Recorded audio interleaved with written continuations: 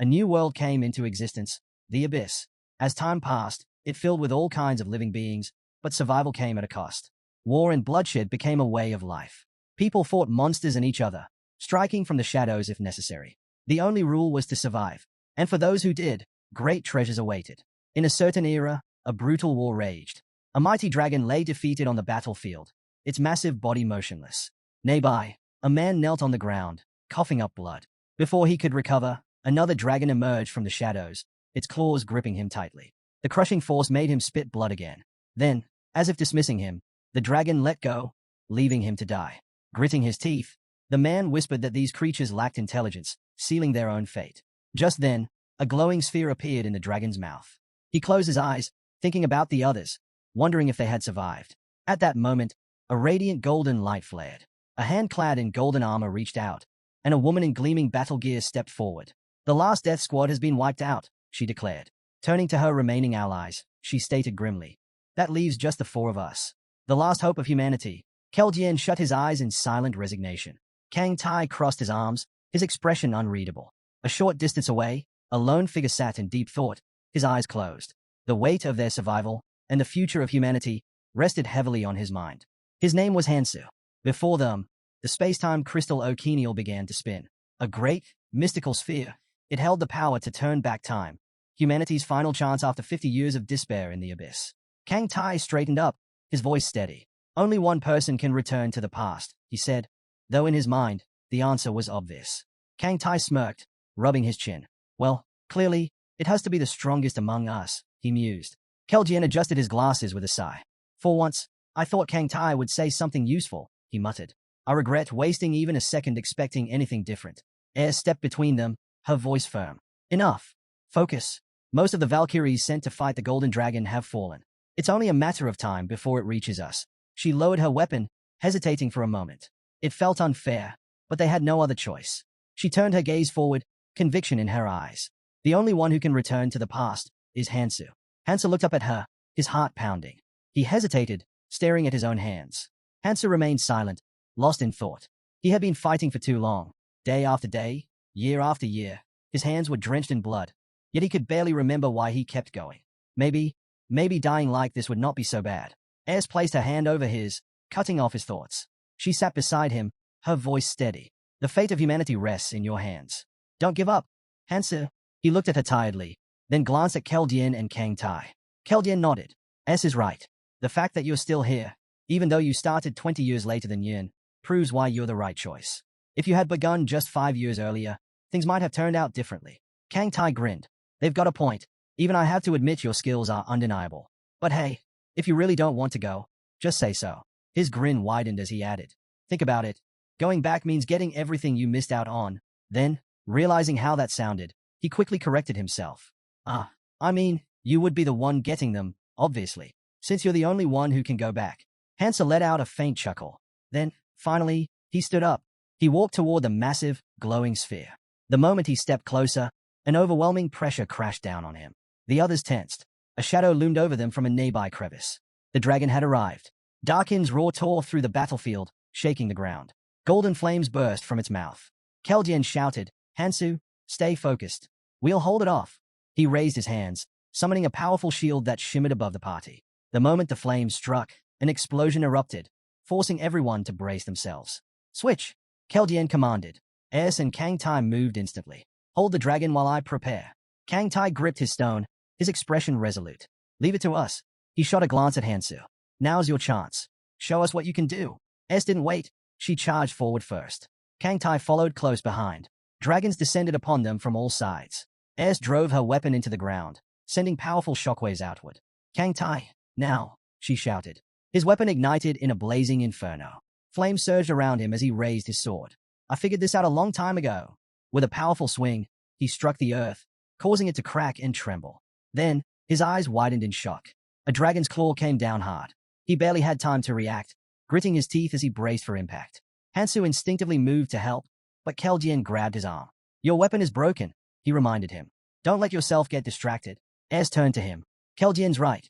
You have to go." She took a step forward, her gaze unwavering.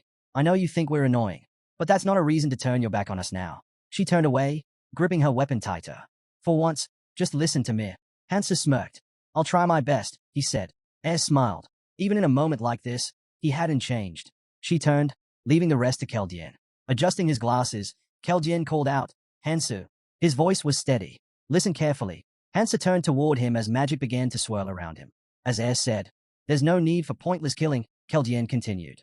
But don't hesitate to cut down the parasites who threaten humanity. Save only those who deserve to live.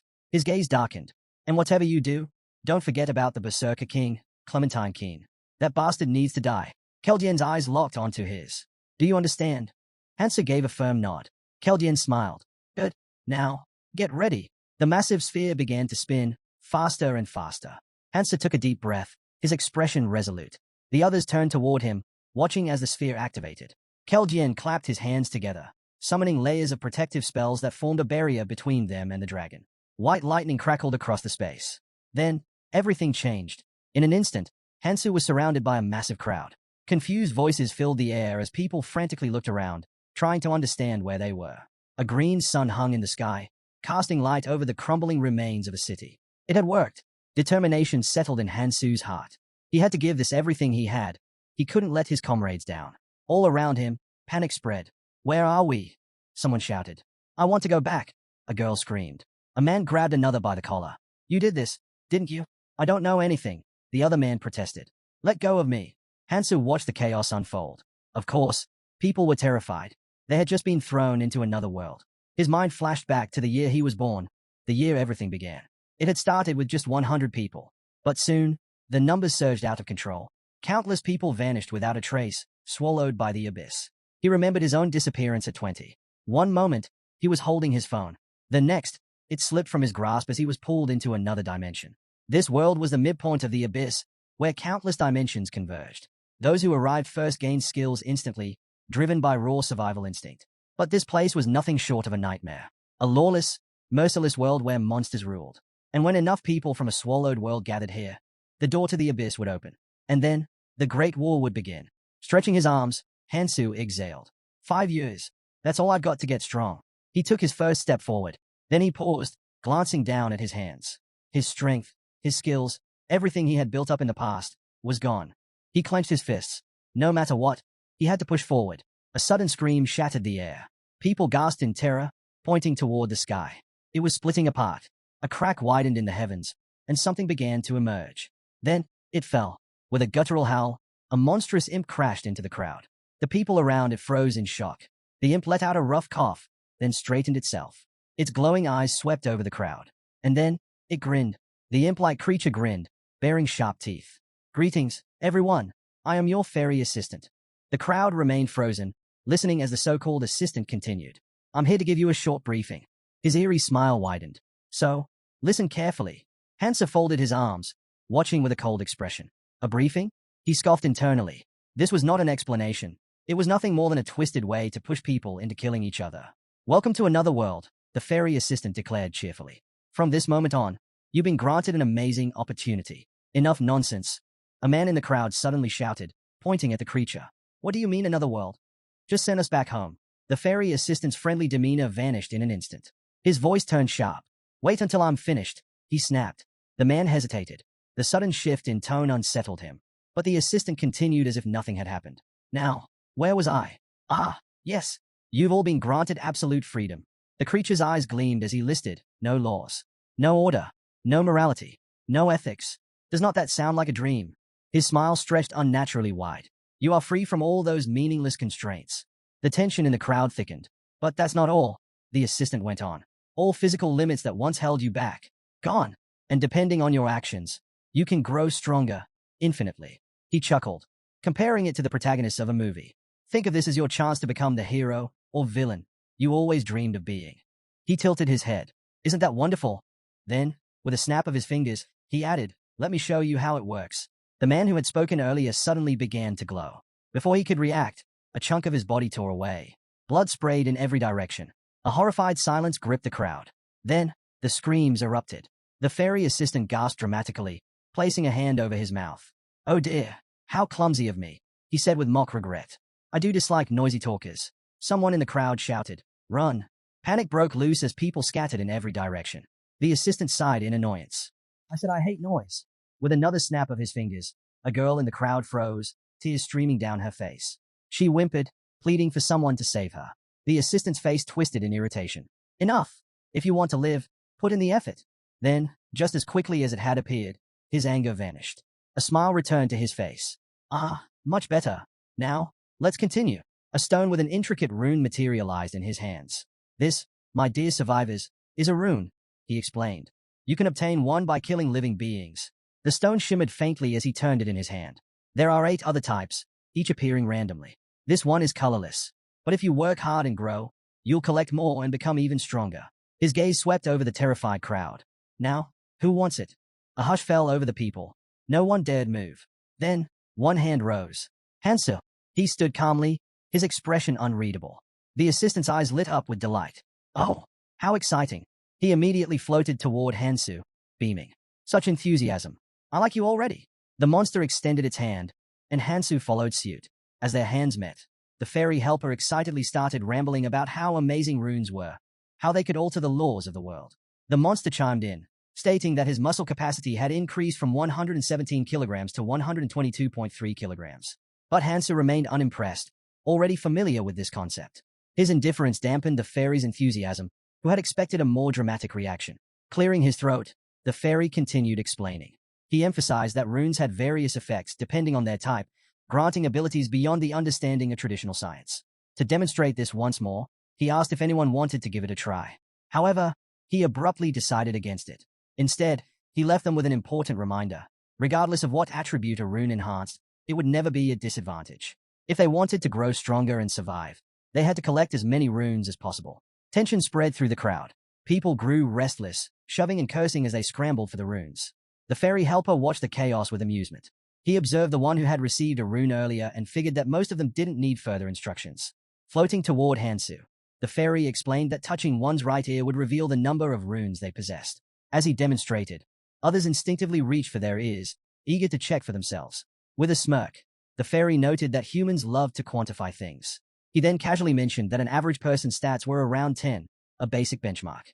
Hansu glanced at his status and saw that his strength had increased by a single point. If he kept collecting runes after hunts, he could also enhance attributes related to mana and magic power. Runes could be obtained from any living creature. Prey didn't matter. The fairy's gaze lingered on a sullen-looking boy before shifting to a girl. He reminded her that this system was not much different from the world they had lived in before.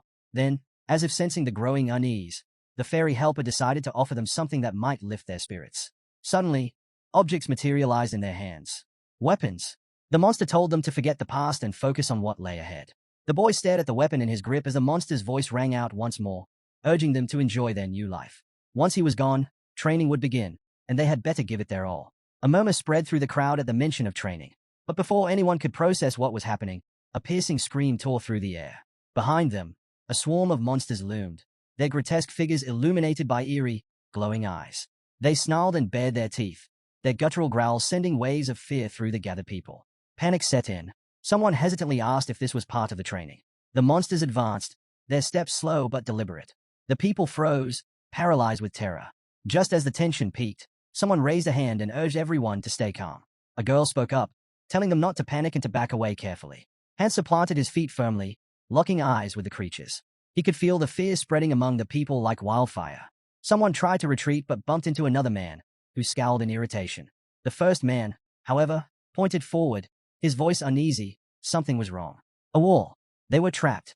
He pounded on the invisible barrier, demanding to be let out, but there was no response. Others turned to stare in shock, only to realize that the walls were closing in. Their only way out was blocked by the snarling monsters. Then, chaos erupted. The monsters charged. Their shrieks filled the air as they lunged at the terrified people. Instinctively, those with weapons raised them in defense. A boy clenched his knife and yelled that he would not go down so easily. Then, something strange happened. His attention snapped to a man who had somehow slipped through the wall. The man scratched his head, baffled. He had no idea how he did it. He had simply walked through. Another voice spoke up, saying, 49. The number was decreasing. Realization dawned. Only 50 people could escape. Panic took hold. People shoved and cursed, desperately trying to reach the wall. Hansu watched in disdain. There were 100 of them. If they just stood together and fought, they could win. Sure, there would be injuries, but the death toll would not be as high. Last time, around 40 had died to the goblins. That meant only 10 had survived after failing to escape. Not this time. Hansa gripped his knife tighter. He was not about to let things play out the same way. First, he had to clear this area. Then, he would move forward. The goblins lunged. Screams filled the air. Some people begged for their lives. Others fought, their weapons slashing wildly. Blood splattered across the ground. A goblin swung its club at Hansu. He caught it mid-swing. With a swift motion, he slit the goblin's throat. Hansa hurled the monster aside and braced himself for the next attack. The boy took his stance while the onlookers watched in shock and fear. Hansu, breathing heavily, finally stepped away, leaving behind a trail of goblin corpses. Wiping the blood from his cheek, he noted that his body felt just as it had decades ago, an unsettling realization. The boy crouched and gathered the fallen runes, considering himself lucky. His agility had improved by a tenth, but agility was not just about speed. It altered his perception of time, sharpening his reflexes tenfold. What once took moments now happened in an instant. A goblin suddenly hurled a dagger at Hansu. Instinctively, he twisted, catching the blade midair before launching it right back. The dagger struck the goblin square in the head. Dropping to one knee, Hansu barely had time to recover before the remaining goblins charged. They sensed his exhaustion and attacked, their bloodlust driving them forward. Hansu tightened his grip on the cleaver, anticipating their frenzy. As soon as they saw blood, they lost all restraint. With a firm grip, he slashed through them, his movements precise and deadly. One goblin fell, its chest split open. Hansu followed up with a swift elbow strike, then clenched his fist, feeling the surge of strength in his body. Someone in the crowd wondered aloud if he was really fighting alone. Inspired, the spectators rallied, cursing as they rushed to join the battle. Humans and goblins clashed in a chaotic melee. Hansu fought without hesitation, knowing that reckless rushing was not usually necessary. But right now, there was no choice. Another attack came. He countered instantly, unable to afford distractions. He thought of all those who had been kidnapped, not just here, but across the world. The numbers were staggering. The first newcomers were protected in a training zone for 3 months, but after that, they were thrown into battle alongside those who had survived for years. Hansu thought of those seasoned warriors as he drove his blade into another goblin. He spotted another rune, grasping it tightly. Every bit of strength counted. Keljian had made the right decision sending him here. The battlefield was littered with goblin corpses. Someone in the crowd gasped in disbelief at the sheer number of enemies Hansu had slain. The boy stared at the fallen goblins, then at Hansu, who stood before them, exhausted but unwavering. Murmurs spread through the crowd. Some called him a monster. A fairy among them watched in admiration, her voice barely above a whisper. Hansu remained in the center of the shaken crowd, unmoved. The fairy observed the battlefield and nodded in approval. You all did well. It must have taken a lot of effort, she said, glancing at the survivors. And there are still plenty of you left. However, the people didn't share her sentiment. They glared at the strange creature with hostility. Behind her, the barrier began to shift, slowly opening. She smiled, unfazed by their anger. Now you understand how to survive here. Just keep going as you are. Without waiting for a response, she slipped through the gap in the barrier. I have other zones to visit, so I'll leave you to it. Good luck. But the crowd was not willing to let her off so easily. Shouts rang out as they tried to drive her away, but she was already gone. Hansu exhaled, wiping the blood from his face. Opening his interface window, he assessed the situation. Compared to everything else that had happened, this was not too bad. He examined his stats, small gains, but still progress. For training purposes, it was decent. His eyes landed on the item in his hands. It looked useful, something worth keeping. A blade, perhaps a token of acknowledgement. He shut his eyes, lost in thought. His priority was clear. Find a way to grow stronger as quickly as possible. He slid his hand into his pocket, thinking back to his comrades. What would they do in his place? Then, a particular memory resurfaced. A conversation with a certain man. The guy had been drinking from a mug, casually mentioning something intriguing. Ever heard of a hidden dungeon? Hansu had repeated the question back, intrigued. The man smirked, explaining that it was located in the training area, a dungeon of increased difficulty. They had clinked their mugs together, the man chuckling. Not gonna lie, I couldn't clear it. No one has. Hansu took a sip, studying him.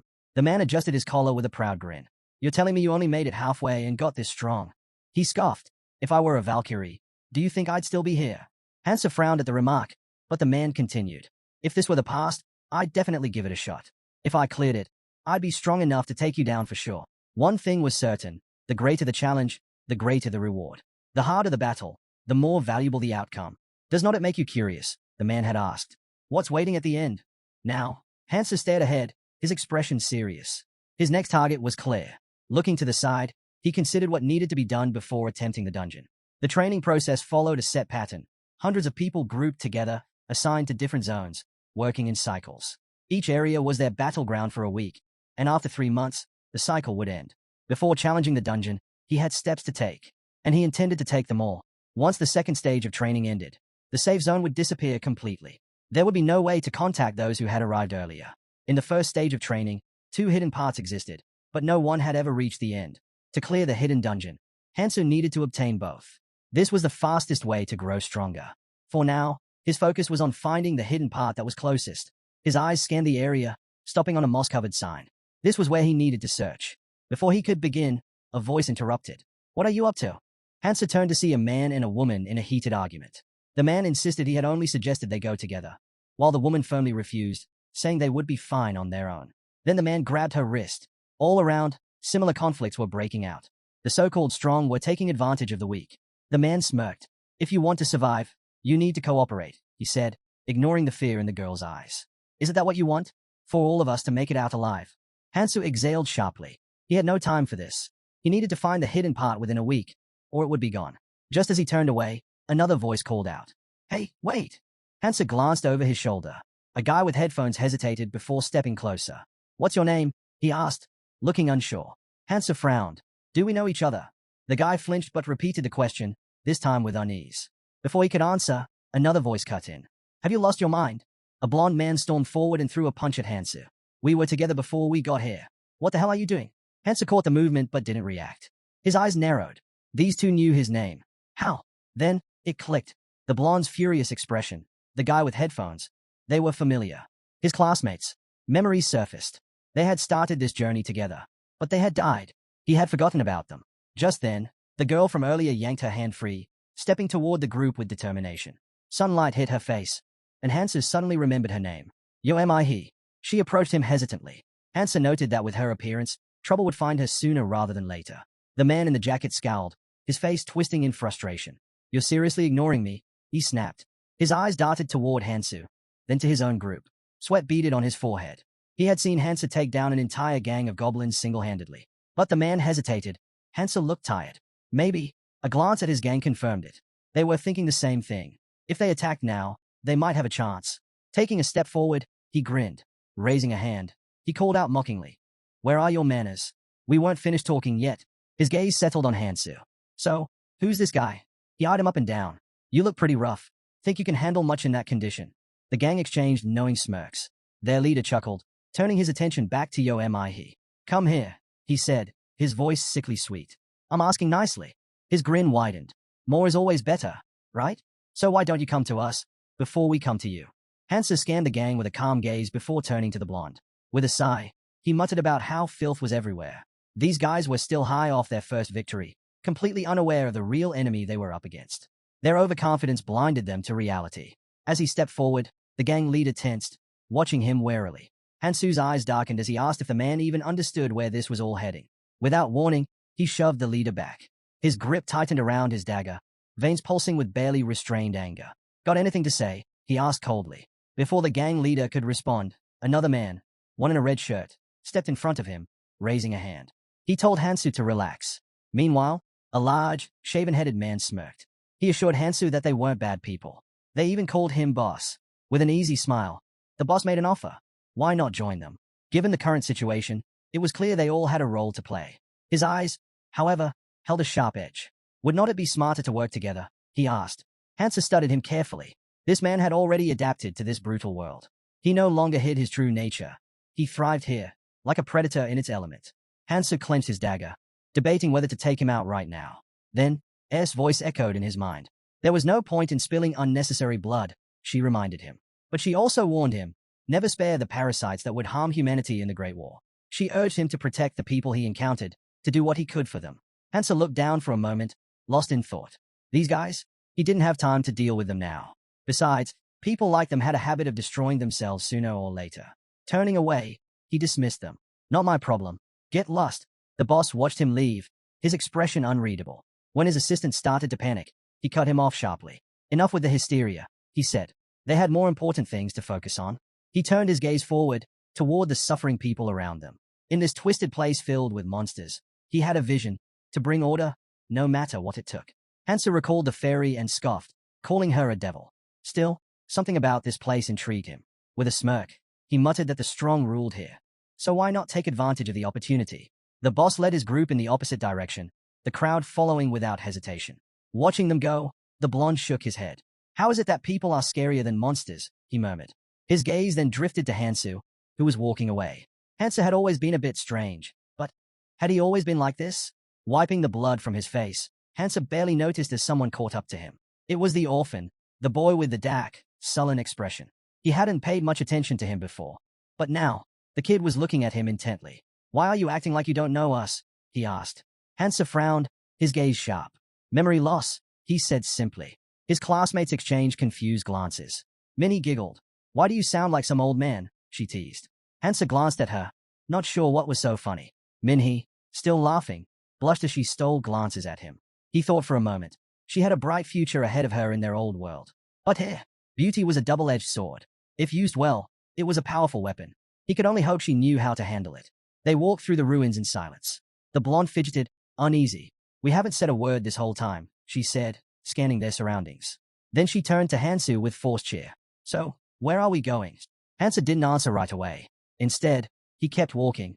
You'll understand when you see it, he finally said. Up ahead, his first target came into view.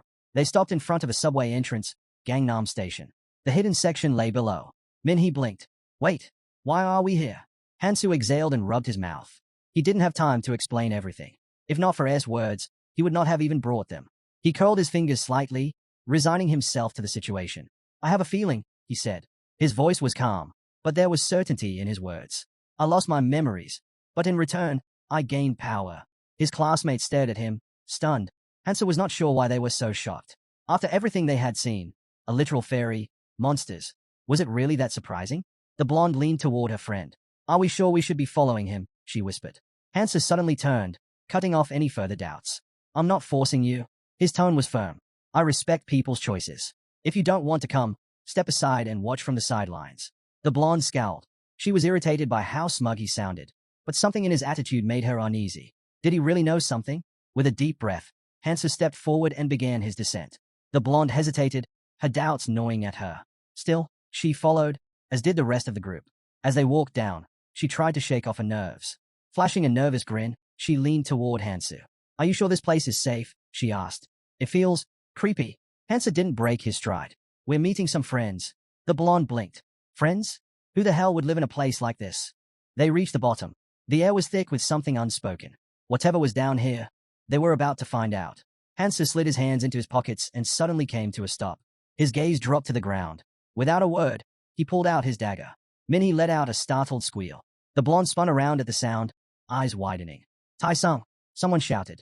Hansu's cold stare locked onto the trembling Tai-sung, whose face twisted in horror. But before anyone could react, Hansu drove his dagger into a fang caterpillar. Blood oozed from the severed insect as Hansu pulled out the blade. This dungeon is modeled after Gangnam Station, he said flatly. Those green bugs? They come out when they sense ground vibrations.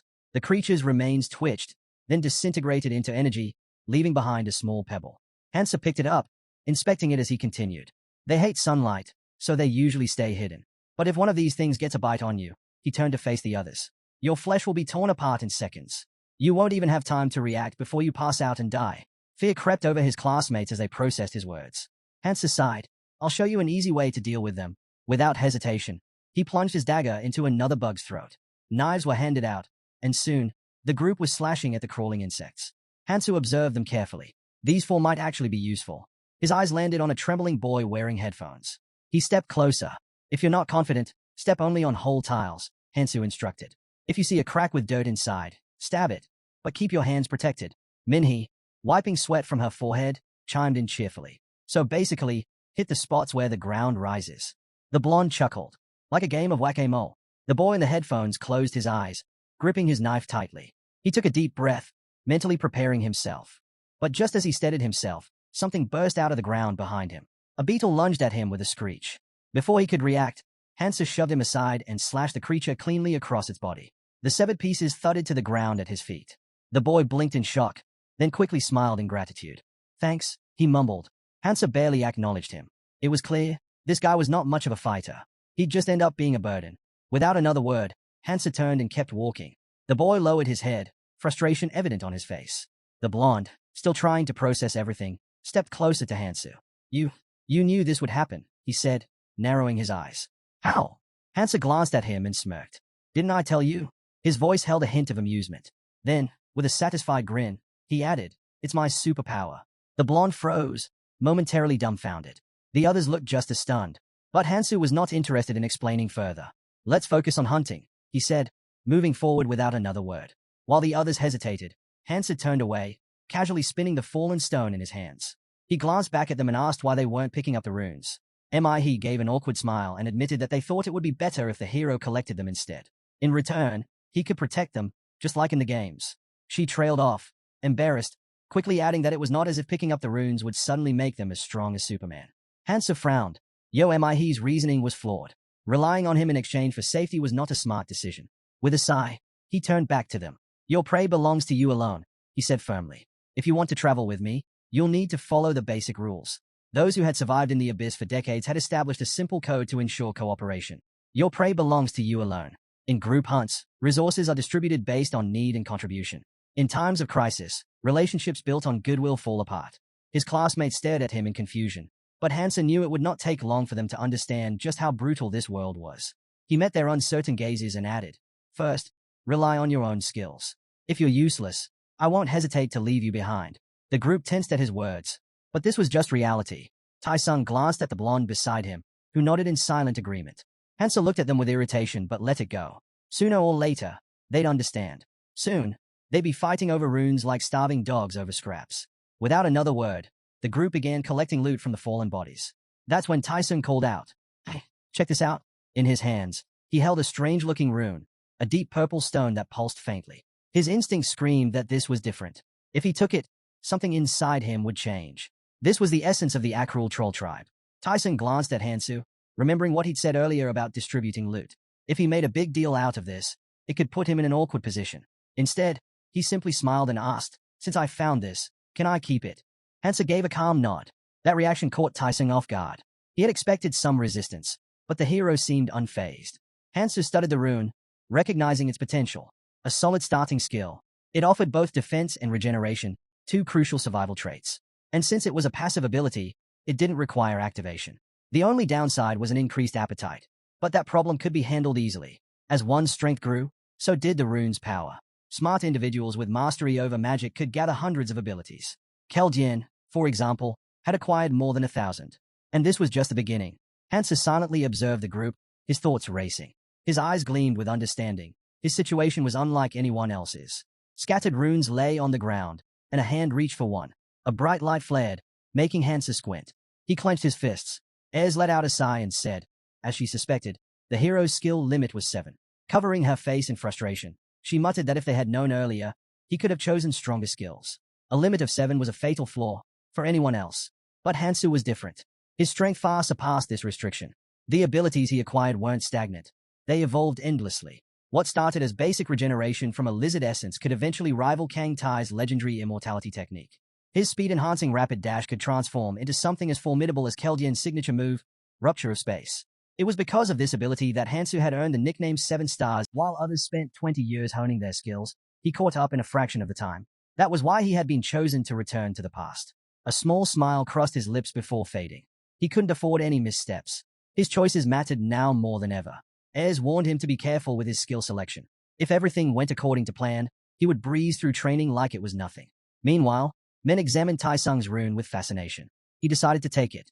The moment he did, the rune melted, releasing a surge of light.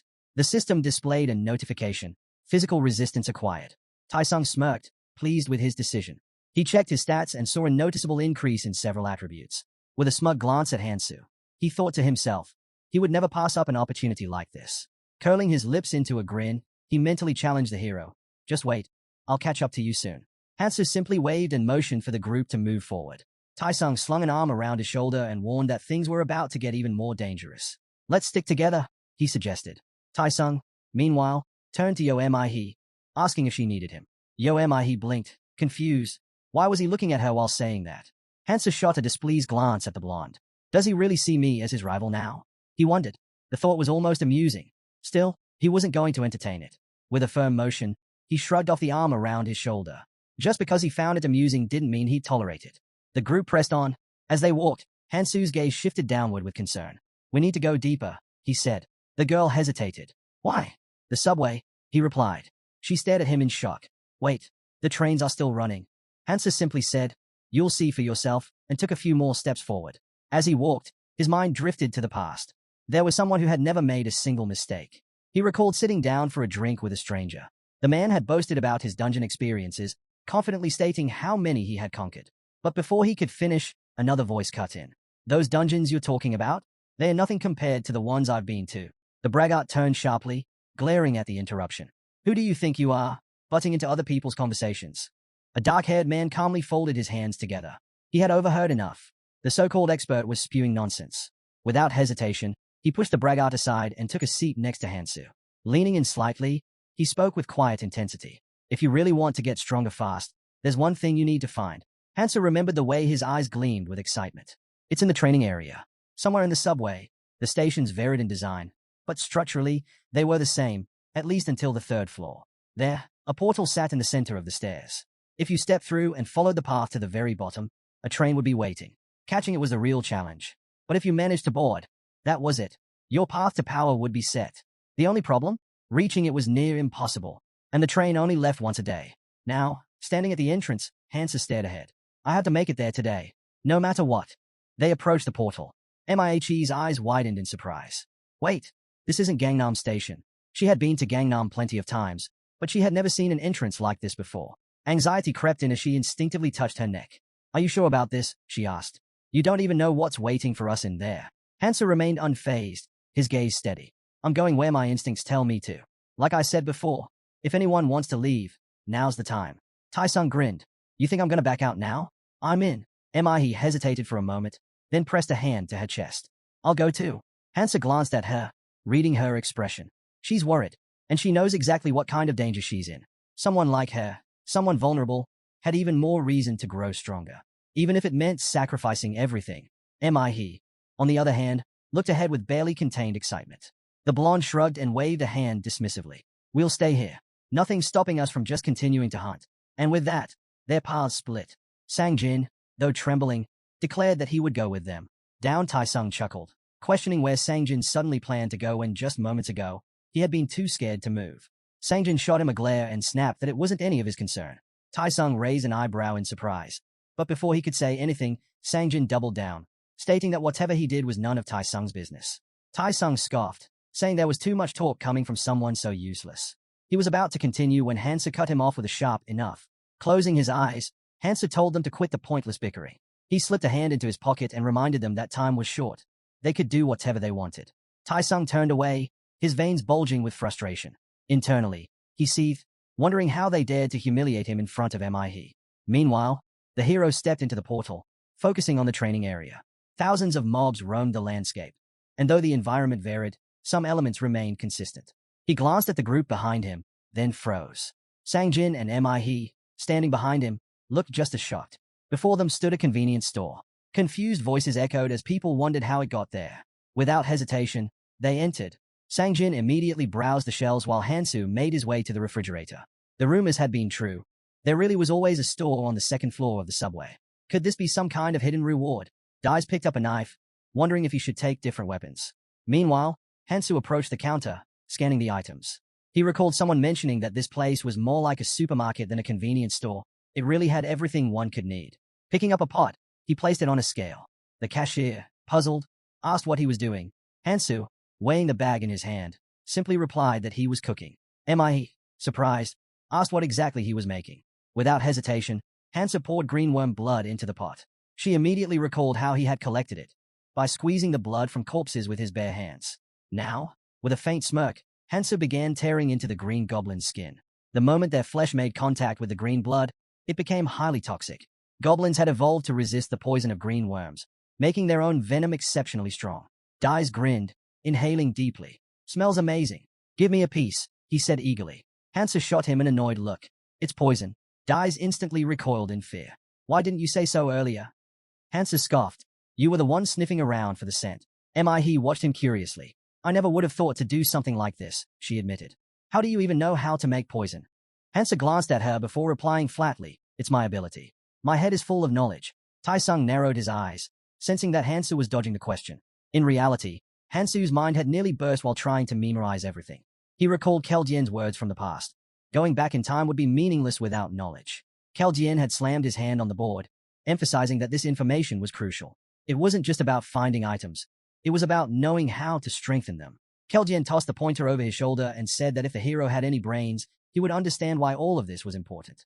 He warned him not to share this information with anyone. Slamming the board again, he told them to memorize everything.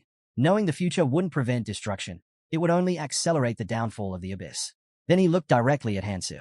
You must not become Prometheus, he warned.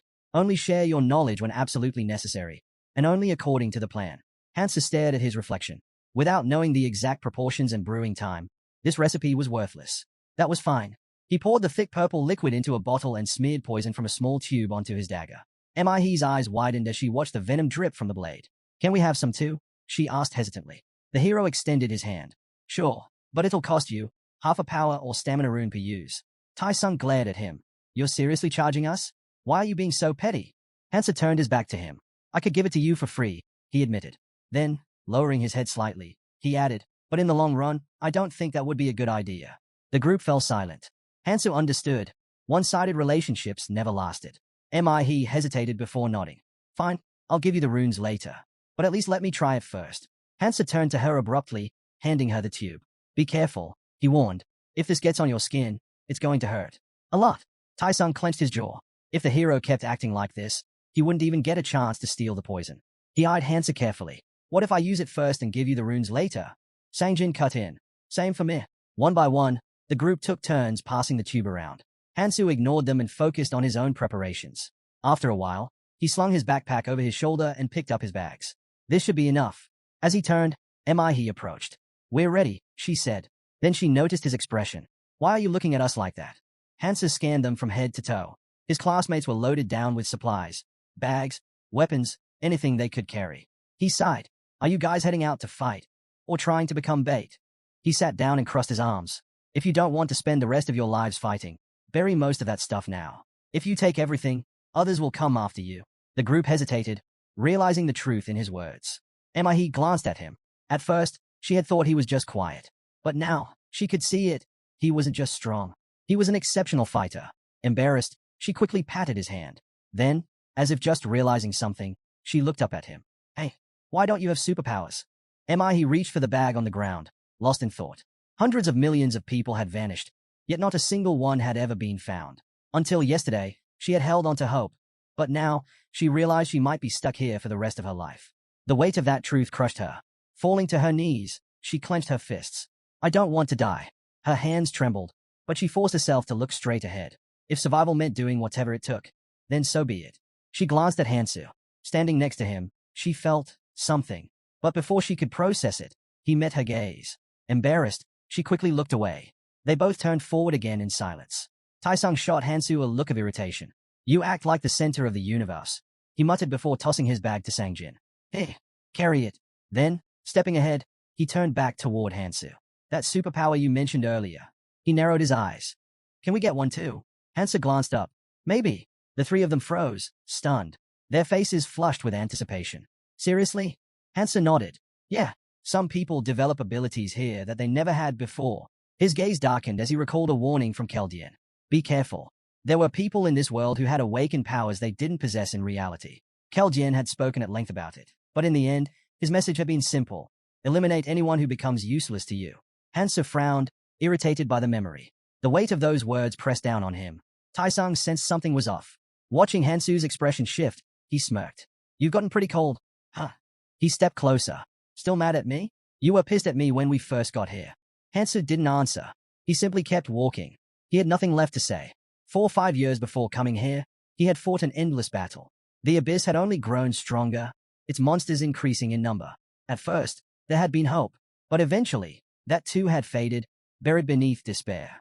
Covered in blood and bruises, Hansu had stared ahead, feeling nothing. No fear, no hope, just exhaustion. Now, he looked away, silent once more. Tai-sung watched him, confused. What's with him? Annoyed, he turned away. Damn superpowers. He refused to make a fool of himself next to Hansu. Tai-sung rubbed his chin, deep in thought. I'll get stronger. Then, he decided, I'll start dating Mihe. I'll get rid of Sangjin. And Hansu, I'll make him follow my orders. But before he could dwell on that plan any further, Hansu suddenly barked, "Stop. Everyone, stand still." Without hesitation, he crouched down and reached for the ground. As the blonde struggled to grasp the situation, Hansu examined the slime on his fingers. It didn't have the sharp, sour stench of a sword snail, and there were no half-dried entrails nearby, meaning it wasn't from a chopped-up zombie. That left only one possibility. San quickly put the pieces together. Land mermaids. Just as the realization hit, the creatures emerged from the darkness, slithering toward them. Hansu studied the slime again and checked the tracks. There was no doubt.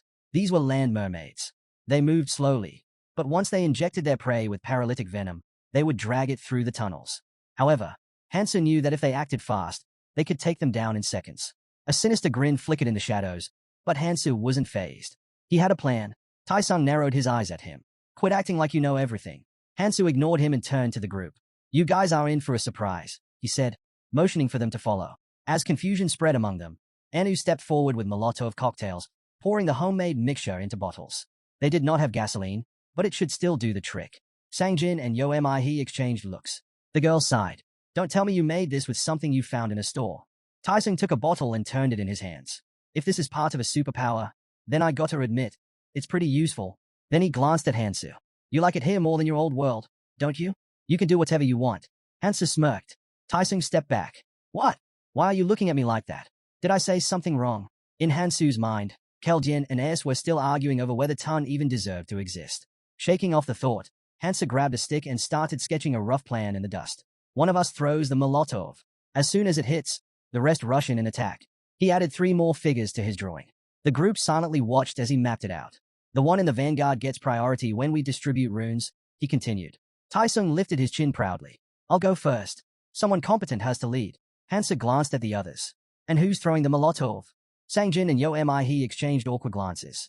Neither wanted to challenge the other. Yo Mi suddenly put on a pitiful, cat-like expression, and Sangjin flinched, looking away. The sight of her pleading gaze practically set him on fire. Before things got out of hand, Hansu cut in. "We'll take turns." Shadows stretched across the station floor as the squad moved forward. Sangjin tried to gauge how far they had come. He did not want to turn back. But deep down, he wondered, did they really want him here? Or was he just tagging along to avoid being left behind? The group moved forward in silence. Sangjin nervously gripped the Molotov in his hands, then fidgeted with the straps of her backpack. Noticing her unease, he glanced at her just as Hansu came to an abrupt stop. "They're close," Hansu warned. The sickening sounds of something slithering through the darkness reached them. Hansu shifted into a fighting stance. Yo Mi flinched. "Throw it," Hansu ordered. Her hands shook as she lit the cloth, repeating to herself that she couldn't afford to slow them down. The flames quickly spread, the fire consuming the fabric. She took a deep breath, steeled herself, and hurled the bottle forward. The glass shattered just as a mermaid lunged from the shadows. Flames exploded over its body, and it screeched in agony. "I did it," Yo Mi whispered, barely believing it herself. Hansu didn't waste a second. "Move," he commanded, charging into the fray. "These things spit paralytic poison," he reminded them as he plunged his knife into the nearest monster. Taisung watched, stunned, as Hansu leapt from one mermaid to the next, slicing through them with terrifying efficiency. Runes burst from their bodies. "That bastard's trying to take them all," Taisung thought bitterly. He was still fuming when another mermaid lunged at him. Snapping back to reality, he swung his sword, slashing the creature down. Blood splattered across the ground. He glanced at the corpse, then at his blade, a smug grin forming. "Damn, this poison works well." Nearby, Hansu gathered the runes. "That poison was worth it," he said, unfazed. Taisung caught his reflection in his knife and smirked. With this power, he'd catch up to Hansu in no time. Another bottle smashed into a mermaid's skull. Another was sliced apart. The battle raged on, fire and blood mixing with the monster's shrieks. Hansu thought to himself that using Molotovs against creatures covered in flammable poison was the perfect strategy. The dull edge of his blade didn't matter. He drove it deep into a mermaid's shoulder. It let out a piercing scream as its wound began to smoke. "That's exactly why I prepared the poison," he thought. Behind him, Taisung fought with exhilaration, his focus shifting as 2 runes dropped near a corpse. He reached out greedily. They were his. A sudden splatter of slime hit his leg. Pain shot through him as he collapsed to the ground. His leg convulsed violently, and humiliation burned through him. Everyone saw. The mermaid loomed closer, its grotesque face growing larger in his vision. Fiery, predatory eyes flickered in the darkness. "Get away from me," Taisung yelled, trying to scramble back. Yo Mi rifled through her bag. "I'm out of Molotovs," she muttered, then turned to Sangjin. "We're switching." Sangjin's hands trembled as he flicked the lighter. The flame caught, But before he could react, the mermaid was already upon him. Sangjin screamed. The bottle slipped from his grasp. Taisung watched in horror as the life-saving Molotov shattered uselessly to the side. Fury exploded in his chest. I told you to throw the Molotov, not take a piss, he roared at Sangjin. Panicked, Sangjin lashed out with his elbow, striking the mermaid square in the head. The monster collapsed, leaving him frozen in shock. A dagger flashed between them. Calm down, Hansu ordered. Stick to the plan. His voice was steady, unaffected. He glanced at them before turning away. Take a breather. Collect your runes. Taisung exhaled heavily, still shaken. I thought I was dead for sure, he muttered. He glanced at his leg, now fully healed. Guess my skill kicked in. Hansa looked at him. Boost your stamina. You'll recover faster. Then, with the same cool authority, he repeated, gather the runes. Quickly, Taisung stared at the measly handful in his palm, feeling a wave of frustration. This was all he got? Meanwhile, Hansu controlled the distribution with an iron grip. Sangjin quietly picked up his runes. Taisung's gaze darkened. Towering over the smaller boy, he loomed menacingly, eyes locked on his prize. A slow smirk crept across his face. Sangjin, he called. The boy hesitated, sensing danger. Taisung scoffed. Does your whole family have no shame? Sangjin's fists clenched, ready to protest. But before he could speak, Taisung grabbed him by the throat and lifted him with terrifying ease. A wicked grin spread across his face. Listen up, he sneered. You can't even throw a Molotov properly. Did you already forget how you nearly got me killed? Sangjin choked, hands clawing at Taisung's grip, trying to break free. His eyes filled with panic. What are you doing? Let go. Taisung shoved him back. Sangjin hit the ground hard, his headphones flying off. Clutching his chest, he gasped for air. Taisung crouched beside him, grabbing a fistful of his hair. Not long ago, you were crawling around like a pathetic weakling. Looks like you've forgotten your place. His voice was laced with mockery. Just stick to following orders for the rest of your life. Like your father. Stop pretending you're anything more. He turned away, reaching for the runes. A dagger stabbed into the ground between his hand and the pile. Taisung froze. Hansu's voice was calm but firm. Those aren't yours. Taisung clenched his jaw, eyes flickering with disbelief. You're seriously giving them to him. His voice rose. You might as well be throwing them in the trash. Hansa didn't react. Taisung's frustration boiled over. What did he even do to deserve them? He gestured wildly. We could split them. We don't need him. His breath hitched. His voice wavered. Teeth grinding, he spat. Tell me I'm wrong. Hansa remained calm, simply stating that the distribution should be fair, but it wasn't his place to interfere with how others survived. Taisung scoffed, calling it nonsense, and warned him not to regret his decision later. Hansa turned to Sangjin and advised him to learn how to protect what was his. As the others hurried to claim the remaining rooms, Mi stood back, watching the hero. She hesitantly approached, fiddling with the strap of a backpack, and asked if they were bothering him. Given the situation, she figured he might be annoyed watching them argue. Hansa kept his gaze forward and said it was fine. He wouldn't judge them for struggling with something they weren't good at. Yo Mi he caught up and asked if that meant he planned to stay with them until the end. She got the feeling Hansu acted like he could leave them at any moment. Hansa stopped, looking ahead. He reminded them that they were the ones who chose to follow him, and they were doing fine, so there was no need to worry. Then, his eyes lingered on the hero's back with a hint of sadness before he continued walking. As he passed the corpses of the mermaids, he noted how most of the runes they dropped focused on strength and endurance. It made sense. Physical stats were impossible to ignore now. It wasn't a bad investment either, considering how crucial they were for survival. The hero picked up one of the runes, recognizing that those were the exact traits he needed. He used a single rune, and his stats increased. Ahead, a bright light flickered. Then, a fairy appeared. She announced that the hero's total stats had surpassed 50, triggering his first achievement. Voices behind him questioned what kind of creature she was and why she had returned. The fairy pointed at him, declaring that he was the traveler who had raised his hand first. She had been curious about who was the fastest among them, and it seemed she had found her answer. Circling around him, she mused that they always admired those who put in the effort. She lightly touched his head, smiling, and said she had a small gift for the most active traveler. Then, she turned her gaze toward Mi and asked if the hero was curious about what it would be. Mi's hand trembled as she muttered that it wasn't fair. They hadn't started with the same stats. The fairy chuckled, telling her not to worry. It wasn't like she would even touch her. But then, the fairy suddenly darted toward Mi, her grin turning sharp. She bared her fangs, her presence growing menacing. There are exceptions, she murmured. You could be one of them. Mi froze in terror, but just as quickly as the tension spiked, the fairy leaned back and laughed. Just kidding. She gave the girl a playful push on the shoulder. Forget about fairness. You have your own strengths, don't you? Yo Mi realized the fairy was pointing at her. The creature smirked and remarked that she wasn't in a hurry to get rid of her. If she wanted to catch up to the others, she'd have to earn it.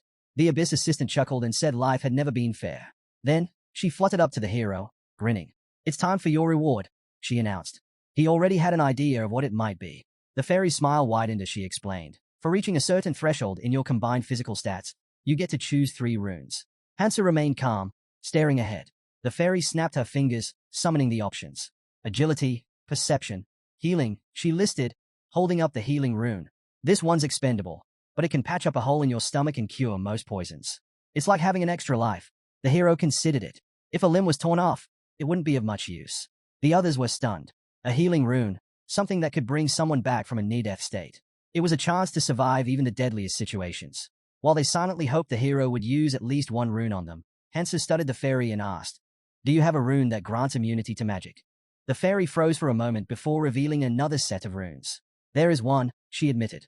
The group exchanged glances. The hero didn't seem particularly interested. Was this really such an ordinary choice to him? Hansu examined the options. Healing was valuable, but immunity to magic and physical damage was much rarer in the training area unless someone got extremely lucky, like Kang Tai. Increasing stamina only affected endurance and recovery, but resistance to attacks, especially magic, was a far more fundamental defense. Physical attacks could be managed with experience, but magic was a different matter. He scratched his cheek, deep in thought. Finally, he checked his stats, deciding that what he had should be enough to keep him from dying right away. The fairy opened a swirling portal in the air. Well, my job here is done, she said. Then, with a playful wink, she blew a kiss toward the hero. Keep up the good work. Her words left the others speechless. Hansa turned to his companions, noticing their shocked expressions. What's with those faces? He asked. After some time, Mihi was locked in battle with a mermaid. She wiped the sweat from her forehead, realizing that fighting was becoming easier. Then, out of the corner of her eye, she noticed the hero at work again. She pressed a finger to her lips and froze, watching him. Hansa turned around as someone questioned him. They asked why his movements hadn't changed despite collecting so many runes. Another person stepped forward, pointing out that his speed was the same as before. Hansa raised his hand, revealing a glowing inscription. This is the reason, he said. The others exchanged confused looks. What is that? Someone finally asked. Hansu explained that it was a way to store runes. He told them to extend a hand and focus on storing a rune. It was that simple. Someone asked how he even knew about this. Adjusting his sleeve, Hansa smirked. It's thanks to my ability. He leaned closer, intrigued. Then I should try it too. Hansu immediately shut that idea down. Don't. Why not? She asked, frowning. Glancing at the scattered runes, he explained. For starters, it slows down the hunt. I can't store just any rune. He held up one. And if I die, the runes I stored this way will drop. Sangjin furrowed his brows. Then why collect them at all? Hansu answered matter-of-factly. I plan to trade them. Right now, it's difficult, but once the rules settle, they could work as a currency in the training area. He turned to the others. You shouldn't do the same. Just use them as you get them. Tai-sung scoffed, raising his hand in frustration. And who put you in charge? Just because we listen to you doesn't mean you get to look down on us. Why can't I do whatever I want? Hansu exhaled sharply. These people still didn't understand the reality of where they were. He figured they'd only come to their senses when they hit rock bottom and suffered for it. His eyes fell to the dull blade in his grip. Scanning the group, he made a decision. They needed restructuring. Everyone watched him cautiously as he finally spoke. Listen carefully. The hero's gaze was sharp as he laid out their options. Follow me or collect runes. Do whatever you want. I don't care. Then, with a cold glare, he threw the blade at his feet. His tone dropped, menacing and firm. But for now, hand over your weapons.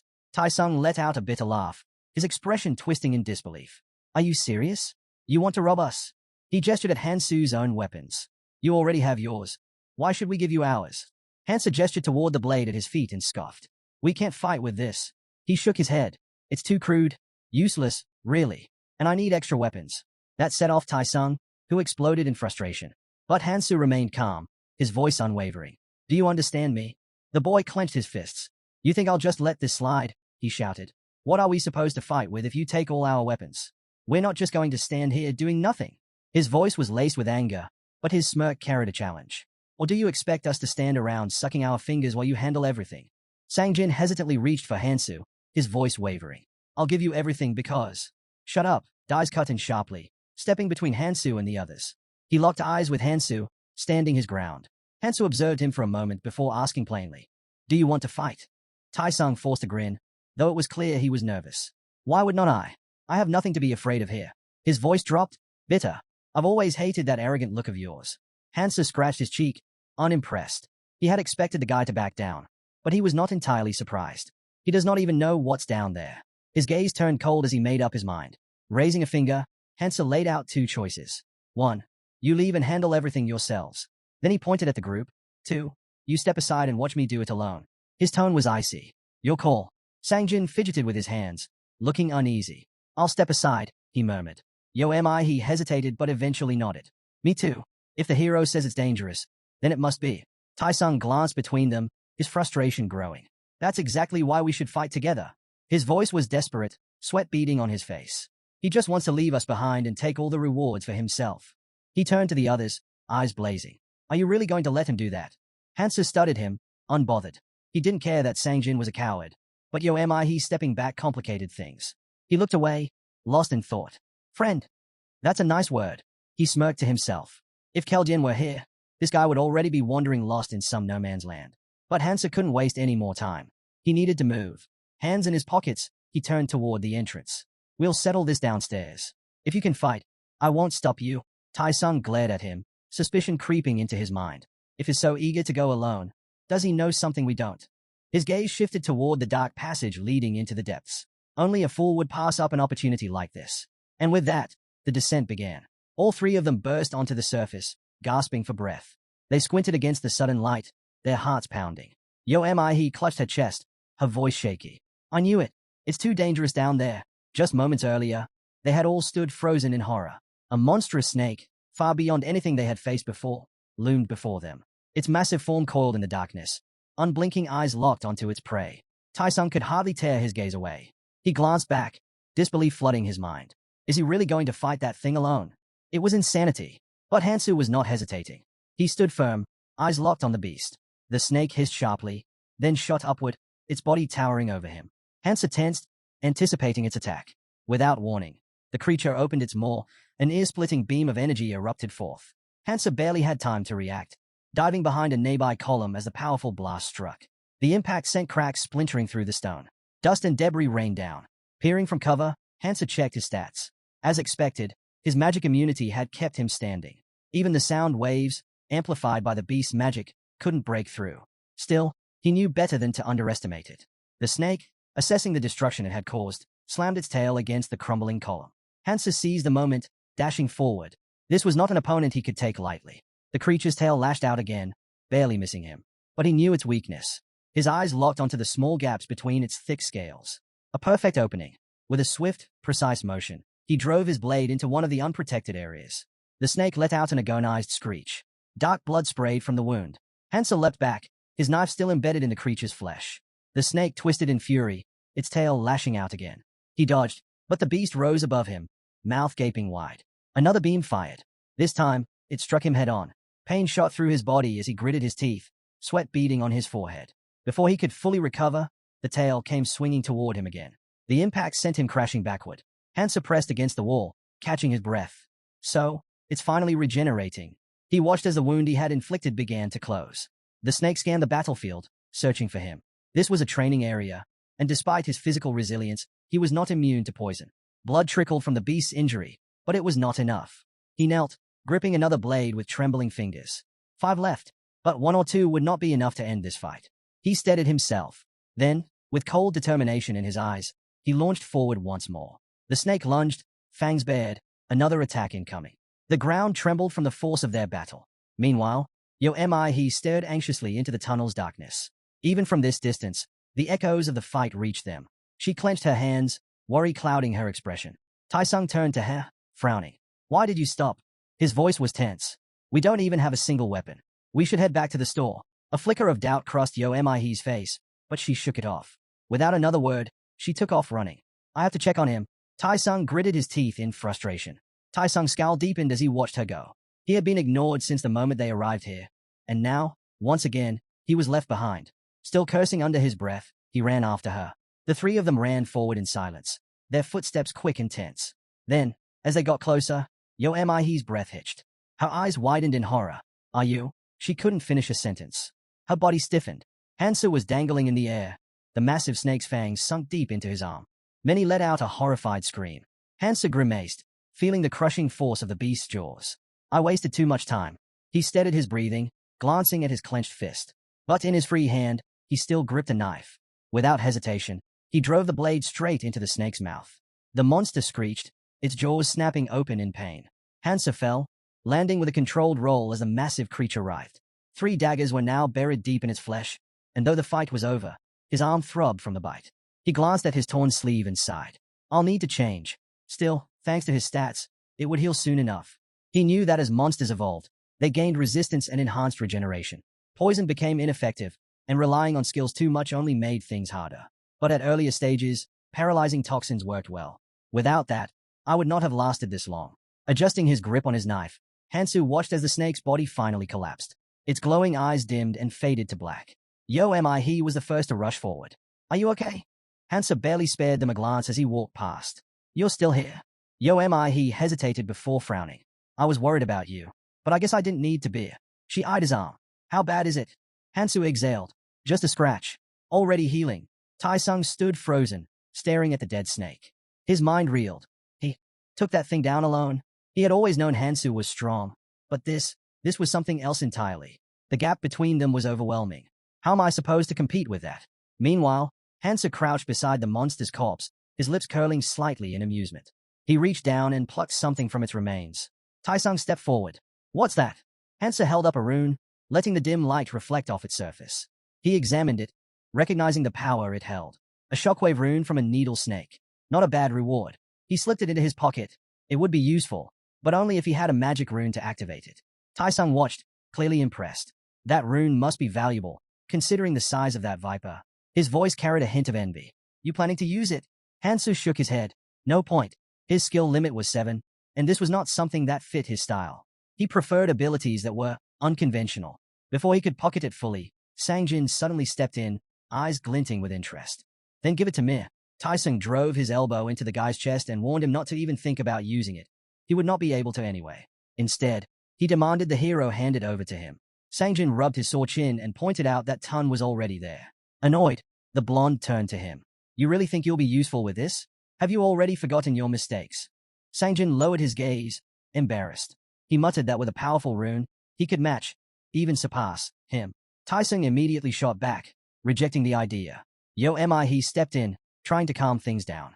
Hansu, irritated by their argument, finally spoke up. What are you two doing? He raised his hand, revealing the rune. Did I ever say I was giving it to either of you? If I'm parting with this, I'd rather sell it. If you want it, fine. I'll even give you a 5% discount. He smirked. Make me an offer. The 3 were stunned. Tai-sung hesitantly asked if they could pay in installments. Hansa shrugged. If someone's willing to vouch for you, sure. You can guarantee it for each other. He turned away for a moment before stepping forward. I'll take it, she said, placing a hand on her chest. That was expected. None of them trusted each other, leaving her as the only reasonable option. Hansa handed her the rune. Earlier, he had noticed her quietly picking up a rune of magic. She hadn't needed to hide it. After all, she was the one who had taken down the monster. But it was not surprising. In a world like this, the more cards you kept hidden, the better. As the rune exchanged hands, Hansu observed He more closely. She was far more ambitious than she let on. She turned to him.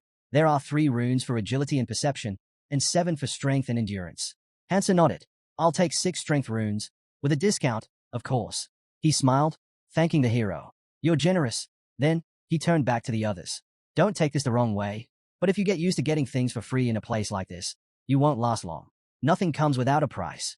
His gaze fell on the rune in his hand, but there was no time to dwell on it. They had to move. As they walked, Hansu's eyes landed on a cluster of Zeuterium deposits. He approached the strange growths and broke off a piece for himself. The others watched him closely, trying to figure out if he was using his ability again. He and Sangjin flanked him, observing his every move. Hansa suddenly straightened and stepped back. Without a word, he drew a knife and turned his attention to the massive snake they had taken down.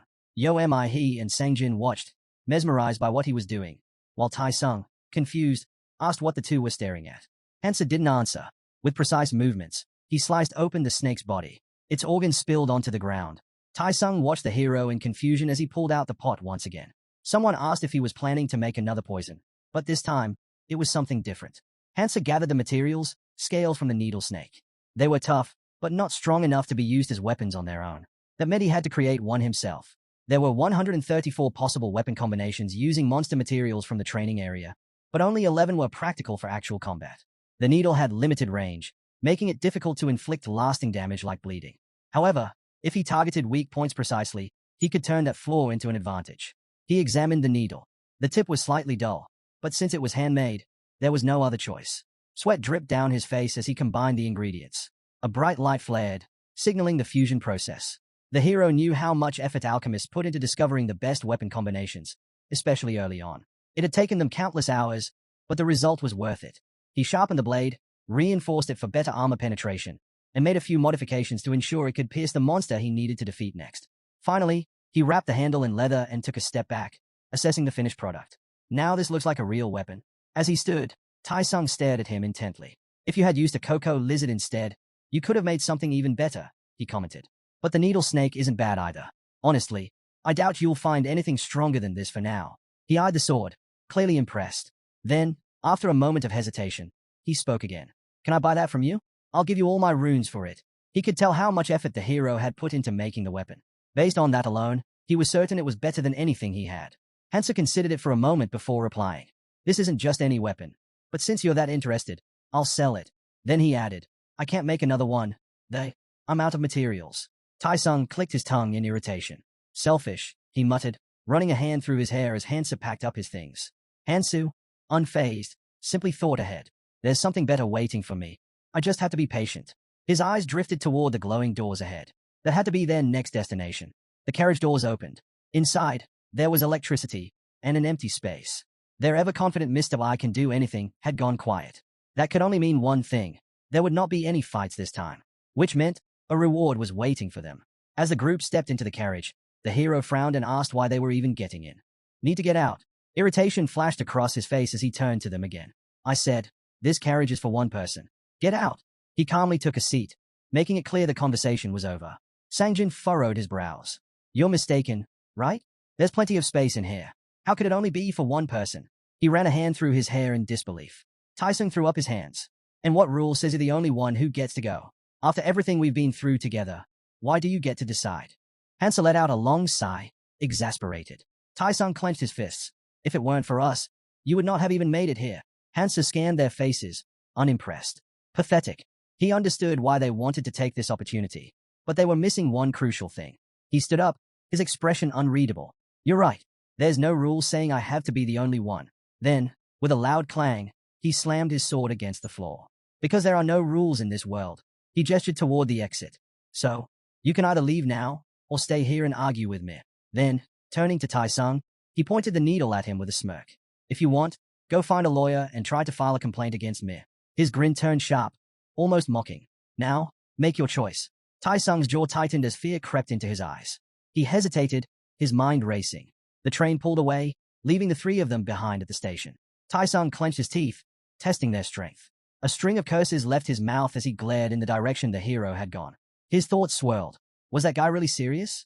He looked around, taking in his companion's uneasy expressions.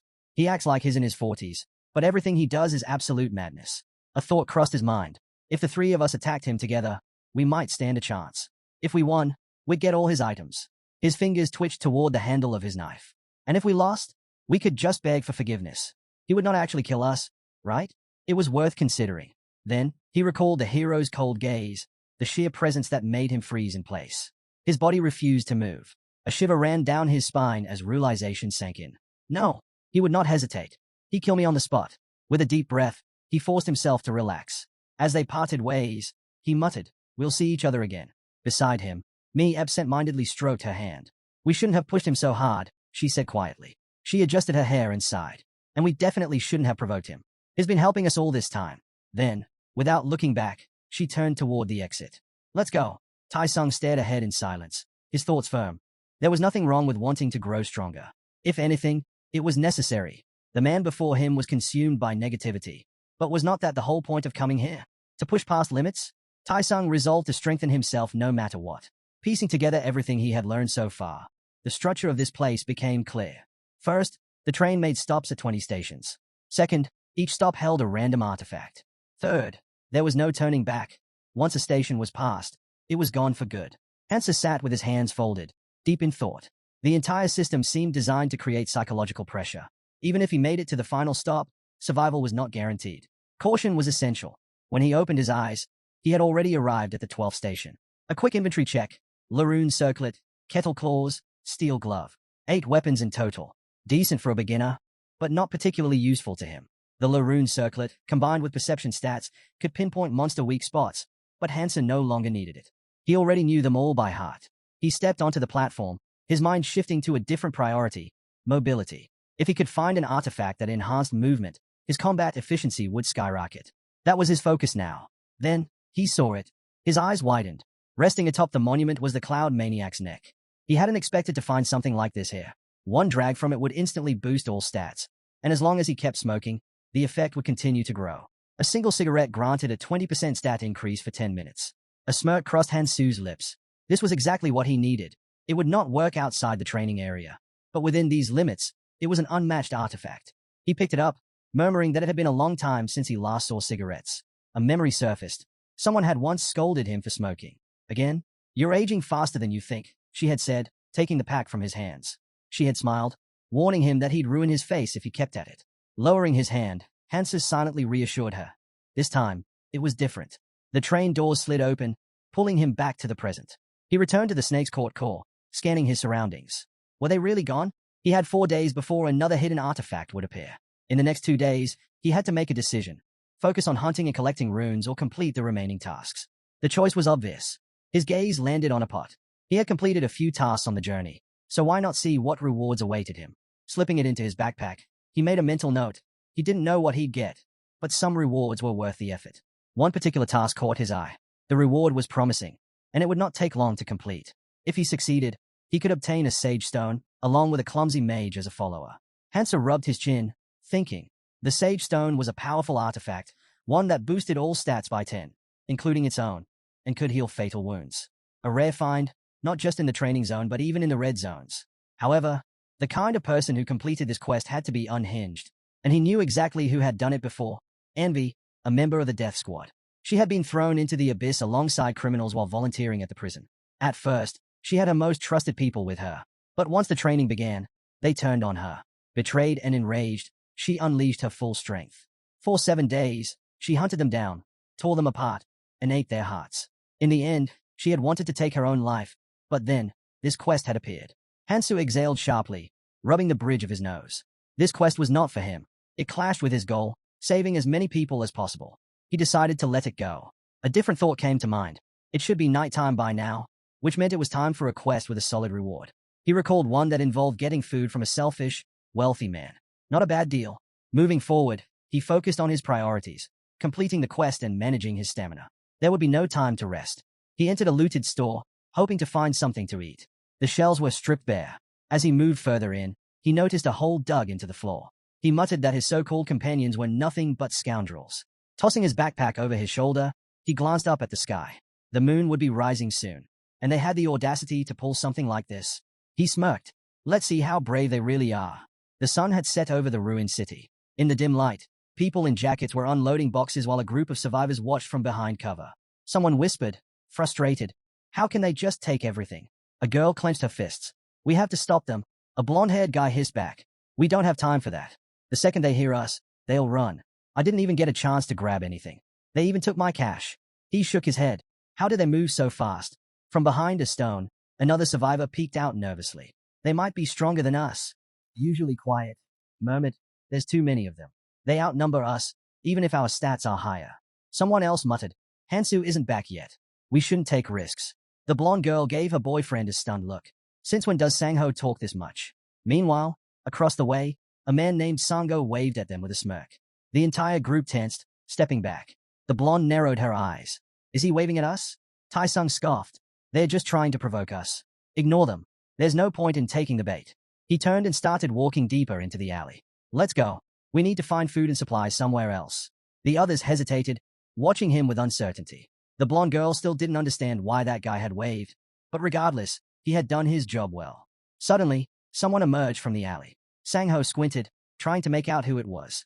Before he could react, Tai-sung spoke up casually, saying the group needed food. He suggested checking the subway, flashing a smile as he added that they should grab supplies before anyone else got there. Offering to show them the way, he seemed confident. "CHP 11 done." The blonde, however, was not convinced. If Hansa had to fight those guys for food, It would not be an easy battle. They were too many. Maybe asking for help was the better option. Sang-ho grinned. And why should we trust you? He accused the blonde of trying to manipulate them into fighting. Tai-sung's patience snapped. He stormed up to him. Do you even understand the situation we're in? Sang-ho bristled in anger. But before he could respond, bam, a fist slammed into his face. He hit the ground hard, yelling in pain as blood trickled from his nose. The attacker smirked. Why would I need to set a trap for weaklings like you? Sang-ho gawked at the cocky blonde, stunned.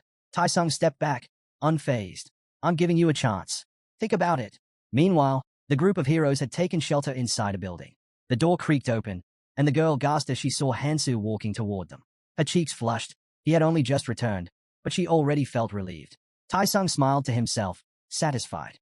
No need to be nervous. No one knew he had orchestrated this, and even if he was caught, he'd find a way to slip out of trouble. Hansu entered the building. The girl quickly explained the situation.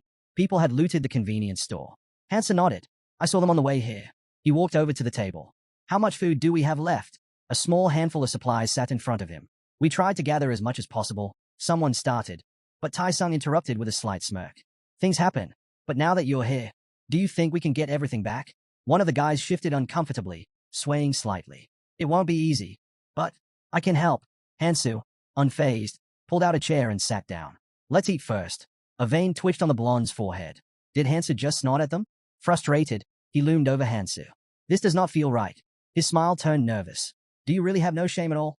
Hansu shot an irritated look at the hero, but the blonde stepped in, arguing that they had risked their lives for this food. So why shouldn't they ask for something in return? Turning to the hero, he demanded a trade.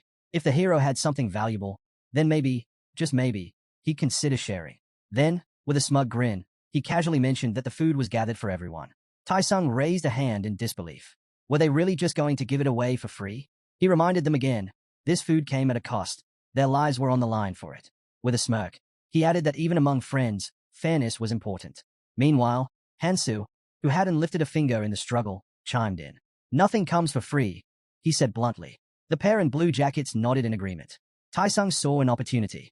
If he could rally everyone to his side, the hero would be outnumbered. He glanced at the hero, who remained silent and brooding. With a sarcastic sigh, Hansu scoffed. Too bad, he muttered.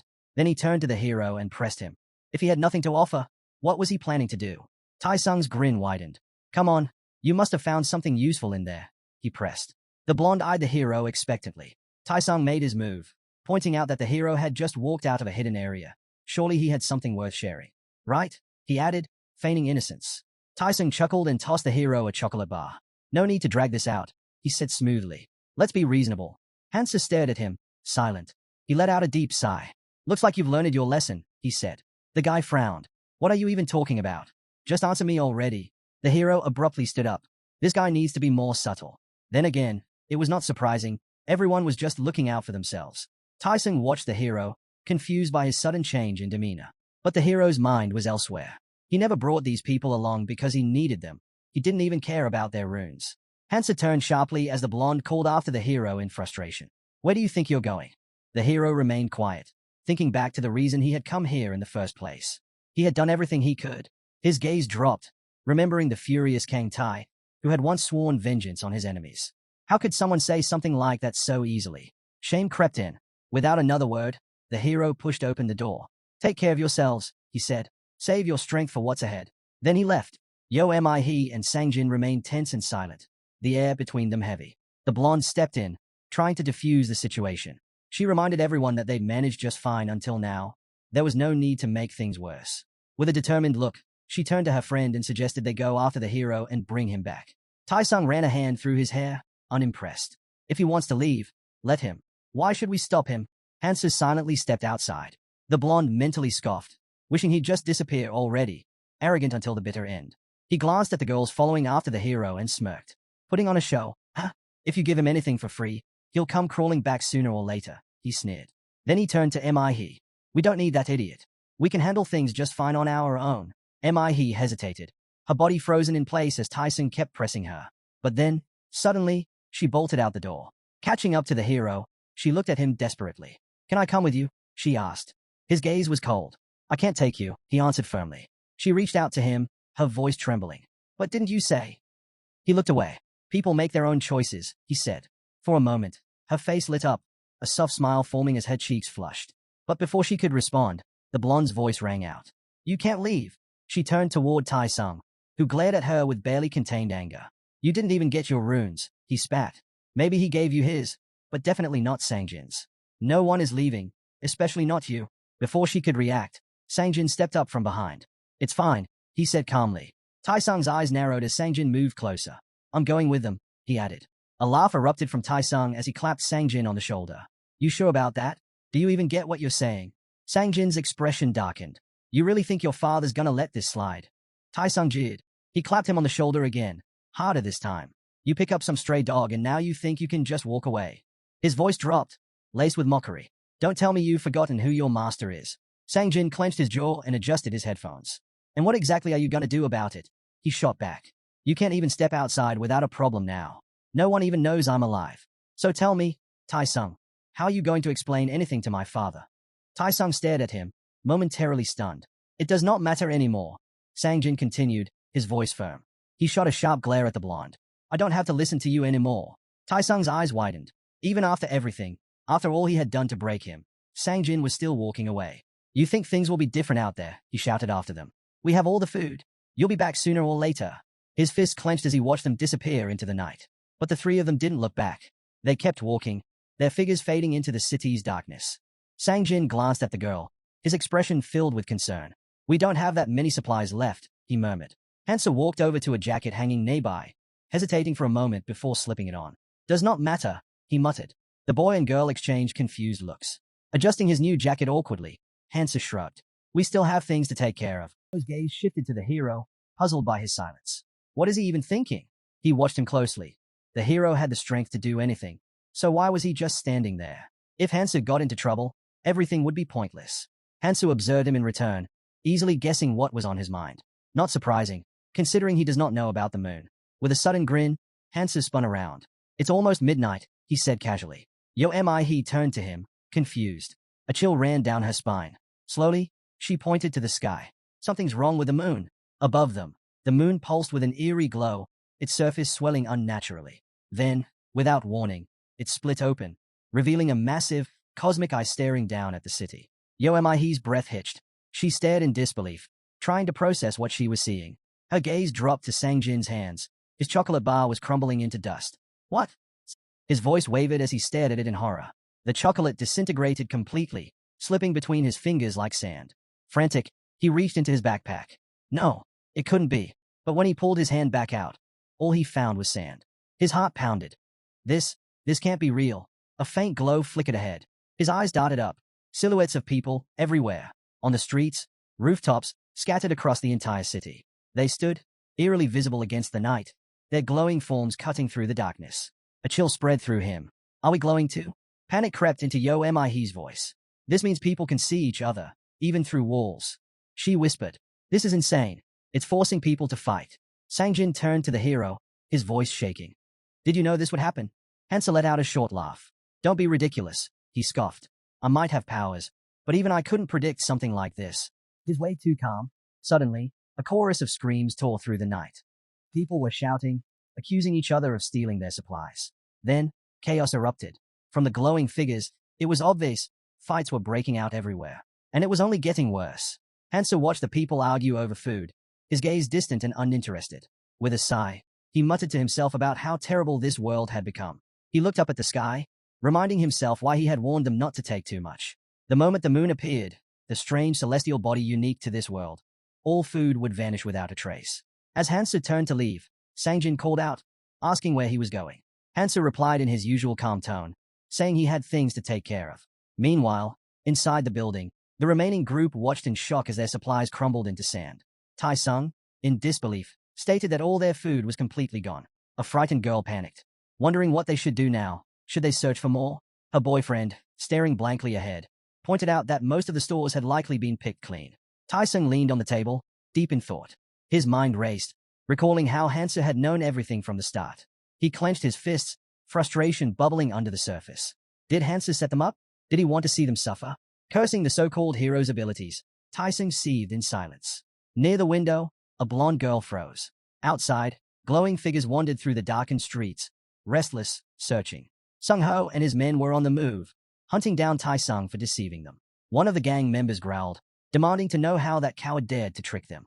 Tai-sung peeked out cautiously, heart pounding. If they were caught now, they would not stand a chance. Should they flee? Or wait for the group to separate and attack when they were weaker? The blonde turned to Tai-sung, suggesting they go find Hansu instead.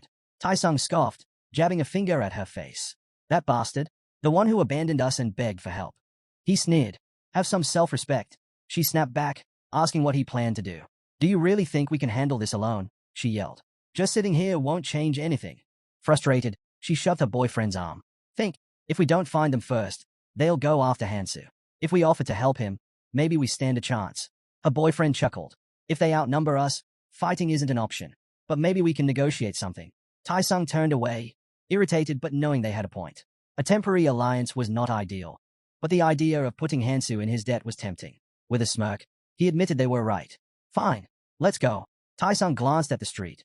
If we move quietly, they won't notice us. I know where to go. Just follow me. But before they could move, something oozed over his feet. Green slime spread up his legs, pulling him down. He struggled, clawing at the substance, his voice rising in panic. Help me! Pull me out! A voice interrupted. Are you sure you want to bring him along? The leader of the gang, draped in his usual jacket, approached with a calm demeanor. He observed the struggling Tai-sung with amusement. I doubt any of you are getting away. He took a step forward. Come on over. Let's have a little chat. Fear shot through the couple. Without hesitation, they turned and ran, leaving Tai-sung behind, his screams echoing after them. The gang leader crouched beside him, tilting his head. Such rude words for someone so young, he mused. That, my friend, is Oren's duct tape. While you were busy scheming, we weren't exactly sitting around either. He sighed, almost disappointed. Things are so much less entertaining when there's no challenge. Straightening up, he glanced around. Enough talk. There are only 3 of you. Where are the others? Tai-sung remained tense and silent, but the man in front of him didn't hesitate. He swung his leg. Pain exploded through Tae-Seung-ji's body as blood splattered onto the ground. A scream tore from his throat, his leg now badly wounded. Tai-sung, panicked, threw up his hands. I'll tell you everything. Anything you want to know, I'll talk. He stammered, promising to reveal where the others had gone. The boss turned to Sang-ho. Good. At least he understands his position. He smirked before adding. But first, someone wants to have a word with him. Sang-ho's grin widened. The boss suggested they settle this before moving forward, and Sang-ho eagerly stepped closer. Looming over the injured Tai-sung, he taunted. How's that leg? Feels pretty bad. But I won't feel better until I return the favor. Tai-sung gritted his teeth, cursing the so-called friends who had left him behind. The boss gave a casual nod. Just don't overdo it. Sang-ho laughed, motioning to his men. You heard him. Don't go too far. A moment later, Tai-sung was on the ground, blows landing relentlessly. He shielded himself as best he could, watching through blurry vision as the couple vanished into the distance. He couldn't believe they had abandoned him so easily. His mind burned with fury. I'll kill them all. Meanwhile, the couple hurried forward, unsure of where they were headed. Then, in the middle of nowhere, they spotted something unexpected, a pot of meat soup bubbling over a fire. Hansu and his group sat around it, eating in silence. The couple stopped, staring at the scene. What are you guys doing? The man asked. They glanced at the steaming broth. Is this a picnic?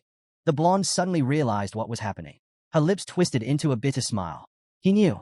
Hansa had known about the food situation all along. She took a step forward, but before she could get too close, Hansa stood up. Without hesitation, he raised his sword and flicked it toward her face. She froze. The blade hovered inches away. Mouth still full, Hansa spoke through bites. Don't come any closer. He turned his back on them, uninterested. The couple bristled. What's with this childish act? The man demanded. The blonde snapped. What did we ever do to you? This was all Tae-Seung-ji's fault. The man narrowed his eyes. What happens if we step forward anyway? Hansa smirked. Then my ability says things won't end well for you. The man scoffed. Oh yeah? Does this ability of yours tell you everything? Lowering his sword slightly, Hansa responded. It tells me enough. Like the fact that you just led danger straight to us. The couple spun around in alarm. From the darkness, a voice chuckled. You're pretty sharp, hero. A squad of men in jackets emerged, their boss wearing a slight smile. Hansa watched them silently. The blonde trembled, sweat dripping down her face. Hansu's mind drifted to the strange rules of this world. He pictured a bag of food, one held by a selfish, wealthy person. The conditions to claim it were simple. Cook and eat as much as possible while the moon was in the sky. It sounded easy, but there was a catch. Beside the fire, freshly sliced meat lay on a wooden board. Only the person who ate the most, without sharing a single bite, would be granted the reward. In a world where people fought tooth and nail for scraps, the task's cruel humor was evident. Those who refused to share would win, and those who did would lose everything. Hansa casually stuck his knife into the soup, pulling out a piece of meat and bringing it to his mouth. Even with all eyes on him, he remained calm. This was not the time to show hesitation. Footsteps approached. The jacketed gang members dragged in the battered Tai-sung, his body covered in fresh bruises.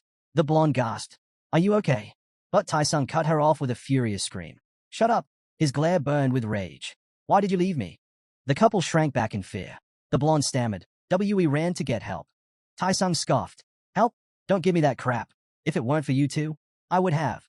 Watching from the side, clicked his tongue. "Calm down." The gang boss stepped forward, giving Tai-sung a friendly pat on the shoulder. "Relax a little," he said with a smile, then turned to Hansu. "Nice to see you again." His eyes swept over the scene. "You've got some skills. I'll give you that." He gestured toward the pot. "But tell me, where'd you get that meat?" Hansa didn't even look up. He simply pointed at the scattered remains around them. "Meat's everywhere. Why ask me?" He scooped another bite. "I don't need to explain what it looks like, do I?" The gang members exchanged confused glances. They had forced prisoners to eat this meat before. Those poor souls had suffered extreme dehydration and poisoning. But Hansu? He was eating it like it was nothing. The boss stepped in closer, eyes narrowing. "So, you figured out how to cook it safely." Hansu swallowed and replied flatly. "Boil it in goblin blood, and it's fine. Try it yourself." For the first time, the boss hesitated. He knew Hansu had some kind of special ability. Tai-sung had mentioned it before, and he also knew Hansu had gotten something valuable back at the station. A thought crossed his mind. This is the perfect chance. No matter how skilled Hansu was, he was still just a 20-year-old civilian. Against a group like theirs, the difference in experience would matter. The boss smirked. He's used to fighting monsters, but that does not mean he knows how to fight people. Tai-sung, standing nearby, glanced nervously between them. What are you waiting for?" The boss grinned, tilting his head. "Relax. We're just going to grab a bite to eat and have a friendly chat." Tai-sung scowled, clearly annoyed. He hated being ordered around, but he was not dumb enough to act out in front of an entire group. Hansa rose to his feet, his gaze steady. He watched him, fear creeping into her expression. Tai-sung stepped forward, forcing a smirk. "Let's talk." Before he could take another step, he screamed. Don't cross that line." Tai-sung clenched his fists, telling everyone to shut up and wait. Hansa slowly raised his sword, declaring that this was the end. In his mind, he asked her not to blame him for what was about to happen. Tai-sung looked at the hero in confusion, only to be struck down. His legs gave out beneath him, and he collapsed to the ground, trembling. Panic set in as he stared at his severed limbs, his breath hitching. A blood-curdling scream erupted from him as he clutched the stumps. The jackets recoiled in shock, the couple among them instinctively jumping back. Tai-sung howled in agony, demanding to know how the hero could call himself human after doing something like this. How could he be so ruthless? Regret and fear filled his eyes as they shut tightly. But his screams didn't stop. "All this, just for a piece of meat," he cried out. Sangjin's mouth fell open, sweat beading on his forehead. The blonde turned to the group and warned them to tread carefully around the hero. If he was willing to do this just to avoid sharing food, what would he do when he got even stronger? Did they really believe he would not eventually turn against them?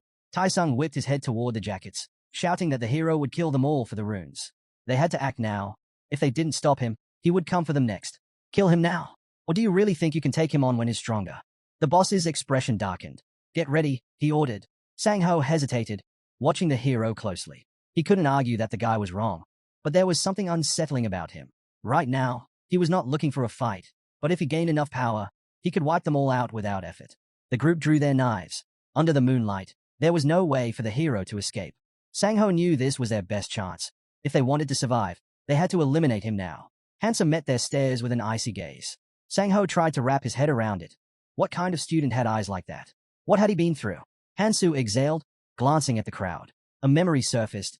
Ayers and Keldian used to argue constantly, even after deciding to work together. Ayers always warned him not to make unnecessary enemies. But Keldian had a different philosophy. If an enemy stands before you, crush them completely, because if you don't, you'll be the one crushed. Hansu smirked. He looked down at his hand, runes glowing faintly against his skin. With a grin, he pulled them out. The jackets shouted in alarm. "What kind of trick is this?" Sang-ho barked an order. "Kill him." The men charged. Hansa gripped the hilt of his sword tightly. If they wanted to start this, then before the night was over, he would finish it. He pushed off the ground, landing on his toes before launching himself toward them. His movements were so fast that Sang-ho winced, unable to comprehend how he was moving like that. Hansa spoke calmly. "This will hurt." Without hesitation, he struck the first enemy, then charged into the crowd, knocking them aside like ragdolls. Pain groans filled the air as bodies hit the ground. The boss stood frozen, his eyes darting around the battlefield. Had the hero absorbed all the hidden runes? If this continued, panic seized him. Don't run, he screamed at his men. We outnumber him. Use it to your advantage. But before he could finish, Hansu was suddenly in front of him. His grip tightened on his knife as he raised it, his voice shaking. You think I'll back down? Hansu stepped forward, slow and deliberate. Think about it. The boss let out a nervous laugh. Do you really believe you'll be fine after taking a life? Killing a human isn't the same as killing monsters. Hansu kept advancing. The man's expression twisted in fear. He screamed, accusing Hansu of murder, his voice growing louder and more desperate. You're just a kid. Do you even understand what you're doing? A blade swung. The boss froze. Hansu walked past him, his sword dripping crimson. Blood gushed from the man's stomach as he collapsed, his breath shallow. Around them, wounded and lifeless jackets lay sprawled on the pavement, groaning in pain. Another bandit fell. The rest of the group looked on in terror. Hansu didn't stop. He drove his sword into another man's back without hesitation. His gaze flicked toward the remaining couple. They're still here, he noted with a smirk. Does that mean they want to fight? The couple exchanged frantic glances, then bolted. Hansu flicked the blood off his sword, sheathed it, and walked toward the abandoned meat. He crouched down, blew on it, then took a bite. Chewing leisurely, he glanced at his companions. What's with those faces? No one answered. He looked away, confused. Everything's fine. Then, stretching his legs, he sat comfortably on the ground. Sangjin remained silent, struggling to process the scene before him. The bodies, the blood, the quiet stillness of dawn breaking over the city. Above them, the moon, having witnessed the night's slaughter, slowly closed its eye. Hansu stood up, slinging a bag over his shoulder. He had eaten nearly 3 days' worth of food in one sitting, his stomach turning from the excess. He stared ahead, expression dark. Every task that focused on people, he had failed. But it had been worth it. His fingers tightened around the bag. The fairy's voice echoed in his mind. The bag protects food from the moonlight's gaze. Anything placed inside it exists in subspace. Hansu knew its true capacity. Despite looking small, it could hold nearly 2 weeks' worth of supplies. Behind him, the couple hesitated. Are you sure this is okay? One of them asked, concern in their voice. Hansu turned slightly. You didn't kill us, the girl stammered, eyes filled with uncertainty. He didn't respond right away. Then, with a small sigh, he smiled. Who's the scary one here? She blushed, flustered. I am not scary. I was just worried about you. Hansu chuckled, turning away. The girl watched his back, her thoughts swirling. In the end, it was not surprising he let them live. There was nothing they could do to stop him anyway. And soon, he would only grow stronger. He stepped forward, pushing away thoughts of the others. If Hansu had killed them, he would have taken their runes and gained even more power. Her gaze dropped to the pouch at his waist. She exhaled. In this world, only one truth mattered. You either rise, or you fall. And judging by how Hansu saw things, she realized she fit into this new reality just fine. Hansu looked away, his expression grim. He could have done it, killed them all and taken their runes if his only goal was to grow stronger. But that was not why he came back. His purpose was not just power. It was to save as many people as possible, to minimize conflict, to unite forces. The most important thing was establishing rules. And the first of those rules? No killing for runes.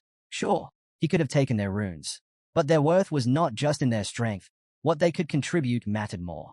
The real challenge would be enforcing these rules. If power dictated order, then someone strong had to be the one setting the example. That's why he couldn't let people see him mindlessly killing. A purge was inevitable, but not here. Not now. Too many eyes were watching. Behind him, Sangjin trailed closely, hugging his arm. Hansu figured it would not be long before someone stumbled upon the runes left behind. Then, Sangjin suddenly stopped. I'll stay here, he said. Hansu turned to him. What are you talking about? Sangjin hesitated, scratching his arm awkwardly. I don't think I can keep going. Not with the others. He glanced at the boy, concern flickering across his face. Why? Hansu didn't look back. Do whatever you want, he said flatly. I respect personal choices. Sangjin turned away without another word. She watched him go. Hansu spoke again. Why don't you just do what you really want? He flinched. The hero suddenly turned to her, his sharp gaze locking onto her. She froze. Are you not afraid of me? He asked coldly. He looked away. I am, she admitted. But the image of him standing among the bodies flashed in her mind. She clenched her fists. I just know not to cross that line. She stared at her feet, then gathered her courage and met his eyes.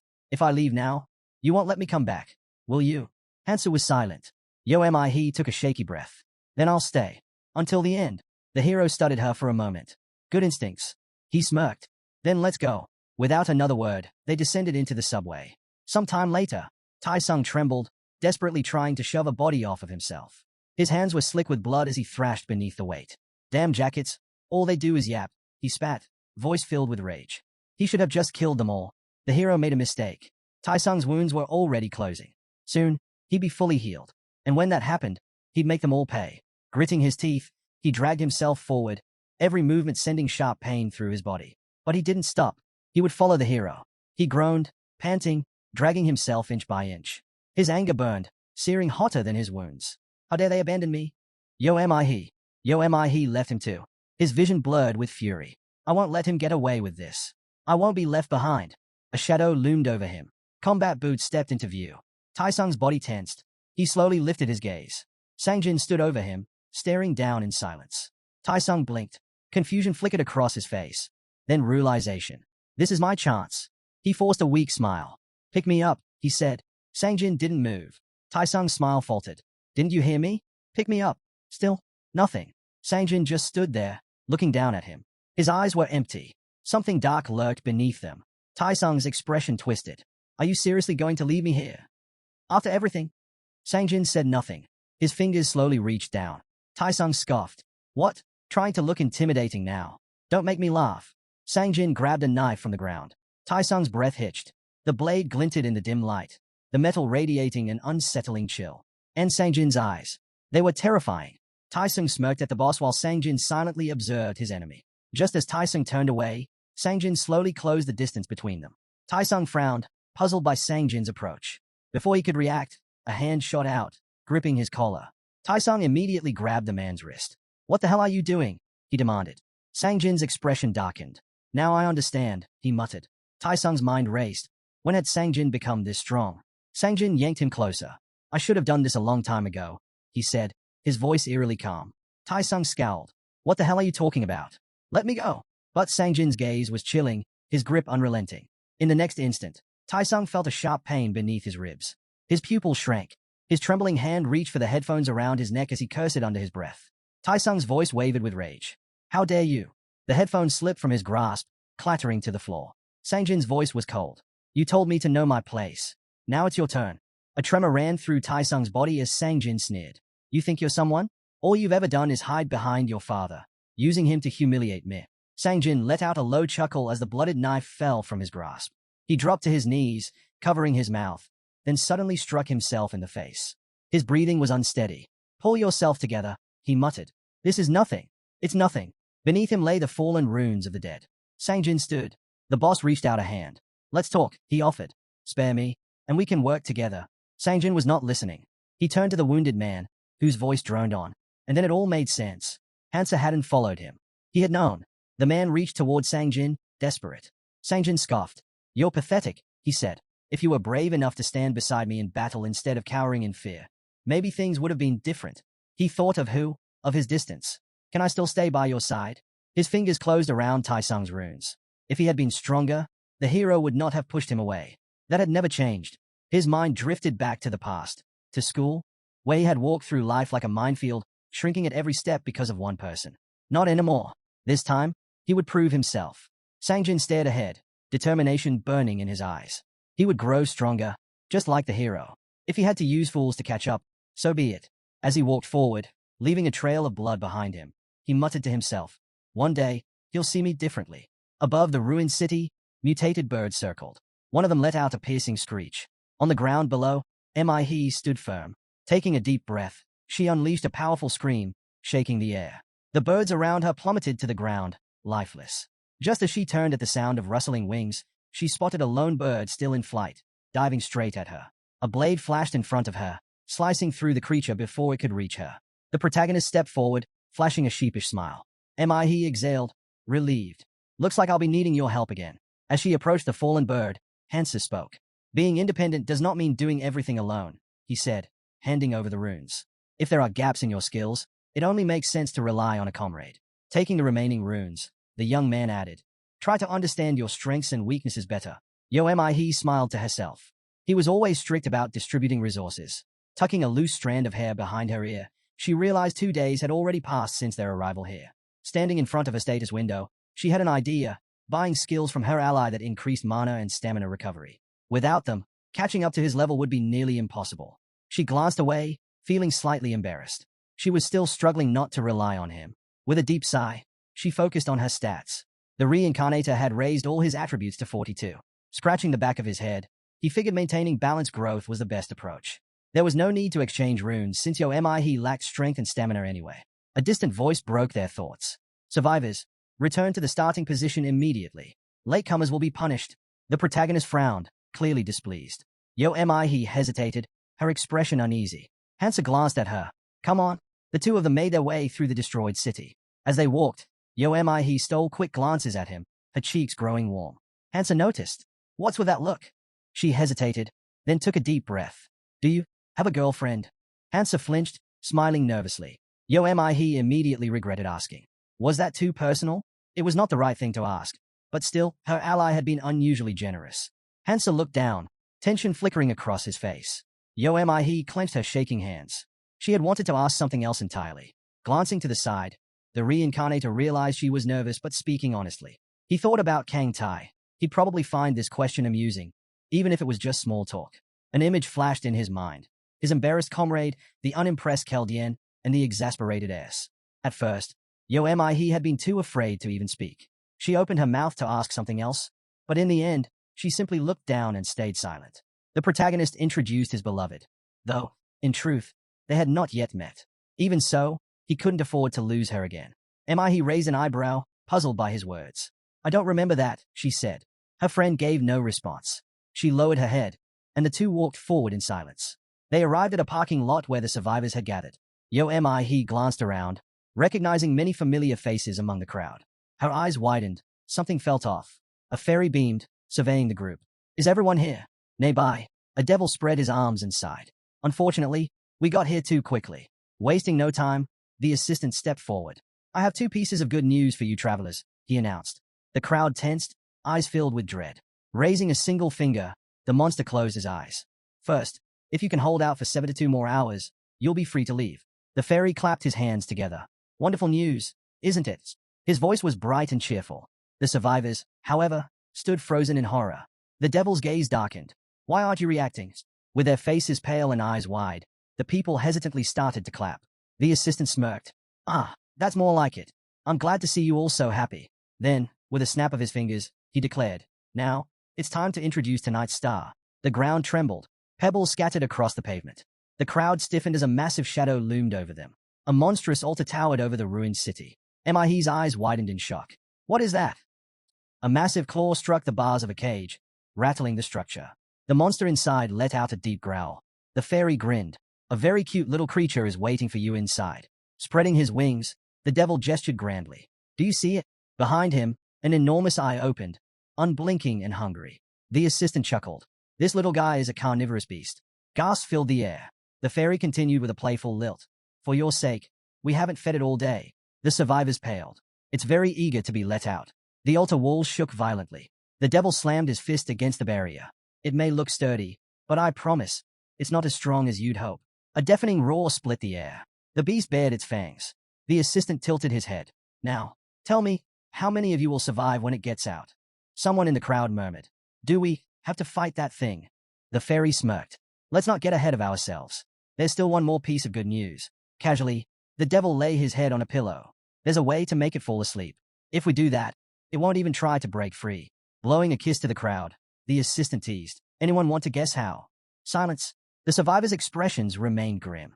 The monster scoffed, tossing the pillow aside. You're all such boring actors. Then, baring his fangs, the fairy grinned. The method is very simple. The devil casually declared that feeding the monster 5 people a day was the simplest solution. The girl frowned, while the assistant quickly did the math. 3 feedings would be needed to last 72 hours. Standing before the anxious crowd, the protagonist took a quick count. Only a little over 60 people remained. That meant nearly a quarter of them would have to be sacrificed just to keep the beast asleep. With a snap of his fingers, the fairy reminded them that the choice was theirs to make. Then, to silence any doubts, he played a recording. A massive creature filled the system window, trampling buildings beneath its enormous feet. Its eyes burned with a crazed fire as terrified screams echoed through the air. People tried to flee, but one man was lifted high into the sky before being tossed into the monster's gaping mouth. Hands behind his head, the devil smirked. He explained that the footage was from another training area, one where the survivors had foolishly attempted to fight back. Their fate was clear. Hansa glanced around. The other survivors were already arguing. The assistant sighed and pointed out the obvious. Fighting the monster was a joke, one that would not end well. A man in a red cap hesitantly raised his hand. His voice trembled as he asked how they were supposed to decide who to sacrifice. The fairy tilted his head. Why ask me? He mused, watching the man flinch. The devil explained that it was up to them, whether they picked their victims by force or left it to chance. His gaze darkened. Either way, he added, as long as they are still breathing, it works. The assistant spread his arms. You have 1 hour. Make a decision, and you'll be safe for the next 24 hours. After that, you'll have another hour to choose your next 5. A bright timer appeared on the system window, counting down. The monster watched, waiting for the travelers to make their choice. The survivors stood frozen, uncertainty hanging thick in the air. He turned to her friend. Which choice do you think is better? He closed his eyes. Does it even matter? The outcome is already decided. The man in the hat raised an eyebrow. Let's at least be honest about it. He lifted his hand. We should draw lots to decide the first 5 sacrifices. Someone scoffed. And why should we do that? All eyes turned to the speaker. Fear spread through the crowd. The girl's mouth fell open. Sang-jin frowned. Why be honest? The boy took a step forward, scanning the crowd. Do we even have a reason to be? The man in the hat crossed his arms. Then what's your plan? You can't just reject an idea without offering a better one. The boy smirked and turned away. Sang-jin suggested using the most practical method. Just as the boy placed his hand on a nearby pole, it suddenly snapped in half. A wave of fear rippled through the travelers as the traffic light crashed to the ground with a loud clang. Raising his hand, one of the survivors spoke up. We should start with those who are useless, he said coldly, scanning the crowd for potential sacrifices. The people shrank back in fear. Mihi stared at her former ally in horror. Meanwhile, Sang-jin smirked. He had power now, and everyone was listening to him. He liked it. Spreading his arms, he reminded them that they had no time to waste. Another 100 people had already vanished, and those ahead of them were out of reach. Taking them down one by one would be impossible. The protagonist crossed his arms, his gaze fixed on the burning altar that trembled in the distance. The boy stepped forward. We need to stick together, he said. If we end up fighting that monster, we'll need every advantage we can get. The survivor scoffed, gesturing toward a weaker man in the group. Then we shouldn't waste resources on dead weight. Sang-jin frowned. Isn't it only logical to send the weakest into the beast's mouth first? Hansa looked up when they turned to him for his opinion. The heroes stood facing each other, tension thick in the air. The boy thought back to Tis, his past self, and realized he was not the same anymore. He had changed. Looking at his former comrade, he knew he didn't want to make an enemy of him. If he wanted a fresh start, he needed allies. A smirk formed on his lips. Sang-jin was sure his friend would make the right decision. His judgment had always been perfect. Raising his hand, the boy said, That's not a bad method, but I have a better idea. He stroked his chin thoughtfully before continuing. If we follow my plan, no one needs to be sacrificed. The group fell silent. What? Someone blurted out, eyes wide in shock. The man in the hat narrowed his gaze.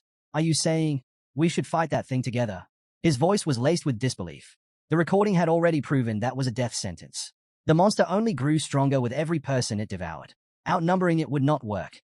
The boy shook his head. I never said anything about fighting it. The survivor's expression darkened. Then what do you suggest? His voice wavered with fear. The Reincarnator smirked. Simple. I'll fight it alone. A stunned silence followed. Mouths fell open. Sweat beaded on tense faces. It was impossible. No. Insane. The fat man threw up his hands. What nonsense is this? This isn't some goblin horde. Pointing at the boy, he reminded everyone that time was running out. The blue system window displayed the countdown. 49 minutes left. Sang-jin clenched his fist as the others debated their next move. His gaze flickered toward the boy, wondering, had his former comrade truly become strong enough to face that monster alone? The survivor studied the protagonist, waiting for an answer. Hansa rolled his eyes. I want to fight it, but right now, it's not that simple. Sang-jin's expression shifted. Even someone like him needed help in this situation. A grin spread across his face. Then let's do it together. The strongest among us should step forward and fight. The boy scowled. At least let me finish talking first. He pursed his lips, trying to organize his thoughts. The survivor raised a hand. All right then, what's your plan? The young man closed his eyes, considering his options. Meanwhile, a girl glanced at her friend, silently wondering if she'd be included in the plan. But deep down, she already knew the answer. There was no chance. Finally, the Reincarnator spoke. If I boost my strength and endurance by 30 points, I can take this thing down one-on-one. Murmurs spread through the crowd. Eyebrows raised in surprise. A woman's eyes widened. Two survivors narrowed their gazes, skeptical. Then, the protagonist made his offer. Give me your stat-boosting runes, and I promise I'll destroy the monster. From the altar, the creature stirred, parting its massive jaws. Hansa placed his hands on his belt, waiting. The travelers hesitated. He needed 60 runes, but who was willing to give theirs up? The boy remained confident. If he used his items and maxed out his stats, he could pull this off. A pack of cigarettes rested in his breast pocket, a familiar reminder of his past battles. He had the experience. He knew this monster's weaknesses, and if he succeeded, he could claim the second hidden treasure. Even seasoned warriors like Keldian and Kangtai had failed to obtain it. Clementine had figured it out, but even the king of berserkers, despite being perfectly suited for the challenge, had barely survived in the end. Clenching his fist, the boy told himself, this time, he had to be faster, stronger. The treasure was at stake. Looking down, he said, I don't care who hands over the runes. Just give me what I need, and I'll head to the altar immediately. The timer ticked down. 41 minutes left. The fat man scowled. Wait a second. If these weaklings have that many runes, why aren't they stronger? The survivor spread his arms. Then let's settle this. Everyone, hand over your runes. If we can't agree, we'll draw lots. The tension in the air thickened. Someone scoffed.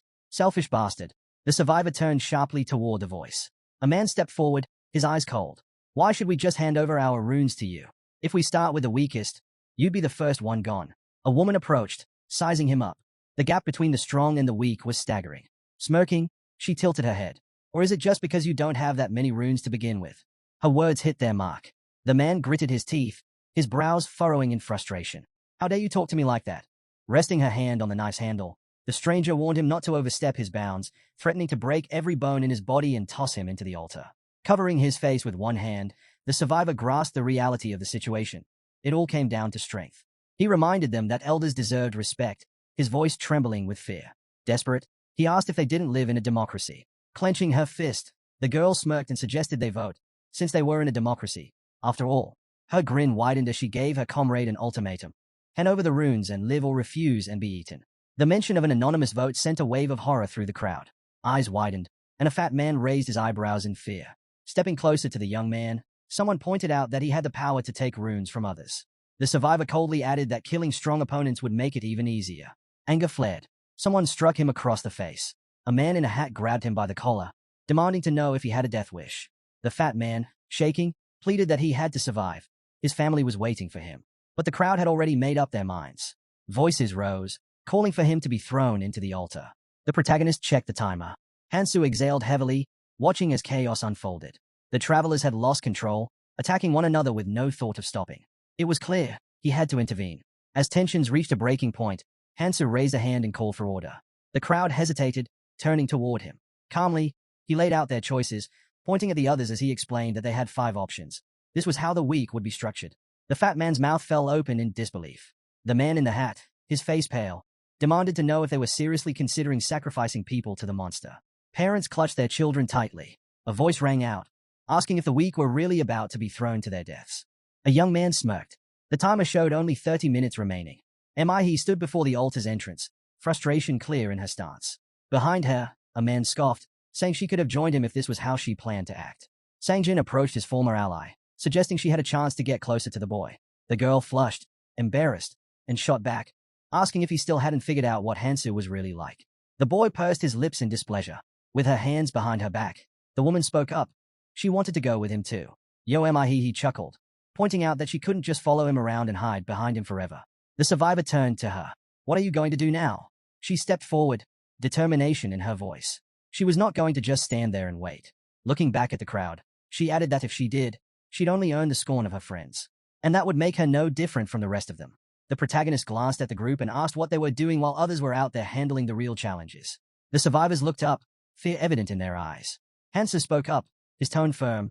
It didn't matter how bad their situation was. What mattered was understanding the consequences of their choices. With a serious expression, he explained that the leaders hadn't abandoned them because they were weak. Rather, they simply hadn't been strong enough to keep up. Did they really expect to be taken care of here? The weaklings averted their eyes in guilt. If they wanted to survive, then each of them had to claim 2 runes. Folding his arms, Hansu told them to decide who they would hunt over the next 3 days. They needed to find the runes and settle their debts. Smiling, the Reincarnator warned that anyone who tried to escape without paying would regret it. He turned away, remarking that her friend always kept his promises. He could handle things on his own. With a determined look, she decided she needed to pick up the pace and catch up to him. Sangjin, watching her, invited her to join him instead. He assured her that the rest of the team would be glad to have her.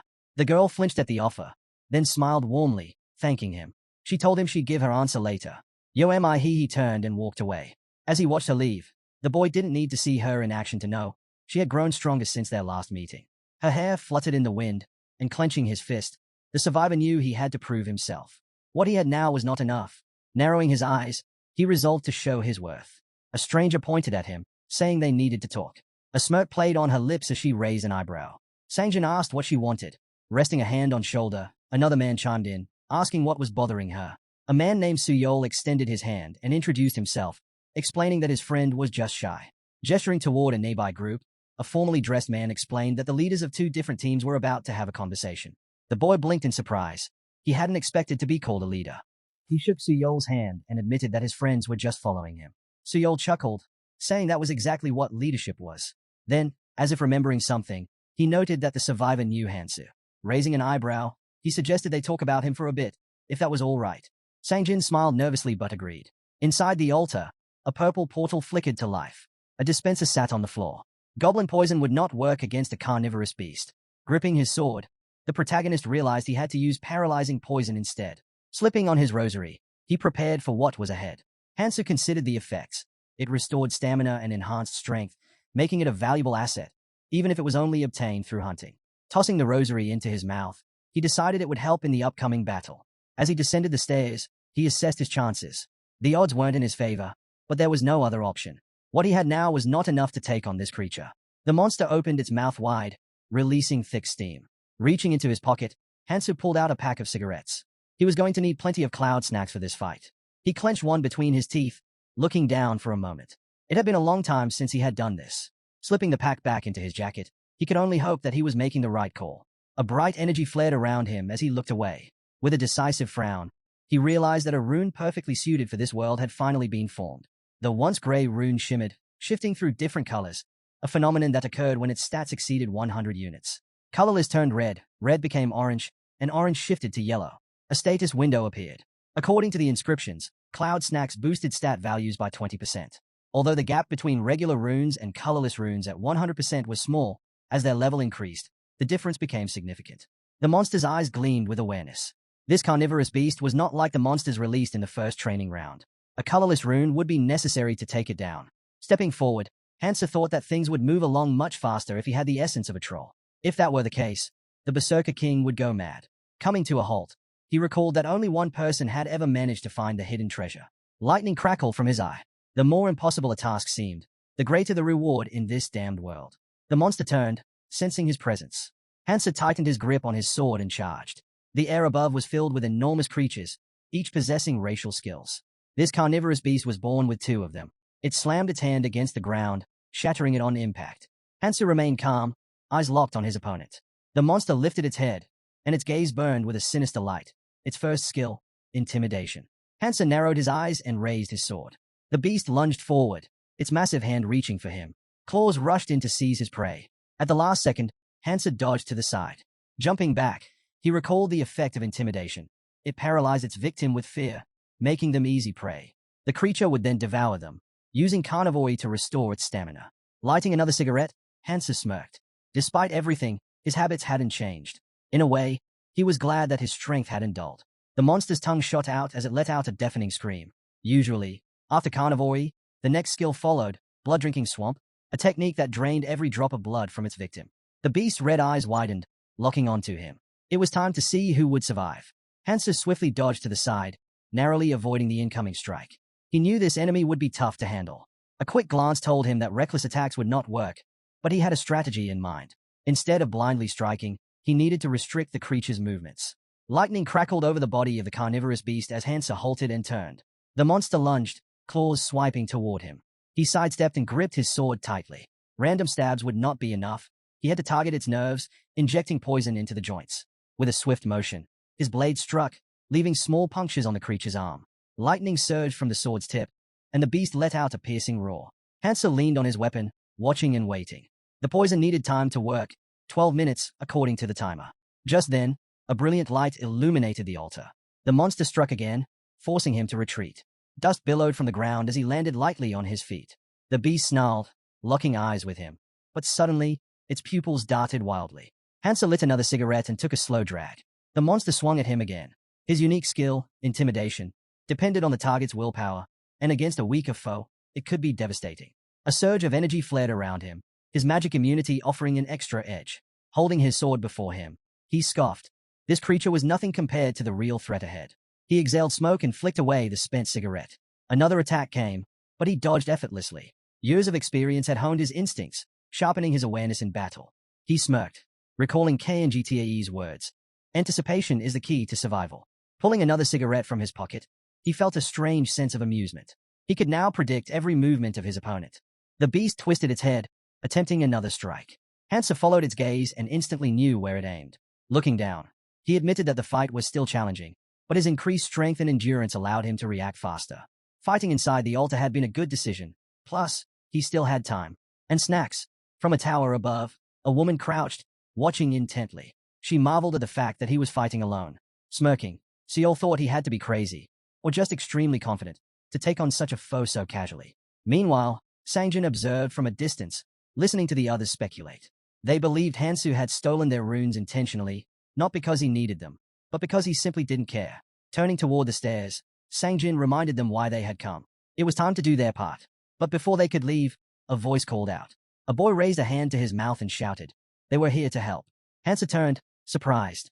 Looking down at the survivor, he hesitated as the boy urged him to wait while they made their way down.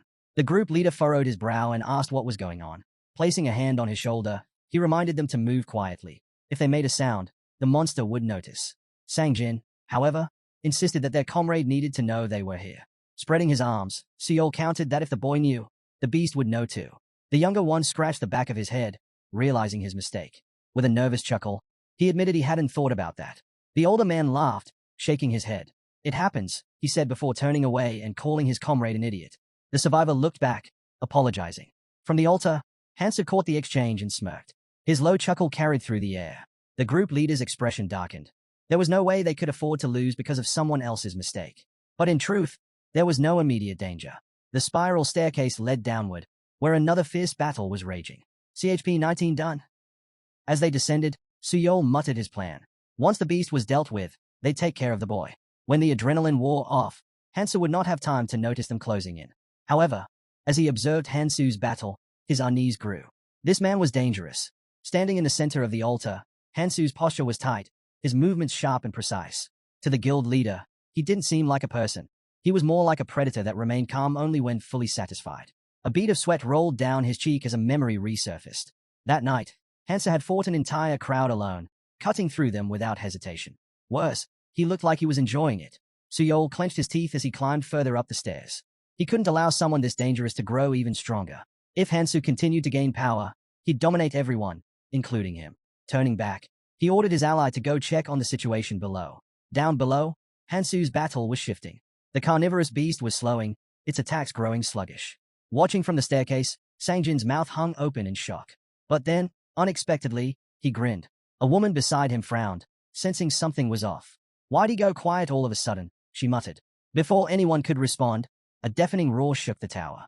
The ground trembled, and the spiral staircase quivered beneath their feet. A massive explosion erupted above them, obliterating the structure. The force sent them flying. In midair, the woman gasped. What the hell? Crashing to the ground, she groaned and struggled to stand. The realization hit her immediately. They had been exposed. However, the monster's movements had become sluggish. It snarled and swung its tail violently.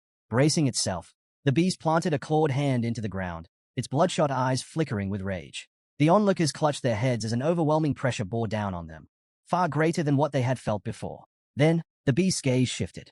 It had noticed them. The monster's jaws parted, its breath heavy and menacing.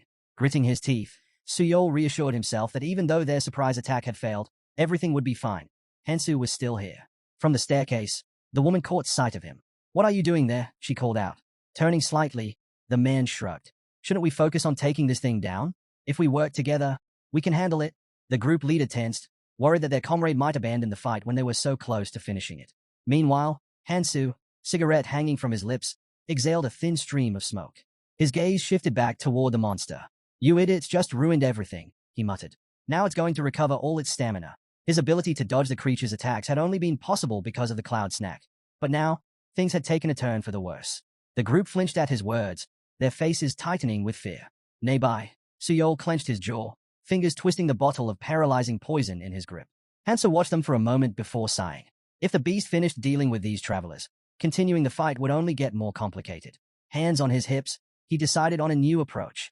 Well then, he said, why don't you all try handling it yourselves? The woman's eyes widened as he turned away. Rushing toward the stairs, she snapped, are you seriously planning to run away? Her brow furrowed in frustration. Your friend is still here. Hansa didn't respond. Glaring, she turned back toward the others. Would he mind if we used his friend as bait? She muttered coldly. Descending a step, Sangjin tilted his head. Who are you looking for? Before she could answer, the boy grinned. Oh, didn't you notice? You all fell down the stairs. Her body stiffened. The realization hit her like a brick. His smug expression, the broken stares. He had overheard everything. And he had done this on purpose. You bastard, she seethed. I'll kill you. Not happening. The survivor cut in, his voice eerily calm. He lowered his gaze. You don't have the time. The monster licked its lips, watching its prey with delight. The travelers stood frozen, trapped under its massive shadow. It relished their fear.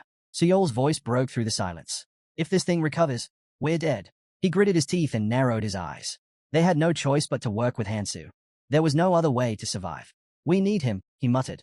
Without him, we're done for. Scanning his surroundings, Hansu smirked.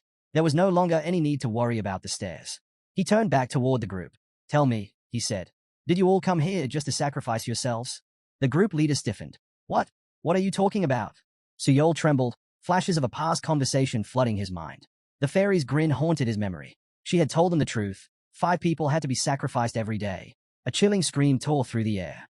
The monster's tongue lashed out, dragging a stunned man into its gaping maw. The others could only watch in horror as the beast's jaws snapped shut. Hansu remained silent, watching the scene unfold. Then, he gave a small nod. Thanks for the noble sacrifice. As the protagonist made his way toward the exit, Hansu called out, demanding to know why he had done it. Squinting slightly, the boy admitted he had already figured out Hansu's intentions and warned him to be more mindful of his words. Lowering his gaze, Sangjin muttered that he had come to a realization. Then, a small smile crept onto his face as he lifted his eyes and declared that he could be useful. Hansu's expression hardened. He told Sangjin to prove it. The young man placed his hands on his hips, looking at him in disbelief. And why would I do that? He asked. Sangjin responded calmly. He knew Hansu's goals were different from others. The Reincarnator took a slow drag from his cigarette, eyes shadowed as he regarded his friend. He pointed out that Hansu was always thinking several steps ahead, never hesitating, something that had become clear in the fight against Song and the bandits. Despite their overwhelming victory, the wounded enemies lay scattered across the battlefield, alive. Hansu had chosen not to finish them off, even though it could cause trouble later. His gaze darkened as he recalled the moment when the altar loomed over the city. Hansu had the strength to eliminate every rival, yet he didn't. Instead, he had raised his hand, calling for a truce. Frowning, Hansu's voice sharpened as he questioned the logic behind it. Why spare them? He asked. It's not like you. Sangjin held his gaze in silence before extending his hands. Then stain them with blood instead of me, he offered. The boy then asked Hansu to take him along, to travel together. Closing his eyes, Hansu let out a small smile but said nothing as he walked past. He admitted he had no answer after everything that had happened. Clenching his fists, he justified his past actions. There had been no other choice at the time. That was why he had been caught. But next time would be different. He vowed never to let it happen again. Watching him go, Sangjin made a silent promise. There would always be obstacles in Hansu's path, but he would eliminate those Hansu couldn't, ensuring he could pursue his goal without hesitation. With a stern look, Hansu resolved to follow him, to grow stronger. His gaze remained fixed on his friend's back, willing to do whatever it took to walk beside him and understand his true purpose. Then, as if sensing his thoughts, Hansu suddenly turned around, eyes narrowing. And if circumstances don't allow it, he asked, what if you fall behind? The two locked eyes in heavy silence, as if foreshadowing a trial ahead. A knowing smile tugged at Sangjin's lips. Then I'll become stronger, he promised. And when I do, you'll accept me as an ally. Hansu closed his eyes for a moment before giving his final words. Then leave. The boy froze in shock, unable to comprehend why his friend was still refusing. Desperate, he rushed after him. Just give me one chance, he pleaded. Let me fix my mistakes.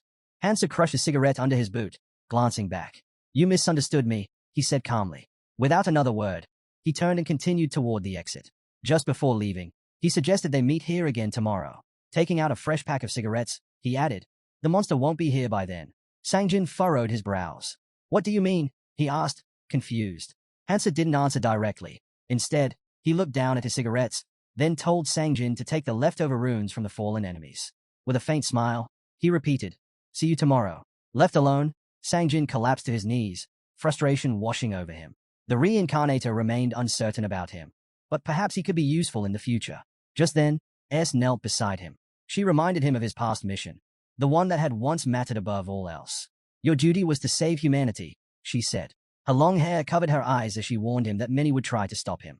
For that, you'll need a punisher, she explained, someone who can act in your place. Surrounded by warriors, the woman in armor continued.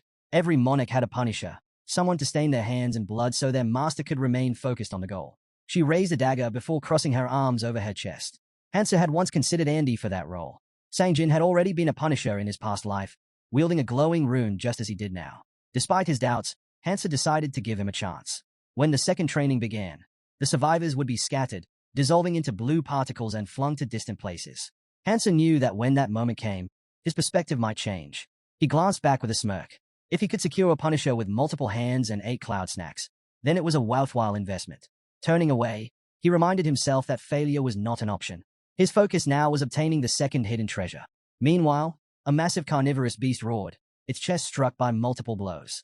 The conditions for claiming the hidden treasure were simple, but not easy. Hansa leaned on the hilt of his sword, watching debris crumble from the ceiling. There was only one requirement. The monster had to be defeated before it could destroy the altar and break free. Clenching his teeth, the protagonist drove his sword deep into the fallen beast's chest. No one else would dare attempt this challenge. At the end of the room, a golden portal shimmered into existence. As Hansu stepped inside, the system confirmed the hidden task was complete. The boy reached out, his bloody fingers closing around the glowing treasure. A faint smile crossed his lips as he examined what lay in his grasp. The ring of the Vampire King, Manhwa. As he looked closer, a realization struck him. He now understood how the Berserker King had obtained it and why no one else had ever managed to claim it. A brilliant white gemstone shimmered on the ring's surface, its radiance undeniable.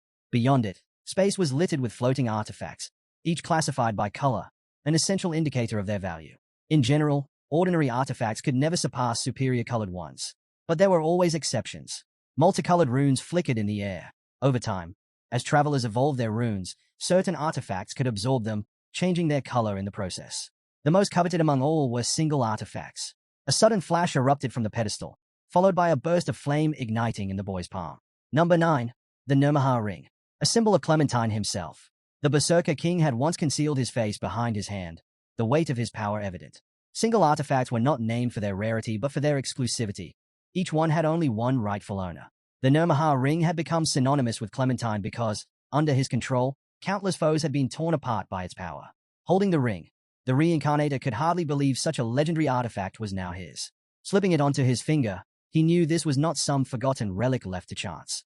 The difficulty of obtaining it proved its significance. He clenched his fist, and the system immediately responded. System notification. The user can wield only one ability at a time. Total abilities, 8. Currently, the ring is colorless, only one ability can be activated. A sudden surge of energy burst forth. Power of destruction. This ability disabled an opponent's skills and traits, even passive ones. A red warning message flickered in the air, indicating the effect's time limit. But that didn't matter. The mere ability to nullify an enemy's power at will gave him an undeniable advantage. A status window appeared, detailing the ring's conditions.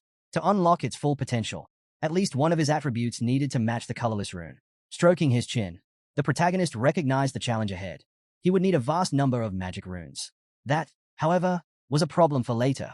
Hansa stepped through the golden portal, emerging onto the street. Ahead, she spotted him, her eyes widening in delight. Did you really kill the carnivorous beast? She asked, running up to meet him. But before he could answer, a low, guttural roar echoed through the air. The girl's expression shifted to horror as a massive shadow loomed over her. The timer had expired. The altar that once stood before them had vanished. Hansa simply looked at her, his voice calm. I thought I told you about this. A smile played on his lips as he reminded her. I promised I'd take responsibility for destroying it. A faint blush dusted her cheeks before she quickly turned away, flustered. Sang-jin looked up at the sky, reassured that he had been right to trust his decision. Then, glancing down, he said, We still have some time before the next training begins. Turning toward the gathered survivors, he made his next move. Let's go hunting, he told her. She hesitated, lowering her gaze. I was thinking of going a different way, she admitted. The protagonist glanced back in surprise but didn't lift her gaze to him. The woman spoke calmly, saying she was not good enough to stay by his side forever. Eventually, she would have to rely only on herself. Closing her eyes, she added that the boy had suggested they go together. Looking over at his team, The survivor confirmed that she could join them. Everyone would welcome her. Hansa turned to his friend, realizing this was the right moment for them to part ways, no matter how difficult it was. With the second training about to begin, they would have been separated anyway. Accepting this, he raised his eyebrows and called it a good decision. The girl watched him in silence as he walked away. Taking a step forward, she suddenly called out for him to stop. Her brows furrowed with determination as she made a promise, not to give up when they met again. Smiling, he agreed, suggesting they meet once more. A faint smile crossed the boy's face before he turned away from his friends. Just as he was about to leave, Sangjin flinched at the sound of his name. Without looking back, the Reincarnator reminded him of his offer, making it clear that the choice was his. The boy's face lit up with a smile, his cheeks slightly flushed. A week later, the fairy spread her arms wide before the gathered travelers, announcing that they had waited long enough. The second training was finally about to begin. The devil covered his mouth with a hand and cleared his throat, scanning the participants. The assistant noted that there were more people than expected. With a mischievous grin, the monster declared he had been looking forward to this moment for a long time. The protagonist kept her eyes on him. Then, with a snap of her fingers, the fairy changed the scene. A sudden burst of bright light erupted from the ground. Sangjin looked down in alarm, his voice shaking as he asked what was happening. A girl clung to her father's hand. Hansu, gazing upward, understood. It had begun. The man touched the ground and found himself materializing in an empty room. People around him murmured in confusion, wondering where they were. A schoolgirl began crying from the tension. Meanwhile, the system's voice echoed through the space, confirming everything was in place and suggesting a recalculation before the training could proceed. A brunette raised an eyebrow in surprise, asking what that meant. Several men clenched their teeth in frustration. The voice calmly explained that moving forward, each room could only hold 7 people at most. The training would resume once this rule was followed. A group of people gathered in a circle. Adjusting his glasses, a man realized with a grimace. They had 8 members. The voice clarified that while each team's situation would be different, everyone had to start under the same conditions, meaning they were free to discuss and decide among themselves. Crossing his arms, the brunette remained unfazed. Lately, things had been too easy anyway. His gaze drifted to a strange needle-like weapon hanging from a competitor's belt. The guy stood confidently in the center of the survivors. Though the traveler had never seen him fight firsthand, he had heard rumors. This person was a valuable ally. Raising her hand, a stranger spoke up. No matter what, they had to work together. However, they couldn't ignore the reality. One of them had to leave. Closing her eyes for a moment, she suggested they introduce themselves, emphasizing that first impressions mattered. Stretching out her arms, she added that their introduction would prove their worth. Taking the first step forward, a man with a fiery blade in hand spoke. He introduced himself as Daichiol and confidently stated that no one in the room had a skill strong enough to defeat him, making him the most valuable asset. A sharply dressed man lifted an eyebrow in concern. Narrowing his eyes, another young man quickly recognized the name of the skill Daichiol was referring to. QI Art. A red aura flickered around the blade in Daichiol's grip. QI Art was a runic ability that used magic to enhance a wielder's stats and weapons. It was unique and powerful but not particularly suited for their current environment. Unshaken, Daichiol tightened his grip on his blade, a faint glow illuminating his fist. Kaminit introduced himself as a healer, stating that if they were discussing essential skills, his abilities were just as crucial. Unimpressed, Hanchiol crossed his arms declared that he had a combat skill specializing in horror. The man in the suit hesitated before asking if they truly had to eliminate someone, pleading for an exception since his family members were present in the room. Before anyone could respond, the warrior raised his hand. Daichiol's gaze shifted to another person who had yet to introduce themselves. He suggested that she set an example for the others. Narrowing her eyes, the stranger closed them briefly before introducing herself as Jimin. A wild grin spread across her face. Without hesitation, she decided to demonstrate her ability. Gritting his teeth, a man nearby instinctively stepped back and asked if she really needed to approach him. He warned that her actions would not be well received. Ignoring him, a purple energy surged around Jimin as she moved closer. In an instant, blood splattered. The tip of her blade had found its mark. The warrior gasped as the knife pierced his chest from behind. Hanchiol's mouth fell open in shock. The man in the suit immediately shielded his family. The blonde warrior crumpled to the ground, lifeless. Jimin, still smiling, picked up a red stone from his body. She explained that the chances of obtaining such a rune were incredibly low. Holding it up, she gestured to the other runes and suggested they divide them among themselves. They needed to be extremely cautious around someone who could kill so effortlessly. Meanwhile, the protagonist crossed his arms, looking off to the side. This woman had just made things easier for those without skills. A mother held her frightened daughter close. In their past lives, they had died here. But now, the future had shifted. Hansu, smirking, found himself intrigued. Events were only becoming more interesting. Just then, the fairy peeked out from a rift, announcing that they were the first group to reach the required 7 members. She then proceeded to explain the next phase of their journey. The heroes found themselves on a floating island. A chain of islands, connected by suspension bridges, formed a path leading upward. Their mission was clear. Over the next 3 months, they had to ascend to the dormant volcano at the center of the second floor. That was their first goal. Pointing upward, the devil declared that once they completed this stage, a world of adventure would open before them. The assistant wished them luck. The group tensed as they looked ahead. Without hesitation, they stepped onto the suspension bridge. Han Chiol, smiling, remarked that since they would be together for a while, they might as well become friends. Then, frowning, he asked where their ally was rushing off to. Suddenly, the man's eyes widened in horror. He shouted for everyone to stop. The bridge behind them began to collapse. Realizing the danger, the team bolted forward, barely avoiding the fall into the abyss. One of them glanced back, watching as the rest of the squad caught up. Overhead, the fairy appeared again, warning them that as time passed, sections of the lower islands would break away, causing the bridges to fall even faster. Gritting his teeth, a man muttered in frustration. Couldn't they have been warned about this sooner? Shaking off his irritation, he got back on his feet and asked again where their ally was heading. Frowning, the soldier accused him of being antisocial. Jimin, still smiling, suggested they follow him. His confident stride made it seem like he knew exactly where to go. The Reincarnator fixed his gaze ahead as the survivors continued along a forest path. The bright sun shone down on them as they pressed forward. Han Chiol sighed, complaining that they had been wandering for hours without spotting a single bridge leading upward. He started to doubt whether their comrade even knew the right path. A girl casually waved away a fly and admitted she had no idea. Han Chiol frowned, convinced they had passed this area before. There was nothing here. Noticing their leader chewing on something, the soldier asked what he had been eating all this time. The protagonist held up a piece of oak bark, explaining that it acted as an antidote for Fawn. Han Chiol raised an eyebrow. Why would you need an antidote now? Before he could answer, a massive snake slithered along a tree branch, its tail suddenly dropping down. At that moment, Hansa grabbed his ally by the collar and yanked him back just as the serpent lunged forward, mouth wide open. Squinting, Hansa smirked. Found it. The team managed to dodge in time. Looking up at him, one of them asked how he had known the beast would attack. Still chewing on the bark, the young man shrugged. Superpowers. The soldier raised his eyebrows in confusion. What is that supposed to mean? Before he could finish, the snake sank its fangs into his hand. With a grunt, he shook it off and hurled it away. A knife embedded itself into the reptile's neck, causing it to thrash violently. The rune snake's mouth gaped open. The system's voice echoed, explaining that the nature of these creatures depended on the ever-changing patterns on their heads. Glancing at his bite wound, Han Chiol realized that the enemies weren't giving them a moment to recover. If this kept up, his body would not last. His gaze shifted to a couple with their child. Frustrated, he asked why they weren't fighting and told them to stop hiding behind others and join in. Tension flickered in the man's expression as he adjusted his suit. I have people to protect. I can't risk my life for strangers. The soldier clenched his fists. That shouldn't matter. We're all just trying to survive. He turned toward his comrade standing by a tree and scowled.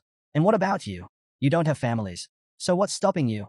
Kang-minute adjusted his glasses, his voice calm. If something happens to me in battle, how do you plan to heal without my help? Han Chiol scoffed. You think I carry this sword for decoration? Raising a single finger, the healer stated his price. 3 power runes or 1 magic rune per treatment. Han Chiol's eyes widened in shock. That's insane. Jimin, unimpressed, turned toward the group. Are we really just going to stand here arguing about payment while others are fighting? The soldier gritted his teeth. Was he the only one who thought this whole situation was a mess? The man with glasses raised his hand impatiently. Less talking, more moving. Han Chiol narrowed his eyes. Getting cocky just because you can heal? Huh. Before he could respond, a voice called out to them. How do you like the place? The soldier glanced down and sighed. Better not talk about it. Then, he asked, how's it going on your side? An icon of 2 machine guns flashed in the air. A voice responded, not too bad. We've got a rescuer up here. Another voice chimed in. Keep an eye out for useful recruits on your way. We need to expand our ranks. Han Chiol scratched his head in frustration, unsure of what to do. He wanted to go forward, but bringing along a man who claimed to have superpowers felt like a risky choice. Ahead of them, Jimin raised her sword, holding it steady. The cunning doctor averted his gaze, while a woman gently stroked her daughter's head.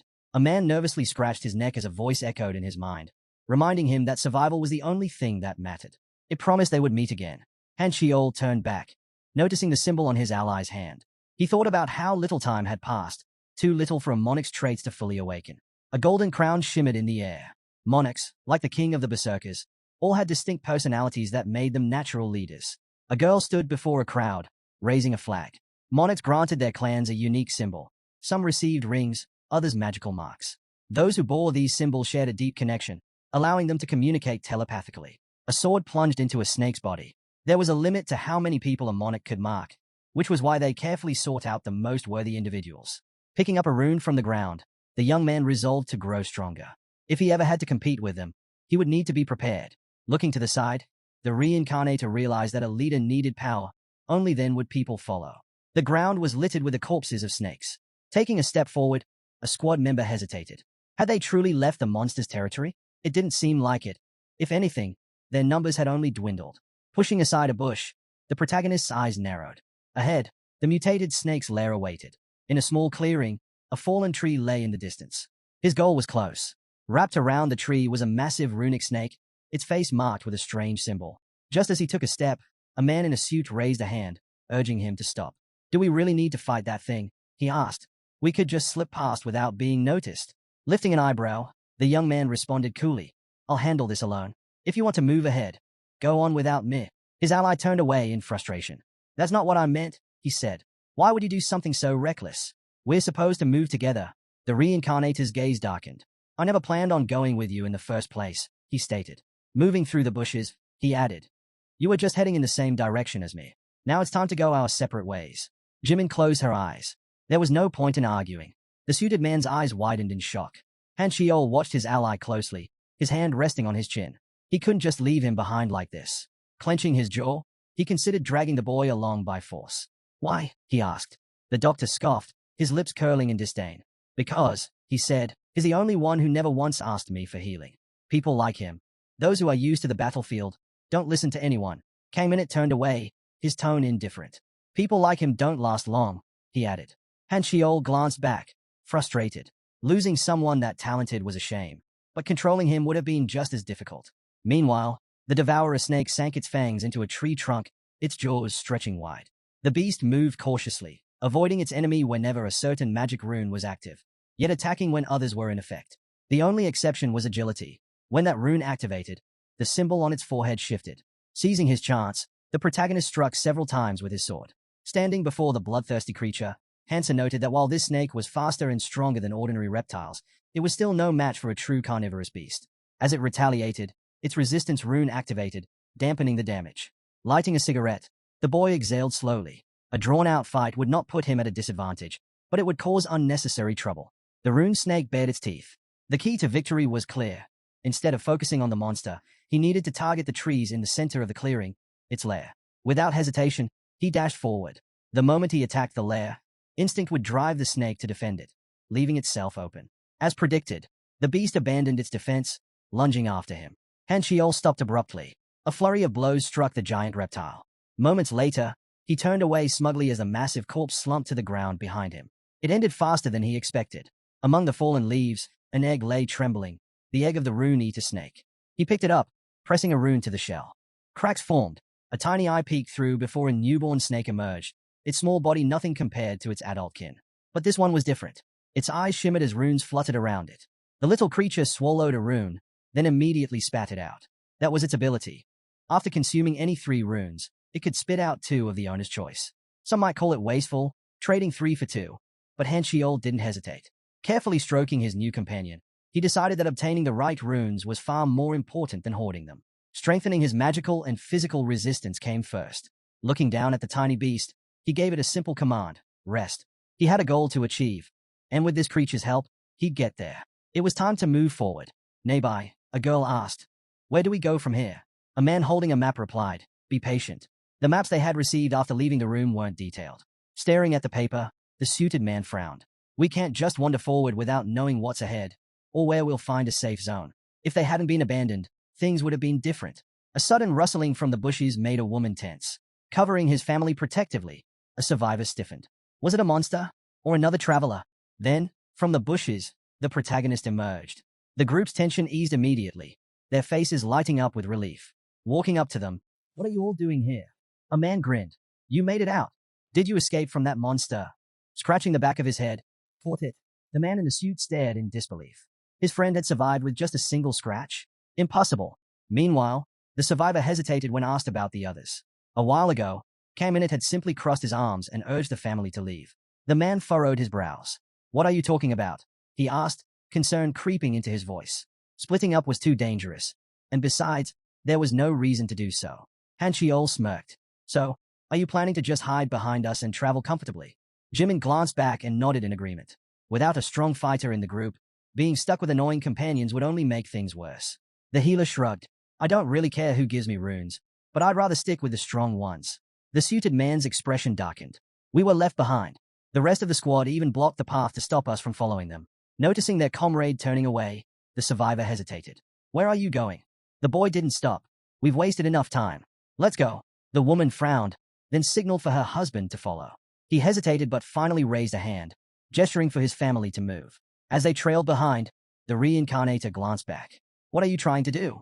The suited man raised his eyebrows, recalling his own words. With a sigh, he said, Forget it. You go ahead. We'll handle things our way. Closing his eyes, the protagonist shrugged. Do whatever you want. Does not matter. I'll be fighting alone anyway. Hansa battled several boars. The fights weren't easy, but each one strengthened his stats, keeping him in top form. Releasing the rune-eater snake onto the grass, he watched as it devoured a rune. Strengthening his resistance first had been a smart choice. Taking another stone in his hand, he thought, this should make things easier. From the bushes, his family observed him quietly. He realized they needed food. The girl blushed slightly, embarrassed at how much stronger he had become. The woman, on the other hand, was simply relieved. At least he didn't seem to care about them. The schoolgirl hesitated. Should we fight too? Her father shook his head. That would be foolish and reckless. Staying safe is what matters. The fact that we're still together, that's already a blessing. Ahead, the Reincarnator ran forward, and the others hurried after him. Where are you heading now? He stopped in front of a dark tunnel. Sunlight streamed down, casting a glow on his face. The survivor shielded his eyes from the brightness, squinting at the sight ahead. There were more people. Many more. The man stared. Wait, have they been heading here this whole time? Behind him, the family broke into smiles, relief washing over them. They had survived. Han Chiol turned around, and Hansu's expression darkened the moment he saw him. The soldier immediately understood. Judging by his condition, the rumors were true. He really had taken down a carnivorous beast on his own. Meanwhile, the fairy leaned on her hand, clearly annoyed by the commotion from the latecomers. Deciding she'd had enough, she slammed the door behind them. With that, the tunnel was sealed off by a massive stone, cutting off any way back. Not far away, the devil snapped his fingers, proposing another large-scale event. Suddenly, the scene shifted, and the survivors found themselves on the shore of a mountain lake. At the first-floor dock, the assistant welcomed them, relieved that about 75 people had made it this far. Then, a monstrous figure appeared, announcing the next event, a battle for tickets. Blue tickets materialized in front of the travelers. These were their only means of escaping the collapsing island and reaching the next one. The fairy spread her arms, explaining the situation. Some islands were overrun with monsters and surrounded by lava, while others, the central and southern islands, held valuable treasures. However, getting there would not be easy. Rules were in place to make things interesting. In the lake, several boats were available, each capable of carrying 3 people. To travel, a group needed at least 3 tickets. However, if 3 people used 3 tickets, they would each end up on separate islands. A diagram displayed the distribution pattern. Some boats would reach the outskirts, while others could land in the central zones. One particular island was marked with a question mark, hinting at an unknown fate. On the other hand, if 2 people used 3 tickets, they would arrive on the same island but would not be able to choose where. Han Chiol and Jimin listened carefully as the devil explained one final rule. A single person could go anywhere if they had 3 tickets. The revelation left the family stunned. The assistant peered through his telescope, scanning the islands.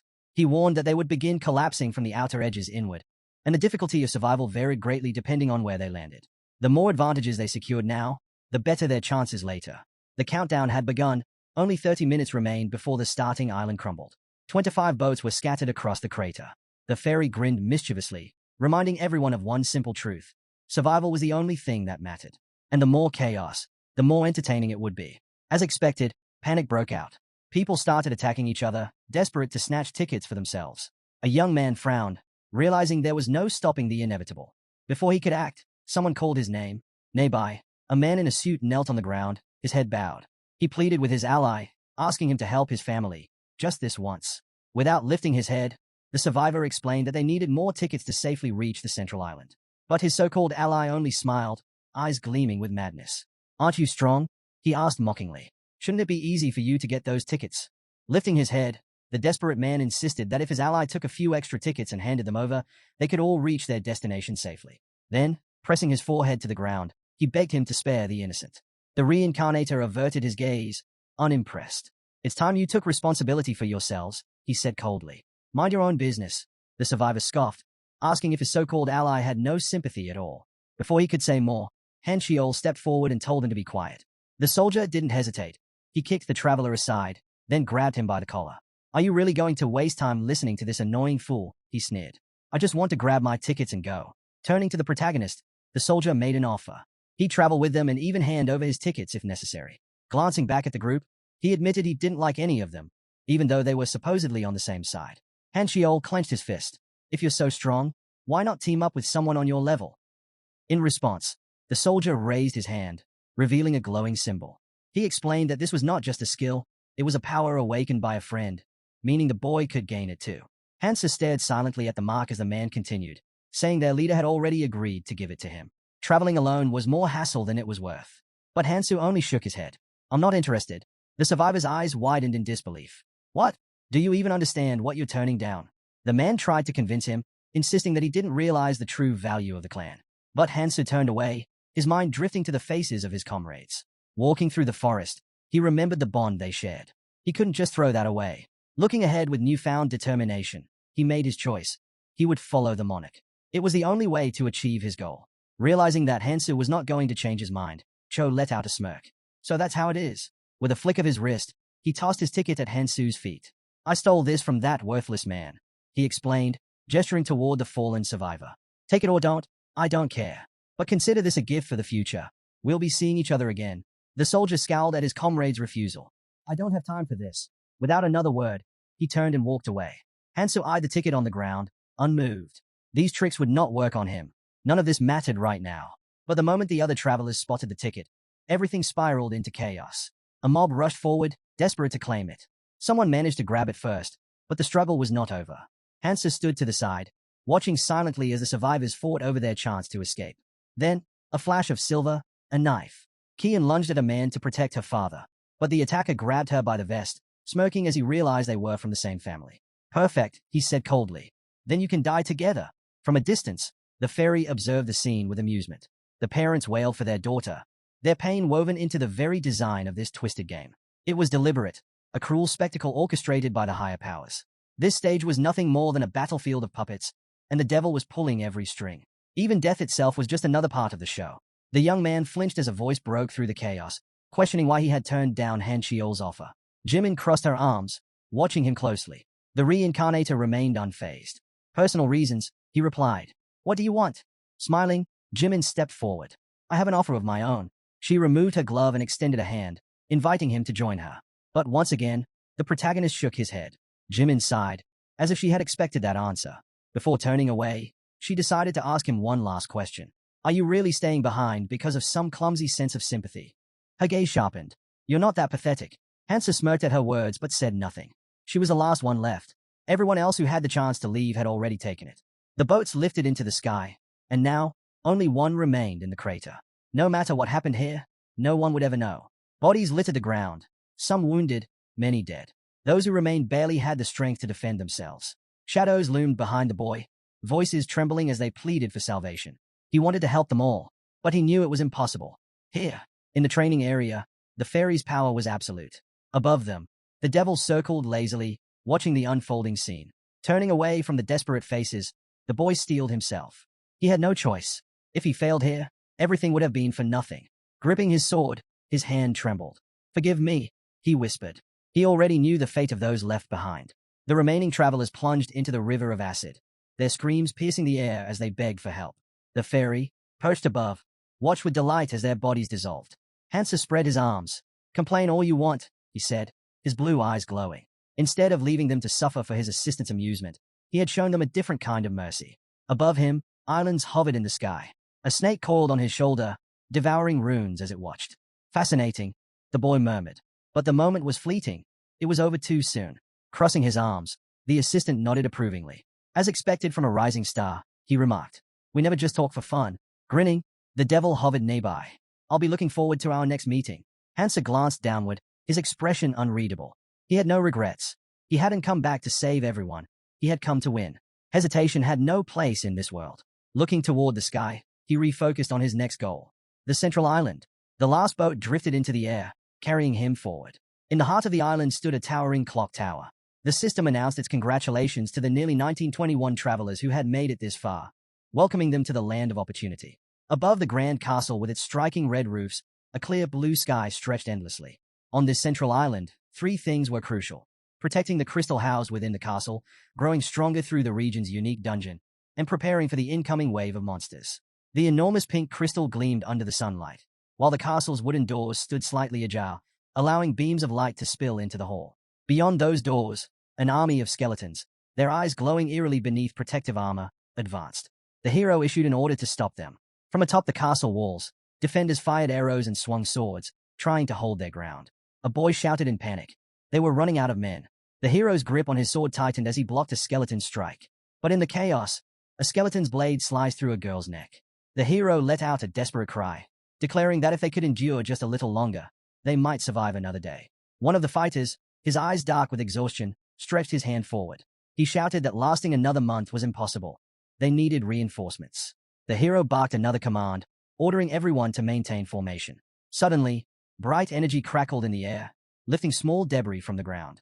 A piercing scream echoed across the battlefield. Inside the castle, a boy slammed his palm on an ornate table, insisting that rules needed to be established. The hero rose to his feet, frustration evident in his voice. Their defenses had collapsed on the very first day, and the damage was severe. How much longer could they afford to wait? Jungwook frowned, warning that if things continued like this, they wouldn't just fail to protect the crystal. They'd all be slaughtered. And Ju-yoon clasped her hands together, suggesting they wait for the other monarchs before making a decision. Xia, unimpressed, crossed her arms. The strongest are already here, she said. The rest don't matter. Lee Guktai raised an eyebrow. So, what's your plan? Jungwook spread his arms. The biggest issue is the lack of protectors. If we want to survive, we need more people, even if it means bringing in those who haven't joined the clans, by force if necessary. Xia's eyes narrowed. And how exactly do you plan to control these unaligned travelers? The man frowned, his expression grim. We'll have to put pressure on them, he said.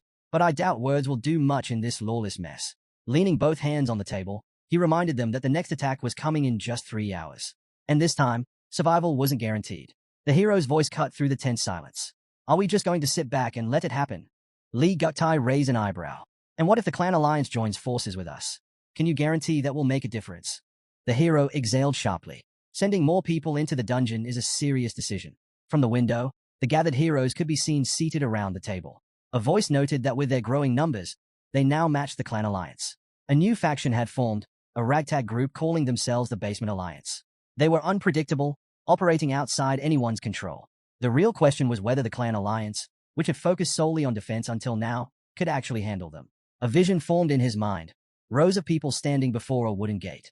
Jungwook turned away, visibly displeased. Send the clans from the front lines into the dungeon, he suggested. And Ju-yoon immediately shot up. Then who's going to defend the castle? A girl spoke next.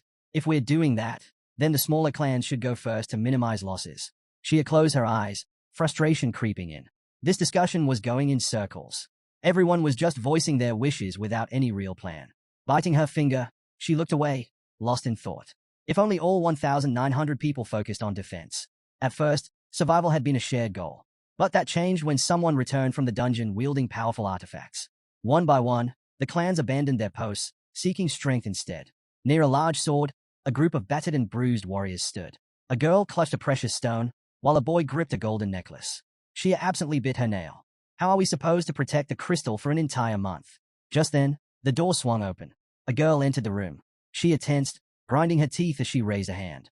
I don't have time for your games. Jimin smirked. Not here to mess around. I got news. Xia narrowed her eyes. This better be good. Jimin's voice was urgent. Some lunatic is fighting the Basement Alliance right now. Xia's eyes widened. What? How is that even possible? A distant voice yelled for help, his words frantic. I never promised I wouldn't go. The heroes turned in surprise. A young man collapsed to all fours, panting as he lifted his head. I'll hunt for 2 more days, he muttered, struggling to his feet. Then I'll come back. I will join you. But first, I need to get stronger. Around him, the others froze. Their eyes locked on the shimmering energy trailing through the air. A sudden impact. The guy staggered backward, gasping. His shoulder burned where he'd been struck. His mouth opened, but no words came out. From across the room, a hero exhaled a thin stream of smoke, cigarette in hand. You're done. Starting tomorrow, everyone fights upstairs. No more sitting around. The young man instinctively stepped forward. The hero raised a hand. Don't come any closer. But the dark-haired boy took another step. Something wasn't right. He could feel it. The hero's raw strength, his art characteristics, were lower than his own. And yet, there was no way he could beat him. His fingers twitched as he stretched out a hand. I need my weapon. A ripple of unease spread through the onlookers. Someone frowned. Who does this guy think he is? The hero answered with action. A flash of silver.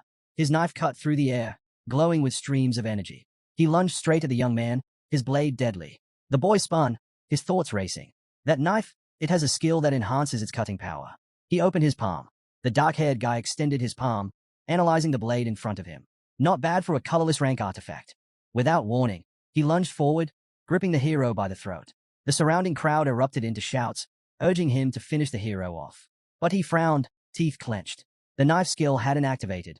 The blade hadn't pierced him. Does he have some kind of defense? The dark-haired hero smirked. Is it my turn now? A sharp impact. His fist slammed into the guy's face, leaving bruises and scrapes. Fighting without killing them was exhausting, but he had no choice. These people were valuable resources. The guy crashed to the ground, his vision blurry. Around him, the onlookers stared in shock. He sighed, realizing there was no point in talking. They wouldn't listen to reason. The dark-haired hero raised an eyebrow, then smirked. Guess I've got one last cigarette left. That should be enough. Meanwhile, Jungwook and Shia stepped outside, only to freeze in place, their expressions shifting in surprise. Who is that guy? A voice muttered. Inside, an unknown figure sat at the table, facing the other monarchs. Shia and Njuyun exchanged wary glances. The hero furrowed his brows. So this is the guy Han Shiol mentioned. But what was that magical beast on his shoulder? The dark-haired stranger crossed his arms. Starting tomorrow, the Basement Alliance and the Clan Alliance will merge. We'll alternate between defense and hunting. If anyone has a problem with that, speak now. Hansa scanned the room, his gaze settling on the assembled leaders. You can't expect people to follow orders without being part of the system. We need to bring in as many capable individuals as possible. If they refuse, we'll make them join. Outside forces will follow our commands, no exceptions. Shia's eyes widened. This benefits us more than it does him. What's he really after? Li Guktai raised an eyebrow. And what do you want out of this? The guy smirked. Funny, a man with this much power stirs up chaos, yet claims he has no personal motives. The protagonist exhaled, his expression unreadable. As long as the basic rules and systems are in place, I have no reason to interfere. Li Guktai narrowed his eyes. You say that. But what happens if you change your mind? What if one day you decide to take out the alliance? Hansa stood abruptly. I don't have time for pointless arguments. His lips curled into a grin. But since you're all so paranoid, his body shimmered. Then, in an instant, he vanished. Jungwook stiffened. He's gone. The heroes instinctively reached for their weapons. Shia's voice cut through the room. Stay alert. He's probably planning an attack. Li Guktai scowled, drawing his sword. It's just a basic invisibility skill. He can't have gone far. A sharp presence. Hansa reappeared behind him, pressing a blade against the boy's throat. His voice was calm, but laced with amusement. Did you really think I couldn't attack if I wanted to? Li Guktai's eyes widened in disbelief. Was this really just a trick? Or had the boy actually summoned a dragon strong enough to shatter his senses? He couldn't wrap his head around how easily he'd been deceived. Meanwhile, the protagonist recalled something he had gained just before arriving here. Since the pattern had continued so far, he saw no reason to break it now. Li Guktai dropped to his knees, his hands braced against the floor. Hansa closed his eyes and told everyone to calm down. He had no ill intentions. Now was the time for unity. Each of them had a role to play, and if they focused on their part, they could make this work. That was the plan. Li Guktai slowly rose, pressing a hand to his throat as if still processing what had happened. Hansa walked down the castle corridor, lost in thought. They had been at odds for so long that forming an alliance wouldn't be easy. But there was still time. He wouldn't force it. This was just the beginning. There were bigger matters to handle later. Just then, Jimin appeared in front of him, stopping him in his tracks. She told him to wait. She didn't like being ignored. Hansa frowned. Jimin raised an eyebrow, reminding him of their previous conversation. This time, she expected a different answer. Soft particles of light flickered in the air between them. She had asked before if he wanted to join their alliance, but now, she was extending a real invitation.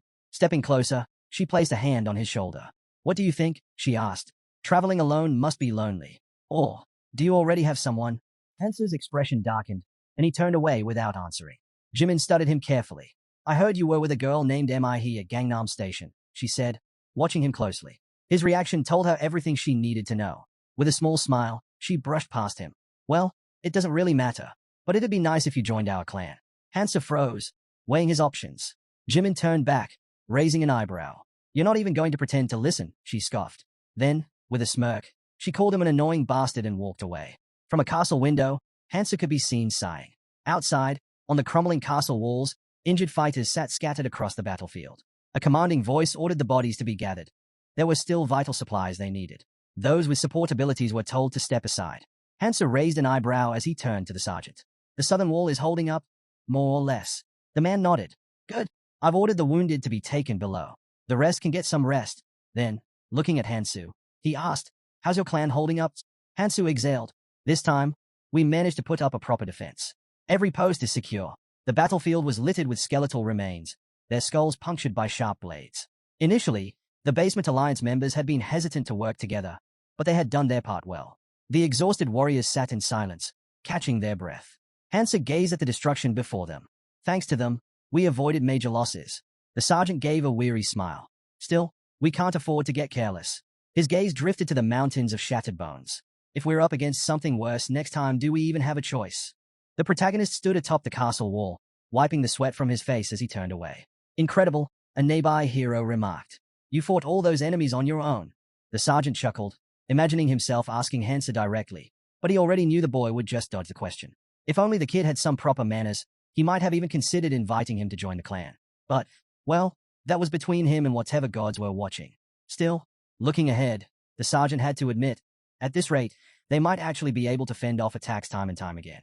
Suddenly, the boy's voice cut through the moment. Sergeant, there's something in the air. A figure emerged from behind the white clouds. The fairy assistant. She smiled as she stepped forward. Waiting for me? She asked playfully. The group tensed. Her sudden arrival couldn't be a good sign. Have you all enjoyed your rest these past 2 days? She continued. The heroes exchanged uneasy glances. Surprise flickered in their eyes as they raised their heads, realizing that whenever she showed up, it only meant one thing, trouble. Sensing their tension, the fairy let out a soft giggle. Oh my, you all seem so bored. Let's change that, shall we? With a clap of her hands, a mischievous smile spread across her face. Starting today, demons will be joining the battlefield. The announcement sent a wave of unease through the group. These creatures are far stronger than the undead you've faced so far, she admitted. But don't worry too much. Unlike the undead, demons will give you something valuable when you kill them. She waved a hand, conjuring an illusion, an enormous, menacing demon surrounded by glowing gems. These, she said, pointing to the bright crystals at the demon's feet, can be exchanged for incredible artifacts. There's even a shop exclusive to this place. Murmurs spread among the group as system pop-ups appeared before them. The heroes gawked at the windows flashing before their eyes. Hansa's eyebrows lifted as he scanned the options. The fairy, noticing his reaction, added, oh, and there's more. These crystals aren't just for artifacts. You can also buy escape tickets to leave this place. Hansa's gaze flickered to an icon in the shop menu. A running figure. The cost, 600 crystals. The fairy's voice rang out again. So, do you all want to get out of here quickly? The boy frowned. Wait, so if we gather enough crystals, we can just leave. A nearby hero pointed at the details. It says up to 5 people can go together. The fairy let out a gleeful laugh. That's right. So give it your all and start collecting. Before anyone could process her words, a surge of red energy burst forth in front of the castle gates. A demon's hand, long, black claws glistening under the light, emerged from the swirling portal. Then came the smile. Twisted, inhuman, unsettling. The creature arched its back and let out a deep, eerie laugh. Incoming, a hero shouted as the demon took a step forward. The crowd stiffened. No one moved. Someone had to face it first. But how strong was this thing? They all wanted those crystals. But was it worth the risk? Through the stunned crowd, Hansu stepped forward. His voice was firm. Step back. Hansa pushed off the castle wall, launching himself into the air with a sharp sword in hand. He shot straight toward the demon, swinging his weapon in a powerful arc. The demon raised its hand, effortlessly stopping the attack. A grin spread across its face as it gathered bright energy in its free hand. Hansa barely managed to jump back as the demon's arm swung forward, sending a shockwave through the air. He exhaled sharply. This was expected, even if the creature was a degraded version of a true demon. He narrowed his eyes. Normal attacks won't be enough. And worse, he was out of cloud snacks. His defenses were solid thanks to the Rune-Eater snake, but his attack power was lacking. The demon's grin widened. Bright streams of energy surged from behind its back. Hansu suddenly felt power surging around his feet. He glanced down as a system notification popped up. Light boots of a scoundrel. Speed increased for 1 minute. A smirk crossed his face. Speed? Ha! He could work with that. In a flash, Hansa moved. A zigzagging trail of light followed behind him as he accelerated toward the demon. He appeared behind the creature in an instant, blades swinging. The demon reacted fast, spinning around and raising both hands to block. The air crackled as Hansu's sword struck over and over, leaving bright slashes hanging in the air. With a sharp swing, he finally sliced across the demon's chest, leaving a glowing wound. The creature's bright eyes widened. Its hand shot forward, releasing a blazing energy attack. Hansa braced himself, gripping his sword and blocking the incoming blast. A brilliant explosion erupted across the battlefield, sending stone fragments flying. From behind his sword, he frowned. His Namaha's ring of destruction had activated. Any skill or power that touched his weapon was instantly neutralized. From the castle walls, the soldiers looked on in shock. Is he really fighting that thing alone? One murmured. The sergeant's brows furrowed. Just how much stronger has he become? Next to him, a soldier turned to Han Chiol. We can't let this chance slip by. Han Chiol looked up. You're saying we should join the fight? He hesitated. Is that really a good idea? Jung Wook frowned. If we don't, others will. Do you really want to sit back and watch? As if on cue, warriors leapt from the castle walls, shouting. There's only one demon. We're not standing around for this. Jimin raised an eyebrow. Not really my style, she muttered. Then she turned to Xia. What about you? Xia folded her arms. We wait. Jimin's brows rose. Oh? So you do want to see what Hansu can do? Down below, a group of heroes rushed toward Hansu, weapons drawn. He turned his head, glancing at them. His eyebrows shot up. Impudent. This wasn't a normal fight. The demon could activate its racial skill at any second. If they interfered now, they'd only make things worse. He didn't have time to deal with reckless travelers. The protagonist stood firm before the towering demon, its glowing eyes piercing through the darkness. Observing closely, he suspected something was off. The creature hadn't used any abilities yet. That meant either hesitation or a hidden limitation. The demon arched a brow, watching intently. The hero recalled that demons possessed unique racial skills, unpredictable and varied. His mind raced. Did this one have an area of effect attack? As if to answer, streams of bright energy gathered in the demon's palm. Without hesitation, the protagonist turned to his allies. Fall back. You won't survive if you stay too close. A bespectacled man hesitated, brows furrowed. I got a bad feeling. Should we just stand back and let you handle this? The hero raised an eyebrow. What are you saying? We need to be close enough to land the final blow. The demon grinned, power surging in his hand. Without warning, he unleashed his racial skill, Hellfire. A blazing arc carved through the air, leaving a trail of searing destruction. The hero swiftly raised a shield, calling out, I have an artifact. This should protect me from minor flames. Another fighter scowled. If I deal the final hit, the reward is mine. But before anyone could act, the hero's voice rang out. Run! Flames erupted, engulfing everything in their path. As the fire spread, terrified screams filled the air. The group scattered, fear overtaking them. The demon strode forward, relentless. The protagonist stood his ground, resting his sword on his shoulder. He tightened his grip, then let out a low chuckle. Hellfire! Ha! Nearby, Hansa tightened his hold on his gleaming sword. It was time to unleash the full power of the ring. He swung his weapon, slicing through the inferno, leaving a streak of light in its wake. A powerful surge of energy burst forth, destruction slash. Gasps echoed around him. What was that? He cut through the flames. Hansa narrowed his eyes. The battlefield was scarred with deep craters, fire still smoldering on the scorched earth. A shiver ran through him. This wasn't just any enemy. Right here, right now, he was the only one capable of fighting this monster. The demon stretched out a clawed hand, flames spiraling around him. His grin widened, his burning eyes locked onto the protagonist. He lunged forward, his razor-sharp talons slashing through the air. Hansa's eyes widened, his breath hitching. His hands trembled as he took in the sight. The hero standing firm, sword planted in the ground. He clenched his fists.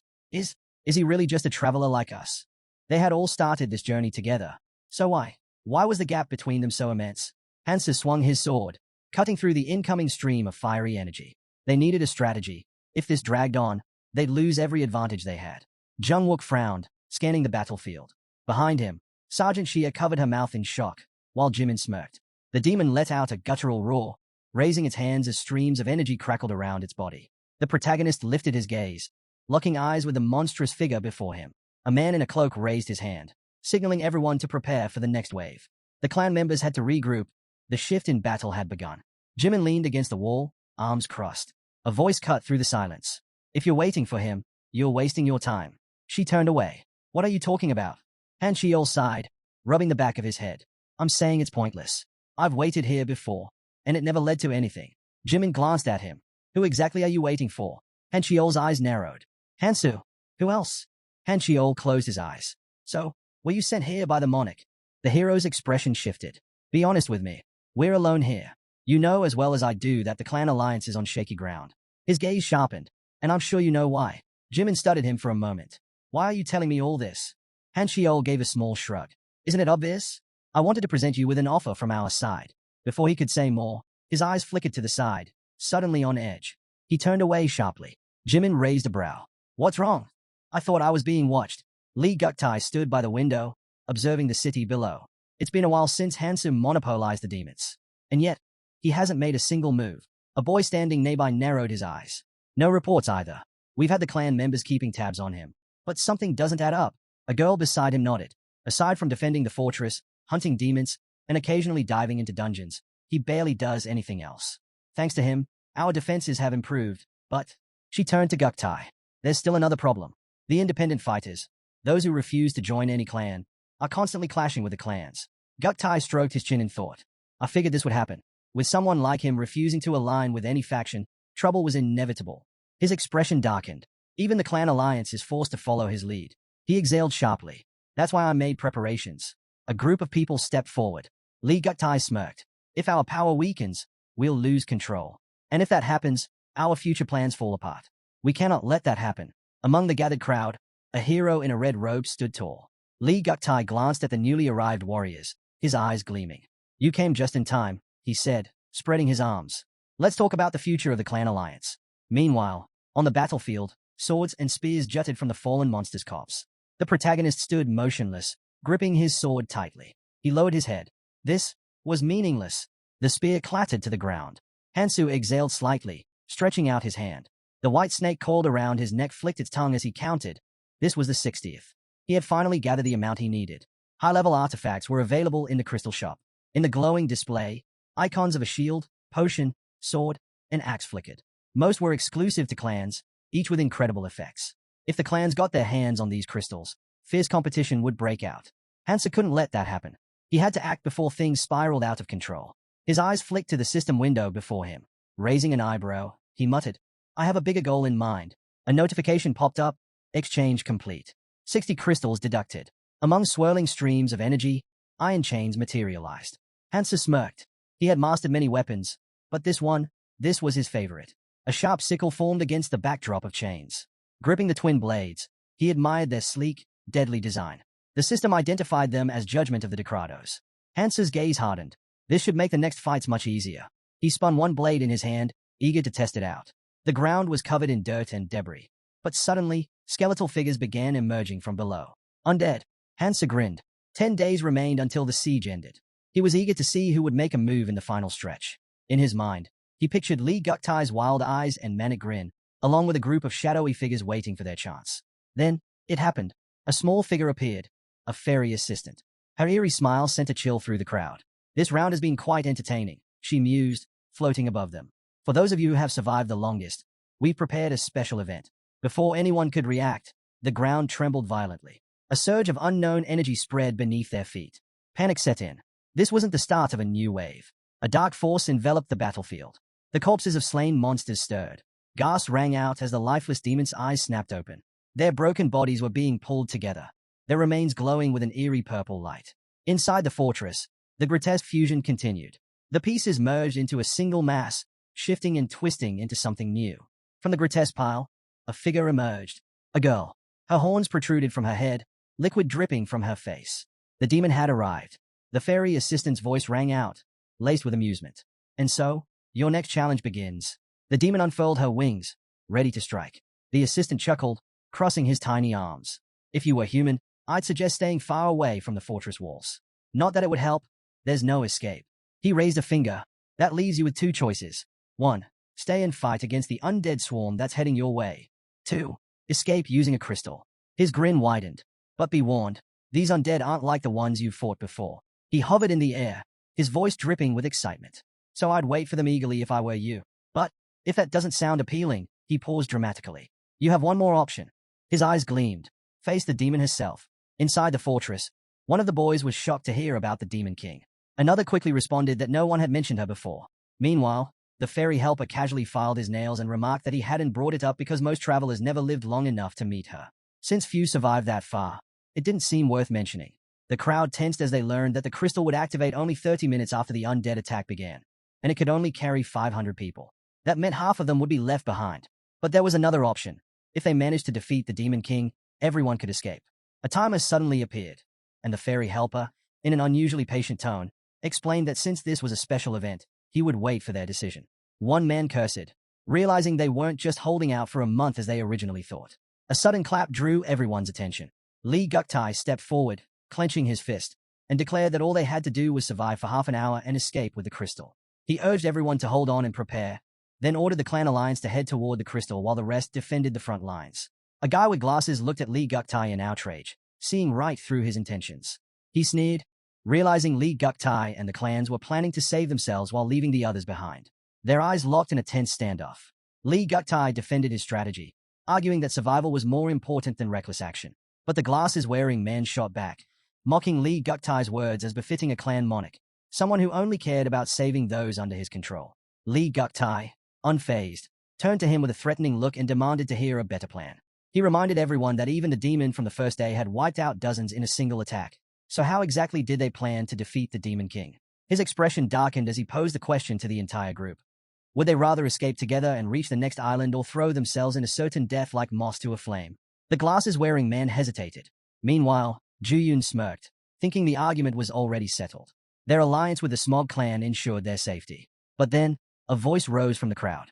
Someone stepped forward and declared that the only way for everyone to survive was to defeat the Demon King. Ju-Yun tensed up, his body's rigid with unease. Meanwhile, Hansu remained calm, stating that if they managed to defeat the Demon King, everyone who survived would be able to escape. Ju-Yun scowled, irritated that Hansu was interfering yet again. Lee Guktai stepped forward, eyeing Hansu skeptically. Are you sure you'll survive? He challenged. Hansu simply shrugged. Who knows? He said indifferently. Then, he pointed out the harsh truth. If they made a run for the crystal, far more than 500 people would die. Maybe even all of them. A girl in the crowd smirked and said that in that case, she'd rather follow him. She added that trusting the so-called clan leaders was out of the question, so siding with them made no sense. Turning to Hansu, she asked for his thoughts. People around them started raising their fists in support, eager for a way out that didn't rely on abandoning half their group. Seeing this, Ju-Yun and his clan quickly decided to join in. Soon after, Shia announced that they would also fight alongside Hansu. Ju-Yun's expression darkened.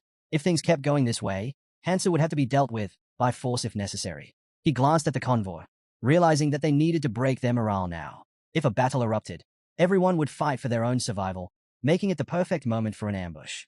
But before he could act, Hansu shot him a menacing glare. Save your plans to kill me for later, he warned. In a flash, Hansu attacked. His weapon crashed into the ground beside Ju-Yun, the impact sending a tremor through the floor. Then, with a swift motion, he pulled it back, the blade gleaming. You sure you can handle the consequences? He asked. Ju-Yun flinched, realizing he had just barely escaped death.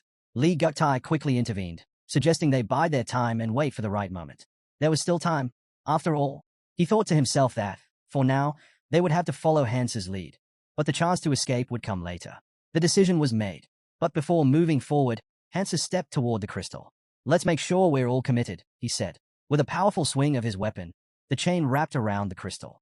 He yanked hard, and cracks splintered across its surface. A moment later, the crystal shattered into countless shards.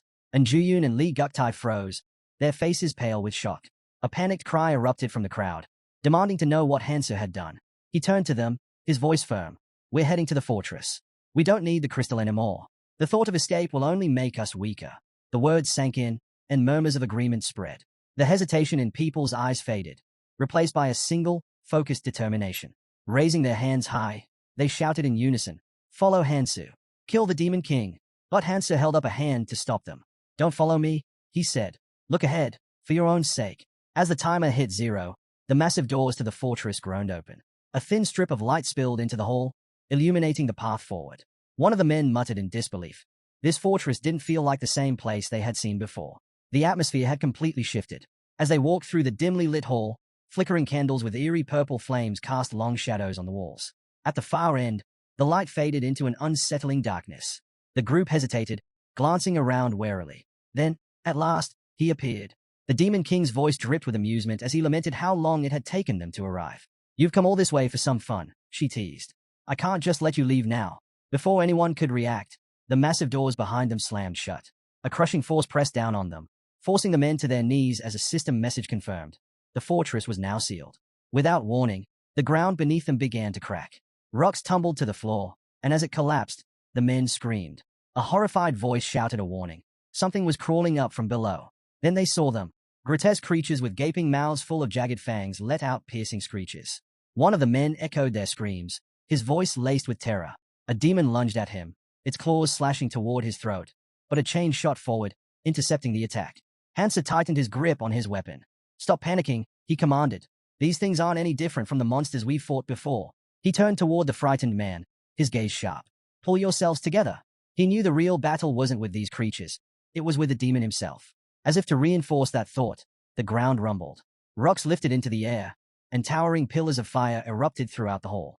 From within the flames, armored demons emerged, their glowing eyes brimming with magic. Someone shouted for everyone to move as the purple flames spread. Hansa braced himself, deflecting the attack with his chains. "We have two enemies here," he barked. "Split up and deal with them." He quickly issued orders. Support units were to fall back, range fighters should step up, and those unable to hold the flanks needed to stay out of the way. Jungwook hesitated, warning that a reckless charge could put them at a disadvantage. But Hansu wasn't listening. Without waiting, he launched himself into battle. "Left side, I'm going in first." His mind analyzed the enemy in front of him. This gatekeeper demon was modeled after the Abyss's guardian, meaning it was far stronger than most, but its movements were predictable. Hansa smirked. That was all he needed. His chains twisted and lashed out, striking with crushing force. He didn't stop. Blow after blow rained down on the demon as he thought about something far more important. This was his chance to unleash the full power of Judgment of Dekratos. His chains extended, stretching for tens of meters. With a precise movement, they wrapped tightly around the demon's massive sword. As they glowed with an eerie light, a powerful force surged through them. Suppression. Magic pulsed through the chains, binding the demon completely. It struggled, but couldn't move. Hansa knew what was happening. The spell was siphoning magic from his opponent, draining its strength and lowering its stats with a powerful curse. He exhaled sharply. Using suppression consumed his own energy as well, but it was a price he could bear. A ring on his hand gleamed faintly as he turned to the others. "Are you just going to stand there and watch?" The warriors around him hesitated, shaken by the sheer force of his attack. Jungwook smirked, refusing to stand by any longer. He commanded his subordinates to prepare for an all-out attack, demanding they bring glory to their clan's name. Shia quickly turned to her own forces, instructing those with weaker resistance to support from the rear. Without hesitation, the warriors charged forward. Explosions erupted across the battlefield as both sides clashed. The demons didn't remain idle either. Hansa suddenly realized they were attempting to summon hellfire. Cracks split open in the ground, and blinding light burst forth. Hansa's chains rattled helplessly as the demon broke free from his shackles. Hansu immediately ordered the attack to continue. He knew they wouldn't last long if the demons landed a solid hit. But if he could predict their movements, he could manage. With renewed determination, he launched another strike, sending his chains hurtling toward the demon. Just then, a searing beam of demonic flame nearly knocked him off his feet. One of his allies shouted a warning. The hellfire would make his attacks useless. But Hansa refused to back down. He leaped toward the demon, knowing he had to eliminate it himself. His gaze locked onto the source of the hellfire, the ignition crystal. With immense effort, he reached into the flames, grabbed the crystal, and yanked it free. Grinning, he crushed it in his palm. As the fire surrounding the demon flickered out, the onlookers gasped, questioning what had just happened. Hansa simply reminded them of his earlier words, then ordered them to keep fighting. He assured them there was no need to worry. The demon wouldn't be able to use hellfire anymore. A sudden warning cry rang out. Hansa barely dodged an attack in time. Meanwhile, Jungwook turned his attention to another demon, the one assigned to the non-clan warriors. The scene before them was grim. The fighters lay sprawled on the ground, unarmed, while the demon loomed over them. Desperate, they begged for help. Juyun frowned, questioning why they weren't fighting back. The group hesitated, saying it was too dangerous to intervene. They turned to Hansu. Wasn't it his responsibility to deal with this? They didn't know what to do. Lee Guktai smirked, sensing their hesitation. To him, this was an opportunity. Stepping forward, he called out to Hansu, accusing him of sending people to their deaths. It was all his fault things had reached this point. Pointing directly at him, Lee Guktai declared that Hansu should take responsibility. A warrior still battling nearby snapped at Lee Guktai to stop talking and start fighting. Frustrated, he kicked Lee Guktai aside, yelling that his clan was doing nothing while everyone else fought. Lee Guktai merely smirked, challenging those around him. Did they really think he was holding back because he was weak? He scoffed, ready to prove he was different from the idle chatterers around him. Fine, he sneered. Let's see the true power of the special forces. His warriors raised their bows, arrows aimed at the demon. With precision, they attacked, striking repeatedly. Swords and arrows tore into the demon's flesh. The spectators murmured in disbelief. Then, at last, the demon collapsed to its knees. Hansa turned to Xia and Jungwook, telling them to head to the other side. He'd handle this. Without hesitation, he lunged forward, his daggers slicing through the air as his chains whistled. Wrapping the chains tightly around the demon, he swung his blades with precision, severing its tendons. And Juyun watched in shock. A monster that would have taken dozens of their warriors to bring down. Hansa had handled it alone. Frustrated, he turned to Guktai and demanded he finish things already. Hansa knew Guktai wasn't the type to form a special squad just to show off, but right now, that didn't matter. He needed to stay focused. His chains lashed out again, tightening around the demon as he unleashed another relentless assault. Meanwhile, Juyun gritted his teeth and struck his opponent with his sword. From the side, Hansu observed the battle unfold. Jimin charged in with a wild grin, twin daggers in hand. Hansu's chains coiled around the demon's neck, squeezing tighter. With a final, decisive motion, Hansu spread his arms wide, slicing clean through his enemy's throat. He turned, surveying the aftermath of his work. Wiping dirt from his cheek, he caught Lee Guktai staring, his expression a mix of anger and unease. Hansu stood over the fallen demon, locking eyes with him. A subordinate approached Guktai, pointing out a crystal among the remains. He suggested they use it to trade for valuable artifacts. And Juyun spoke up, revealing that the clan alliance had formed a special squad, and strengthening it was now the priority. However, another warrior argued that the small clan should be the first to claim the trophies. The young man merely smiled. I might be the temporary commander, but the special squad belongs to the entire clan alliance. No need to worry. Jungwook frowned. When had the alliance created such a squad? As far as he knew, they had been keeping that a secret. Xia shot Lee Guktai a cold look. We managed to control our unruly monarchs and form a proper alliance. The looming crisis only sped things up. Hansa checked his system window while overhearing her thoughts. There was no point in dwelling on why the squad was created. Just then, Xia and Jungwook approached him. It looks like the alliance is trying to corner you, Xia warned. Hansa waved it off. I already know what's happening. No need to worry. Xia raised an eyebrow. So you have a plan? Hansa smirked. Just wait and see. He had already made his move. More warriors joined them, announcing that the alliance would now have to take the front lines. That meant their side would have an easier time since the alliance couldn't just stand aside anymore. Jimin narrowed her eyes. Are you sure about that? What if they regroup and refuse to do anything? Even if we help them, they might just ignore us again. Making it clear, if they wanted to escape, they had no choice but to fight the Demon King. Survival meant fighting. Xia assessed their situation.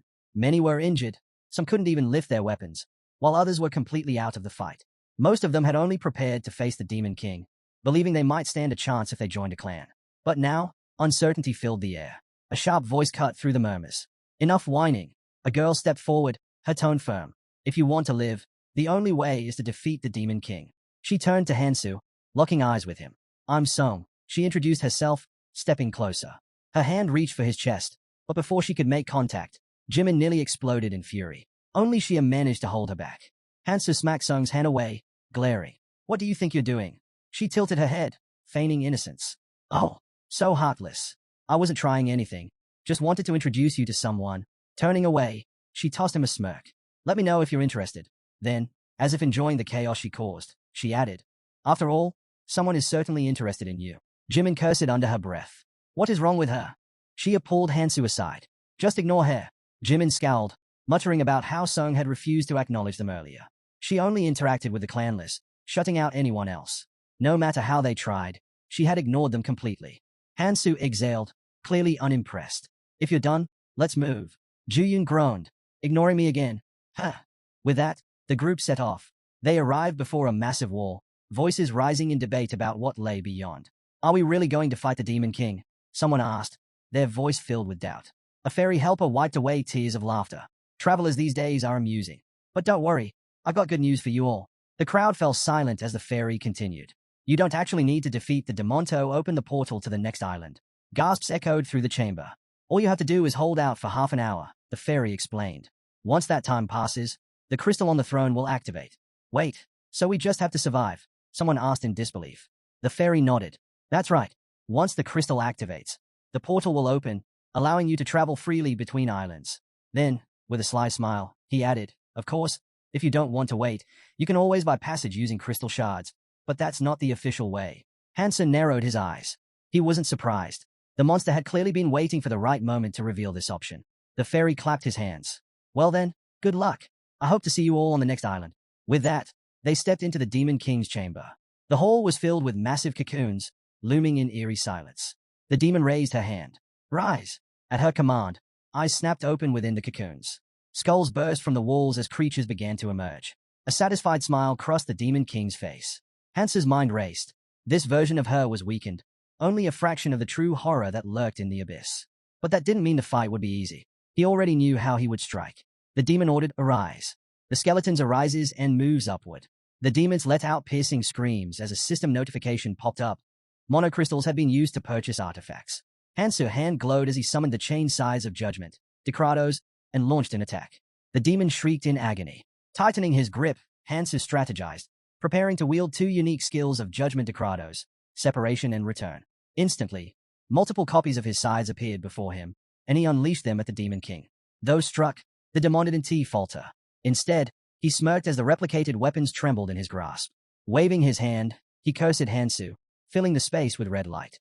The chains, seemingly alive, lunged toward his. But with a confident grin, he struck different parts of the weapons, asserting his dominance. Then, with a commanding voice, he summoned another demon and ordered it to tear the humans apart. More demons swarmed the battlefield. Hansu turned to the others. I'll handle the Demon King. Take care of the summoned creatures. Guktai, the leader of an alliance faction, ordered his men to stay out of the fight. Jimin, frustrated, scoffed, figures they'd sit back and do nothing. Hansu understood their hesitation but needed all the help he could get. At least hold the demon off for a bit. Jimin bristled. And how exactly are we supposed to do that without you? The demon let out a chilling laugh, raising her hands. Above her, a monstrous fist of exposed muscle hurtled toward Hansu. A sudden green glow illuminated his face. One of the warriors had cast a protective dome around him. We can't hold this for long. Hurry up. Meanwhile, another alliance warrior observed the chaotic battlefield. There are too many of them. I can't even tell what's happening. Should we be helping somehow? Another asked, coughing up blood mid-sentence. And Juyun turned in shock as one of their own collapsed. He stared at the attacker and demanded, "What are you doing?" Guktai, with a sinister smirk, replied, "The perfect time to strike is when everyone's distracted." His faction had no intention of fighting the demons. Instead, they were eliminating their own. And Juyun's face twisted in horror. "You think we'll just let this slide? Why aren't you fighting the real enemy?" The answer was chilling. No one could move as a special squad launched a surprise attack. And Juyun, defiant, yelled, "This battle isn't over. We'll wipe you out too." But Guktai only sneered. "You were just disposable pawns, willing to throw yourselves away for the monarch." And Juyun froze. "What monarch?" Before he could process it, Guktai roared, "Time for you to disappear, Juyun," and swung his blade. But before the strike could land, and Juyun collapsed, overwhelmed by fear. Hansu arrived just in time, his gaze locking onto Guktai. "So, you've finally shown your true colors," he muttered. It seemed the boy's underhanded tactics hadn't changed one bit. Guktai, startled by Hansu's presence, questioned why he wasn't still fighting the Demon King. But it didn't matter. He was convinced Hansu was too late. The special squad surged forward to attack, but Hansu quickly pieced everything together. The Monarch of Disguise had finally revealed himself.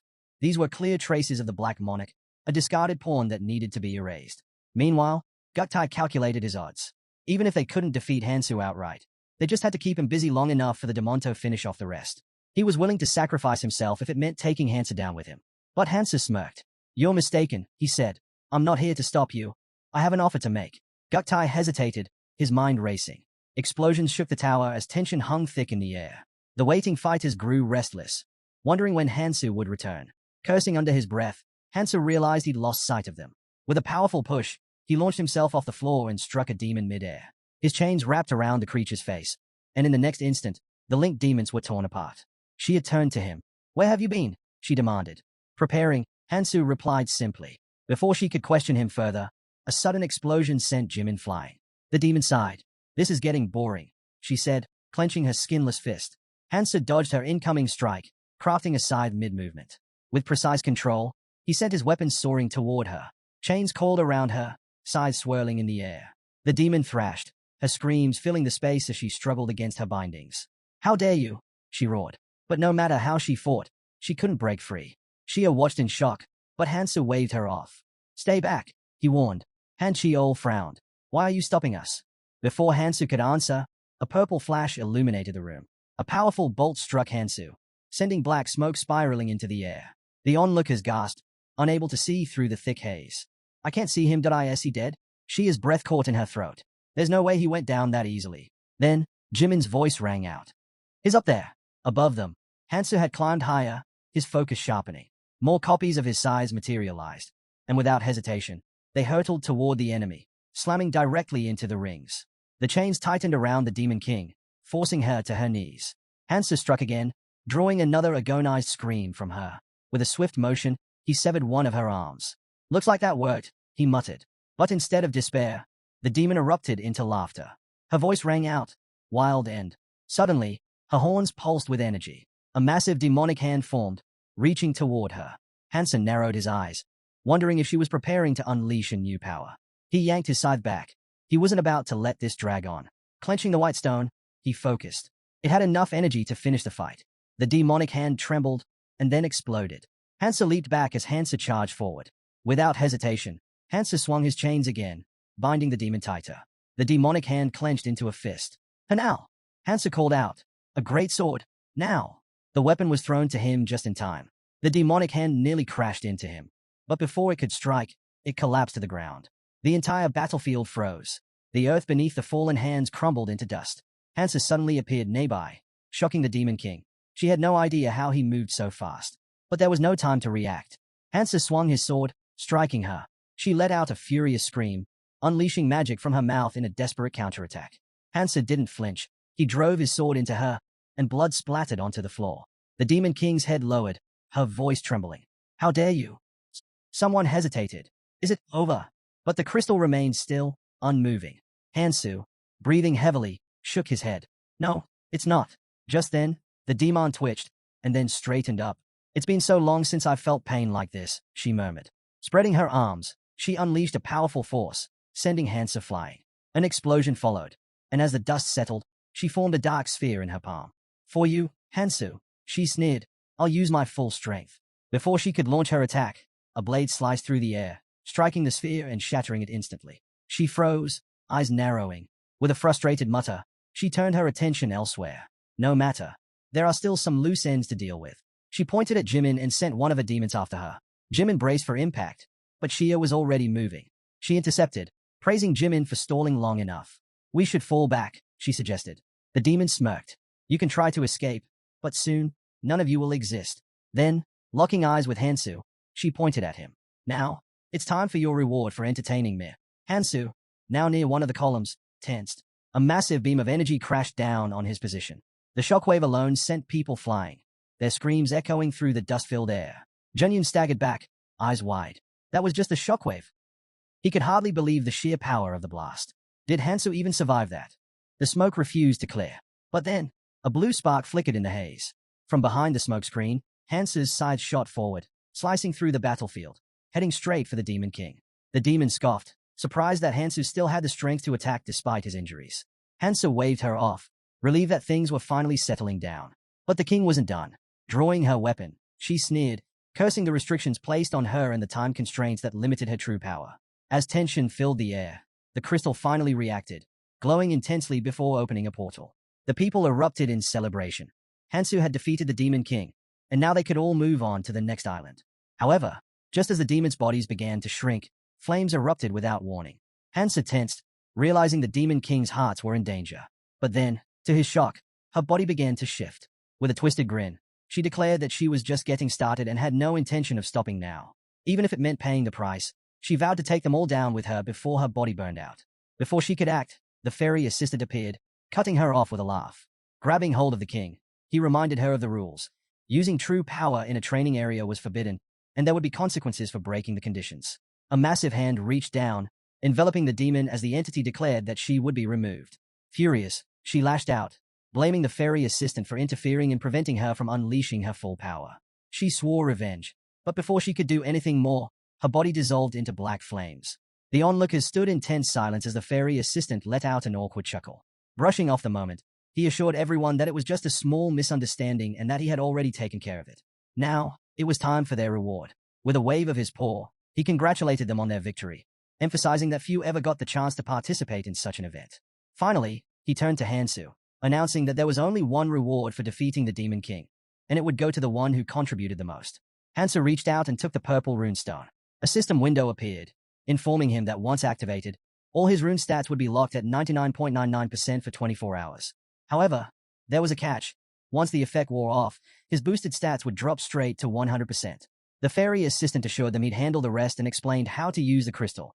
Just by thinking of their desired destination, they could travel there. With that, he left, saying he'd be waiting for them on the next island. Hansa glanced at the runestone, feeling a sense of accomplishment.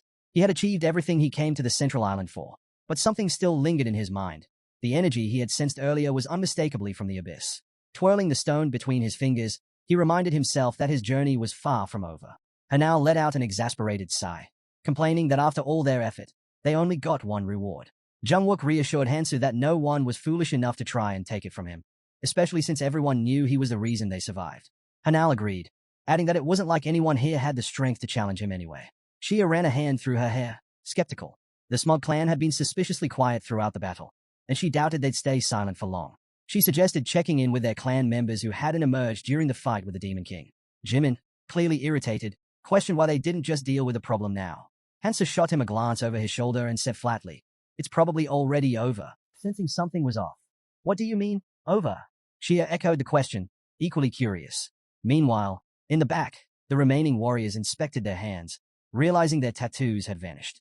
The monarchs were gone, either dead or captured. Shock spread among them as they pieced together the betrayal. The Smog clan had used a special squad to seize the monarchs. Hansa smirked. Elsewhere, a lone warrior stood amid a battlefield littered with corpses. The cleanup had already been completed. A few minutes earlier, a group led by Lee Guktai had emerged from a portal. He scanned his surroundings and fixated on a towering structure in the distance. He wasn't exactly sure where they had landed, but judging by that tower, they were in the right place. As the Monarch of Disguise, Lee Guktai's mission was clear: disrupt the monarchs of the central island and eliminate them. He knew he had failed to follow direct orders, but he figured his life, along with the heads of these monarchs, would be enough to make up for it. Exploiting their fear of Hansu had made it easy to set traps. Turning to his subordinates, he ordered them to tie up the captured monarchs. He smirked to himself, thinking about the power this move would grant his clan. He recalled Hansu handing him the crystals and hinting that he should use the situation to seize control. By turning the monarchs into members of the special forces, he could take charge of the entire clan. But Lee Guktai had already understood that long ago. After all, the special forces were already in motion. Hansa told Lee Guktai that as long as they didn't cause trouble here, he'd turn a blind eye to whatever happened next. Lee Guktai scoffed internally. Hansa was a fool. Their deal had only been made to avoid unnecessary conflict in the middle of a crisis. Now that things had settled, that agreement meant nothing. Still, he suggested his people stay in contact, given their current situation. Just then, one of his warriors shouted, "There was someone else here." Before Lee Guktai could react, he saw a blade slice into his comrade's side. Alarmed, he demanded to know who was there, but he couldn't sense anyone. A voice echoed in the darkness, making Lee Guktai whip around. Whoever it was, they had actually come. He had his doubts, but it seemed his precautions weren't in vain after all. Lee Guktai shouted for his men to stay sharp. Whoever was hiding couldn't have brought many people, which meant they still had the advantage. But just as he prepared to fight, his body froze. His legs wouldn't move. He was sinking into the ground. The unseen voice calmly explained that it was a temporary effect triggered by a buried trap artifact. A figure stepped out from the shadows, revealing that the trap had a delayed activation. It ensured they were exactly where they needed to be. Panic flickered in Lee Guktai's eyes. How are they known? He wanted to demand answers, but before he could speak, a crushing blow landed on his back. And Ju-Yun, another of Lee Guktai's men, begged for mercy, swearing to do anything to survive. The voice didn't hesitate. It denied him outright before delivering another devastating strike. The unknown warrior slammed Ju-Yun's head into the ground, muttering that he had nothing of value. Letting go of the broken body, the warrior whispered to himself about waiting for the Central Island's people to arrive, so he could kill them all. Then, the warrior removed his mask. He mused that when he first heard about the Central Island and the tower, he hadn't known what to make of it. But, as always, things had a way of working out. At that moment, Hansa spoke. Since this warrior had asked to use him, Hansa decided to share something important. If the warrior could endure what Hansa had to say, he would grow far stronger than others who started under the same conditions. With that, Hansa sent him to the place he had mentioned, leaving the choice up to him. Looking back, the boy realized that trusting Hansu had been the best decision of his life. Now, all he had to do was wait. The full moon shone brightly above as the transition crystal pulsed with energy. Elsewhere, deep in a forest, a man cursed under his breath. He was dead. The woman beside him asked if he was referring to Lee Guktai. It seemed the Central Island had made a critical mistake. The man frowned. The last time he had made contact, it had been from the Demon King's fortress, so that was likely where he had died. But the man had expected this outcome. Lee Guktai's death wasn't important. What mattered was the irritation that still remained. Clenching his fist, he declared that they had come to Tower Island because it offered the best rewards among the remaining islands. However, there was only one way in, through the transition crystal. As soon as they activated it, warriors formed a tight ring around it, ensuring that no one passing through would escape unscathed. The Ascension Pass island map displayed hundreds of islands, divided into 3 stages. The first group marked the beginning of the journey, followed by the second group, which included the central island. The third group signified the final stage of training, where the most valuable rewards were hidden. Among them, Tower Island stood out as the most coveted. Naturally, anyone seeking strength would rush there without hesitation. Inside the throne room, a massive yellow crystal loomed over them. A voice broke the silence, questioning his statement. Without looking up, the protagonist casually took a bite of his snack, replying that if they were heading to Tower Island just for the rewards, they should think twice. He finished chewing and added that otherwise, they'd meet the same fate as those who rushed blindly to the central island. Hansa narrowed his eyes at the group, offering a sincere warning. Surviving Tower Island would be far more difficult than the central one. There was no point in risking death without a real chance to grow stronger. His words stirred unease, and people began murmuring, asking what they should do. She stepped forward, stretching out her hand. "So, you're not going?" she asked. As they debated, unseen eyes were watching from the shadows. The protagonist, unfazed, stated that there was always a way to claim any reward, no matter the island. Hearing this, she had turned away, deep in thought. This was unexpected. She had assumed he was the type to chase risks. Had she been wrong? A sudden voice interrupted her thoughts. "He's right." A man stepped forward, gesturing to everyone in the room. He explained that their clan had grown by persuading the remaining travelers to join after the monarchs vanished. But their people were exhausted. Finding a safer place to recover was the smarter choice. Turning to the protagonist, he extended his hand. "Since we're planning to leave, I just wanted to say, thank you, Hansu. We survived because of you." The protagonist let out a small chuckle. "If I'm still alive, I'm sure we'll cross paths again." With that, he stood up, and Junyan called for Hansu to leave. Meanwhile, Jimin, who had been standing behind Shia, leaned in. "Should we pack up too?" Shia placed a hand on her chin, contemplating.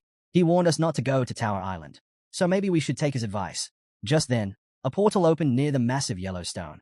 The room filled with murmurs. Were they really about to leave? After everything, had they grown tired of this endless cycle? The crowd exchanged uneasy glances, whispering among themselves. If even Hansu wasn't confident about Tower Island, wasn't it foolish to go? Hearing their murmurs, the protagonist addressed them loudly. "Go on. I still have things to take care of." Jungwook shrugged, spreading his arms. "Then we'll go first." He and Cho approached the portal. Before stepping through, he turned back. "I hope we all make it out of this." Shia glanced at her partner. "If you want to say goodbye, now's your chance." Jimin lifted her chin proudly. "No need. I'll just go ahead." With that, Shia shifted her gaze toward the protagonist. "I'm not one for goodbyes, but we'll meet again." As the last few people prepared to leave, Hansa walked toward the portal. But just before stepping in, he turned back. His eyes landed on Song. "Why are you still here?" She raised a hand and countered with a question of her own. "Why shouldn't I be? I want to check something." Hansu exhaled lightly and turned away. "Suit yourself." As his form began to fade, his voice lowered to a whisper. "See you on the next island." The moment he disappeared, Song tilted her head. "See me where?" She tucked a strand of hair behind her ear, mumbling to herself. She wasn't sure where everyone was going, but at least someone would be heading in the right direction. A red mark glowed on the back of her palm as she conveyed the message. Sometime later, a long-haired man stood before the portal. He sighed, muttering to himself. "It's been a while since I got the message. Is anyone even coming?" Suddenly, the portal flared to life. His instincts kicked in. Gripping his sword, he took a defensive stance. Another man, holding a spear, motioned for his men to prepare. "Stay sharp," he barked. Then, without hesitation, he lunged toward the portal, closing the distance with alarming speed. The portal pulsed with energy, casting a bright glow across the forest. But as the light settled, his expression twisted in confusion. Instead of an enemy, Sung stood next to the portal. "Down!" the man shouted. A sudden explosion erupted from the side of the portal, launching her forward. She hit the ground, catching herself with one hand. Her eyes darted to the side in shock. "Well, that was quite the welcome," she muttered, dusting herself off. The man narrowed his eyes. "Why are you alone? Where's the rest of your group?" Sung straightened, unfazed. "I waited until they all left before coming here. Has anyone else arrived?" His frown deepened. Not a single soul. A heavy silence followed before he asked, "Are you absolutely sure you were the last one left?" The man turned away, and Sung spoke firmly. "I watched them all leave. There's no mistake." But she still found it hard to believe that everyone had fallen for that chain lover's trick. She recounted what Hansa had said, that surviving on Tower Island would be far harder than on the central one, and there was no point in dying without a real shot at getting stronger. The way he had said it, loud and clear, felt deliberate, like he was trying to persuade everyone. The man's expression darkened. Him again, his voice dripped with irritation. He clenched his fist, slamming his palm against a nearby tree. With sheer force, the bark shattered into fragments. Lowering his hand, he muttered bitterly, "That guy is really starting to piss me off." Staring at the broken tree, he sneered. "We haven't even managed to kill one of them.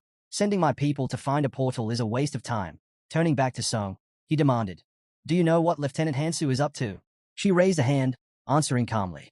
"From what I saw, he's been fighting on the front lines. He seems more interested in protecting people than killing them." The man narrowed his eyes. "That makes him a problem."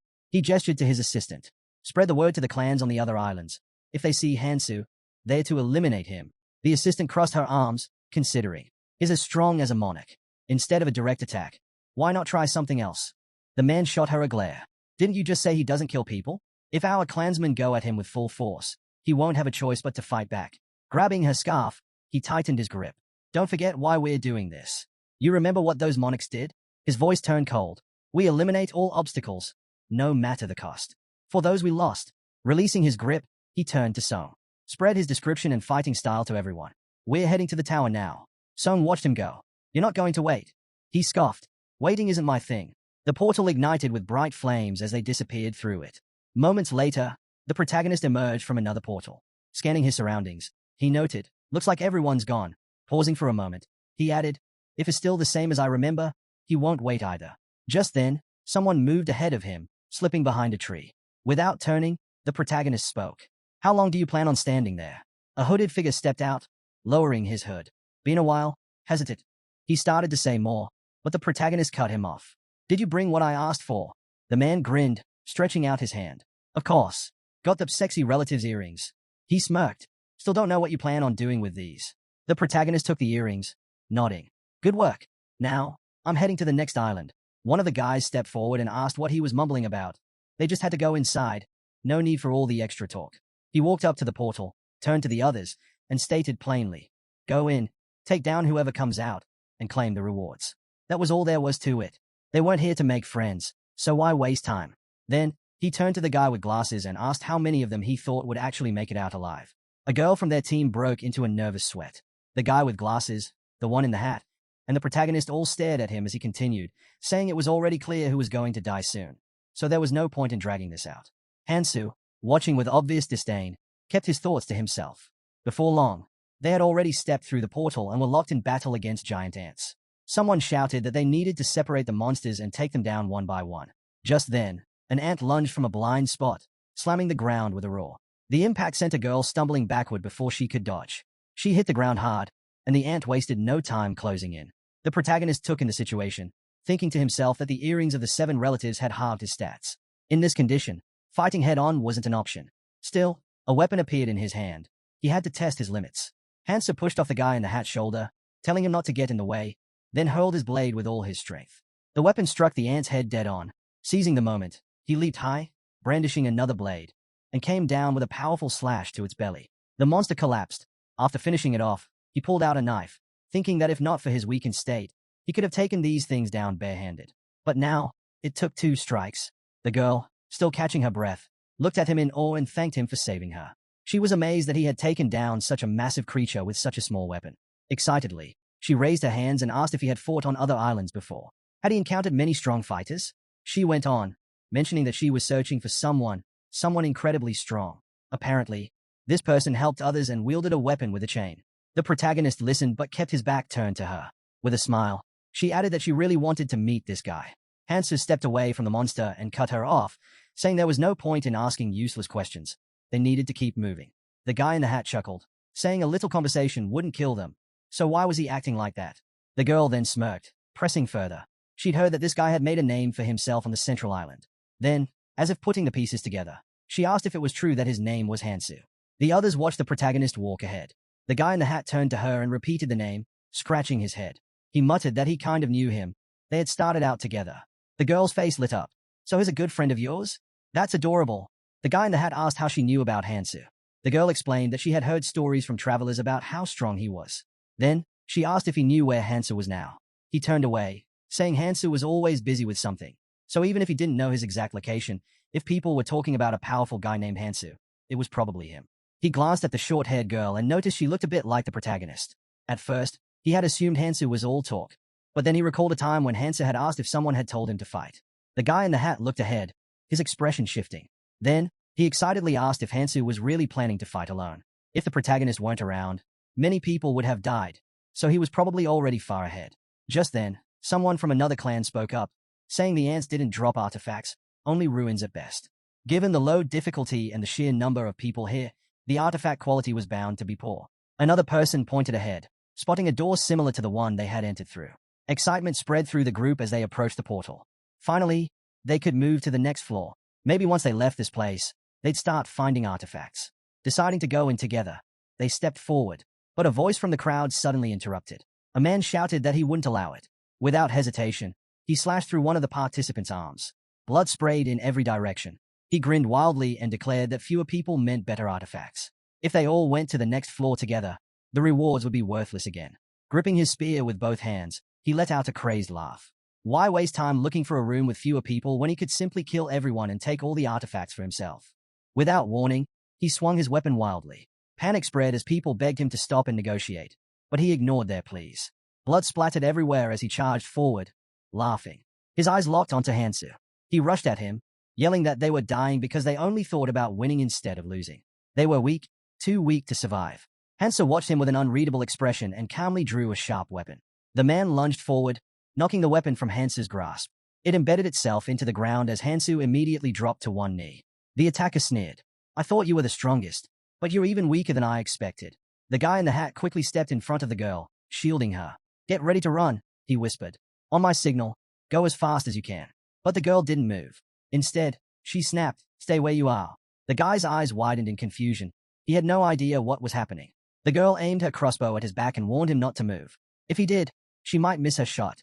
Raising the crossbow slightly, she fired past his head, hitting the man standing over Hansu. The guy in the hat turned to her with a grin. That was amazing, he said. You used my distraction perfectly. But the girl shook her head. It was my first time using a weapon like this. I'm not that good. She then pointed the crossbow at him. He chuckled. That was still a great shot. Without hesitation, she coldly replied, I wanted to kill both of you with one. Gripping the crossbow with both hands, she suddenly fired, hitting him right in the head. As he collapsed, she leaned on the ground, watching the blood pool around her. Now that I've cleaned up, she muttered to herself, let's see if I got anything worthwhile out of it. She pressed a hand to her ear. Monarch, there's no guy with a chain here. I checked 10 rooms on the first floor. Then, she smiled. But as a consolation, I took care of everyone else. If I do catch him, though, that would make a great gift. I'll let you know if I find him on the next floor. A voice interrupted her. Are you looking for me? Her entire body tensed. She spun around in horror. But before she could react, a chain shot toward her. The moment it wrapped around her, it tightened, locking her in place. The protagonist stood before her, smirking, a weapon pressed to her throat. So, you were looking for me. Bound in chains, the girl's face paled. Aye. But before she could finish, Hansa bound her even tighter, ensuring there was no way to escape. A knife glinted against her throat. Trembling, she gasped. I saw you. You definitely fell unconscious. Hansa looked at her with pure disdain. His voice was mocking. Guess my acting skills weren't so bad after all. Her breath hitched. And don't even think about calling your monarch, he added. He raised a finger to her lips. Her entire body froze in shock. In the blink of an eye, his appearance shifted back to normal. Be quiet now, he whispered. Then, in one swift movement, he killed her. The chains unraveled and fell to the ground beside a growing pool of blood. Hansu exhaled, surveying the scene. Looks like she was the only one sent here. He glanced to the side and spotted a snake devouring white stones. A thought crossed his mind. They gave up too easily, he murmured. Looking away, he added, but we'll meet again sooner or later. No need to rush. A memory surfaced. Back in the training zone of his past life, he remembered a man drinking beer, saying, hidden dungeons aren't separate places. The Tower Island has its own structure. To advance to the next floor, you need to clear dungeons. That means dungeons exist beyond the third floor, too. That's the ultimate goal of the training zone. Hansu's mind returned to the present. The protagonist arrived at the second floor's main hall through the portal. Standing near one of the pillars, Hansu, now in the form of a girl, mused to himself about what needed to be done. His gaze fell upon his spear as he noted that most of his current artifacts were outdated. Only the Nomaha ring, a growing artifact, still held its value. The rest had lost their effectiveness. He glanced to the side, thinking about replacing the colorless artifacts. Recalling Kangtai's directions, he decided to follow them in his search for better equipment. Shifting his focus, he observed a small group of people gathered near the portal. Above it, the number 50 was displayed, signifying that only 50 people could move forward from the first floor. Upon entering the second floor, a fairy greeted the participants. With an eager tone, he announced that it was time to begin, acknowledging the long wait. Flashing a smile, he welcomed them to Treasure Island, explaining that their insight had brought them to the right place. This was the largest room on the second floor, and the challenge ahead was straightforward. They had to defeat the Guardian protecting the treasure and then bring the treasure to the island center to exchange it for artifacts. Holding up a small golden ball, the fairy continued, stating that they had only 2 weeks to complete the task. Of course, if things were that simple, it wouldn't be much of a challenge. He then revealed the crucial rule. Only those who successfully exchanged the treasure for artifacts would be allowed to leave. The participants remained silent, listening carefully as he elaborated. Those without artifacts would not survive. There was only one treasure, which meant they had 2 choices. Either obtain 50 artifacts to ensure everyone's survival or take a lesser amount, potentially dooming some of their companions. He spread his arms wide and declared that the fewer artifacts obtained, the higher the individual ranking. It was up to them to make a wise decision. The fairy then revealed a map, marking the locations of all 128 guards. The protagonist watched the fairy intently, considering the daunting task ahead, defeating 128 guards within 2 weeks. His eyes shifted to a girl with short green hair, pondering how she planned to handle such a difficult scenario. Just then, a voice cut through the tension. A girl suggested forming 5 groups, each consisting of 10 people. She spread her arms, explaining that each group would need to take down 2 guards per day. Smiling confidently, she turned to the others and asked if they believed they could handle it. Murmurs spread through the crowd. People began questioning the green-haired girl's suggestion. Was she really expecting the clans to work together? And were there really only 10 people per team? Those without a clan would be at a clear disadvantage. The protagonist listened to the whispers and thought to himself that, strategically, her plan wasn't bad. Behind him, a yellow-haired girl tapped a boy's shoulder. The boy turned, pointing toward the people behind him, and stated that they were on board. 2 guards per day sounded reasonable, and if someone messed up, it would be on them. Their clan had already split into teams.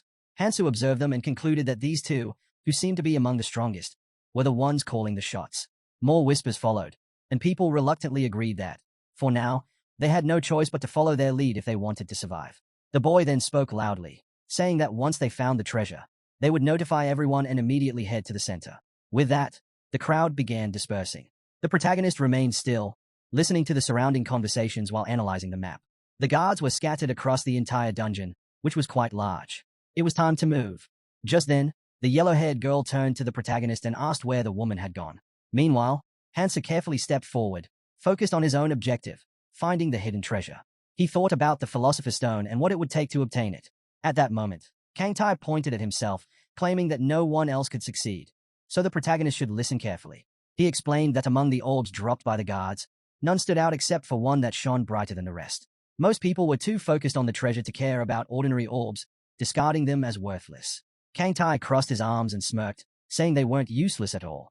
He then extended a hand toward the protagonist and declared that collecting 32 orbs would allow him to exchange them for an artifact cleverly disguised as the Philosopher's Stone. Grinning excitedly, he added that finding hidden events was his specialty. Keldien, adjusting his glasses, sighed and remarked that Kangtai was far too talkative for someone who simply gathered discarded orbs out of pity. The protagonist, meanwhile, gripped a chain in his hands and continued moving forward, deep in thought. Though this artifact wasn't the same fake Philosopher's Stone that Ambi had consumed, it had a similar effect, making it worth obtaining. He reminded himself that the dungeon was challenging, and the number of chances to acquire something like this was limited. Suddenly, he tightened his grip on his weapon. Hansu reverted to his original form, deciding that he should handle things alone to move faster and to ensure no one else got in his way. Just then, the ground trembled. Rocks shifted and fell as a massive creature emerged, its enormous hands pressing against the ground as it struggled to rise. A blue crystal embedded in its head glowed faintly. Nearby, the clans turned their heads toward the noise, hearing the rumbling sounds echo through the dungeon. At the same time, the fairy's assistant announced, "The second guard has been defeated. That's 2 down today. At this rate, things will move quickly." One of the participants shouted at the green-haired girl, warning her not to lose focus. Annoyed, she snapped back, saying she already knew that. She barely dodged as the monster's gaping mouth lunged toward her, then leaped into the air. With a powerful kick, she sent the creature flying backward. An arrow shot past her, piercing the monster's eye. The archer behind her, bow still raised, remarked that she had dodged the attack without even looking in his direction. So why was he even helping her? The girl glared at him and yelled that he should have just fought the thing alone. Frustrated, the boy muttered that they hadn't even found a single guard yet, while somewhere else, two had already been taken down, and all they had run into was a weakling. The girl gazed into the distance and firmly stated that those two guards weren't defeated by a group. Someone had taken them down alone. She could just feel it. The boy put a hand to his chin, deep in thought, before turning to Monokshi and saying, "So, it's true then?" The girl immediately turned away with a sharp exhale and shouted at him not to call her that. That title, and the abilities tied to it, irritated her. Instead of arguing, she ordered him to move. The presence ahead of them had vanished, meaning they needed to change direction. They would turn right. Just as they moved, she suddenly stretched out her arm, signaling the group to stop. A powerful and ominous aura was approaching, the same feeling she had sensed at the very beginning. Meanwhile, another clan was making its way through the dense bushes. Their leader spoke up, saying they wouldn't bother hunting the guards. Even if they found the treasure, there was no guarantee they could deliver it to the altar. A clanmate protested, saying they couldn't just sit around and do nothing. The leader frowned but remained confident. While the others wasted time looking for guards, they would focus on getting stronger. He smirked, explaining that simply hunting the monsters lurking around would be enough to upgrade their equipment. And once they were stronger, they'd ambush those returning with the treasure. After all, who would even notice if a few people suddenly disappeared? She folded her arms, listening to their conversation with clear displeasure. The clan leader continued, stating that if no one found the treasure within 2 weeks, they would all die anyway. Just then, a girl peeked out from behind a tree. She coldly pointed out that if others started thinking the same way, things would turn chaotic fast. But that uneasy feeling she had earlier, it wasn't because of them. She suddenly appeared behind her, agreeing with her assessment. He crossed his arms and added that in situations like this, maintaining order was everything. Before they could continue, a voice suddenly shouted from the other clan, "Who is she?" She turned to look and saw the girl properly for the first time. Her entire body was covered in bruises. For a moment, she wondered, why was this girl traveling alone? She frowned, uneasy, and then it hit her. She was the source of that strange feeling. The protagonist quickly turned to look at the girl. The man immediately pulled back his bowstring, demanding to know why she had approached them from behind. He asked what she wanted, pointing out that she seemed to be alone, so she had better answer honestly. The protagonist remained still and replied calmly, saying it was nothing special, just a proposal.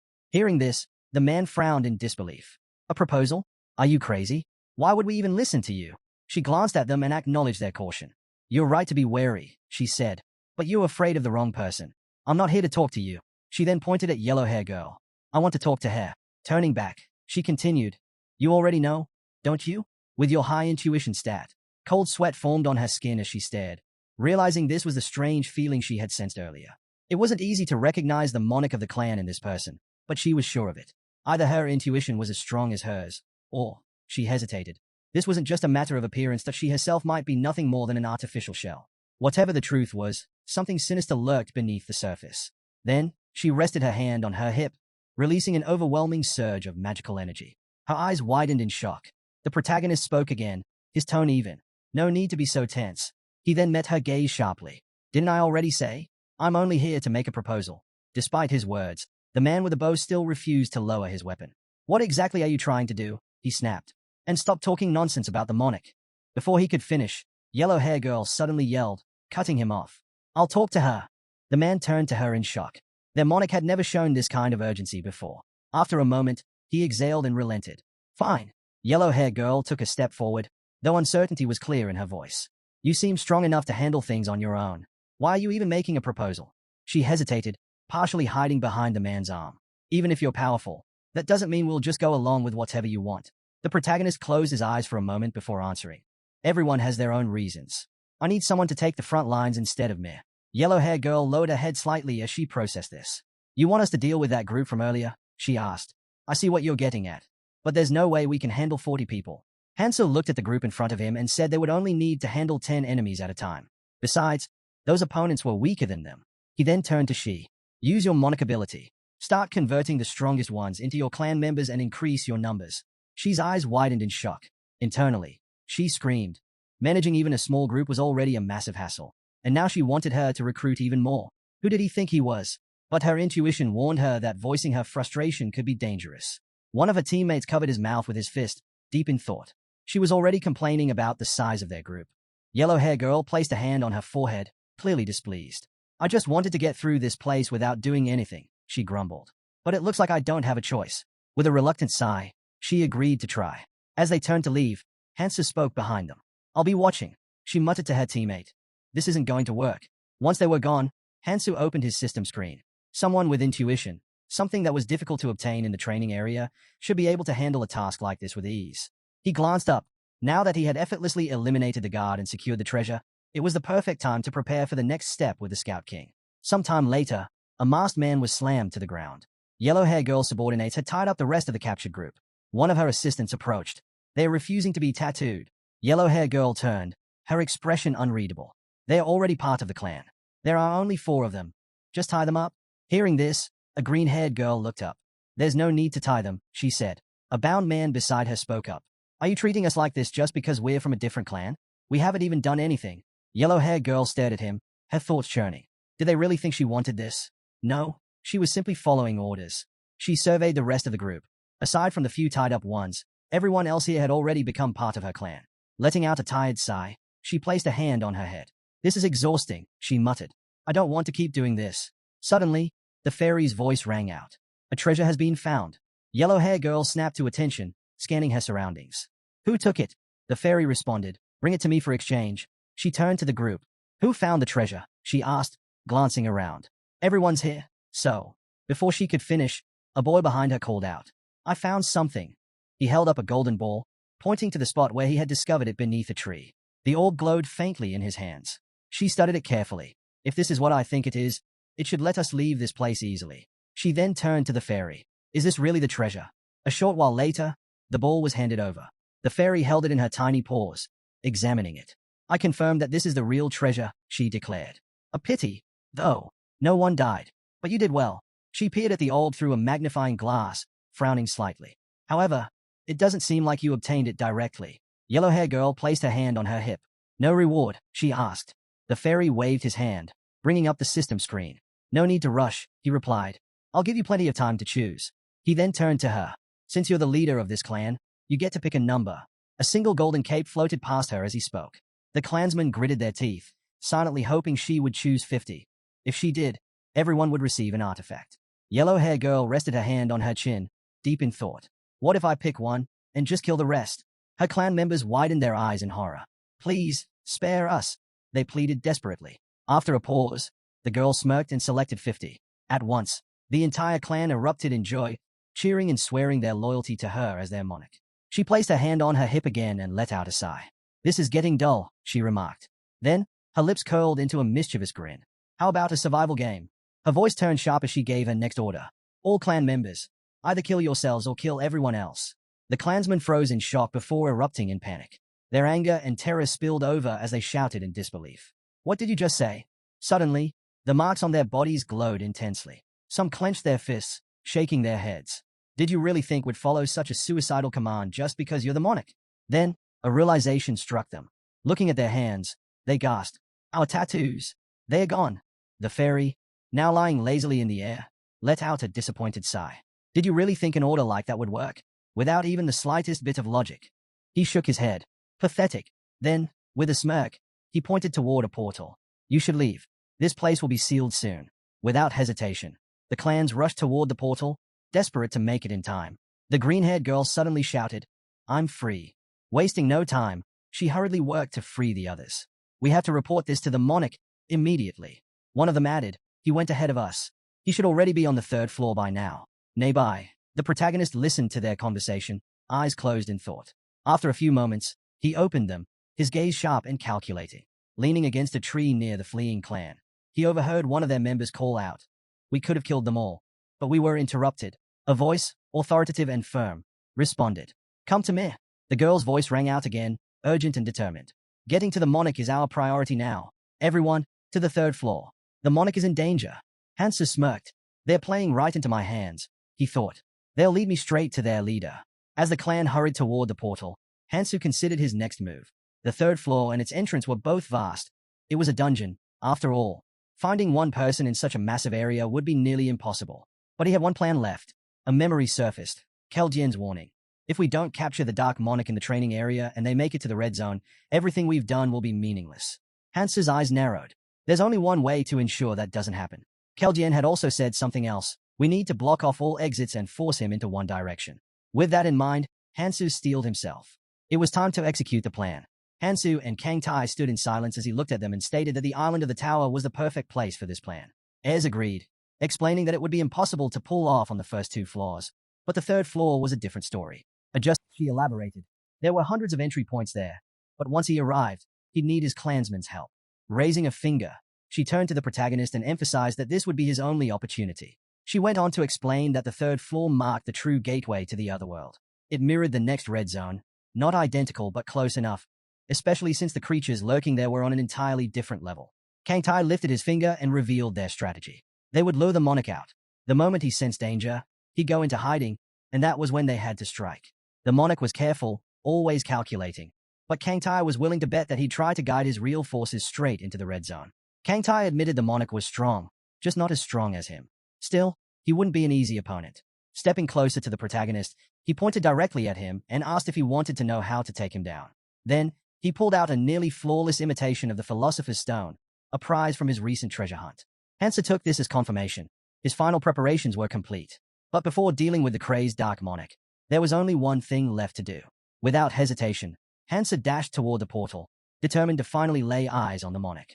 He moved quickly, pressing forward as yellow-haired girl leaned in toward her clan and suggested the 3rd floor was suffused with an overwhelming magical energy. The air carried the echoes of monstrous roars. In the distance, the male monarch barked orders to his subordinates, demanding they summon every available clan member to the 3rd floor immediately. Meanwhile, he and his allies found themselves surrounded, heat and poison thick in the air. Before them, a massive, dinosaur-like beast opened its jaws, splitting them into 3 separate parts. This was a land of endless monster spawns. Watching the carnage unfold, the monarch lowered his gaze and murmured that this was nothing more than preparation for another world. His comrades continued fighting, yet he noted to himself that the so-called higher forces had decided not to interfere. Perhaps they didn't need to. The ground shook violently as the monster stomped down with terrifying force. Lifting its head high, it let out a deafening roar. But the monarch didn't stand idle. He struck back with immense power. The beast clamped down on his weapon, exerting tremendous pressure, forcing him back under the sheer force of its might. Gritting his teeth, he fought against the immense force pressing down on him. Then, with a final burst of strength, he swung his weapon, slicing the monster's head clean in 2. Just as he caught his breath, his subordinates shouted. More monsters were closing in. Standing atop the slain beast, he roared for his comrades to hold their ground. Retreat wasn't an option. If they wanted to survive, they had to stay close to him. Raising a clenched fist, he declared that they would not be defeated. No matter what, they couldn't let the monsters push them back. A warrior among them echoed his cry, rallying the others. They had to believe in their leader. The monarch took those words to heart. He couldn't fall here. He refused to retreat. His jaw tightened, his eyes burning with resolve. His clan was the strongest force in the tower. He had sacrificed countless people to reach this point. His calculations couldn't be wrong. They would break through. After some time, he surveyed the battlefield. The number of monsters had dwindled. Something felt off. His gaze shifted to a strange, cross-shaped shard nearby. Was this the reason? A sense of unease crept over him. That shard, it felt alive. The red stone reflected countless lifeless faces, their expressions frozen in death. His warriors gathered around, staring in confusion. Is someone inside? He muttered. A sudden voice cut through the silence. A fairy appeared beside him, a playful grin on its face. A breathtaking sight, isn't it? It mused. This place could be a real tourist attraction. But, of course, there's more here than just beauty. The monarch narrowed his eyes as the fairy's grin widened. Go on, take a closer look, it teased. You might even recognize a few faces. After all, anyone who's passed through the training area could end up here. Something in the monarch's chest tightened. Without hesitation, he rushed toward the shard, placing both hands on its surface. He scanned the trapped souls, his eyes widening as he spotted a girl with her eyes closed. His hands trembled. Sojong. The realization hit him like a thunderbolt. His knees buckled, and he collapsed before the shard. His daughter, his precious daughter, was trapped inside. A choked sob escaped him. If only I had become the monarch sooner. Memories flooded his mind. He saw it again, the massive monster that had attacked their city. The chaos, the destruction. His partner had shouted at him to leave everyone behind and run. His daughter had crawled toward him, reaching out, her voice desperate. Please, save me. He had bolted toward her, shouting that he was coming. But before he could reach her, a man behind him raised a hand, issuing a cold command. Leave them. Protect me. The monarch had hesitated. What about my daughter? He had demanded, his voice shaking. The man's response was cruel, heartless. Your duty is to protect me, not those worthless wretches. The monarch had clenched his fists, fury surging through him. If he had known about the monsters in this place, he would have thrown those fools in as cannon fodder. Now, he cradled his daughter's lifeless body, his voice breaking as he begged her to wake up. The monarch standing behind him sneered. Consider it an honor to die for the monarch. Releasing his daughter, the man rose to his feet, his voice filled with anger. If he had known their monarch saw his daughter as disposable, he never would have joined the guild. The monarch scoffed, telling him to shut up before turning to flee. Time was running out. The bait had already been taken. He wanted to remind the man that disobedience was not an option, but before he could finish, the man charged at him. Gripping a knife, the man sneered. If someone as worthless as him could become a monarch, then so could he. Without hesitation, he plunged the blade into the monarch, ending his life. As he did, a crimson mark appeared on his hand, the sign of a new monarch.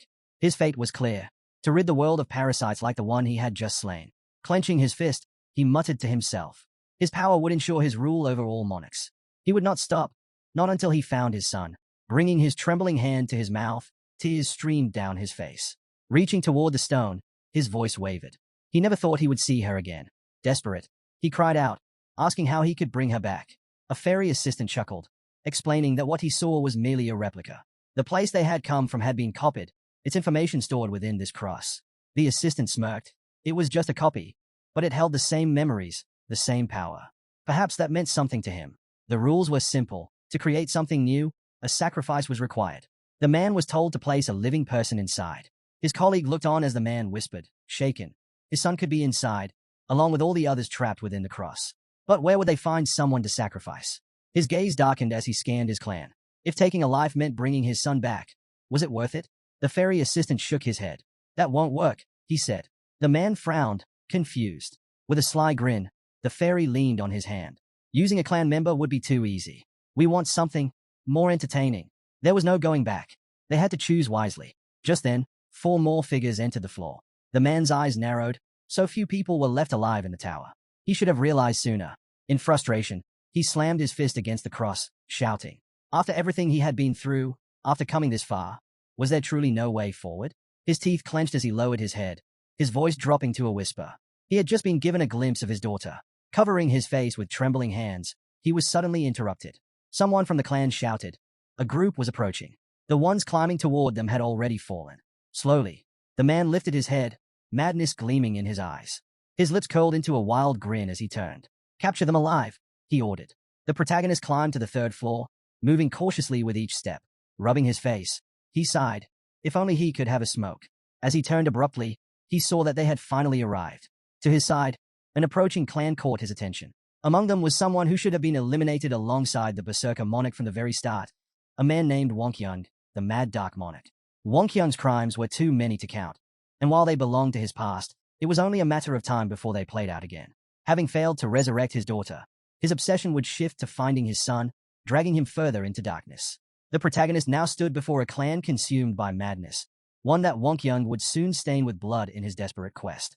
If left unchecked, he would become a killer far beyond his current level. Hansa gripped his weapon tightly. This had to end here, but if he could save the man's son, perhaps things would turn out differently. Suddenly, Song spotted him and shouted, recognizing him by the chains. Wonkyung let out a crazed laugh. What luck, he sneered. The one we wanted to kill walked right into our hands. A gift for Sojong. His expression twisted, then his voice boomed. Your meaningless life finally has a purpose. Hansu remained unfazed, fists clenched as he stepped forward. Wonkyung grabbed a spear and lunged at him without warning. Just then, the ground trembled violently. Stones shot into the air as a deafening explosion erupted nearby. A massive creature with a gaping maw burst from the earth, shattering the ground beneath it. Wonkyung's eyes widened. Damn it, if that thing goes berserk here, we'll have no choice but to run. Without missing a beat, he barked orders. Don't let the guy with the chains escape.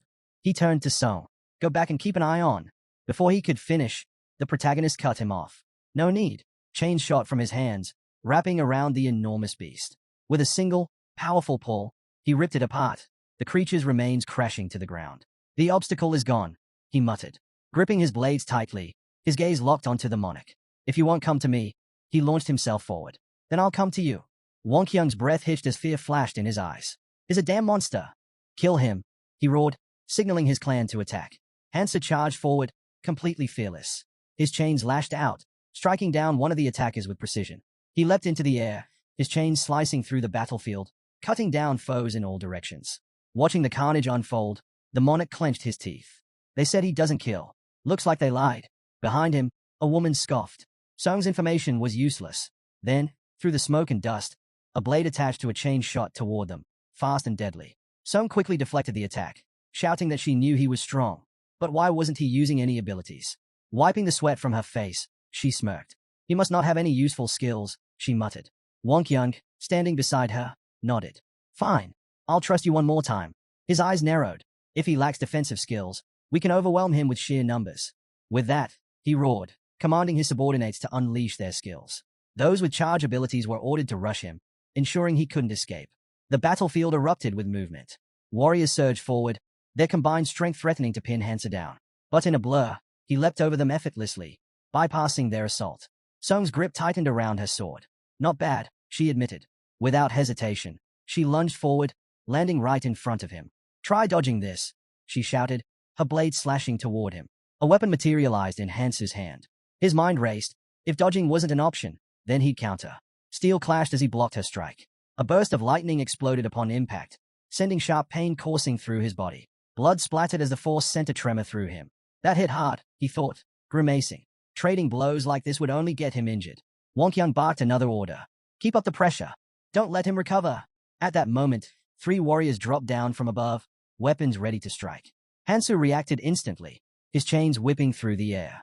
A single precise strike took down all 3 attackers, their bodies collapsing in a heap. Grey stones scattered from the fallen. A small snake darted forward, its senses sharp. Pushing off the ground, it snatched a rune in its teeth before leaping onto Hansu's shoulder, offering the rune to him. Gasps erupted from the enemy ranks. Wait, is he carrying a monster? One of them exclaimed. That thing, it eats runes. Wang Kyung's face darkened. Stop it! Don't let that creature absorb any more runes. His voice was laced with urgency. If Hansu was using them to power himself up, things would get out of control.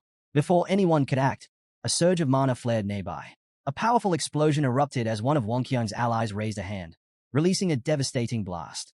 The ground beneath Hansu shifted. Seals appeared at his feet, locking him in place. Vines coiled around him, tightening with every second. Looking up, he saw Sung descending from above, her weapon poised for a lethal strike. Reacting fast, Hansu raised his chains, intercepting her blade just in time. The impact sent a shockwave rippling through the air. Wang Kyung's voice boomed once more. Don't stop. We've come too far. His eyes burned with fury. We will have our revenge on the clans that crushed us. We'll destroy every parasite in our way. The warriors roared in response, their rage fueling them. For our fallen comrades. For our families. Hansu gritted his teeth, still trapped, as the circle of enemies around him tightened. His grip on the chain hardened. The mark on his hand pulsed with power. The monarch's hand blazed with light as he declared that his words would shape their lives and fuel their revenge. The protagonist watched him, realizing that the man would push his people into battle no matter their condition. It was a contradiction, claiming he didn't see them as expendable, yet forcing them forward regardless. Glancing at his opponent, he could tell the man was holding back, waiting for the right moment to strike after Hansu had weakened. But there was no time to dwell on that.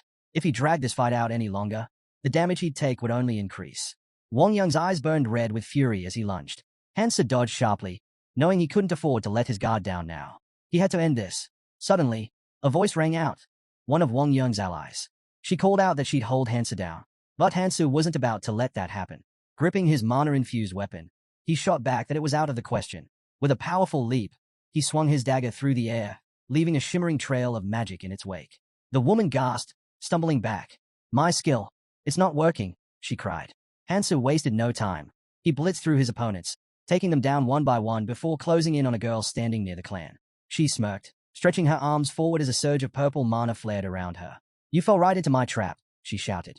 A sudden pull on his leg made Hansu glance back. Seals and traps were everywhere. Crouching slightly, he realized she had anticipated his charge. From behind her, Wang Yung appeared. It doesn't matter how much you struggle, he said coldly. You're just one man, and you can barely breathe. With a raised fist, he lunged at Hansu. Dark mana surged around Hansu's body. The monarch's grin widened as he let out a triumphant laugh. He pressed his massive sword onto Hansu's shoulder, declaring that his daughter would live again. This is the first step toward my goal, he shouted, reveling in victory. But Hansu's voice cut through his laughter. You done talking? His hand clamped down on the sword resting against his shoulder. Blood trickled from a deep wound, but he didn't falter. Instead, he lifted his gaze, a sharp grin stretching across his face. It's you who walked into my trap, he said. Scanning the battlefield, he reached for his weapon. There was no one left to protect Wang Yung now. Hansa's eyes locked onto him, his smirk unwavering. Let's see if you can escape from this distance, he taunted. Wang Yang clenched his teeth in frustration, while Hansa's grin only grew wider. Out of nowhere, a deafening impact sent Hansa reeling. Wang Yang quickly pulled a combat knife from his pocket, his voice sharp with defiance. You really think I wouldn't have a backup weapon? He barked. I've seen through all your tricks. They won't work on me anymore. Hansa scoffed, amusement flickering in his eyes. Is that so? He mused. A blade materialized in his hand. I never said this chain was my only weapon, he added before launching the dagger straight at the monarch. What the hell? Wang Yang barely had time to react before the blade struck deep into his stomach. Blood gushed from his mouth as his body jerked in shock. His subordinate let out a terrified scream. Get away from the monarch, she shrieked. I won't forgive you. But Hansu remained calm, rising to his full height as he loomed over Wang Yang, who had collapsed to his knees. The monarch lifted his head weakly. So, you used yourself as bait, he muttered before shouting. Kill him now. Don't give him time to recover. His soldiers obeyed without hesitation, charging toward Hansu. Hansu exhaled slowly, his gaze cold. If you want to take a life, he said, you should be ready to lose your own. His eyes bore into the defeated monarch. Do you even have the resolve for that? He asked before turning his gaze toward the chaos. Go ahead. Watch your people die, just like you always do. Minutes later, Sung knelt before him, trembling. Hansa held her by the chest before letting go, then turned his attention to Wang Yang. Why? Wang Yang muttered under his breath. Then, his voice cracked, and he lifted his head, screaming at the top of his lungs. Why are you going this far to stop me? He roared. What have I done to deserve this? Is it because of those damned rules you made? Hansa stood over him in silence. Is it that stupid rule about not killing travelers? Wang Yang spat. Hearing this, Hansa lowered his head slightly. His mind drifted back to a familiar scream, back to Wang Yang's voice crying out, asking if it was all because they had broken the rules. For what reason? Wang Yang continued, his voice desperate. Why have you been chasing me for so long? To kill me? To take revenge? Hansa looked at him with nothing but contempt. Behind him, a furious Kang Tai stepped forward. His voice thundered through the battlefield. Do you even know how many people you've killed? Hundreds? Even your own clan members? Wang Yang sucked in heavy breaths, his eyes dropping to the ground. Kang Tai turned to Hansu. Step aside, he ordered. Let me crush this bastard's skull myself. Wang Yang let out a strained chuckle, his body pierced by both a spear and a sword. And what would that change? He asked bitterly. This world is what it is. Those people would have died regardless, with or without me. Despite his words, he couldn't lift his head. His voice cracked again. But why? Why did Sojong and Minatai have to die first? His grief turned into rage as he screamed. What did they do to deserve that? Kang Tai's expression darkened. You say you save people, he snapped. What right do you have to say that? You couldn't even save your own son or daughter. Wang Yang's body tensed. His gaze lifted, and his bloodshot eyes locked onto them. All of this. His voice trembled, but his fury was undeniable. It's because of you, because of the hypocrites, because of those vile monarchs. His voice reached a fever pitch.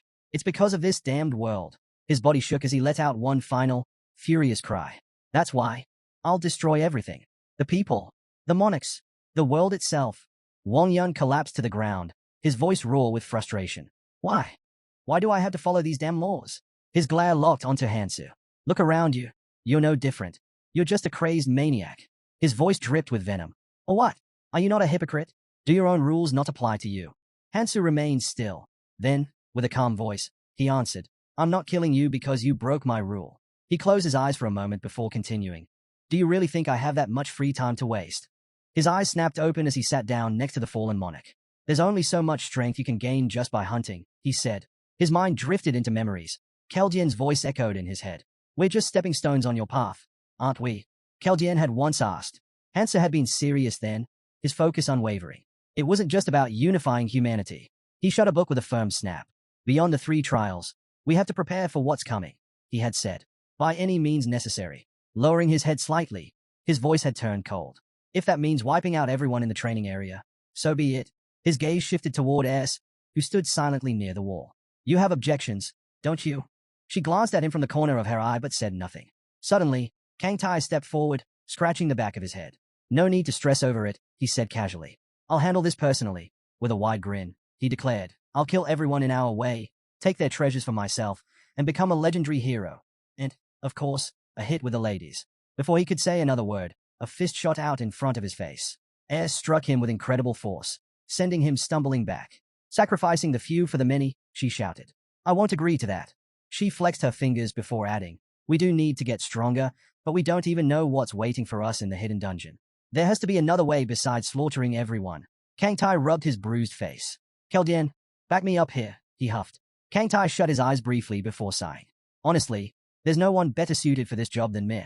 Just as he finished speaking, a beam of magic shot past him, making him flinch. Hansu's voice was steady. What do the calculations say? Kang Tai hit the ground, groaning. The hidden dungeon has to be cleared for a better future, he muttered. Keldian nodded. A normal hunt won't be enough. And let's be real, there are people we'll have to deal with before training ends. Might as well make it count. Kang Tai raised a finger. If we take out the bad guys and absorb their runes, we'll be strong enough to clear the dungeon, he reasoned. Not to mention, we'll strengthen our bodies and rise as heroes. Hansu considered their words before giving a simple answer. If we're all in agreement, then so be it. Keldian placed a firm hand on his shoulder. No need to overthink it, he said. Anyone who stands in our way, that's all there is to it. Hansu looked down at Wang Yang. You tried to kill me, he said flatly. He planted his gun into the ground, eyes locked on the defeated monarch. You climbed over others to get here. So why are you acting like you don't deserve this? His voice dropped lower. Isn't that the real question you should be asking yourself? Facing each other, the man pressed the knife to his own neck.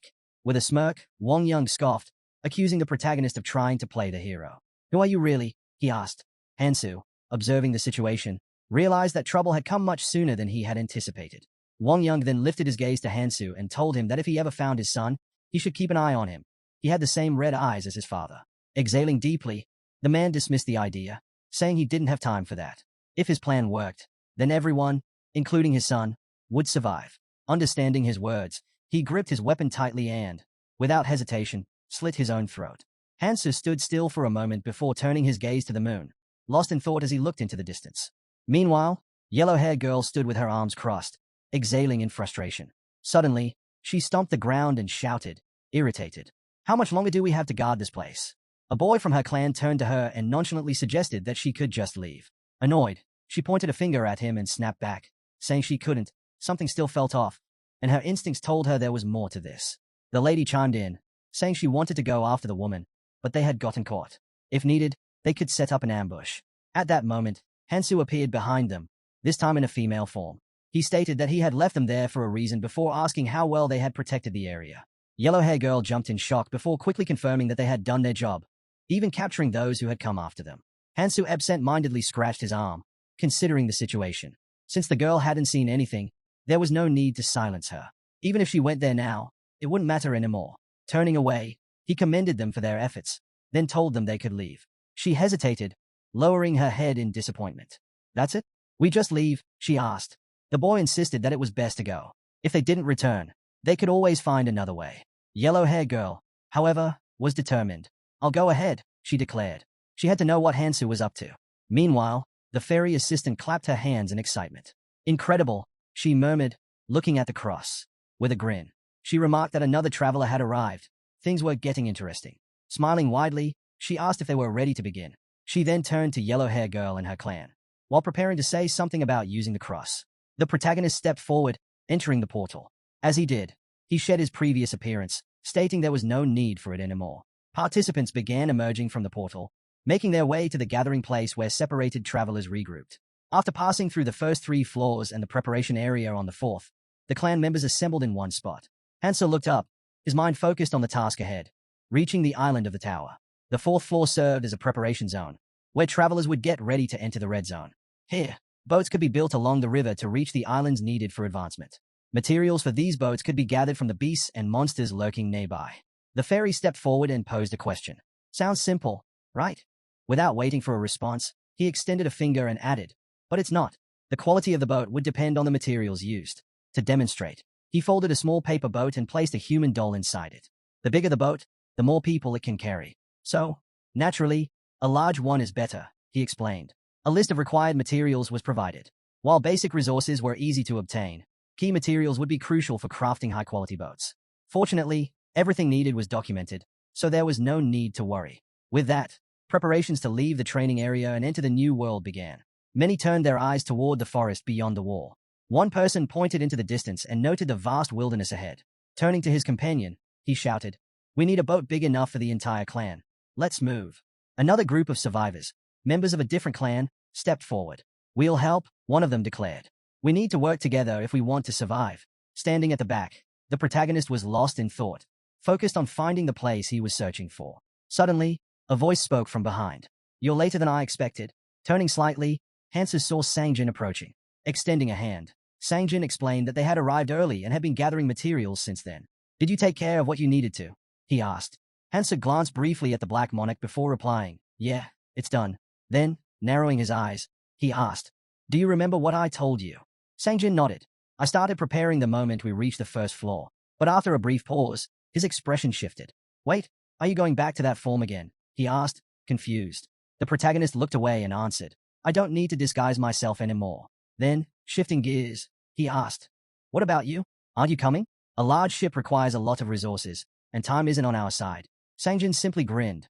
"Mi and the clan will handle it." "Mi?" Hansu echoed in surprise. Meanwhile, deep in the forest, glowing arrows shot through the air, piercing the neck of a monstrous creature.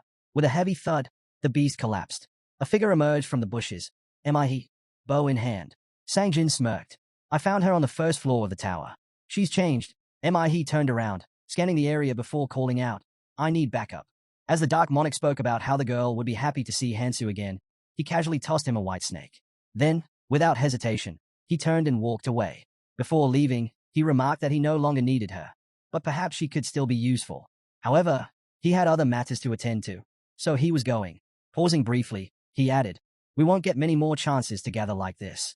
The red zone after training, it's far more dangerous." Hearing this, Sangjin lowered his head slightly before quietly admitting that he had grown stronger because of Hansu. Then, looking up, he smiled. "We'll see each other again," he said. Hansa glanced at him out of the corner of his eye but remained silent. After a short pause, he turned away, a faint smile appearing on his lips. Sangjin also began to leave, thinking to himself that he hadn't expected a reply anyway. Meanwhile, Yellow-Hair Girl and her comrade turned toward the Dark Monk. "We're late," she said, frustrated. "We wasted too much time near that cross." The guy beside her frowned. "Shouldn't we have taken Wonkyung with us?" Immediately, the girl hushed him. "Be quiet. They might hear us." Sangjin overheard this, his eyes widening slightly in surprise. Before he could dwell on it, Yu spoke up. "It's time for us, and for him, to go." At that moment, a man stepped out of the portal and immediately apologized. It was Wonkyung. "I was worried about my daughter," he admitted. She crossed her arms, clearly unimpressed. "My guys were guarding the rear. What's there to be worried about?" She eyed him skeptically before asking, "Do you really not remember anything?" The man hesitated before quietly raising his hand. "It's true. I don't know what this place is," he admitted. "One moment, I was jogging with my daughter, and then, just then, his daughter stepped out of the portal as well." Yellow-haired girl turned away. "I see," she muttered, though her mind was elsewhere. Internally, she sighed. She had wanted a strong fighter to lead the way, but she hadn't expected the resurrected ones to lose their memories. Shaking off her thoughts, she turned to the twins. "Follow me," she instructed. "I need to speak with the fairy giving us instructions." With that, they set off. From the shadows, the Dark Monarch watched everything unfold, his eyes locked onto them with an unreadable expression. Elsewhere, the protagonist moved through the forest, walking without hesitation. He noted that there was little activity in the area. Most of the monsters were likely gathered in the center of the preparation zone. Inside the tower, every floor and room had its own unique environment. Some looked like vast open skies, others like deep underwater worlds. But here, everything was artificial. Hansa placed a hand against a towering barrier. Looking up, everything has an end, he thought. But he didn't lower his hand. Instead, he narrowed his eyes. They wanted to look like the tower ends on the 4th floor. But in reality, there's a 5th. A hidden dungeon with a treasure inside. Gripping his weapon, Hansa prepared himself. Under normal circumstances, reaching that place wouldn't be easy. But he wasn't planning to take the normal route. He swung his weapon, cutting through the air with powerful, magical force. Traces of energy lingered in the wake of each strike. Nirmaha Ring Authority, destruction. With each swing, cracks formed in the floor's barrier. He continued his relentless assault, breaking the wall apart piece by piece. Finally, with a deafening explosion, the structure gave way. Without hesitation, Hansa pressed his hand against the fractured surface and climbed through to the other side. His gaze settled on what lay ahead. "If I can't climb from the inside," he murmured, determination in his voice, "then I'll do it from the outside." As he moved forward, leaves from the surrounding trees drifted gently to the ground, carried by the wind. Hansa turned toward the wall, watching as it sealed shut almost instantly. Without the ring, getting through in time would be nearly impossible. He exhaled sharply, running a hand through his hair before glancing down. Checking his stats, he realized he had only increased them by 40 using the runes he had gained after the Black Monarch's attack. It wasn't enough. He hadn't even reached the minimum threshold. Frustrated but determined, he sprang up, grabbing the ledge with one hand. Everything now hinged on his ability to hold on. His grip tightened as he pulled himself up, managing to get both hands on the ledge. Sweat dripped down his face as he finally climbed over. Standing up, his eyes locked onto the newly forming entrance to the fifth-floor dungeon. Hansa gripped his weapon. According to Ralph Lauren, there was no telling what awaited inside. Suddenly, countless sharp swords stabbed into the ground around him. He leaped aside, using his weapon to deflect the attack. His jaw clenched. He had no choice but to win. A blinding light burst from the portal, illuminating everything. Hansa looked up, his breath hitching as a monster began to take form. His memories as an invader resurfaced. A creature just like this had once spewed rivers of lava before him. His eyes widened, a drop of sweat trickling down his face. Elsewhere, Keldian clutched a book, shouting in frustration. Humanity was buying time, but it wasn't enough. Kangti yelled that they could no longer hold their positions. They had to go through the crystal ball. Without hesitation, he handed over command to Anvi before turning, calling out Hansa's name. Meanwhile, Hansa sat on the ground, holding Kiriel in his arms. Her body was covered in bruises, completely still. His voice trembled as he looked into her eyes, demanding to know why she had done it, why she had sacrificed herself to protect him. The memory of her rushing forward flashed in his mind. Kiriel weakly reached out, her fingers brushing against his face. A faint smile appeared. "Thank God," she whispered, relieved that he was alive. Her hand gently traced the wound on his face as Hansa pleaded with her not to stop fighting. "Not here, not now." She tried to make him promise something, but before she could finish, her body went limp in his arms. Hansa clenched his teeth, overwhelmed by the weight of the moment. Holding the girl in his arms, he tried to steady his breath, lowering his head before looking up again. His sharp gaze locked onto the monster before him, a beast growling with fury. Finally, he had come face to face with it. His eyes scanned the creature, and recognition struck.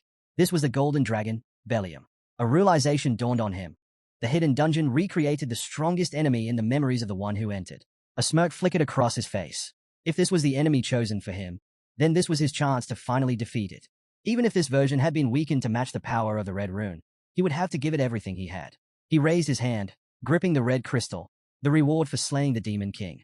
Every item he had prepared was meant for this very moment. Energy surged from the two artifacts in his possession, and a system notification appeared. The worthy imitation of the Philosopher's Stone was a consumable treasure obtained through treasure hunting. He recalled trading 32 treasures for this item back on the second floor. It wasn't perfect, but it would serve its purpose. Cracks already covered the stone's surface, signaling its instability. As he activated it, his rune value surged to the lower red level. A powerful aura radiated from his ring. Then, he brought out the Jade Demon Essence, his hard-earned prize from defeating the Demon King.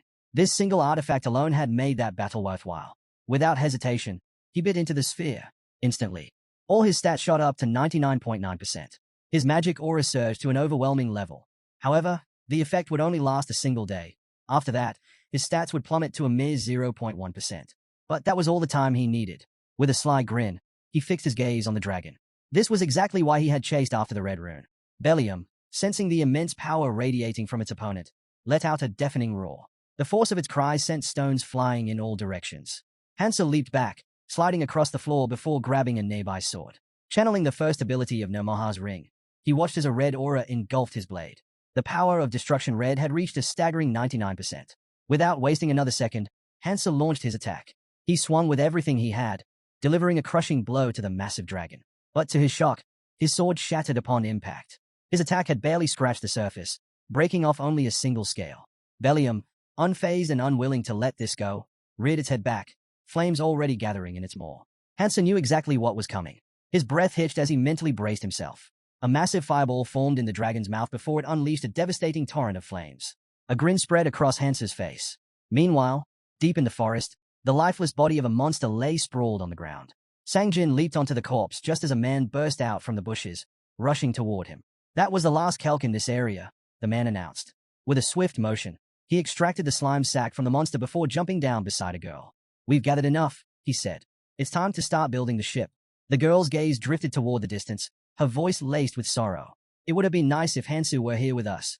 Sangjin stared at the ground, his voice quiet but firm. Even if Hansu hadn't disappeared, traveling with them would have been difficult. Hearing this, Minnie tilted her head slightly, confused. "What do you mean?" she asked. The Dark Monarch responded with certainty. "We're still in his shadow." Meanwhile, a torrent of dragon flames roared toward Hansu. He narrowed his eyes. This was different from before, yet somehow, he had ended up in the same situation.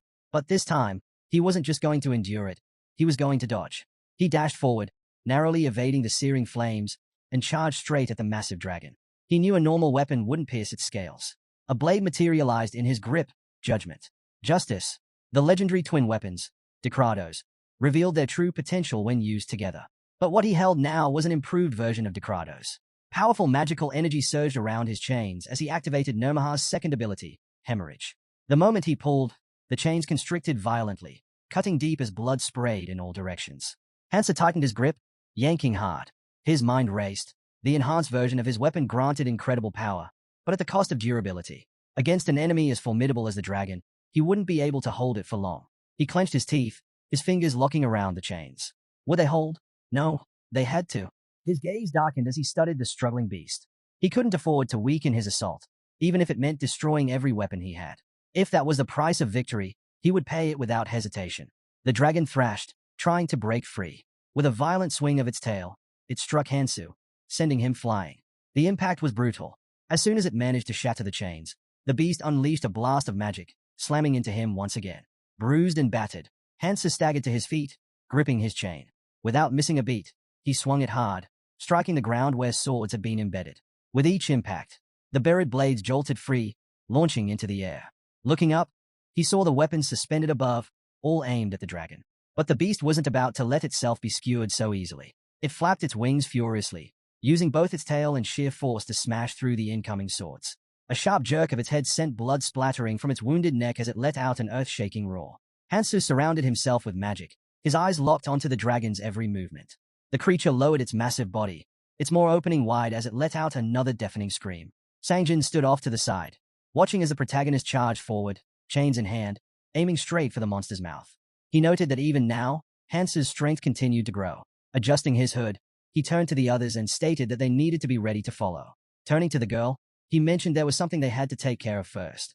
He explained that they would be bringing a few people onto the ship. The others questioned if they were his acquaintances. Glancing towards the Yong clan, he vaguely responded, something like that. His gaze settled on Wonk Youngback as he remarked that they might prove useful. The forest was eerily silent, the ground stained with a spreading red liquid. A boy's foot landed right in the middle of it, and almost instantly, he cried out in alarm. The poison had spread even here.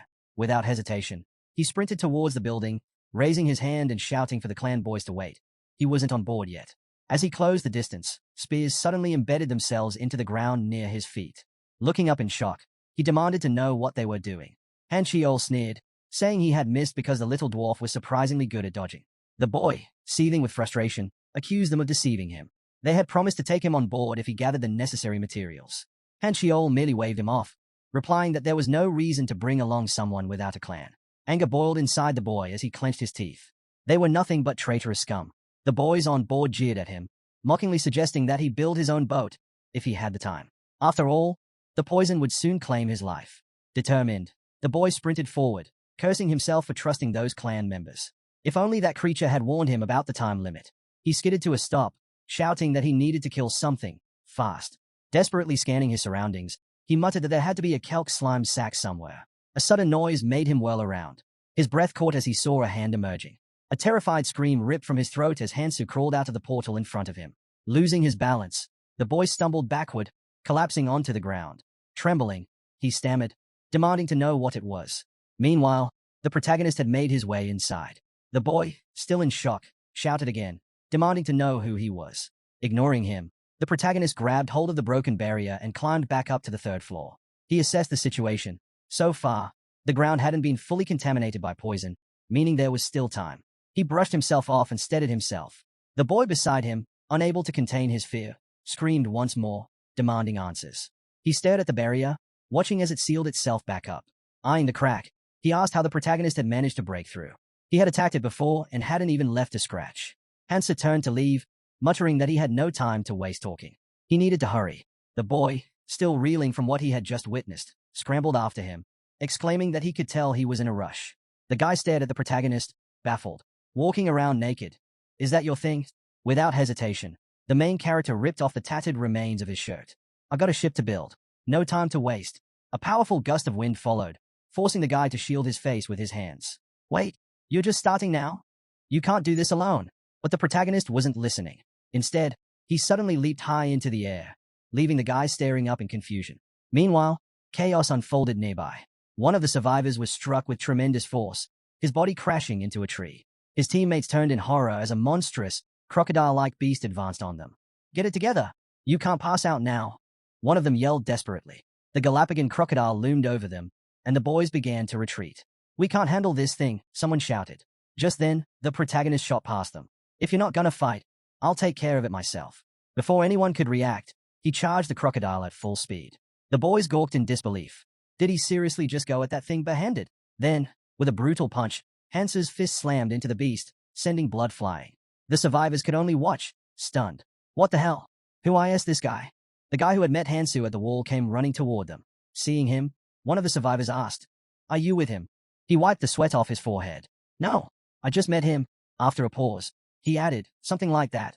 Meanwhile, Hansu relentlessly pounded the enormous crocodile, tearing into its flesh with his bare hands. When he was done, he stood up and examined the materials he had ripped from the monster's body. Catching this thing was just a coincidence, he thought. I don't even need the Galapagos. Just then, one of the Earth survivors called out, "Hey, why don't we pool our resources and build a ship together?" The guy who had been chasing after Hansu clutched his chest. "I'll add my materials, but only if you let me on board." One of the survivors gave him a pointed look. "You know the Galapagos crocodile parasite can only build about 20 ships, right? There's no extra space." The guy frowned. "I need it. I'll trade if I have to." While they argued, Hansu jumped down from the dead monster, barely paying them any attention. Then, without warning, he tossed the parasite toward them. "I don't need it," he said casually. The others froze as he glanced at them from the corner of his eye. "I'm making a 500-seat ship. Do whatever you want with that thing. The key material for that? The heart of a knock rockstone lizard. And the difficulty of gathering materials for larger ships only increased exponentially from here." The guy chasing after Hansu knew things were only going to get harder. Hansu gritted his teeth. The fourth floor was filling with poison at an alarming rate, and there was no telling how much time they had left. Was he really going to build a 500-seat ship while hunting down an elusive monster alone? Before he could dwell on it, the protagonist pointed to the side. "Tell everyone left here. If they bring materials as payment, I'll let them board." The guy hesitated before stepping forward. "Wait, seriously? We can really get on?" Then, as if trying to confirm, he asked again, "You'll take us with just the materials we have?" A short while later, the fourth floor preparation area was packed. Fighters lined the riverbank, each carrying the materials they had gathered. The guy who had followed Hansu glanced down at his own supplies. "I brought everything he asked for. This has to be my last gamble." He clenched his fists, silently hoping he wouldn't be betrayed again. Suddenly, a deafening crash echoed from the forest. Everyone turned toward the sound, eyes wide with alarm. "What was that?" someone shouted. Before they could react, a massive shadow loomed above them. The guy's blood ran cold as he stared up in horror. "No way! It's coming down on us! Scatter!" Hansu's voice rang out. With a thunderous impact, the enormous knock rockstone lizard crashed to the ground in front of the panicked survivors. Screams filled the air as people ran in terror. But standing on top of the fallen beast, completely unfazed, was Hansu. "Well, looks like everyone's here," he remarked. Then, without hesitation, he leapt off the lizard and gave a simple command. "Get ready to leave." The guy who had been following him stared, still in shock. Did he take that thing down by himself? Meanwhile, Hansu approached the ferry, dragging the colossal heart of the knock rockstone lizard behind him. "I've got the heart. Let's trade." The fairy guardian glanced at the timer. "Still some time left," he muttered. Then, looking back at Hansu, he asked, "You do know you need other materials too, right?" Hansu simply nodded. Of course. His eyes swept over the gathered materials, listing them off one by one. Finally, he picked up a rack silk rope and held it up. "This should be everything." The fairy guardian crossed his arms, floating closer. "And where's the knock rockstone lizard's heart?" "Right behind me." "Take it." The fairy guardian's lips curled into a smirk. Well, you actually managed to collect all the necessary materials." He paused before adding, "There's still some left to gather, but you're the only one who brought this much on your own. Makes me want to give you a little reward." Before Hansu could respond, panic spread through the crowd. "The poison, it's almost here." People began scrambling backward, shouting in fear. The fairy guardian, on the other hand, spread his arms wide with a grin. Now, shouldn't you congratulate him first? A little applause. Maybe. Just build the damn ship," the survivors roared. Hansu frowned. "You were all in a hurry a moment ago. It was better when you were shaking in fear." A few minutes later, he turned toward the crowd. "There, that's the ship you'll be sailing on." Everyone's eyes locked onto the massive structure forming in the air. A ship of enormous size began to take shape, its sheer scale leaving many in awe. The boy beside Hansu gaped. "Is that a 500-seater ship?" Hansu nodded. "There's enough space for everyone." Go ahead. Bring all those who gathered materials. At his words, the crowd erupted into movement, rushing toward the ship. Voices rose in excitement as people eagerly climbed aboard, some shouting that they would gratefully follow Hansu wherever he led them. Once everyone was settled, the boy reassured the passengers. Don't worry about steering. As a reward for taking us, we'll handle the journey. Hansu made his way to the helm. Meanwhile, the ferry guardian addressed the crowd. Everyone, take a seat and rest. Estimated travel time, 3 days. Stepping back, the guardian flashed a grin. Well, my job's done. I won't interfere anymore. His smirk deepened as he added, I'm glad I sent you all to the red zone. At least my efforts won't go to waste. As the ship entered the portal, the ferry guardian's voice echoed one last time. Try to survive as long as you can. The vessel emerged into open waters, officially leaving the training area. One of the guys on deck peered ahead. Is that the entrance to the red zone? His eyes scanned the horizon, taking in the countless other ships in the distance. Then, looking down at the sea, his expression darkened. Wait, this isn't just ocean. The water wasn't blue, it was dyed red.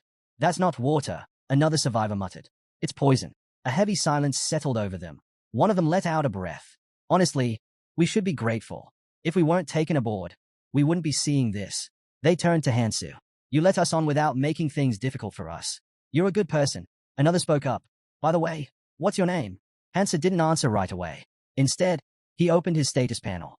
His stats had plummeted, all down to 0.1%. He sighed. Good thing I accounted for the effect of consuming the demon jade essence. His eyes drifted to his bandaged hand. He hadn't expected to obtain something like this here. Mana flickered around his fingers, and realization struck. This was the first skill he had acquired in this life. The art of dragon energy. Memories of his past surfaced. Back then, people looked down on this skill. But now, given that he could only learn 7 skills in total, this wasn't a bad one to start with. Without hesitation, he activated it. Suddenly, a panic scream rang out. The boy beside him pointed forward, eyes wide with terror. What the hell is that? Ahead of them, the sea was littered with wreckage. Every ship in their path had been shattered. And in the water, a desperate voice cried out. A man clung to a piece of floating wood, his face twisted in fear. Help, please. I don't want to die in the poison. The moment he saw them, recognition hit him like a bolt of lightning. Those same traitors who had abandoned him before. Panic surged through him as he shouted about more people being trapped in the liquid. He had to get out. Before he could make another move, a sharp pain tore through his chest. A trident, held firmly by a man, had impaled him clean through. Scarlet blood dripped from the weapon's tip as the man lifted him into the air, his body convulsing as he choked on his own blood. Chaos erupted on the ship. People screamed in terror, shouting that there were monsters in the water. Fear took over, and the crew scattered in all directions. Amid the panic, someone demanded to know who had changed the ship's course. His gaze locked onto the wheel, and his mind raced. It had to be him. He turned to Hansu, suspicion burning in his eyes. What was he planning this time? As the ship slowly veered off course, someone on board finally snapped. Why are we changing direction? He shouted, his face twisted with fear. His eyes darted to the protagonist in horror. What the hell are you doing? Stop. Do you even see all those wrecked ships out there? If we get attacked in this poisoned sea, we're finished. Desperation seeped into his voice. You really think you can save everyone if we're ambushed? That's impossible. We'll all die here. The protagonist met his panicked gaze with a steady, unreadable expression. The man clenched his fists, his frustration boiling over. Why do you care so much about saving everyone around you? At that moment, Hansu's mind drifted to the words of his old friends, reminders of his true goal. He let the memories fade, remaining silent. Meanwhile, the man on deck kept shouting, insisting they needed to stay on their original course. But the protagonist turned away, as if he had heard enough. We'll make it now, he said calmly. For a brief moment, relief flashed across the man's face. He let out a shaky breath. You made the right call. You're a good man. But then, something felt off. His expression shifted as he realized this wasn't the answer he wanted. A hand suddenly latched onto the deck, followed by another. Survivors began climbing aboard, struggling to pull themselves up. The boy's eyes widened in pure horror. When did they get here? He screamed. One of the survivors, now on his feet, raised a clenched fist and bellowed. I heard everything. His voice dripped with accusation. Were you really planning to leave us behind? He took a threatening step forward, fury blazing in his eyes. We survived because we swam toward you the moment we saw your ship. In one swift motion, he grabbed the boy's cloak and yanked him close. I'd love to see how you'd handle being thrown. Before another word could be said, something sliced through the air at blinding speed. A sword embedded itself deep into the ship's side. The bully recoiled in shock, his voice cracking as he screamed. What the hell was that? What just hit me? The protagonist stepped forward, his gaze fixed on the deck. Enough talking, he said firmly. They are here. The bully spun around, rage still burning in his eyes. But before he could finish, the ship lurched violently. A sinking realization hit they had already arrived. From the depths of the poisonous sea, monstrous figures wielding tridents emerged, closing in on the ship. Their glowing eyes pierced through the darkness. These were the Red Zone's gatekeepers, the damned survivors. Without hesitation, they began their attack. Their method was simple but devastating, smashing holes into the ship's hull from below. The entire vessel trembled under their relentless assault. Panic erupted among the crew. "They're attacking from underneath," someone shouted. "They're trying to sink us." The survivors rushed to the edges of the ship, frantically searching for a way to fight back. "We need to stop them before they get too close," one of them yelled. "Use long-range weapons. We can't let them near the ship." But the creatures deflected every attack. They needed more firepower. At that moment, the protagonist approached the ship's railing, his expression unwavering. "If they won't come to us," he murmured, gripping the edge, "then I'll go to them." Without another word, he leaped overboard. Gasps and shouts filled the air as the crew watched in horror. As he lost his mind, Hansa plunged into the sea with a loud splash. The toxic waters swirled around him. From the deck, someone stammered. He jumped in, without any equipment. "He's as good as dead." But deep beneath the surface, Hansa remained calm. The monstrous sea creatures immediately took notice, their glowing eyes locking onto him. "The poisonous waters?" he mused, easily repelled by the art of dragon energy. Raising his hand, he summoned the ancient power within him. Dragon energy surged through his veins, wrapping around his arm like a living force. His body pulsed with raw magic. "With my magic stat at red, I can handle this." Clenching his fist, he prepared for battle. The creatures lunged at him, their tridents poised to strike. But in that instant, Hansa's body transformed. Scales formed over his skin, his limbs strengthened. His presence radiated something beyond human. This was the power of the art of dragon energy, an ability that didn't just grant its user immense strength, but gradually reshaped their very body into something draconic. Such legendary techniques and artifacts were known as zero numbering. Feeling the surge of power, Hansa smirked to himself. This ability definitely lives up to its name. He clenched his transformed fist tightly. "Still, I can't unleash my full strength just yet." Even so, his next attack was overwhelming. With a single devastating punch, he drove his fist straight into a sea monster's chest. The impact tore through its body, leaving a gaping hole as blood spilled into the water. The other monsters froze, stunned by the display of raw power. Hansa studied his work, satisfied. "Even like this, my piercing strength is more than enough." The battle had only just begun. The moment the monsters realized they were outmatched, they turned tail and fled. But Hansa saw through their intentions instantly. If he let them escape, they'd just wait for another chance to strike. He raised a hand behind his head, magic surging through his body. There was no time to play games. With that thought, he vanished, his speed overwhelming. In the blink of an eye, he caught up with the fleeing creatures, tearing through them with ruthless efficiency. The remaining monsters regrouped, forming a circle around him with their tridents aimed directly at his chest. Hansa barely spared them a glance. Instead, he grabbed hold of one and sensed another attacking from behind. Without hesitation, he reached out and caught the incoming trident mid-strike. Power crackled around him as he redirected the weapon's momentum, swinging it with lethal precision. The sea turned red as blood spilled from the monster's severed head, bubbles rising from its gaping mouth before it went still. Hansa took a quick look around. Corpses drifted in every direction. His job here was done, but something was happening on the ship. Turning toward it, he sensed trouble brewing above and decided to head back immediately. As soon as he surfaced, chaos greeted him. Shouts echoed across the deck. A massive hole had been torn in the ship's hull, and water was rushing in fast. One of the men spotted a nearby monster and roared, raising his weapon. "Everyone, over here," he yelled, swinging his sword with all his strength. Before the blade could land, Hansa moved. He threw himself against the breach, using his own body to block the flow of water. "Watch where you're swinging that thing," he said sharply. The man's jaw dropped. "How the hell did you get back here?" "And without a scratch." Hansa ran a hand through his wet hair. "You really thought I couldn't handle it?" The crew stared in shock, but then someone pointed at the ship and shouted, "Why are you so calm? You just made the hole even bigger." Ignoring them, Hansa walked over to a wooden block and tested its strength. The others watched in disbelief. "What are you even doing? This is not the time." Meanwhile, another man yelled, "Stop standing around. We need to fight off the rest of those things." "Forget that for a second," someone else cut in. "Look at what he's doing." Hansa had already begun breaking logs into planks. The realization hit them. They needed to patch up the ship. "Follow his lead," someone shouted. "Gather as many Arun wood planks as possible." Hansa let out a breath, adding, "We'll also need kelp slime to seal the gaps." The crew scrambled into action, patching up the breach as best as they could. Someone raised another concern.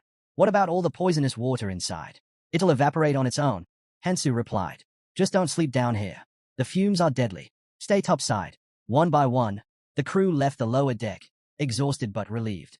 Hansu exhaled heavily. He had pushed himself to the limit, but everything had worked out in the end.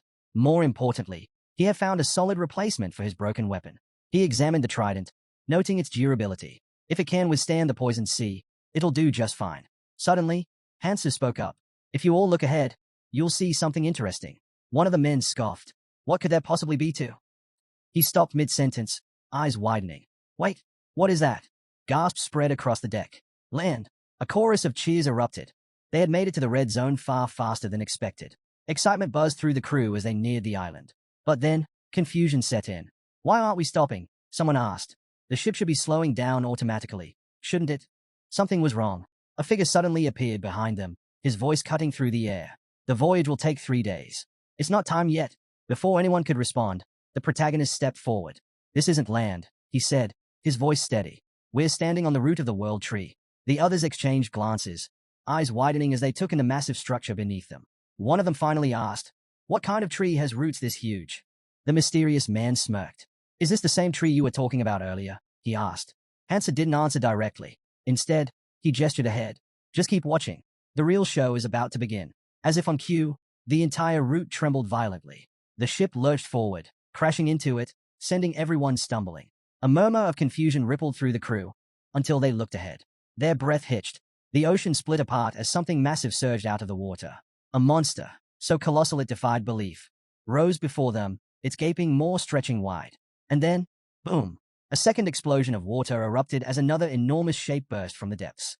The crew barely had time to react before a deafening roar ripped through the air. The sheer force of it sent shockwaves over the ship. Waves crashed against the deck, knocking people off their feet.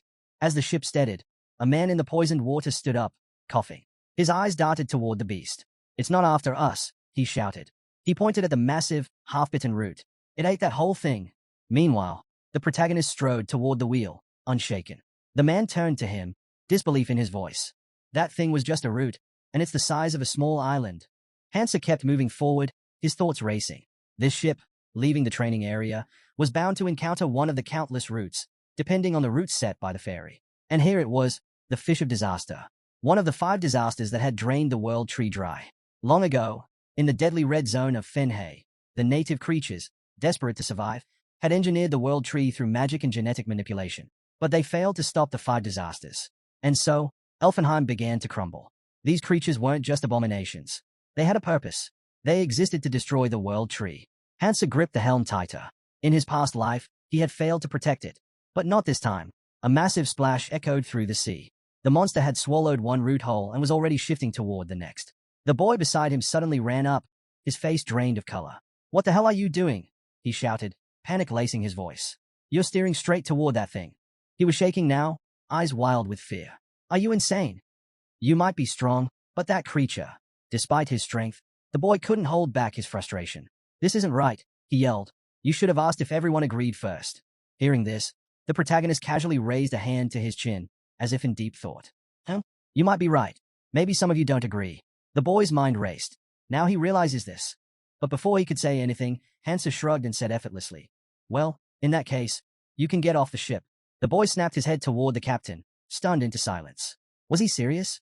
Hansa pointed a finger overboard. I need to follow that creature, he said plainly. Anyone who wants to leave, just raise your hand. I'll drop you off right now. A heavy silence hung over the deck. The ship continued sailing after the monster. The tension thickened the air. Then, finally, someone hesitantly asked, where exactly are we going? Minutes later, the ship came to a halt. They had reached the very edge of the world tree's roots. This was where the roots truly began. Everyone disembarked, stepping onto the massive surface before them. In front of them stood a dying tree, its trunk wrapped in something sinister. One of the crew members stared in shock. I thought this was solid ground. Another murmured in awe. No, this is where the roots grow from. Those who got off the ship stood still, gazing up in disbelief. The towering structure in front of them was a true giant, stretching so high into the sky that they couldn't even tell where it ended. Hansa smirked and placed a hand on the boy's shoulder. So, he asked mockingly, is this better than being in the water? The boy swallowed hard, fear creeping into his expression. Hansa continued, his voice calm. We still have 2 weeks. As long as we keep moving up, we'll be safe. The boy turned to the captain, his tone laced with irritation. 2 weeks? What do you mean 2 weeks? The demon said we needed to go to the world tree. Before Hansu could respond, a crew member who had gone ahead shouted back at them. Are you coming or not? Without hesitation, Hansu turned away. Standing around won't get us anywhere, he said. I have to move forward, with or without you. The boy hesitated for only a moment before rushing to follow. I'm coming too, he called out. As he ran to catch up, Hansu let out a slow exhale and muttered, You'd better hurry. Then, lifting his gaze, he spoke again, this time loud enough for everyone to hear. The fish of disaster will be here in 2 weeks to devour the roots. His fingers tightened around the trident in his grip. I need to find that person. But first, with a single decisive movement, he raised the weapon high. I can't let them use this ship. And with all his strength, he brought the trident crashing down, tearing through the ship's hull. A loud crack echoed through the air as the impact split the wood apart. Water surged in, swallowing the vessel whole. Within minutes, the ship had sunk to the bottom. Hansu watched in silence before finally speaking.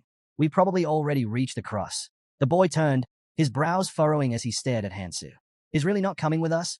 Hansu was unpredictable, but somehow, it felt more reassuring when he was around. Before he could say anything, their attention shifted to a massive iron structure ahead. Someone pointed at it. Is that the cross? A murmur of uncertainty spread through the group. It must have been built by someone, one of them said. We should check it out. But before they could rush forward, another voice objected. Wait. The boy raised his hand, stopping them. If someone built this, it could be a trap, he warned. It's too risky for all of us to go at once. A few heads nodded in agreement. Then let's send a scouting team first, he suggested. There aren't any clan members among us anyway, so we'll need to be careful. His gaze swept over the group. We'll go in pairs and spread out.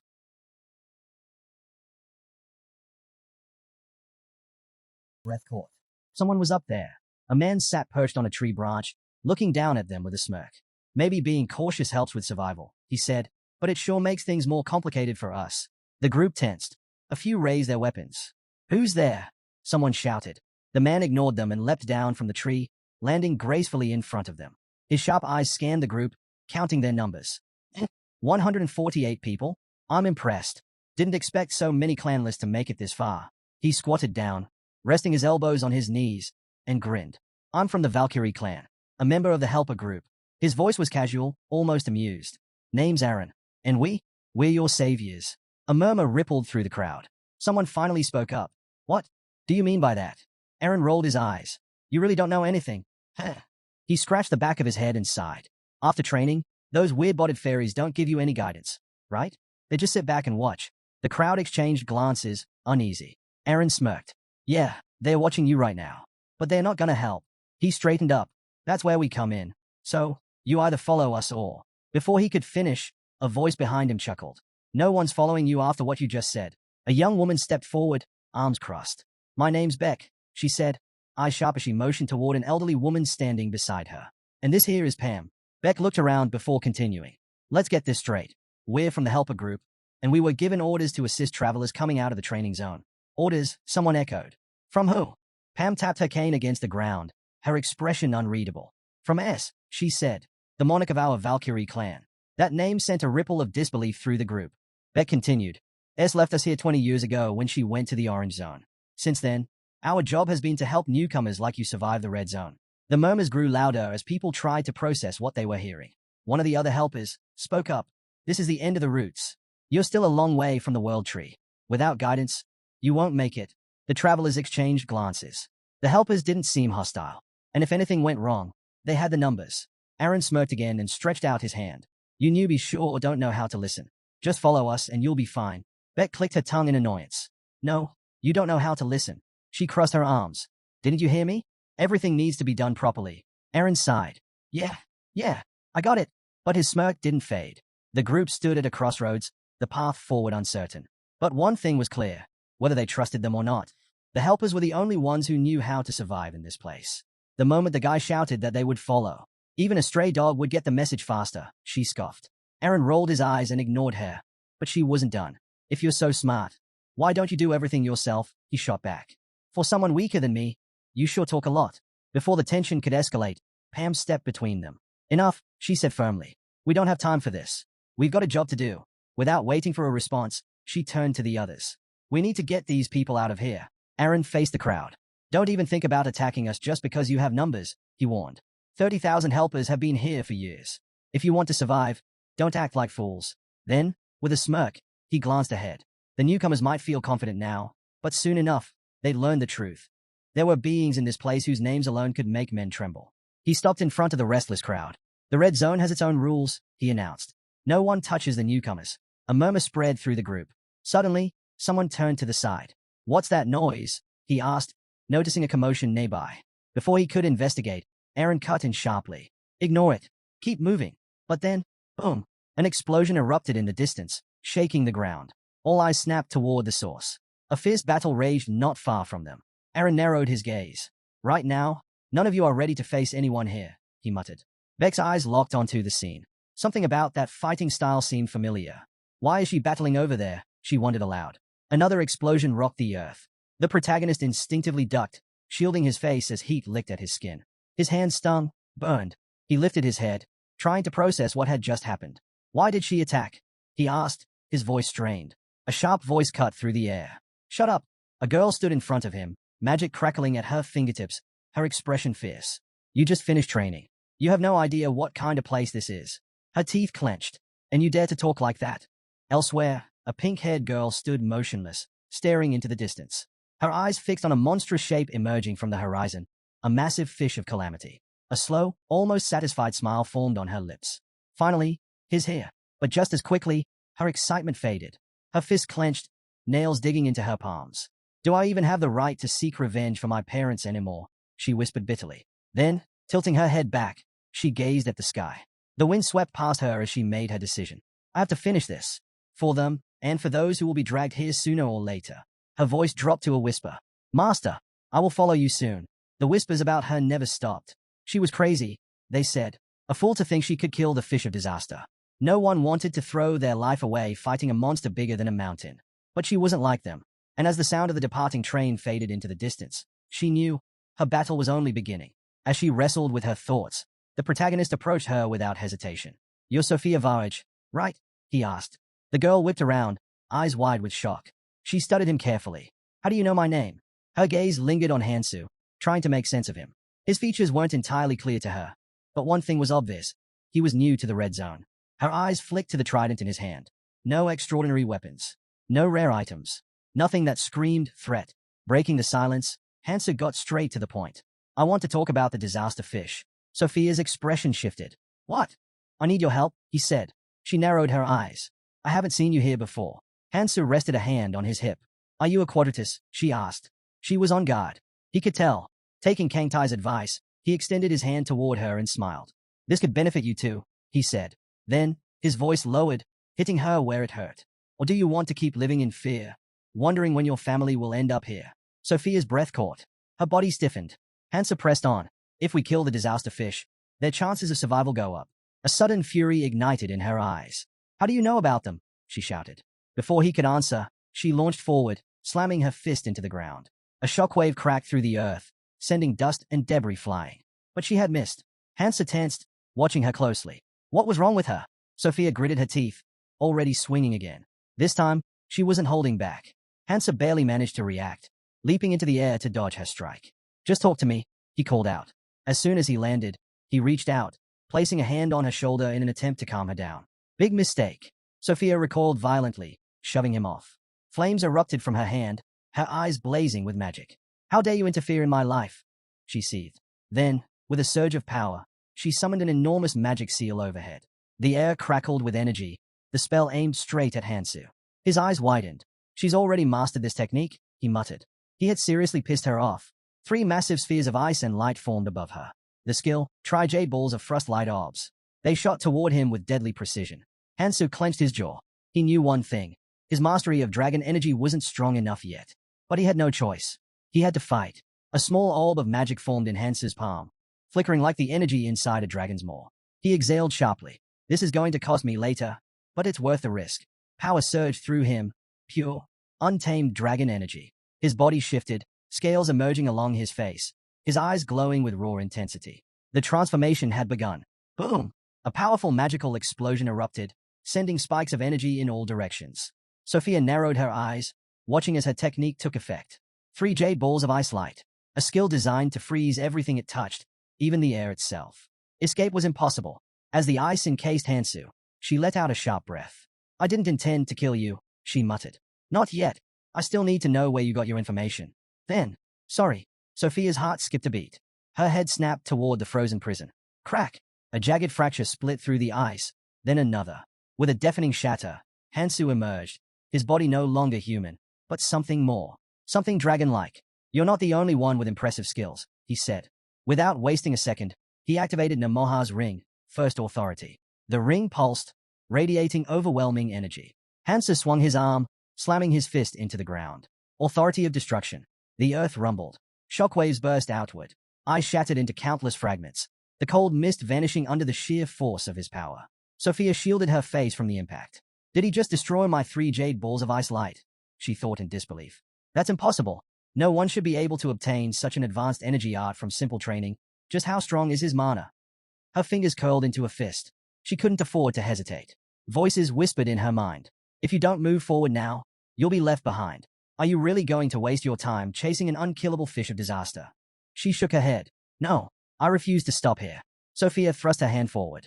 Impossible, she shouted. With a single leap, she soared into the air, activating monumental air path. Mana swirled around her, and in an instant, Alice's book appeared, pages flipping wildly. She clapped her hands together. Solidification activated.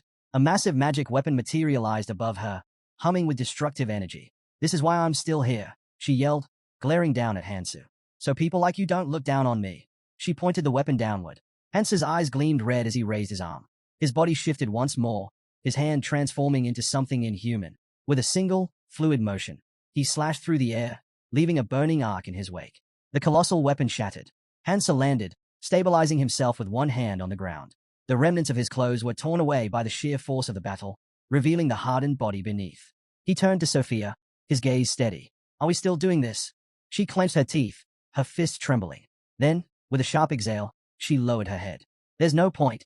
Hansu studied her carefully, then asked, Are you really going to back down? Sophia studied him for a moment before speaking. His special move was far from perfect. There were 3 key factors that determined the rank of an energy art. First, the scaling and reinforcement of the rune. Second, the strength and durability of the mana barrier. And third, the special abilities tied to the technique, abilities that could completely redefine how it was used in battle. She glanced at the boy, debating whether to push him to the brink of life and death. But after seeing him take her attack without so much as a scratch, she realized there was no need. By the standards of the Red Zone, his art was already among the best. Testing him any further would be pointless. Turning away, she acknowledged his strength but quickly shifted the conversation. So, how do you plan to kill the fish of disaster? She scoffed. The people gave up after it devoured over 1,000 lives. Do you even understand what it's like to face a monster that can swallow an entire ship whole? Her fists clenched as her voice grew bitter. That thing isn't just a monster, it's a calamity. And yet, there are fools who pray to it, as if worshipping disaster will save them. Her frustration boiled over. I'm sick of fighting alone. She shot him a look. If you don't want to end up like me, walk away now. With that, she turned and started to leave. This is a waste of time, she muttered. Hansu stared at the ground before responding. If I thought this was going to be easy, I wouldn't have come to you. His voice was steady. I have a plan. That's why I need your help. Sophia stopped in her tracks. She exhaled sharply. I'm done with this stupidity, she said, refusing to turn around. Hansu's gaze remained fixed on her back. This would be your 14th attempt to kill the fish of disaster. Are you really giving up so easily? She spun around, eyes blazing. You don't get it, she shouted. No matter what you say, She faltered. 4 years, she had been the only one standing against the fish of disaster. She had watched her parents get devoured before her very eyes. And still, she kept fighting. First attempt, second, third, fourth, 13th, each one ending in failure. Each one a brutal reminder of her powerlessness. By her last attempt, she had collapsed onto the ground, sobbing. Numbers meant nothing without victory. Hansu took a step closer. You may not have won, but you've survived 13 times. Without me, you would have failed again. His voice was firm, unwavering. But this time, I'm here. Sophia stared at him, stunned. Then, like a ghost from the past, a memory surfaced, her parents' last words. You don't have to come with us, Sophia. We'll handle it. Just trust us. She lowered her head, disappointment flickering in her eyes. Then, after a long pause, she stepped closer. Why? She asked, her voice quieter now. Why are you so determined to catch the fish of disaster? Hansu turned away slightly, standing with his back to her. His answer was simple. To save billions of lives. Sophia's breath caught. Her hands trembled. When she finally spoke, her voice was unsteady. You're worse than most. Madman Aaron peeked out from behind a tree, watching them from a distance. Something about this situation felt off. He wasn't sure what was going on, but he had no intention of getting caught up in it. Turning away, he decided it was best to leave before the woman spotted him. Just as he took a step, a sharp force yanked him backward. A trident had pierced through his cloak, pinning him in place. His breath hitched as he slowly turned around. It couldn't be. The protagonist stepped closer, eyes locked onto him. Leaving without even saying hello? He asked, his voice cool but unmistakably firm. Aaron wordly froze, wondering how the guy had noticed him. Before he could come up with an excuse, Sophia peeked out from behind Hansu, her expression curious. Aaron, what are you doing here? Caught red-handed, Aaron let out a sheepish chuckle. Oh, just passing by, he said, forcing a smile. Hansu narrowed his eyes. Were you here the whole time? Aaron awkwardly scratched the back of his head. Before the conversation could drag on, Hansu decided to cut to the chase. Can you show us the way? With no other choice, Aaron led them forward. When they arrived at the camp, they were met with the sight of dozens of survivors gathered in makeshift shelters. The place was buzzing with movement, people constantly shifting supplies and preparing to relocate at a moment's notice. A man turned to them and explained, refugees from the end of the route have to keep moving. If the fish of disaster starts devouring the area, we can't afford to stay in one place too long. He gestured toward the central building. Go there for a briefing. They'll explain how to settle into the upper city. Then, with a slight grin, he added, by the way, you hungry? Silence. Taking their lack of response as a yes, he pointed toward the food distribution area. The survivors' eyes lit up at the sight of what looked like real food. Their relief, however, was short-lived. A large woman stood behind the counter, arms crossed. Spotting the newcomers, she gestured toward the plates in front of her. You just arrived, right? I saved the freshest batch for you, she said proudly. The survivors hesitated. Something was off. As they got closer, their expressions twisted in horror. The meal was nothing more than piles of thick, slimy goo. What is this? One of them stammered. This isn't food. A man in a cloak stormed forward, slamming his hand onto the table. You expect us to eat this disgusting sludge? He demanded. The cook didn't even flinch. Instead, she beamed. Yep, everyone here eats it. She casually explained that the slime contained all the nutrients they needed to survive. As if to prove her point, she pointed toward a group of people off to the side. Some were gagging, others hunched over, violently throwing up. If you'd rather try something else, she added cheerfully, talk to them. But I'll warn you, monsters in the red zone? Pretty poisonous. A heavy silence fell over the survivors. They exchanged glances, their faces filled with both disgust and reluctant understanding. Slowly, they looked down, shame washing over them. Then, one person stepped forward. Without hesitation, Hansa picked up a plate and took a bite of the slime. The cook's grin widened. Folding her arms, she nodded in satisfaction. Good.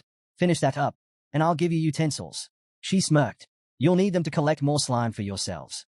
Beck waved to the cook as he left. I'll leave the rest to you, he said casually. The cook grinned. No problem at all. He had barely taken a few steps when his eyes landed on Hansu and Sophia. His pace slowed for a moment, but he didn't linger. Instead, he headed straight for Aaron's tent. Pushing the flap aside, he found Aaron inside, mending his clothes with a scowl. When did you get back? Beck asked, arms crossed. Saw in the footage that you brought that guy with you. What's going on? Aaron didn't look up, his irritation obvious. Fixing my damn clothes, he muttered. Beck raised an eyebrow. How'd that happen? At that, Aaron couldn't hold back. He shot up from his seat and shouted. That lunatic fought Sophia. Beck blinked, then let out a low whistle. Didn't you say this was supposed to be a simple reconnaissance mission? Aaron groaned and sank back into his chair. How's everyone else? He asked, trying to change the subject. Beck leaned against the table, watching the survivors outside. As expected, he said, they are stronger than last year's batch. The tougher the red zone gets, the stronger the ones who make it through. There are some real powerhouses in this group. His gaze darkened slightly. If it weren't for the fish of disaster, we'd see even more survivors making it here. His eyes scanned the crowd as he continued. The fairies know this too. That's why they adjusted the difficulty, to weed out the weak and make sure only the strongest get through. Aaron, still fuming, shook his head. Doesn't matter. There's no one crazier than that guy. He rested his chin on his hand, deep in thought. Sophia is a monster in her own right. And yet, that guy, someone who just finished training, was able to fight her. He scoffed. Rumors must be spreading already. If that's the case, the next big challenge isn't far off. At that moment, a foot stepped onto the main path. The figure wore loose, flowing clothes, his posture relaxed yet unsettling. His glowing red eyes gleamed with an eerie light, and a wild grin stretched across his face. Meanwhile, Sophia approached Hansu, holding a strange-looking device. Did you get your slime extractor? She asked. You won't last long without it. Hansu glanced at her, raising an eyebrow. Where did you run off to? Sophia avoided his gaze. I had to take care of something. Then, as if suddenly remembering, She shoved a pair of pants into his hands. Here, you should change. I picked them up in a hurry. But they are better than what you've got now. Hansa looked down at the pants, then back at her. You worried about me? Sophia stiffened. Of course not. We're going to be working together. That's all. Before Hansu could say anything else, she suddenly gasped and turned bright red. You're not going to change right here, are you? Hansu, holding the pants up, laughed lightly. Relax. I was just checking the size. He smiled. Thanks, Sophia. Her face burned as she turned away. I just don't want to see you half naked. Okay. Still flustered, she quickly changed the subject. Before we leave, there's something we need to take care of first. The Newcomer Assistance Center. Sophia stopped just outside the entrance and turned to the protagonist. Wait here, she instructed. This place is for adventurers who aren't heading to the next zone yet. Mainly those waiting for their families. It's one of the many centers created by Valentina ERES. With that, she stepped inside. A girl with short black hair was already there, looking up as Sophia entered. It's been a while since I've seen you here, she remarked casually. Sophia didn't waste any time. She walked up to the girl and asked, Can you check the list of new arrivals for me? Also, I left an artifact here. I need an update on that. The girl smiled and opened a system screen. Of course. You're a VIP. After all, as she scrolled through the interface, she explained, the help center isn't just for new arrivals. We offer plenty of services, especially for sponsors. A few moments later, she placed a list on the table. Here's everyone recently rescued from the neighboring routes. If you want us to check the others, it'll take a couple of days. You'll need to return later. Sophia scanned the names, deep in thought. They haven't arrived in this world yet, she muttered. Her focus shifted. I should concentrate on the Fish of Calamity. At that moment, the protagonist entered the center. If you're done, let's go over the plan, he said. The girl, startled, spun around. Why yes, she stammered. Hansu, now dressed in fresh clothes, check the time. We have 13 days and 18 hours left. Not much. We need to move. Sophia, her cheeks flushing slightly, glanced at him. So, what's the plan? Hansu met her gaze, completely serious. Simple. You take me inside, and I'll strike the Fish of Calamity's weak point with my special weapon. Sophia just stared. That's it? He nodded. She blinked in disbelief. You can't be serious. That's not a plan. That's a bad joke. Hansu frowned. What's wrong with it? Sophia paled. Should I just walk away? They stepped outside, and she took a deep breath. This thing can't be killed from the outside. It's not that simple. Hansu didn't seem fazed. Then we'll use a ship. Sophia raised an eyebrow. You have a ship ready? I do. But not just any ship. She crossed her arms. I've got a 30-seater. Hansu shook his head. That won't do. We're taking mine. Sophia narrowed her eyes. And how big is yours? 500-seater. Her jaw dropped. You still have that thing? The protagonist stepped forward, his voice steady. I'm not a newbie. You'll see for yourself once we get there. Sophia watched his back, eyes filled with doubt. Nope. You're definitely a newbie. He turned to face her, smirking. Fine. Let's just agree that I have superpowers. Either way, we have a ship. Now we need materials. Let's split up. His tone was confident, almost reassuring.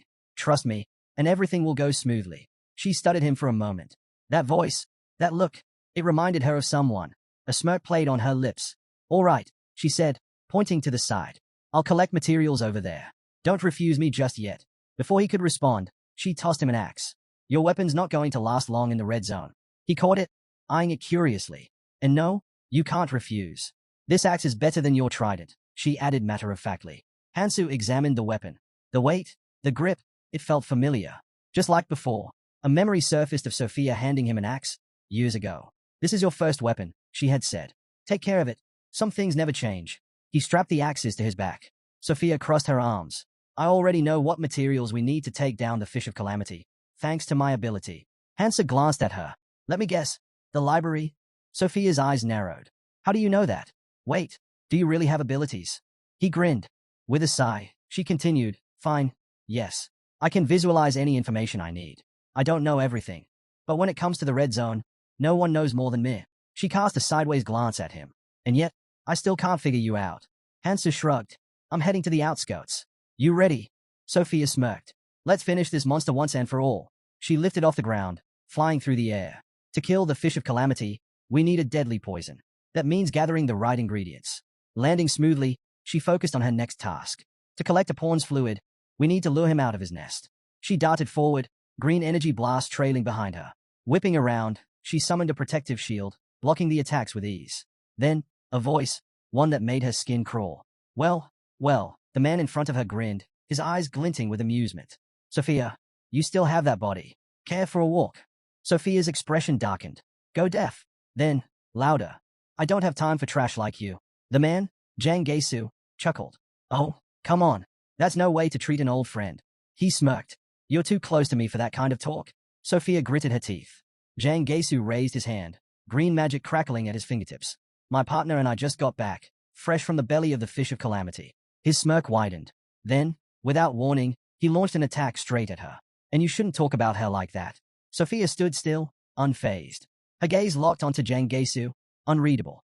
Then, with a sharp motion, she thrust her hand to the side. A massive manifestation panel appeared above her, glowing with raw energy. In an instant, powerful projectiles shot out, crashing into the ground around Jang Gaesu. His expression twisted as he dodged, barely avoiding the impact. Sophia's eyes narrowed. I hate people who fight without knowing their place. Jang Gaesu's manic grin only widened. Inevitable. A massive arrow hurtled toward him. Without hesitation, he reached for the bandage on his forehead and ripped it away. A bright red eye gleamed in the open air. Sophia's gaze flicked downward, her hand already moving forward. Her arrow adjusted mid-flight, streaking straight toward the exposed eye. Jang Gaesu chuckled. Quick thinking, his fingers pressed against his temple. Do you know what kind of eye this is? He didn't wait for an answer. The Zerit beacon. He motioned toward her. Did you really think I'd come here without a backup plan? His voice dripped with amusement. There's an entire organization behind me. And I don't just have the beacon. His grin sharpened. I have something connected to you. Sophia's breath hitched. She clenched her fists, her teeth grinding together. Annoying. This skill of his is downright infuriating. Jang Gaesu placed a hand over his chest. As expected. You get it? His voice was almost mocking. You know I mean no harm. He tilted his head. Just wanted to test you. Thought maybe all those losses made you rusty. His gaze flickered. But your skills are just as sharp as ever. Guess the rumors were exaggerated. Sophia turned away. That's none of your business. Her patience was wearing thin. And frankly, I'm tired of your pointless chatter. Back off. Jang Gaesu exhaled dramatically, closing the eye on his forehead. Relax. I'll back off. Once I figure out one last thing. He leaned forward slightly. That newbie, Hansu. Where is he? Sophia spun around, fury flashing in her eyes. As if I'd ever tell you. Jang Gaesu's hand shot out. Gotcha. Before she could react, his grip tightened around her wrist. A knowing smirk played on his lips. I knew it. His hold remained firm as he spoke. That's why I used my investigation skill. He leaned in mockingly.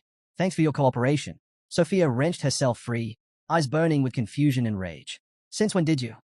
Jang Gaesu chuckled darkly. You could have blocked me, but you hesitated. His grin stretched wider. You're too soft. Sophia's gaze turned ice cold. He should have stayed in the belly of that damn fish of calamity. Her voice dropped, deadly and final. It would have been better for you to die there. That day, Jang Gaesu abruptly jumped away from her, shuddering. You're freezing, he exclaimed. But she wasn't the one trembling, he was. Raising his hand, his eyes burned with intensity. You should have joined Quadratus when I gave you the chance, he spat. But no, you had to be stubborn. Quadratus had twisted fear into worship, turning themselves into the servants of the four disasters. They didn't care that these calamities could wipe out humanity. They embraced them. Sophia's patience snapped. Enough of this nonsense, she shot back. Did you seriously think I'd ever join an organization like that? Then, unable to contain her fury, she shouted. You sacrifice people under the excuse of displaying the disaster fish's power, then sell off the relics of the dead like they are mere trinkets. How can you even call yourself human? Her voice trembled with rage. Do you have any idea how many travelers you deceived? You lure them in with promises of a safe passage along the upper route, only to let them be swallowed whole by that monstrosity. Jang Gaesu's eyes glowed with eerie amusement. So what? He sneered. Spreading his arms, he continued. I make money using my talents. I take part in sacred rituals. If people are foolish enough to believe my words, that's on them. Then, with a twisted grin, he laughed. They wouldn't have lasted long here anyway. If anything, they should be grateful. At least they got to spend their final moments in the belly of the fish of calamity. Sophia's body trembled with rage and disgust as Jang Gaesu continued. You, of all people, should understand, he taunted. You were given the chance to experience that luxury yourself. Maybe you just need a few more tries to really appreciate it. Tilting his head, he smirked. I'm sure you'll figure it out soon enough. Until then, we'll meet again. And just like that, he vanished. Sophia clenched her fists, glaring at the empty space he left behind. He always was good at running away, she muttered. Memories of the past flooded her mind, of who Jang Gaesu used to be, of the man she once knew. If only she had seen this coming. He had changed beyond recognition, shaped by the horrors he barely survived. A chill ran down her spine. If she went after him now, before she could finish the thought, she recalled the protagonist's words. Forget him. Focus on gathering materials. Snapping back to reality, she exhaled sharply. You're right, she murmured. I'll leave this to you. And with that, she turned away. The protagonist sprinted toward his destination, his movements swift and relentless. There was no hesitation, no trace of fear, only unwavering focus. In his mind, the path was clear. The key to killing the disaster fish is the sclerosing solution. Suddenly, his eyes locked onto exactly what he needed. The sclerosing solution, an intricate creation born from the knowledge of magicians. It was the perfect poison against the disaster fish. But before he could use it, he had to secure the main ingredient. With that in mind, he landed in front of a pool of poisonous water. Straightening to his full height, he declared, I need the heart of the kukulza. To find the kukulza, he had to locate the valley, most likely hidden between the middle and outer roots. That was where the kukulza made their nests, burrowing deep into the roots to escape the disaster fish. His sharp gaze swept the area. There, he had found it. Without hesitation, he stepped into the poisonous water. In his head, he reassured himself. Once he obtained the kukulza's heart, the rest of the ingredients would be much easier to collect. But this wouldn't be easy. Finding kukulza on the outermost roots was rare. Luckily, he had stumbled upon their nest. With each step, he felt it. He was getting closer. Tightening his grip, he drew the axes given to him. Then, with a deep breath, he unleashed his power. The dragon art of energy manipulation surged through his body. His axes glowed, wrapped in potent magical energy. Magic enhancement activated. The stillness shattered.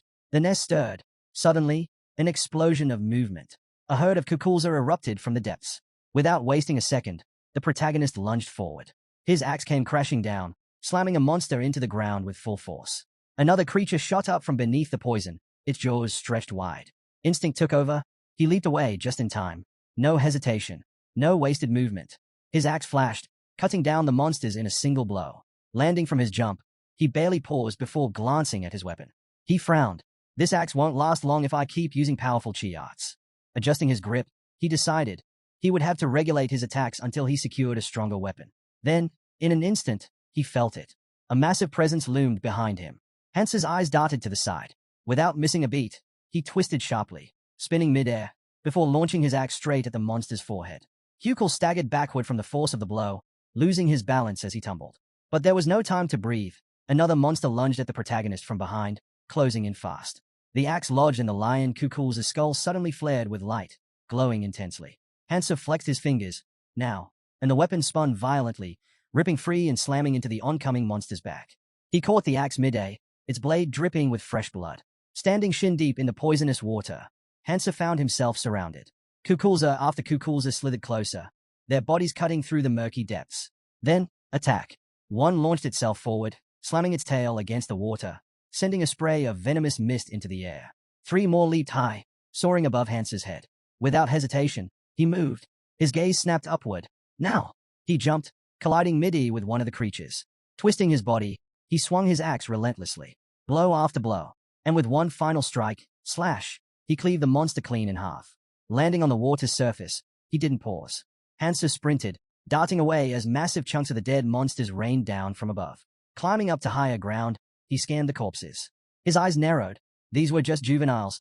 The real threat must be somewhere else. That meant only one thing. He could still hunt the adult. His fingers brushed against something. A red rune. He picked it up, exhaling sharply. I'm burning through stamina and mana too fast. Still, he had no choice but to keep collecting. Lifting his hand, 3 glowing runes of different colors flickered into existence. But just as he stood there, surrounded by poison-drenched trees, crack! The trees around him split apart, shattering into fragments. Instinct kicked in. Hansa raised his axes, crossing them over his face to shield himself from the debris. Then, he felt it, a crushing force, barreling toward him. Eyes widening, he barely managed to block in time, his axe groaning under the impact. A deep crack formed along the weapon's blade. Too reckless, he realized. I pushed these weapons too far. A slow, deliberate set of footsteps echoed through the chaos. Zhang Geisu emerged, eyes flickering with intrigue.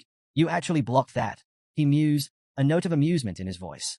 Then, with a twisted grin, he stretched out his hand. You're better than I thought. I wasn't even trying to kill you. I was just testing you. Hansa's grip on his axe tightened. Zhang Geisu took another step forward, lowering his voice. Listen, I have an offer for you. His fingers twitched slightly, gesturing. Join our clan. Someone's taken an interest in you. Then, raising a single finger, he smirked. It's a good deal. You should take it. His gaze locked onto Hansa's, his eyes widening in anticipation. Hansa didn't hesitate. With a sharp motion, he hurled his axe straight at Jang Gaesu's face, his voice raw with disbelief. Do you really want me dead? Hansa shot him a cold, piercing glare. You're insane, he bellowed. His grip tightened as his voice dropped to a snare. How does a newbie like you? His lips curled into a wicked grin. Dare to attack me while I'm speaking? He let go, shoving Hansa back. Then, with an arrogant smirk, he continued. You think just because you've completed a bit of training, you can do whatever you want? That you don't have to fear for your life? Shaking his head, Jang Gaesu chuckled. Maybe that girl liked you for some reason. But me? I refuse. He closed his eyes, looking satisfied with himself. But Hansa's voice cut through, laced with contempt. I refuse your offer. Jang Gaesu's eyes snapped open. A group that worships disasters. Quadratus, Hansa continued, voice steady but filled with disdain. He knew exactly what kind of evil they were involved in. But the worst part? Their so-called tourism. They didn't just feed the disaster fish. They made a spectacle out of it. Ever since Quadratus began operating, the number of red zone travelers had plummeted. People paid to watch the fish devour humans, and the more gruesome the show, the higher the profit. An entire industry built on suffering. Hansu clenched his fists. This organization needed to be wiped out. And he would do it. Jang Gaesu stepped forward, smirking. Meanwhile, Hansu was already calculating. I'll take them out, one by one. Exhaling sharply, he looked away for a brief moment. Then, turning back, he scoffed. Why would I waste time listening to someone weaker than me? That struck a nerve.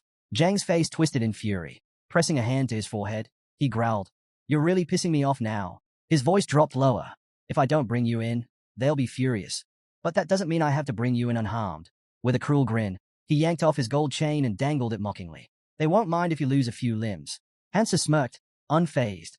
That works both ways. He took a step forward. I need information from you, and I bet you can still talk, even without a few limbs. Jang Gaesu's expression darkened. In a flash, a weapon materialized in his hand. I'd like to see you try, he snarled. His magic flared, and with a furious battle cry, he launched a fierce attack. But Hansa dodged with ease. Jang Gaesu's wild grin widened. Idiot! A sharp pain tore through Hansa's shoulder. Blood spurted into the air. He looked down. His opponent's weapon had stabbed clean through. He grabbed his shoulder, lowering his head as pain surged through him. Jang smirked, his voice dripping with mockery. So, do you feel like talking now? With a flick of his wrist, he returned the weapon to his hand, his thoughts racing. I was aiming for his arm, but it barely grazed him. Did I hold back too much? After a brief pause, he shook his head. Breaking it completely wouldn't be any use anyway. Without hesitation, he slammed his weapon into the water, sending ripples across the surface. No need to be afraid, he said, his voice eerily calm. It'll be over soon. The protagonist slowly raised his head, his gaze sharp. You're getting ahead of yourself, he muttered. Blood dripped from his wound as he moved his hand away. Besides, we didn't even fight last time. Jang's expression darkened. He tightened his grip on his weapon. What did you just say? His tone carried a hint of disbelief. Did I smack you in the head too hard? He sneered. This is nothing for me. With a sudden burst of movement, he swung his weapon with full force. Just shut up and stand still, he roared.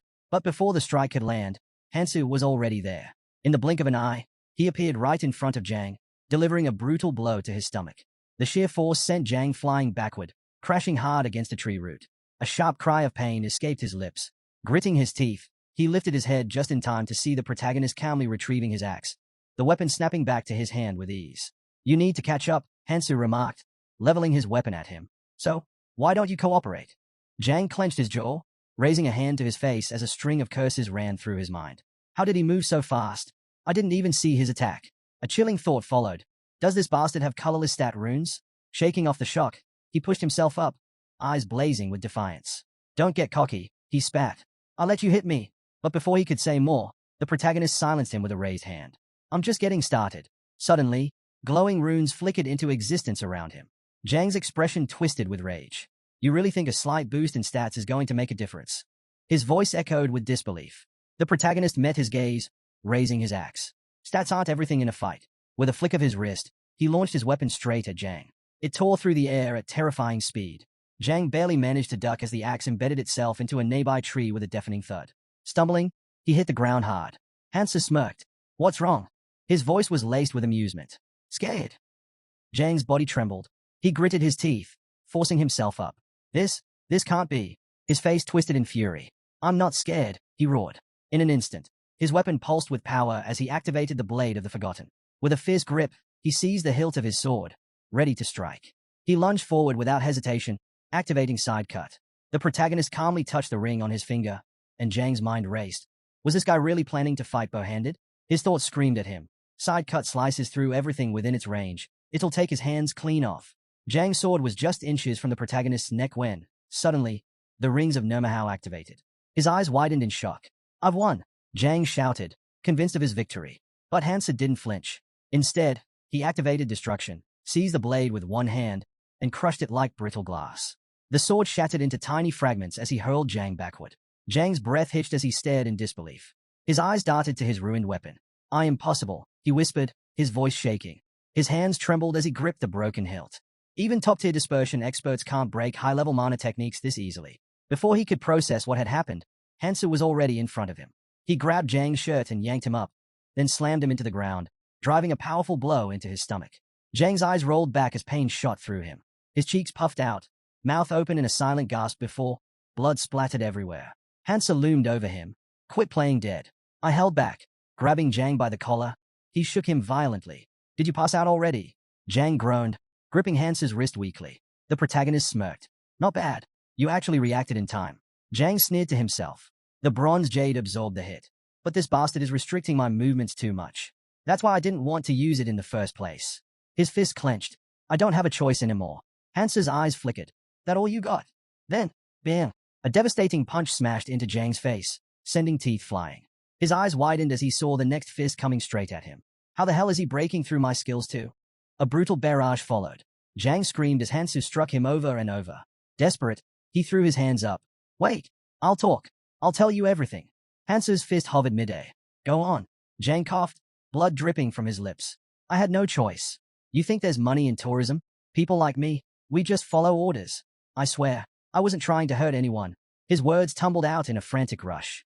Let me go, and I'll give you the runes. I'll even tell you who sent me to capture you.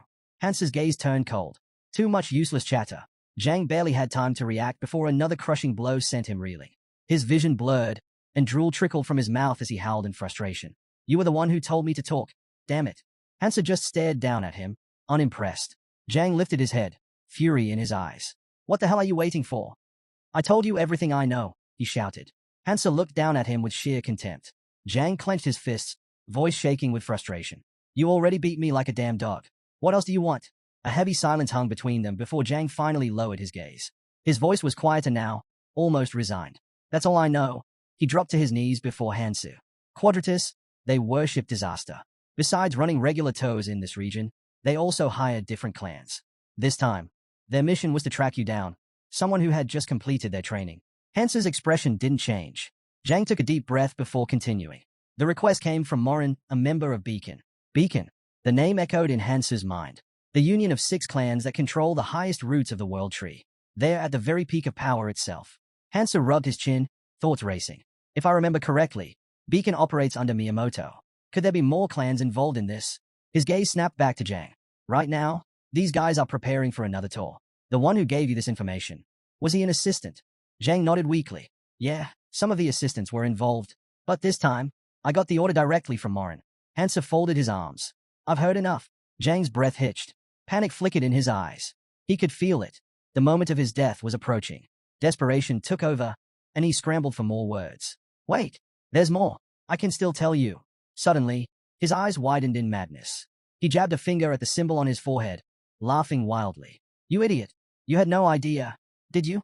Do you even know what this mark is? Hansa barely reacted. The eye of 1,000 li. Zhang's face twisted in shock. How does he know that? After a brief pause, he exhaled and stood up.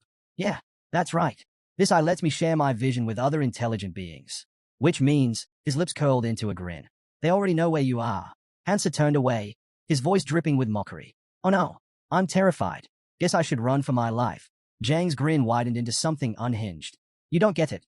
Morin commands the Beacon stormtroopers. You really think you can run from him? Inside his mind, Zhang was already scheming. I used the ability recently, so I need time before I can use it again. But if I can just buy myself an opening, I can re-establish the connection. He was just about to say more when, bam! Hansa shot forward, slamming his fist into Zhang's stomach with devastating force. The world around him blurred. The last thing he saw was the dark silhouette of Hansa standing over him before his vision faded into blackness. His body collapsed into the water, unconscious. Hansa stood over Zhang's unconscious body, exhaling sharply. Playing with you was more of a hassle than I expected. He crouched beside his fallen enemy, rummaging through his belongings. Your weapon's a wreck. Guess I'll have to find a new one. His search paid off when he pulled out an intriguing item. The Relic of the Forgotten. A rare find. Alongside it was a one-time use artifact, mirror clone. Not bad. Just then, a pure white bird appeared in the sky. Hansa's eyes followed it, and he immediately knew he'd been found. He scoffed. Figures. Can't even remember who they sent, so they must not think I'm that important. Still, annoying as hell to keep dealing with distractions. His gaze shifted toward the distant roaring beasts. The deep, guttural cries had been echoing for a while now. A slow smirk tugged at his lips. A pack of jerters. Huh? Guess that works in my favor. He cracked his knuckles. Might as well keep myself busy until reinforcements show up. A horde of monstrous creatures gathered atop the thick bark of the world tree. Massive, reptilian forms stood tall, their fierce roars shaking the air. These were jerters, pack hunters that relied on numbers to overwhelm their prey. Right now, they were in full pursuit of three cloaked figures.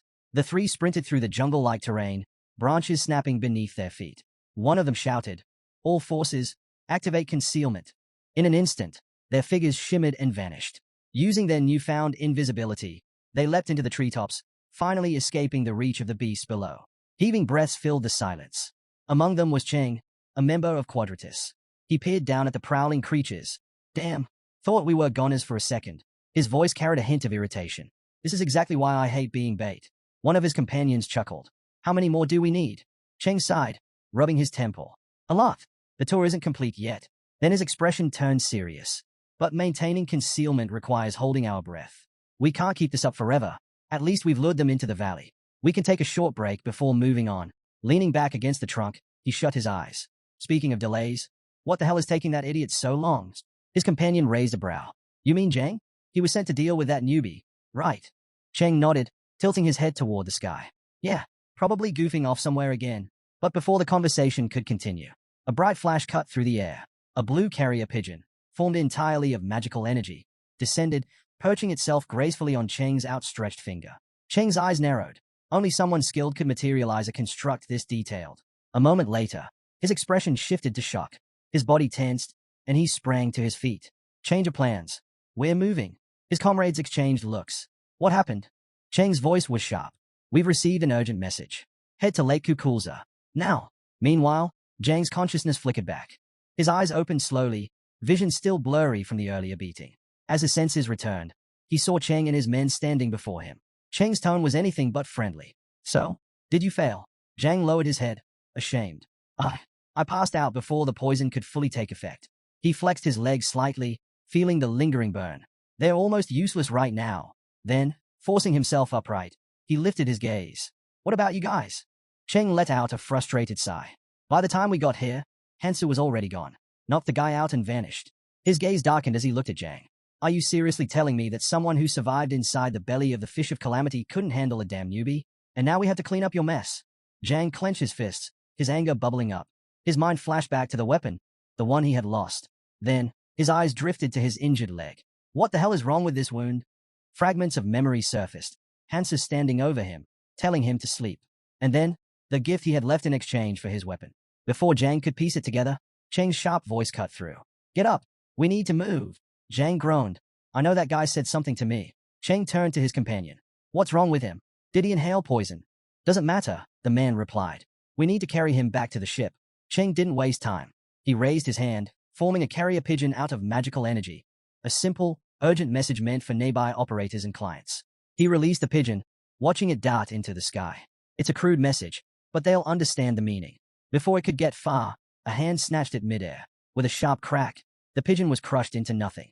A man stood there, seething with rage. Song, he growled. Follow me. Without hesitation, he leaped down from the ship. Cheng rushed after him. That was fast. We barely sent the message.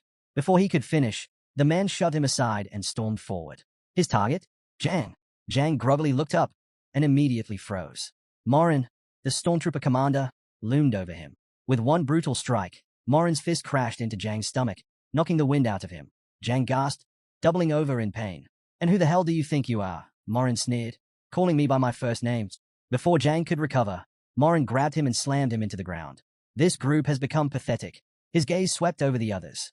Tell me, How exactly do you plan to clean up this disaster? Cheng lowered his head in shame. We'll take responsibility.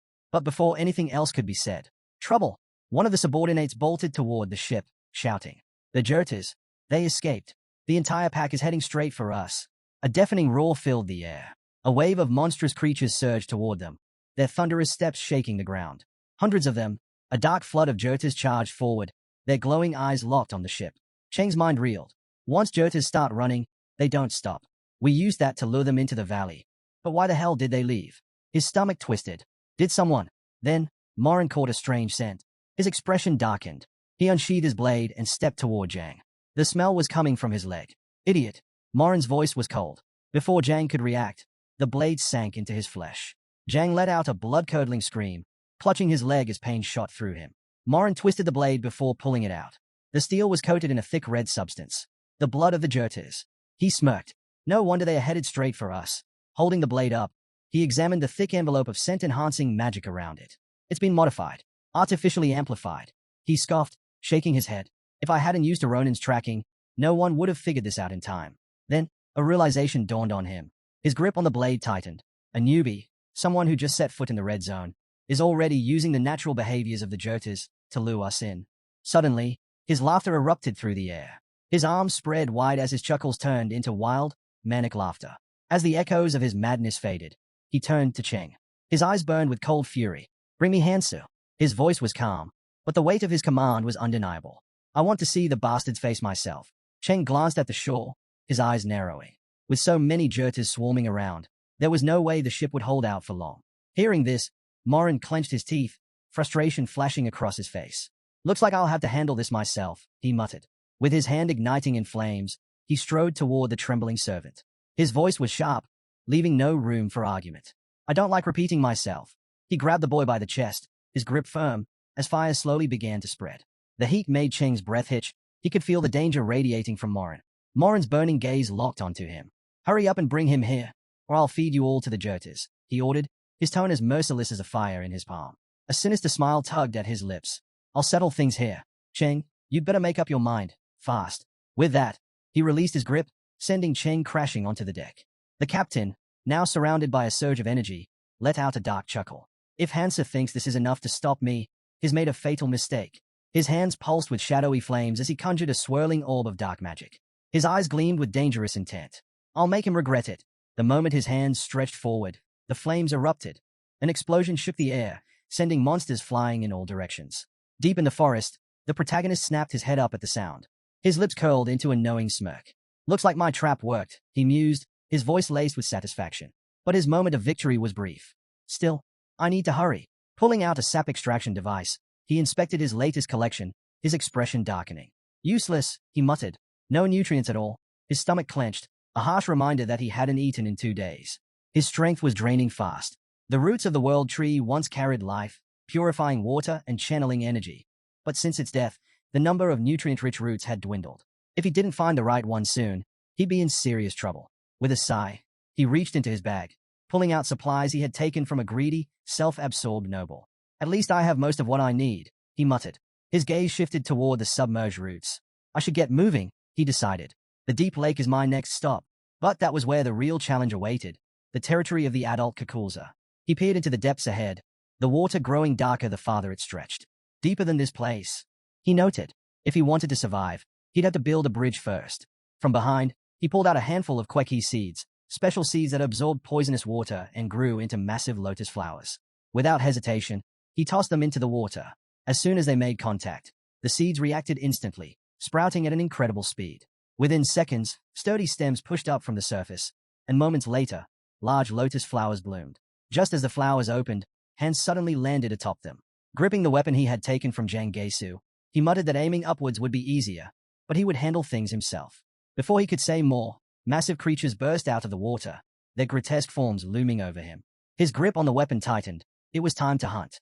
Meanwhile, Morin stood amidst a sea of monster corpses, arms crossed. He turned slightly, addressing the girl behind him. Has the carrier pigeon arrived? Miller kept her hands behind her back and replied, not yet.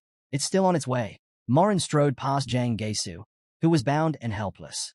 Glaring down at him, he remarked bitterly, a top-tier reconnaissance skill, wasted.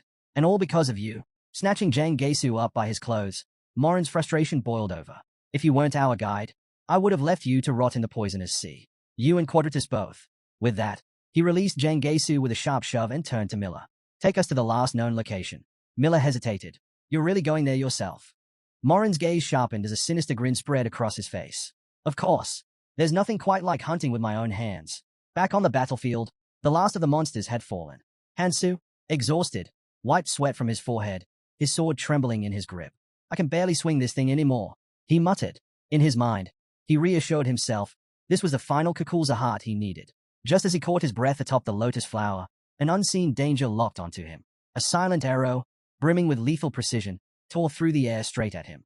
His instinct screamed at him in the final moment, and he barely managed to dodge. The arrow impaled the lotus beneath him, shredding it to pieces. Cheng, the archer, frowned. He had missed. Hansu's eyes narrowed as he studied the embedded arrow. That was a precision skill. Dodging won't be easy. Before he could think further, more arrows rained down on him.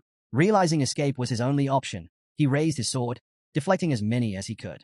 But then, a sharp pain. Blood splattered from his hand, dripping steadily from his fingers into the poisoned waters below. The moment the droplets hit the surface, the monsters lurking beneath stirred. The scent of fresh blood sent them into a frenzy. Hansa took off running. Damn it! The smell is riling them up. From a distance, Cheng pulled his bowstring taut again, scowling. These damn Kukulzas are making this a nightmare. We're supposed to be back up. Go down there and grab him. Miller, standing beside him, raised a delicate finger to her lips and sighed. You want me to jump into that chaos? Do you have any idea what the water will do to my hair? Cheng threw his arms up in frustration and barked at Miller to move. The monsters only attacked when they smelled blood. She had no reason to hesitate.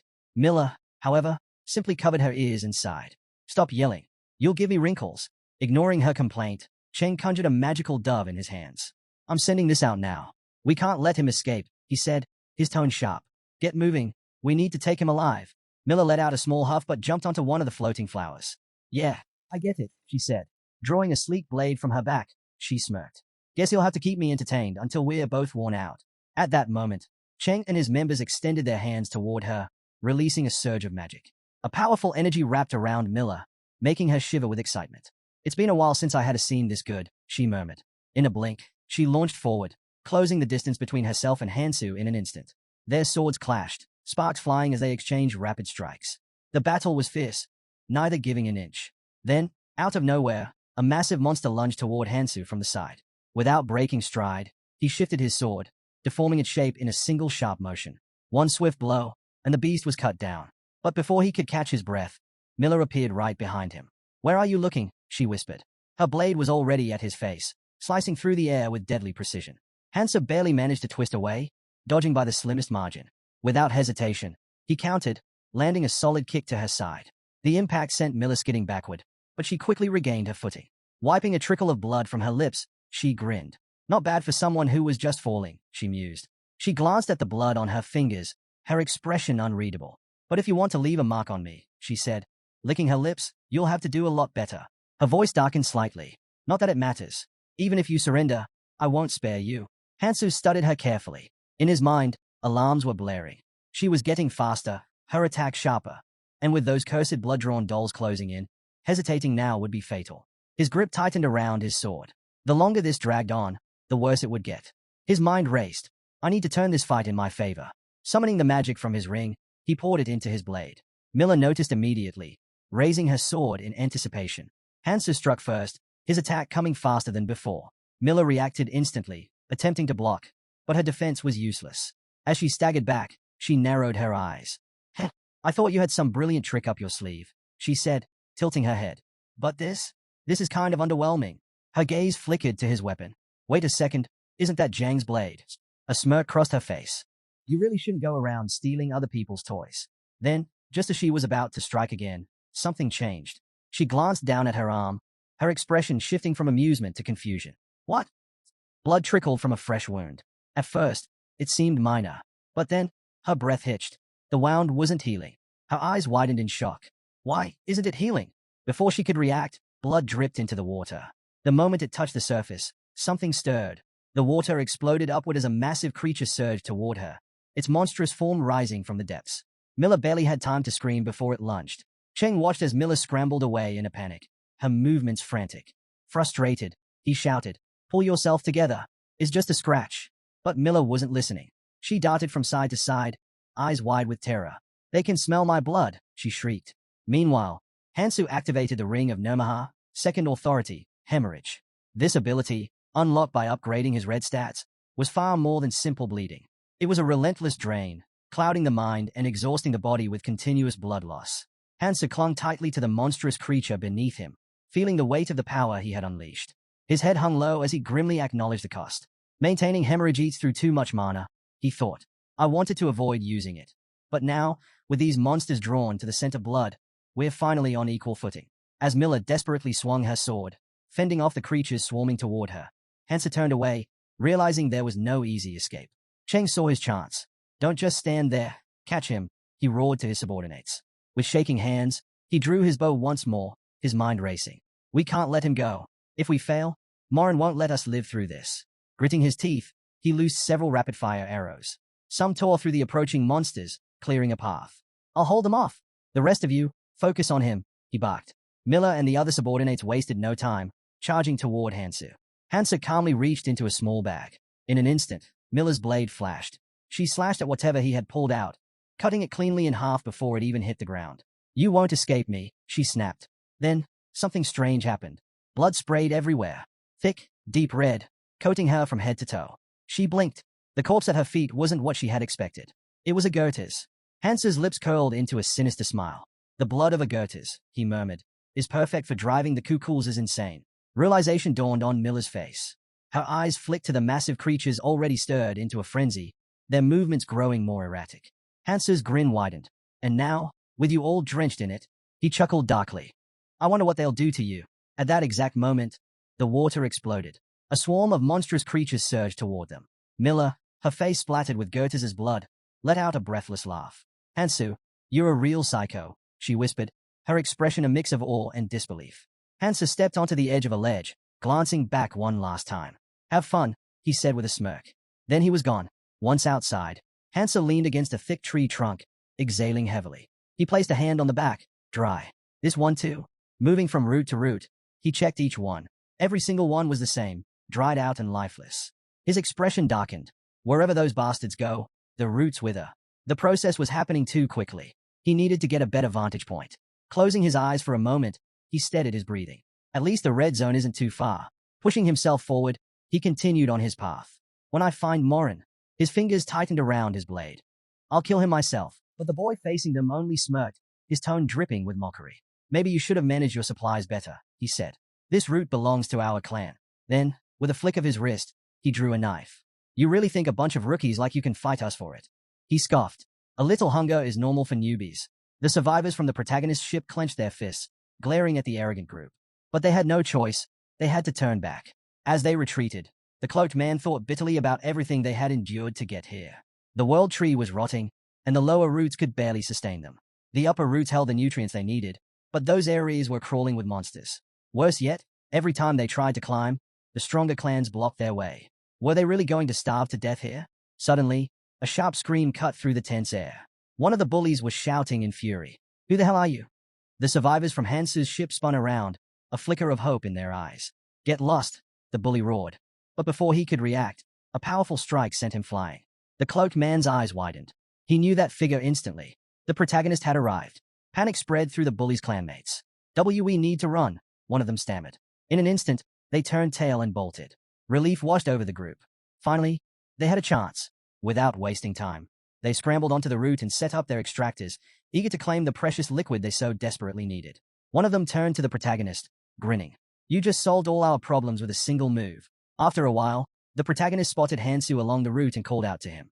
He landed smoothly beside him. Do I know you? He asked, studying the boy. Hansu looked surprised. You don't remember? He asked, confused.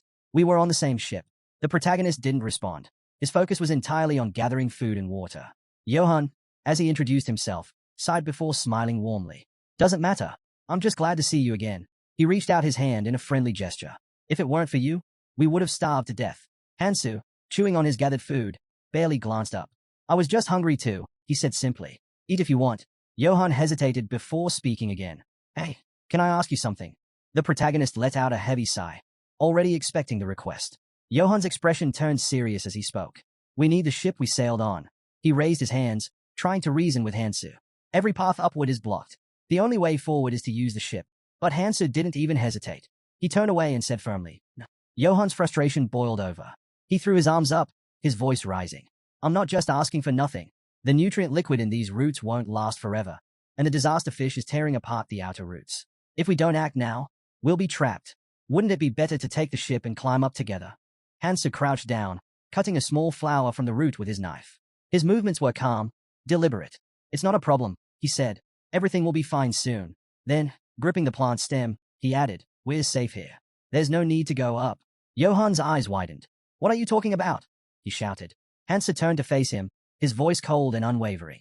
I'm going to kill them. Johan froze, fear creeping into his expression. The ship isn't for escaping, Hansu continued. I'm going to use it to destroy the disasters threatening the world tree. His gaze was sharp, unshaken. I'll kill the disaster fish with my own hands. So there's no need to fear death. Johan was stunned. He stared at Hansu, who had already started walking away again. What do you mean? Johan called after him. Can't you at least explain properly? Hansu rolled his eyes. In his mind, the answer was obvious. If the disasters disappeared, the red zone would flourish, and people wouldn't have to live in fear anymore. He was right. He knew he was. Johan pressed a hand to his forehead, trying to process everything. I don't really get it, he admitted. But someone like you, who's already done the impossible so many times. Maybe you're right. Before Hansu could disappear completely, Johan called out, just one last thing. Why? Why are you trying so hard to save everyone? Hansu stopped in his tracks. For a moment, there was silence. Then, he lowered his head slightly and spoke with quiet resolve. I have to save as many people as I can. His voice was steady. That's why I came back. His gaze drifted to his own hand, a flicker of doubt surfacing. Is this really what I want? Johan, noticing the change in his expression, asked, what's wrong? Instead of answering, Hansu tossed a small stone toward him. Johan caught it instinctively. It's an imitation stone, Hansu said as he walked away. You'll find it useful. Johan watched him go, then looked down at the stone in his palm. His grip tightened around it. He remembered when Hansu first gathered them all on the ship, dragging along a massive lizard. Back then, they thought his plan was impossible. But Hansu had a way of making the impossible real. Maybe, this time, too. Johan lifted his head, gazing at the vast, starry sky. A small smile tugged at his lips. He really gives me hope, he murmured. Meanwhile, Hansu was already running. His thoughts raced, acting for humanity's survival. That's only natural. He covered a vast distance in no time, pushing himself forward. But something felt off. Why do I feel this way? Shaking it off, he refocused on his goal. Then, finally, he arrived. Sophia was waiting. Sophia turned the moment she saw him. Hansu came to a stop and nodded. You're early, he said. Then, glancing at her supplies, he asked, did you get everything you needed? Almost, Sophia replied. I'm missing 2 things, but I came here just in case. Hansu stepped closer, scanning her supplies. Not bad. She studied his face, then frowned. You look worried. What happened? He looked away briefly before answering. Nothing, just some people tracking us. Sophia's expression darkened. Quadratus, she said. They've been after you. She placed a hand on her chest. That's why they came for me, too. Hansu turned back to her. I ran into them, he admitted. Morin's looking for me. Sophia's eyes widened. The commander of the lighthouse stormtroopers? Why would he be after you? Hansu glanced over his shoulder. I managed to hold him off, but he's skilled. He won't take long to find us again. Sophia didn't hesitate. Hansu, you can't fight him alone. Even you can't handle someone like that. Hansu smirked. Then let's work together. He pointed at her, then raised a finger, outlining his plan. One of us gathers materials. The other acts as bait for Morin. Sophia stared at him in disbelief.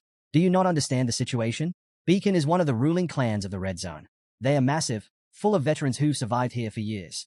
Most of them are strong enough to leave the Red Zone entirely. And the Stormtrooper squad? They're the most aggressive of them all. Morin is their commander. She stepped forward, her voice firm. We have to deal with them together. Then, glancing around, she added, if they haven't found us yet, we should move now while we still have time. But Hansu only grinned. Too late, he said. I left an artifact behind, but judging by the situation, his eyes narrowed. They've already caught someone. Meanwhile, Johan was gasping for air, struggling against the grip around his throat. Morin held him effortlessly, his fingers tightening. I'll give you one chance, Morin said, his voice low and dangerous. Flames flickered in his free hand. Do you want to burn alive? The fire flared violently. Or die quickly by telling me where your friend is? Johan trembled. His mind raced. I didn't even see him coming. Then, something slipped from his pocket. a mirror clone stone. Morin's burning eyes locked onto him. How did he gather this many people so fast? Johann gritted his teeth, gripping Morin's wrist with the last of his strength. You're asking the wrong people, he rasped. Morin's eyes burned even brighter. Morin suddenly released his grip and crouched beside the boy, studying him closely. Your name's Johann, isn't it? He asked, his tone unsettlingly calm. Before Johann could react, Morin's hand shot to the back of his head. Then bam! He smashed his face into the jagged ground with full force. You really are a fool, he sneered. Even for a clueless newcomer. Grabbing Johann by the hair, he yanked him up, forcing him to meet his gaze. What nerve! He leaned in, pointing a finger at the boy's face. Do you even know what you smell like when you lie? His voice dropped, filled with certainty. I know the protagonist is here. Tracking a Ronin is my skill. I can feel Hansu's energy on you. Morin's grip tightened.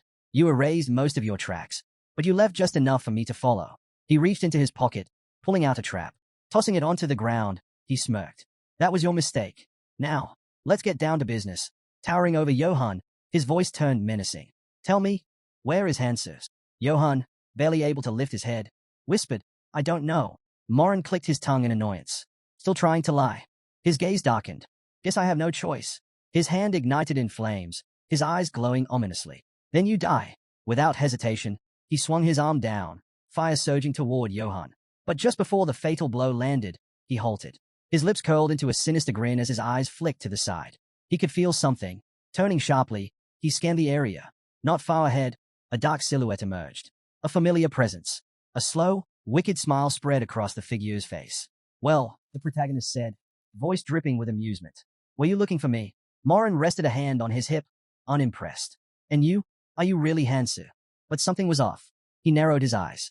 The protagonist's figure shimmered slightly, an illusion. Before he could get another word out, Morin lunged forward and struck with a devastating kick, shattering the image instantly. Of this trick, he scoffed as the illusion flickered out. A cheap, one-time artifact. A crude illusion. He pulled out a small stone. Mirror clone stone, he muttered. That idiot Jang got robbed, too. But, he lifted his head, his smirk returning. The scent remains. This is some good bait. I like it. Meanwhile, Johann, blooded and barely conscious, used the last of his strength to crawl forward. His face was a mess, but he still managed to lift his head and whisper one name. Kang Hansu. Far away, at Spawning Lake, a place artificially created for Kukul's breeding. The protagonist sat in wait. The lake had been formed by consuming the root of the world tree, its void filled with a potent nutrient solution. Though its upper waters were once laced with deadly toxins, most had since been neutralized, making it almost safe. And there, the next move in the game was about to begin. Hansu examined his hand, satisfied. The nutrient solution had worked. The wounds were healing quickly. Lowering his hand, he muttered to himself, the illusion's gone. Is he really here already? Just then, a rough voice interrupted his thoughts. So, you finally decided to stop running. A figure emerged from the shadows, Morin. He raised his hand, smirking. A rat can never truly hide. Not when its tail is still showing. Hansu chuckled. Think whatever you want. But if you were any good at tracking, you'd have found me sooner. Morin's smile twitched, then suddenly widened into something crazed. His shoulders shook with laughter before he threw his arms wide, laughing maniacally. This is hilarious. He clapped his hands together, eyes gleaming. I've heard a lot about you. Let's see if you live up to the hype. Dark energy crackled around his outstretched hands. But if it turns out you're just another liar, his voice dropped, eyes burning with intensity. You won't last long. Hansu reached into the bag slung over his back, a smirk playing at his lips. Sounds tempting. But before Morin could make a move, Hansu suddenly spun on his heel. Not today, he called over his shoulder as he bolted away. We'll finish this next time. Morin's grin instantly vanished. His expression twisted in rage. You dare run from me? Without hesitation, he lunged forward in pursuit, his hand blazing with magical energy. You're not getting away that easily. He thrust his palm forward, unleashing a searing jasper flame straight at Hansu's back. But Hansu was already moving. With fluid precision, he dodged, the dark flame scorching the air just behind him. In his hand, he clutched the seeds of Kyuche. Timing his jump perfectly, he hurled them into the poisonous lake below. The moment the seeds touched the water, they reacted, rapidly sprouting into massive, blooming flowers. Hansu landed on one effortlessly, thinking to himself, the poison levels here are low. These plants won't last long, but they don't need to. Dashing across the flowers, he moved swiftly, never once looking back. Behind him, Morin roared in frustration. You really think you can escape through the water? He raised his hand again, flames surging as he prepared to strike. Stop running and fight me. Hansu didn't even acknowledge him. He just kept running, leading his furious pursuer exactly where he wanted him. Perfect. In his grasp, Zhang's sword shimmered into existence. He quickly coated the blade with Jyota's bodily fluids, a scent that no predator could ignore. Then, without hesitation, he sliced his palm, letting his blood mix with the foul substance. His blood dripped into the lake, sinking into the depths. A single drop during spawning season. At that very moment, the water beneath them began to churn violently. Then, monsters erupted from the depths. At the last possible second, Hansu launched himself off the flower, just as the monstrous creatures erupted from the water. Their massive forms twisted violently, their sights locked onto him. Landing lightly on another floating bloom, Hansu smirked. Looks like we have some uninvited guests. Morin's eyes darkened. He conjured several glowing spheres in his hands, his voice sharp with disbelief. You're using kukulzas. His lips curled into a sneer. Do you actually think I'd be scared of them? The water beasts lunged from all sides, massive jaws snapping down toward him. Morin didn't flinch. With a flick of his wrist, he unleashed his jade flame, sending a barrage of magical projectiles into the horde. The force of the blast tore the creatures apart midair, their severed limbs crashing back into the lake below. Morin dusted off his hands. Pathetic, he scoffed. Now, where were we? Hansa watched him with a knowing grin. Morin's finger shot forward, pointing straight at him. You're next. His voice rang with fury. You can try hiding underwater, but that won't save you either. Hansa chuckled.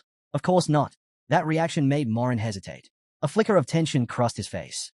What's so funny? Hansa's gaze drifted to the amulet hanging from Morin's neck. Breath of a hull, he thought. There isn't a more convenient artifact for underwater combat. He'll follow me, no question. Casting a quick glance at his enemy, Hansa smirked. Take good care of that for me, will you? Morin's expression twisted in rage. What? Before he could react, Hansa dived straight into the water. Morin's scowl twisted into an ominous grin. Idiot. He cracked his knuckles, flames licking at his fingertips. You really think I won't follow? His hand ignited fully, fire reflecting off the water's surface. You'll run out of air eventually, and when you do, I'll be waiting. His smirk deepened. Though, I prefer hunting over fishing. Without hesitation, he launched a series of fire attacks into the lake, watching the flames hiss and swirl as they burned through the water. Let's see how long you can last down there. Deep below, Hansu remained calm, bubbles slipping from his lips as he swam effortlessly through the murky depths. Suddenly, searing flames cut through the water ahead of him. He glanced upward. Dozens more magical attacks rained down, lighting up the dark abyss. He's just going to keep firing until I resurface. Hansa knew the moment he emerged, Morin would be waiting to roast him alive. I need time. His mind flashed back to the bud from the root. He couldn't use the Demon Dragon's enhancement yet. His mana reserves were too low. But his fingers closed around a small pocket. Alham's pocket. Inside was a rare flower bud, one that always contained fresh air. And right now, that was all he needed. As the flower bloomed, Hansu inhaled deeply, feeling the fresh air fill his lungs. This should buy me some time, he thought. But before he could settle, the darkness around him shifted. From the depths, monstrous figures began to emerge. Their eerie forms slithered through the water, jaws snapping open with a deafening roar. They surged toward him, hunger gleaming in their eyes. Hansu twisted his body, narrowly dodging their attack. But the creatures weren't giving up. They kept coming, relentless. Reaching into his bag, he pulled out his next tool. Destruction fish aren't the only predators these kukulzas fear. There were certain monsters, filthy, reeking creatures, that even these beasts refused to go near. He retrieved Arwen's gallbladder, a monstrous organ that emitted a repulsive stench, one so strong it drove kukulzas away. The moment he squeezed it, the water filled with its unbearable odor. The effect was instant. The kukulzas recoiled in horror, panicked screeches echoing through the depths as they immediately turned tail and fled. Watching them disappear, Hansa smirked. That's taken care of. Before breeding, kukulzas would mix poisoned water with nutrient-rich water, creating the perfect environment for their nests. And all those nests are connected to the poison sea. Without hesitation, Hansu propelled himself downward. That's where I need to go. Meanwhile, Morin was closing in. With a sharp gesture, he unleashed a massive surge of fire into the water.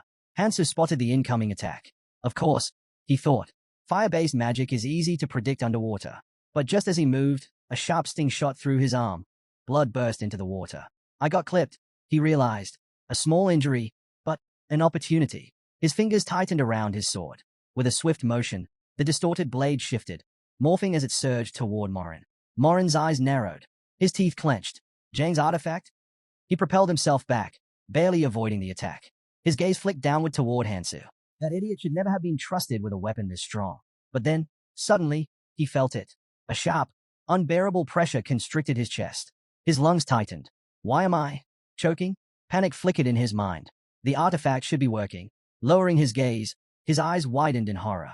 His amulet was gone, and right below him, Hansa held it in his hands, his expression smug. Morin's rage erupted. You! How dare you steal my artifact? Ignoring his outburst, Hansa casually fastened the amulet around his own neck. Just taking back what's mine. The moment the necklace settled against his skin, a shimmering aura surrounded him, forming a protective sphere of air. Morin's breathing grew ragged. He was losing oxygen, fast. Meanwhile, Hansa tightened his grip on his weapon. Time to end this. Energy surged from his ring, pulsating with raw power. He pointed his sword directly at Morin. Hey, let me give you something in return. The second power of Nomaha's ring activated. A magical band snapped around Morin's wrist and tore into his skin. Blood seeped from the wound. Morin's jaw clenched, fury and pain flashing across his face. You think this pathetic trick will stop me? But before he could react, a monstrous shadow loomed behind him. A beast, its mouth gaping wide, surged from the darkness. Morin immediately twisted away, throwing up a defensive hand as he countered its attack.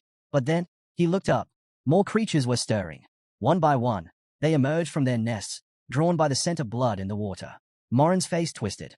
This isn't worth it. He made a split-second decision, retreat. His fingers moved in a swift motion, casting a spell. Without wasting another second, he turned and fled. Hansa watches the young man celebrate his swift victory, the air around them swirling with floating stone fragments. Without hesitation, the young man turns away. His next destination awaits. Meanwhile, beneath the water's surface, countless bubbles rise. A girl stands atop a cliff, her gaze fixed on the rippling waves below. Her thoughts drift back to the moment they first met a certain man here. She glances sideways, tense. When will he come? She wonders aloud. Adjusting her monocle, she scans the horizon, puzzled by the absence of the ship. Then, suddenly, more bubbles. Her thoughts pause as the water stirs unnaturally. A wave crashes behind her, snapping her out of her daze. Instinctively, she spins around. And there it is, a ship, floating silently on the water. Stunned, she quickly activates her shield, raising a cautious hand. Where did that ship come from? She murmurs, watching intently. From the deck, a man surveys the scene, nodding to himself. Right on time, he mutters. Drenched but composed, he calls out to the blonde, motioning for her to board. The water churns around them, splashing against the hull as the ship remains steady. From the deck, the girl studies the boy's every move, analyzing him carefully. Hansa smirks. A friend helped me, he remarks. But when questioned, he turns, puzzled. How do you figure that out? The girl's expression shifts as realization dawns. Seeds like these are not easy to obtain. Her gaze sharpens through her monocle. You've only just entered the red zone, haven't you? She asks, suspicious. How do you know so much? A powerful aura pulses around the boy. His stats appear shockingly high for a newcomer. Hansa kneels, deep in thought. It's like he already knows everything. The boy picks up an item, holding it between his fingers. The right combination, he muses, can amplify their power. A vessel materializes in his hand, liquid swirling inside. This, he explains, is the result of years of alchemist's efforts, for the benefit of humanity. His sharp gaze locks onto the girl as she speaks. Then, the question strikes. What are you hiding? Hansa turns away, voice calm. Everyone has secrets. The girl's eyes widen at the mention of the Seven Phantom. The boy rises to his feet. That doesn't matter now, he says, fixing his eyes on the horizon. It's time to meet her, face to face. The water remains eerily still. Then, a ripple. Something emerges. A creature. The fish of destruction watches silently as the ship drifts further away. From the deck, the young men assess their next move. We'll enter through the gills, one decides. The young man shifts his gaze, turning to the lady beside him. His voice is firm, unwavering. From now on, you follow my lead. Without hesitation, the blonde steps forward. I won't be a burden, she declares, her voice steady. Turning to face him, she adds, and your secrets don't concern me. But before the young man can respond, she shifts gears, speaking with unwavering resolve about her goal. H crosses his arms, meeting her gaze. Don't worry, he says with a calm certainty. His determined stance leaves no room for doubt. When he makes a promise, he keeps it. The ship presses on through the waters, a silent urgency lingering in the air. A thought echoes, there will be no second chance. Droplets glisten under the fading light. Then, without warning, arrows cut through the air, hurtling toward the ship. Water erupts as they strike, sending waves crashing against the hull. The ship lurches violently, throwing the girl off balance. Below deck, the wood groans. It's been breached. If they don't act fast, the ship will sink. The young man steps forward, eyes locked on a hidden vessel lurking beneath the waves. A smirk tugs at his lips as he catches an arrow midair. His red eyes gleam. He mutters, gripping the weapon tightly. A spear slams into the deck, revealing a carefully prepared weapon.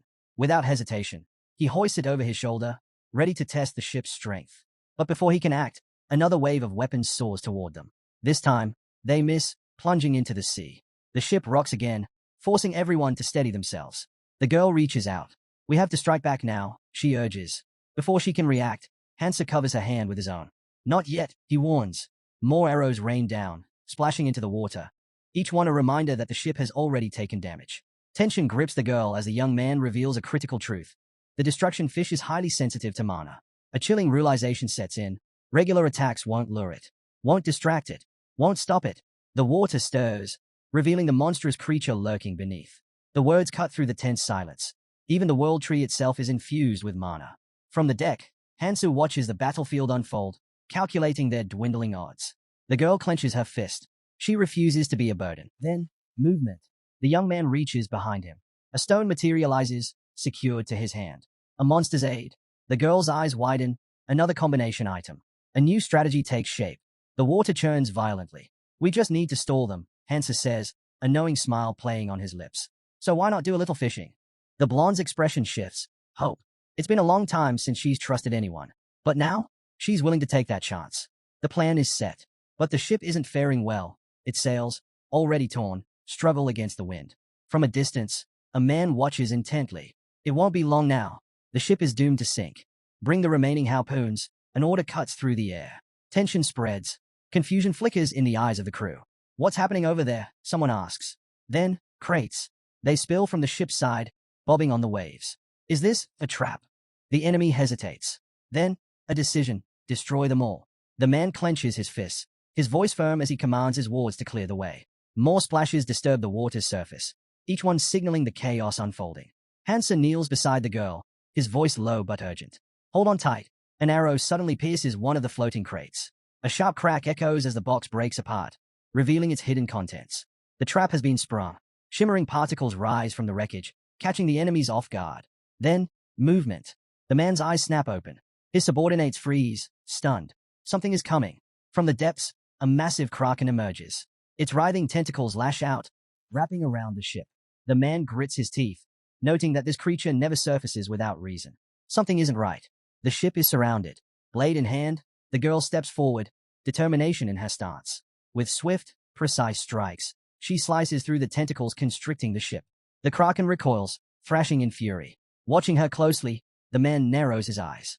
Milo is moving too slowly. He places a firm hand on his subordinate's head. "Keep leading them," he orders, his presence radiating authority. But deep down, a realization sinks in. The kraken didn't just appear by chance. Then, another shift.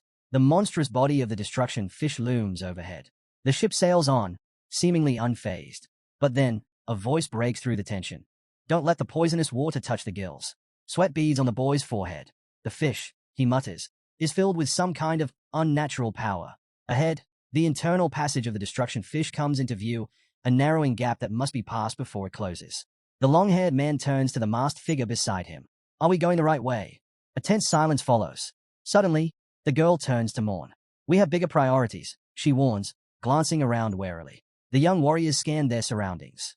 A voice speaks. "Valuable travelers should become part of Quadratus." The man grips the ship's railing, his fingers tightening with restrained fury. His eyes glint dangerously as a thought takes hold. He is far too lucky to still be alive. Deep within the creature's belly, the truth is revealed. Shipwrecks, countless of them. The sunken remains stretch endlessly, a graveyard of lost souls. A crowd stands on one of the wrecks, murmuring. "This place, it feels like a dungeon." The air shifts. Mana flickers unnaturally, the flow distorted. The man's red eyes glow in the dim light. "I don't like this place," he mutters. The stench of decay lingers. Only digested corpses remain among the wreckage. Then, laughter. The long-haired man spreads his arms wide, his grin stretching unnervingly. "Magnificent," he declares, stepping forward. "The entire Elfenheim army, buried right here." A shattered skull lies beneath his feet, half buried in the wreckage. "Treasure Island." The young man smirks, lifting a pendant between his fingers. "Artifacts," he muses. His voice drips with promise. He turns to the others, his expression unreadable. "Tell me," he asks, voice smooth, "do you want power?" A hush falls over the gathered figures. Their expressions darken, hunger flashing in their eyes. The redstone pendant gleams ominously. "Then thank the destruction fish for its blessing." Hansa watches from behind as the boy steps forward to speak. The long-haired man closes his eyes, and a slow smile forms on the boy's face. But before anyone can react, an alarm blares through the ship. Something is wrong. Jagged crystals suddenly pierce through the vessel, spreading fast. Hansa grips his belt, asking if this is enough. But the ship is already overwhelmed. The deck trembles as people struggle to keep their footing. The boy, still smiling, praises Sophia, just as Morn shoves the long-haired man aside. Clenching his fist, he stretches his hand toward Hansu, hurling an insult. With arms spread wide, the man taunts, "Did you crawl all this way just to die here?"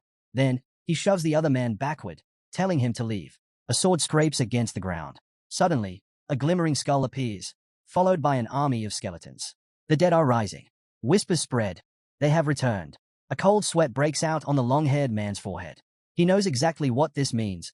This is Elfenheim's army, the cursed warriors of Galadriel. A skeletal soldier grips a weapon, and without warning, the undead charge. One man grits his teeth, parrying an attack as their swords clash. An explosion erupts, blasting a skeleton aside. Watching the chaos, a man declares, "If we want to survive, we have to act now." The assault team gets its orders: wipe out the undead. Without hesitation, they launch into battle. A magic sphere swirls in a man's palm. Raising his hand, he grins, and a burst of jasper flame ignites, consuming everything in its path. A skull crashes to the ground, and cheers erupt for the leader. But the long-haired man tightens his jaw. He knows this fight won't be won so easily. A fallen skeleton suddenly stirs. The boy's eyes widen in horror as he realizes, these aren't ordinary undead. These are the guardians of the Fish of Destruction. A hand reaches out, gripping a skull. The curse is real. The knight places it back, and a chilling truth is spoken. The dead will continue to rise as long as the fish lives. Suddenly, blue flames burst from a corpse's mouth. The battlefield stills for a moment. Then, panic. Desperate cries ring out for help. Morin bares his teeth, shouting. No one retreats. The long-haired man clenches his fists, fury rising. He is to get out of here. But where is Hansu? And what about Sophia's mission? Stakes protrude from the ground, confirming that everything is unfolding just as Salan predicted. Then, without warning, the young man bolts. He knows the truth. The first protective device inside the fish's belly is what binds the ghostly knights to it. Hansa frowns, but it's clear. Sophia already has her orders. Deep within the fish's stomach, decayed ships float in the eerie glow. The young man makes his choice. He's going for the core. The golden heart of the beast pulses in the darkness. This is its weakness. If they can destroy it, the creature will finally fall. A sword gleams in his grip. Then, Hansa moves. The long-haired man's eyes snap to him. He calls out, but Hansu is already in motion. Without hesitation, he launches an attack. The young man whirls around just in time, skillfully deflecting the incoming strike.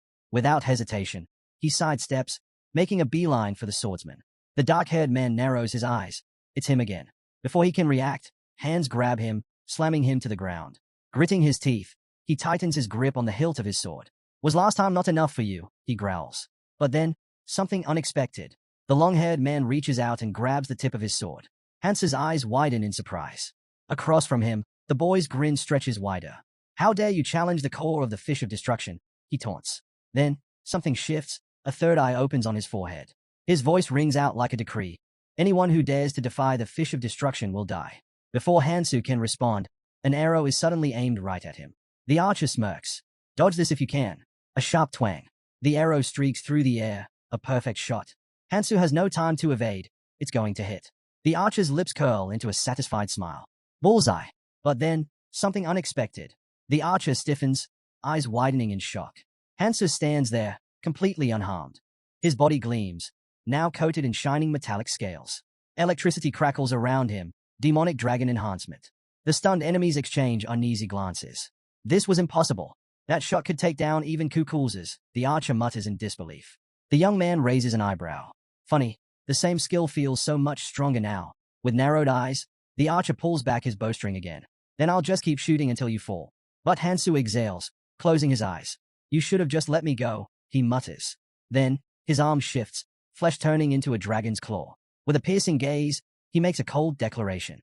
"None of you are leaving here alive." Meanwhile, deep within the cave, the battle rages on. A warrior stomps down, crushing a skull beneath his foot. Swings around, barking orders. "Keep attacking. Don't let them regenerate." But it's no use. The undead recover faster each time. A monstrous skeleton lunges, impaling a traveler through the chest. It opens its jaw wide, a guttural hiss escaping. Nearby, a bandit grits his teeth, frustration burning in his eyes. Their stamina is running low. Their mana is draining. If this keeps up, they won't last. They were fighting an enemy that just wouldn't stay dead. Then, realization strikes. This isn't just an attack, it's a trap. His fingers twitch, gripping his weapon tighter. There's only one way out. He raises his hand, shouting, "Use the feather, now. If we don't, we'll die and become just like them. A single feather of the world. Their only chance at survival." A small tree appeared in the man's hand. The system's message flashed. This artifact could teleport them and everyone nearby to a new location in an instant. But the boy's eyes widened in fear. "We already tried that," he said, his voice unsteady. "It didn't work." Standing on the platform, Sophia shook her head. "Of course it didn't," she said. "You can't just escape the stomach of the fish of destruction." Her gaze darkened. "Even the ghostly knights of Elvenheim are trapped here.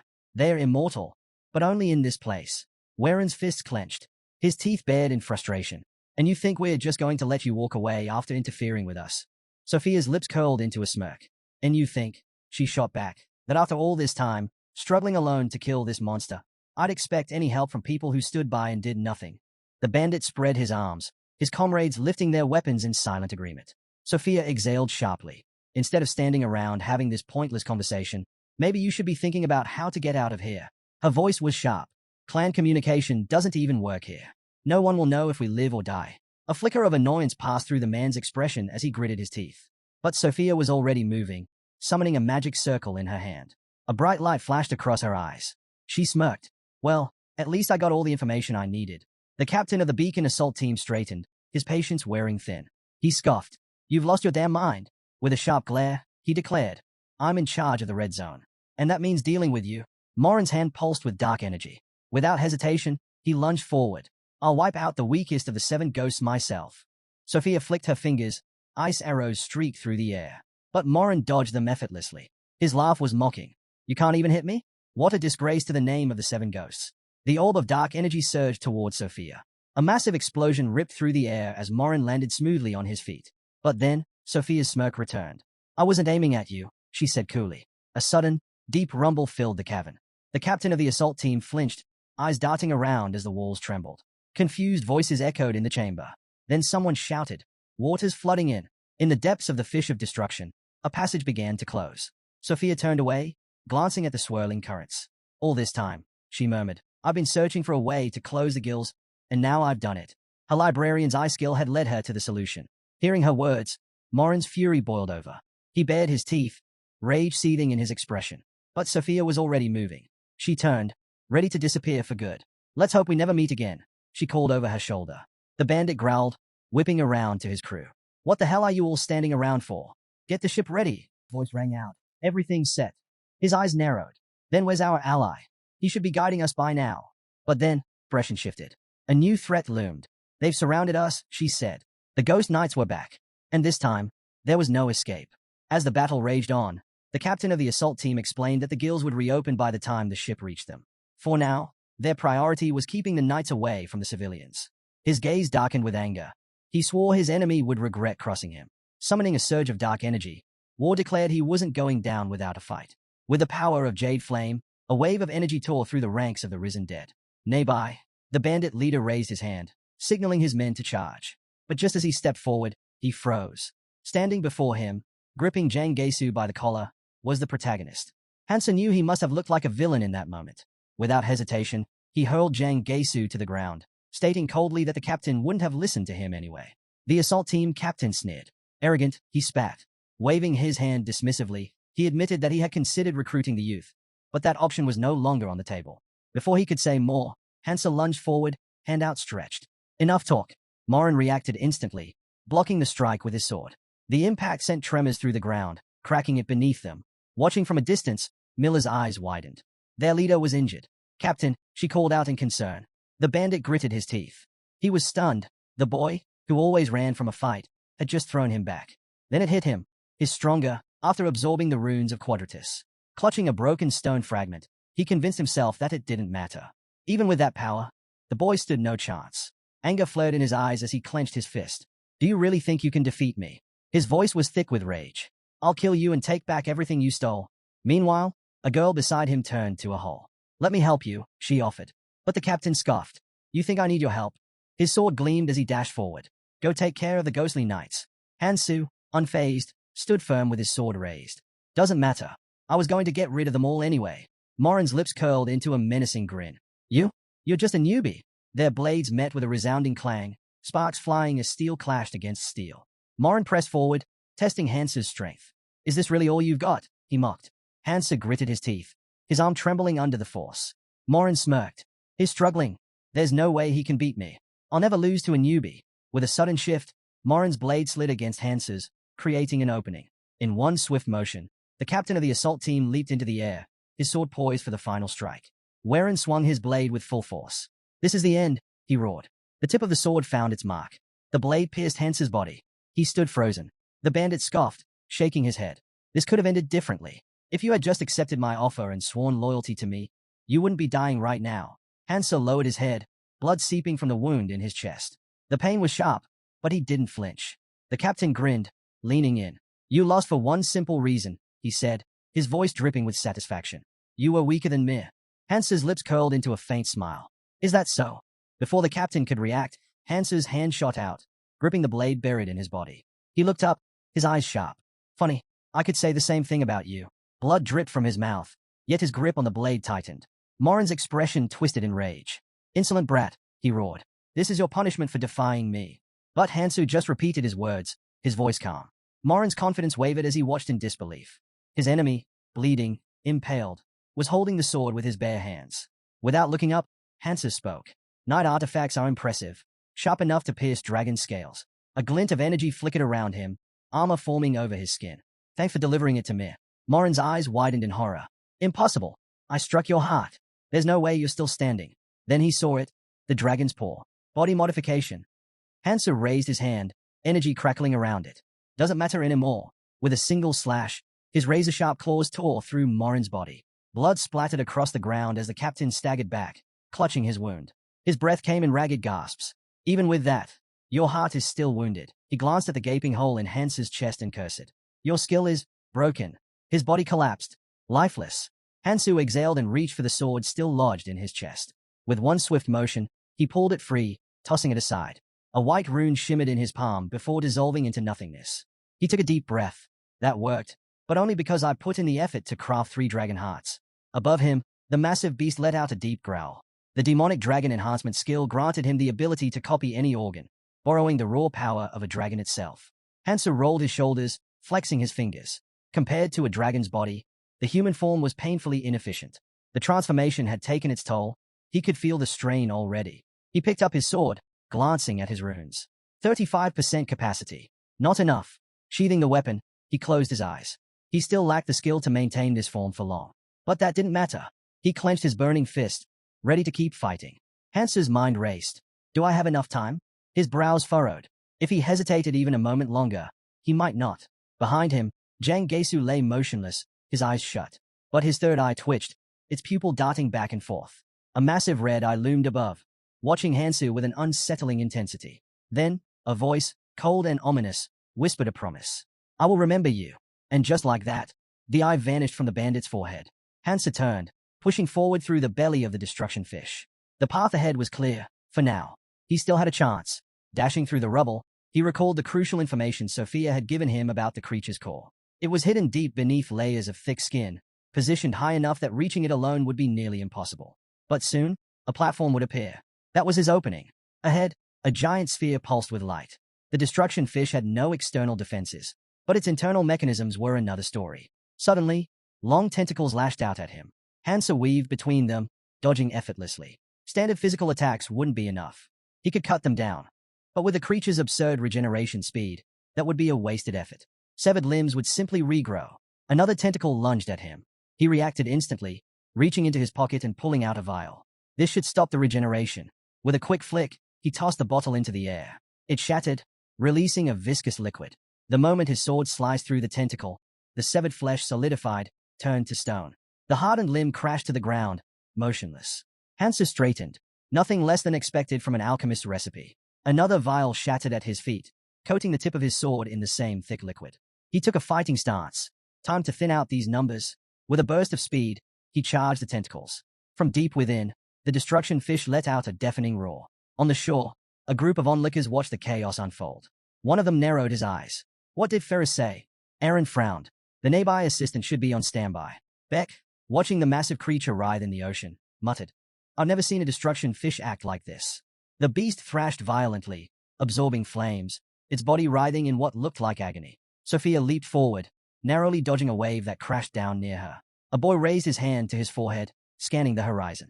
Something's coming. The man beside him shook his head. Now's not the time for that. We need to check the area. Then, as he turned back, his breath caught. Sophia was falling. Aaron lay on the ground, a fresh cut on his forehead, while Sophia sat up in shock. If she had hesitated any longer, she might not have been able to make a choice at all.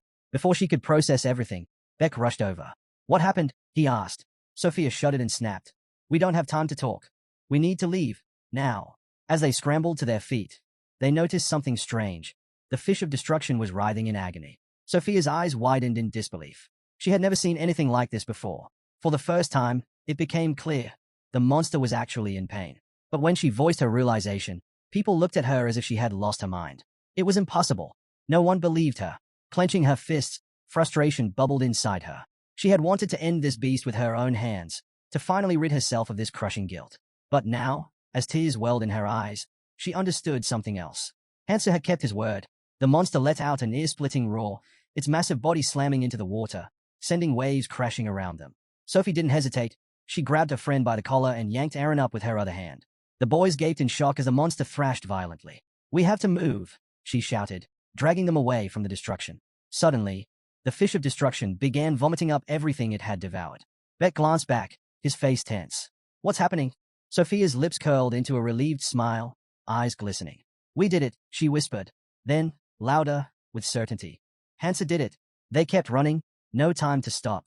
We have to get as far from here as possible, Sophia urged.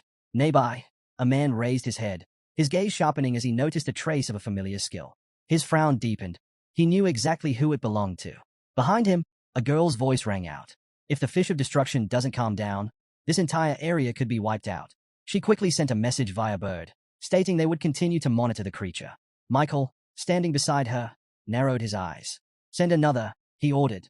The tide surged against the wrecked shore as the fish of destruction's glowing eyes snapped open. With a deafening roar, the beast reared its head, its insides collapsing. Bright liquid oozed from its golden core. Before it stood the Reincarnator, leaning on his sword. He stared up at the core, his thoughts racing. Everything was unfolding just as he had expected. But now, as he took in the sheer magnitude of what lay before him, one thing became clear. There was no way a human could handle this alone. The pressure on his body was relentless, the strain from dragon transformation only growing heavier. The fish of destruction's massive tentacles, now a deep shade of purple, pulsed with accursed energy that weakened regeneration. Hansa gripped his sword tightly. There was only one way to end this. A direct strike. No more hesitation. The tentacles lashed toward him. He moved like lightning, slicing through one after another, sparks crackling with each deadly blow. He was closing in. The core was right in front of him. This was it. The final strike. The young man swung his sword, the tip piercing the golden sphere. As he lowered his head, a realization struck him. The monster could still feel pain. Standing atop the burning core, he watched as cracks spread beneath his feet. The subspace that made up the creature's stomach would soon begin to collapse. A red aura flared around his sword. Then, with a decisive slash, the core split apart. It was time for the next step. Hansa surged forward, his path illuminated by a searing light. The first step to ensuring the monster's death was complete, destroying the core in its stomach. The second? He had to go deeper, navigating through the artery that connected to its heart. He pressed on, his chest rising and falling steadily. A medallion hung against his skin, pulsing faintly, the breath of a hob, his only lifeline underwater. The third and final step, use the power of dragon energy to finish the beast and purge the poison within. Everything was going according to plan. Until the tentacles returned. Dark, writhing limbs emerged from the abyss, twisting toward him with deadly intent. Hansa dodged the first, his body shifting fluidly through the water. He raised a hand, shielding his face, while his blade moved with deadly precision, slicing through the monstrous limbs. But then, a sharp impact. A tentacle slammed into his back. Pain exploded through him. His mouth opened in a silent scream as his vision blurred for a split second. 3 hearts pounded in his chest, but 2 had already been wounded. Gritting his teeth, Hansa slashed through the offending limb, severing it cleanly. His breath came in ragged gasps. He had no time to stop, no time to recover. He looked up, and his stomach clenched. An overwhelming mass of tentacles loomed before him, blocking his path. Clutching his swords tightly, he braced for impact. limbs lashed toward him, hammering against his defenses, pushing him back. He gritted his teeth. If he kept retreating, he would never reach his goal. There was only one way forward. Golden lightning crackled across his body, igniting the water around him. His grip tightened. Then, with a roar, he charged. His blades became a blur, slicing through tentacle after tentacle, turning them into nothing but drifting shreds. He moved faster, cutting his way through the relentless onslaught. Above him, a brilliant light flared. A vast network of vessels extended from a fragment of the divine stone, the very core that sustained the monster's existence. Once, this stone had been part of the world tree's foundation, but now, it had been shattered and placed within these monstrous disasters. Hansa's eyes narrowed. The enemy wasn't going to make this easy. Without hesitation, he swam straight for the monster's heart. The walls of the creature's womb trembled violently. Then, with a sickening rip, a massive, fanged tentacle tore through the flesh. And it wasn't alone. Countless serpent-like appendages surged toward him, snapping hungrily. Hansa's grip on his sword tightened. This fight wasn't over. Not yet. His gaze hardened. Surrender was never an option. With a sharp breath, he propelled himself forward, blades flashing. The battle raged on. With a swift slash, Hansa's blade sliced through a tentacle, severing its head cleanly. Without missing a beat, he lunged forward, cutting down several more snake-like appendages. Their remains drifted in the transparent fluid within the artery. Then, sudden pressure. A tentacle coiled tightly around his leg. Hansa glanced down, momentarily caught off guard. When had it grabbed him? Before he could react, more tentacles swarmed from the side, dozens of them. They struck with immense force, slamming into the very spot where he had been standing just moments ago. Then, something unexpected happened. The monster's limbs froze mid-attack, some even quivering. Taking advantage of the momentary lapse, Hansa broke free from the cocoon of flesh and surged forward. But he wasn't fooled. This wasn't over. Narrowing his eyes, he gripped his swords tighter. Let's see how well you fight when you're out of energy. His blade flashed, striking the monster's heart. But instead of piercing through, the sword barely scratched the surface. Hansa pulled back, frowning. He had never encountered material this tough before. If brute force wouldn't work, he needed another strategy. Shifting his focus, he turned his attention to the arteries, thick, pulsing veins connecting the divine stone fragment to the fish of disaster. That was the key. With a precise strike, his blade cut deep into the monster's flesh, slicing through the vessels. Thin strands of blooded fibers clung to the edge of his weapon. Grinding his teeth, he raised his sword high once more. This time, he swung with all his strength. The artery was severed. At that moment, the divine stone fragment lay exposed before him, its glow flickering like a dying star. Reaching out, Hansa grasped the shard, his fingers closing around it. His breath caught. Such a small stone, yet it held the power to sustain a beast as monstrous as this. A smile tugged at his lips. He had done it, but the victory was short-lived. The artery walls trembled. Chunks of flesh and debris crumbled from above. The monster's internal structure was collapsing, its very foundation unraveling. He needed to escape. Now, a writhing mass of tentacles lashed out, striking Hansu in the back and sending him tumbling downward. His grip on the divine stone shard slipped. His fingers stretched desperately toward it, but his vision blurred. His body grew heavy. Darkness crept in at the edges of his mind. The rupture in the artery sucked everything into its depths, liquid, debris, and Hansa himself. Somewhere far away, a raven perched on an outstretched hand. An unknown figure gave a quiet order. Find the one who killed the fish of destruction. On the shore, the lifeless corpse of the monster lay sprawled, its massive form drawing a growing crowd. Among them, a young man scanned the scene. Deputy Commander, he called. Liu stood with his hands clasped behind his back, eyes locked onto the deep wound in the beast's body. He studied the evidence carefully, a mask resting in his palm. The mask of Morin, the captain of the assault group. Pressing a hand to his chin, the traveler frowned. Something wasn't right. He had been given orders to deal with Quadratus. So why was everything spiraling into chaos? A subordinate approached from behind, reporting that they had found the bodies of the remaining squad members nearby.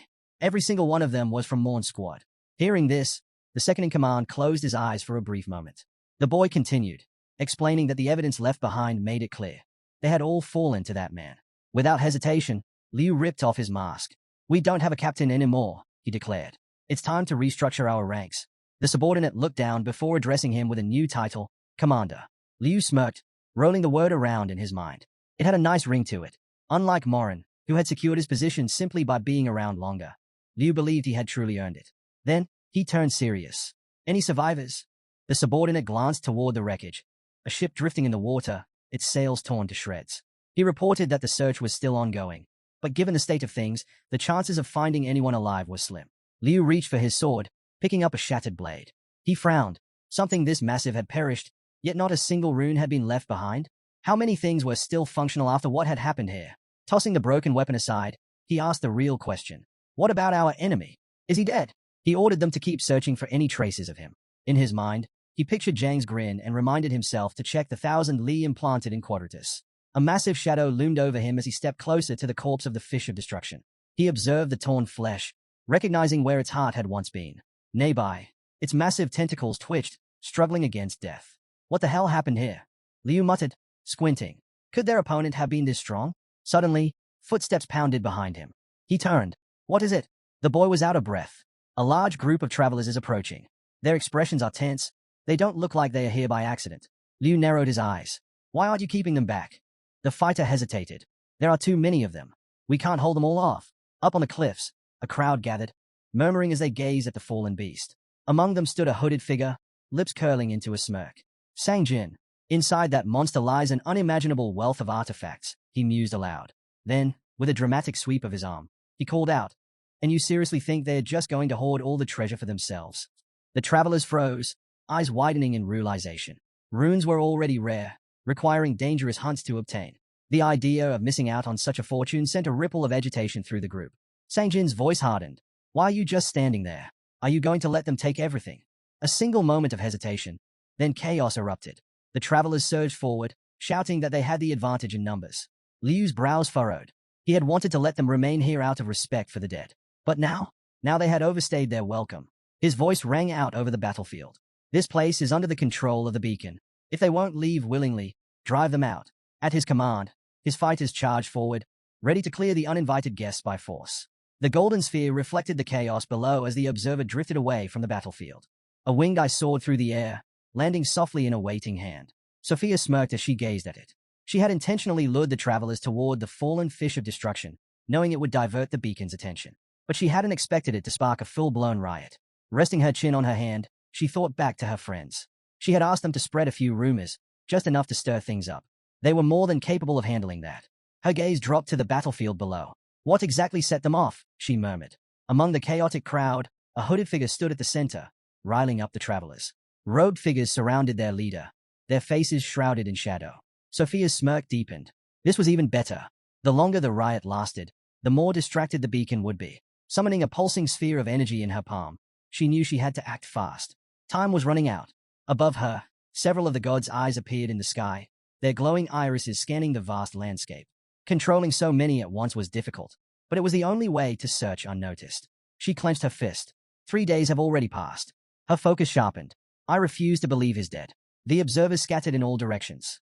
Meanwhile, on the ocean's edge, a lone figure lay motionless. Wreckage was strewn across the shore, waves lapping at the debris. His body was covered in scratches and bruises. Slowly, his eyes cracked open. The small fairy hovering over him huffed, folding her arms. Finally, a devilish grin spread across her face before she raised her hand, then smacked his cheek. Still no reaction. She pouted, tapping her chin.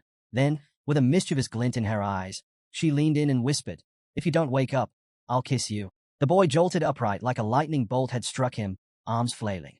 The fairy pulled back, giggling. "I was almost hoping you'd stay down a little longer." Stretching his fingers, the young man felt his strength slowly returning. He had managed to recover just enough before his dragonification wore off. His eyes flickered towards something in the sand, a fragment of the divine stone. His lips curled into a triumphant smirk. "Got everything I needed." A familiar voice snapped him from his thoughts. "It's been a while, hasn't it?" His gaze lifted to the fairy. He frowned. "What the hell are you doing in the red zone?" She tilted her head, her eyes twinkling with amusement. "You already know we don't set foot on the ground unless something big happens." She suddenly lunged forward, wrapping her arms around him. "And I had to see this for myself." With a playful grin, she gestured toward the massive corpse lying along the shore. The fish of destruction, an ancient terror, now lifeless. "Tell me," she said, eyes gleaming. "Have you ever seen anything this breathtaking?" The monster was dead. The impossible had happened. She let out a dramatic sigh. "Too bad, though. We have a rule. A great deed deserves a great reward." Then, with a knowing smirk, she leaned closer. "But this beast? It was never meant to be hunted. Which means—" She shrugged. "No special prize for taking it down." The boy narrowed his eyes, his mind already racing. No reward? He wasn't so sure about that. Hansu smirked to himself. If he grew even stronger, he would eventually bore the higher powers. And that was something they would never allow. The devil watching him grinned. Those sadists only enjoyed cruelty and suffering. There was no way this parasite had shown up with good intentions. Scratching his chin, the assistant hovered nearby, deep in thought. We put a lot of consideration into this, he mused. Then, he flew closer, eyes glinting with mischief. Tell me, what would it take to make you willingly throw yourself into hell? The fairy's grin turned wicked. Trust me, we really thought this one through. With an exaggerated motion, the devil stretched out his arms. Now then, let's make a deal, shall we? A mass of energy formed in his palm, pulsating with power. Since you took down the fish of destruction, you get to pick your reward right now. A shimmering shard appeared in the air, radiating an eerie glow. Hansa's eyes flickered with recognition. Lord of the Dead, a high-ranking 8th skill. He had read about this ability before. It granted the power to raise the dead as phantoms and summon them at will. A floating skull symbol marked its surface, a clear indication of its terrifying nature. Even more intriguing, it also enhanced magical chi. For someone limited to using only 7 skills, this was an extremely tempting offer. With a snap of his fingers, the devil chuckled. Don't get too excited just yet. Several more glowing runes emerged in the air, each carrying a mysterious presence. There's a condition, the assistant added smoothly. It's tied to the remaining disasters. Hansa's gaze darkened as he studied the floating fragments. Then, slowly, a smile crept onto his lips. This is more than enough, he muttered. The fairy's eyes widened in surprise. But I wasn't finished yet. But Hansu had already made up his mind. His expression hardened. I don't need to hear the rest. The devil, now floating lazily with his wings, let out a low whistle. Unlike the first choice, this second option requires you to eliminate all the remaining disasters. Only then will you get your reward. The assistant raised an eyebrow. Are you sure about this? Hansu straightened his shoulders. Without hesitation, he nodded. I'm sure. The devil chuckled. Then let's see how long you last. Flapping his wings, he drifted toward the sea. We'll meet again. Meanwhile, the fairy placed her hands on her cheeks, a look of pure delight spreading across her face. He didn't even wait for the full explanation, she giggled. Hansu, without another word, dove straight into the ocean. The devil watched him vanish into the depths, shaking his head. If he had picked the easy way out, it would have been disappointing. As Hansu swam deeper, the crushing weight of the ocean pressed down on him, locating every disaster in the red zone. That was no small feat. But this was his path now. The assistant chuckled to herself. She hoped his struggle would last a long, long time, and she would be watching. Meanwhile, the scene shifts to reveal disgorging root calamity involving a huge tree that resembles a monstrous creature, its roots spreading wide across the ground. This monster, possessing its own consciousness, finds itself unable to hear the voice of the calamity fish. It opens its mouth slowly and lets out a loud scream, expressing its frustration at losing the calamity fish. At the same time, Hansu emerges from the sea, scratching his head as he reflects on his complicated situation. He realizes that he may have readily accepted the fairy's offer, but things are far more complex than they seem. He understands that his presence has accelerated the deterioration of the abyss, and concludes that he needs to resolve everything more quickly than in the past. He recalls a conversation with one of his friends, who mentioned that unless they travel using Urkeniel's time-space crystal, the more future knowledge they utilize, the faster the abyss will deteriorate. His friend jokingly urges him to run as fast as he can, suggesting that the situation is even more annoying than it appears. Annoyed, Hansu responds, saying that his friend can go to the past while he doesn't want to. As he thinks about it, Hansu realizes that this burden has indeed been dumped on him. However, in the midst of these thoughts, he contemplates Iris, who reaches out to grab his hand as if she intends to guide him on his next steps. As she moves a little forward, she begins to fade away into the air. Upon witnessing this, the boy takes a deep sigh and continues on his path. Soon, he notices a collection of swords and shields surrounding him. He remarks that, regardless of the situation, both of these skills are valuable assets. He also doesn't expect a reward for defeating the calamity fish. He feels it is a responsibility he must fulfill to maintain balance in a red zone and to prepare for the next calamity. Since he can lure them in with just a fragment of the calamity fish, he carefully retrieves it and safely places it in his pouch, which hangs by his side. He thinks that before he took down the calamity fish, he got what he wanted and repaid his debt to Sophia. He remarks that he should meet up with Sophia, but he'll have to go somewhere else first. As he's figuring everything out, a group of cocky travelers suddenly appears, yelling at Hansu that there's still a small fry lurking around, and asking what he thinks he's doing. In no time, Hansu is surrounded on all sides by a bunch of cocky minions. Hansu grins, considering the timing perfect. There's something he wants to confirm. He gets ready for some action, starting with a little stretch of his arms, then quickly rushes toward the bastard who first yelled at him. Hansu says he's glad there are so many people here he can ask. That guy, seeing Hansu charging at him, becomes terrified. But Hansu tells him not to worry. He'll make sure he can at least still talk, as he braces himself for a strong punch. Sometime later, we see that Hansu has beaten up all the travelers in no time. As he looks around, he realizes that 3 days have already passed. As Hansu surveys the calamity around him, he realizes that the other calamities must have begun moving. The fish calamity is dying, and he considers it deeply troubling, thinking about how he can't believe he was unconscious for so long. In a rush, he speeds forward, aware that at this rate, he might miss the opportunity ahead of him. Just as he is moving quickly, he gets interrupted by someone casting a small magic sheet in front of him. When Hansu looks up, he sees Levnon Michael, the Valkyrie clan helper affiliate, calling out to him. Michael grins widely, but Hansu, pressed for time, asks what he wants, stating that he is busy and needs to be on his way. Before long, Michael's other minions arrive. One of them steps forward, mentioning that Sophia has been looking for Hansu and wonders if she hadn't found him yet. Michael turns to his minion and remarks that he will ensure they are held accountable for aiding the Seven Phantoms' orders. Despite being a helper of the Valkyrie clan, he warns them not to try anything here. With that, Michael jumps from the cliff, landing right in front of Hansu and announcing that taking care of him comes first. He summons a sword out of thin air using magic. However, just as their duel is about to begin, a flurry of book pages swirls around them. It's Sophia, who has just arrived, informing Hansu that she has finally found him. She remarks on how Hansu always seems to get entangled with useless people, but is relieved to see that he is still all right. Realizing Sophia's presence, Michael asks her why she is looking for someone who should be guarding her seat as one of the Seven Phantoms, questioning her motives for helping Hansu. He also notes that they are already aware of her involvement. Sophia responds that she has resolved herself for that situation and asks Michael if he plans to stop Kong as well. Turning back to Hansu, she tells him that she will buy him time while gearing up for action. Michael tries to calm them, saying there seems to be a misunderstanding. He simply wants to know if Hansu is really the one who dealt with that monster and the calamity fish. With a cold expression, Hansu asks Michael what that matters to him.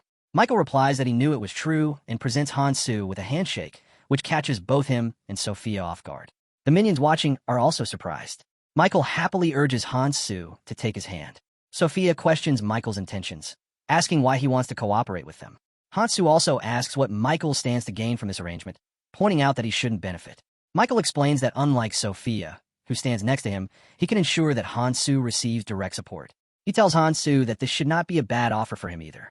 Michael expresses his desire to see change in this area, stating that it has remained stagnant since the day he arrived, but Hansu has managed to effect change. He explains that he needs someone like Hansu to create a gale that will shift the still tides. Sophia expresses skepticism, asking if Hansu will accept the offer. However, Hansu realizes there are still people who wish for change and responds, "All right, fine."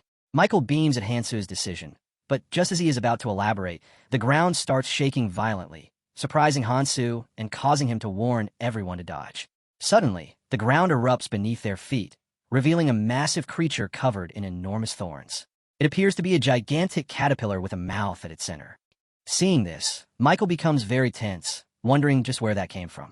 It turns out to be a demon's mouth, which makes Michael think it might be the stamp of the disgorging root, one of the calamities. It can suck in everything in its surroundings, and due to its durable body, even hazardous attacks won't faze it. On top of that, there's so many of them at once.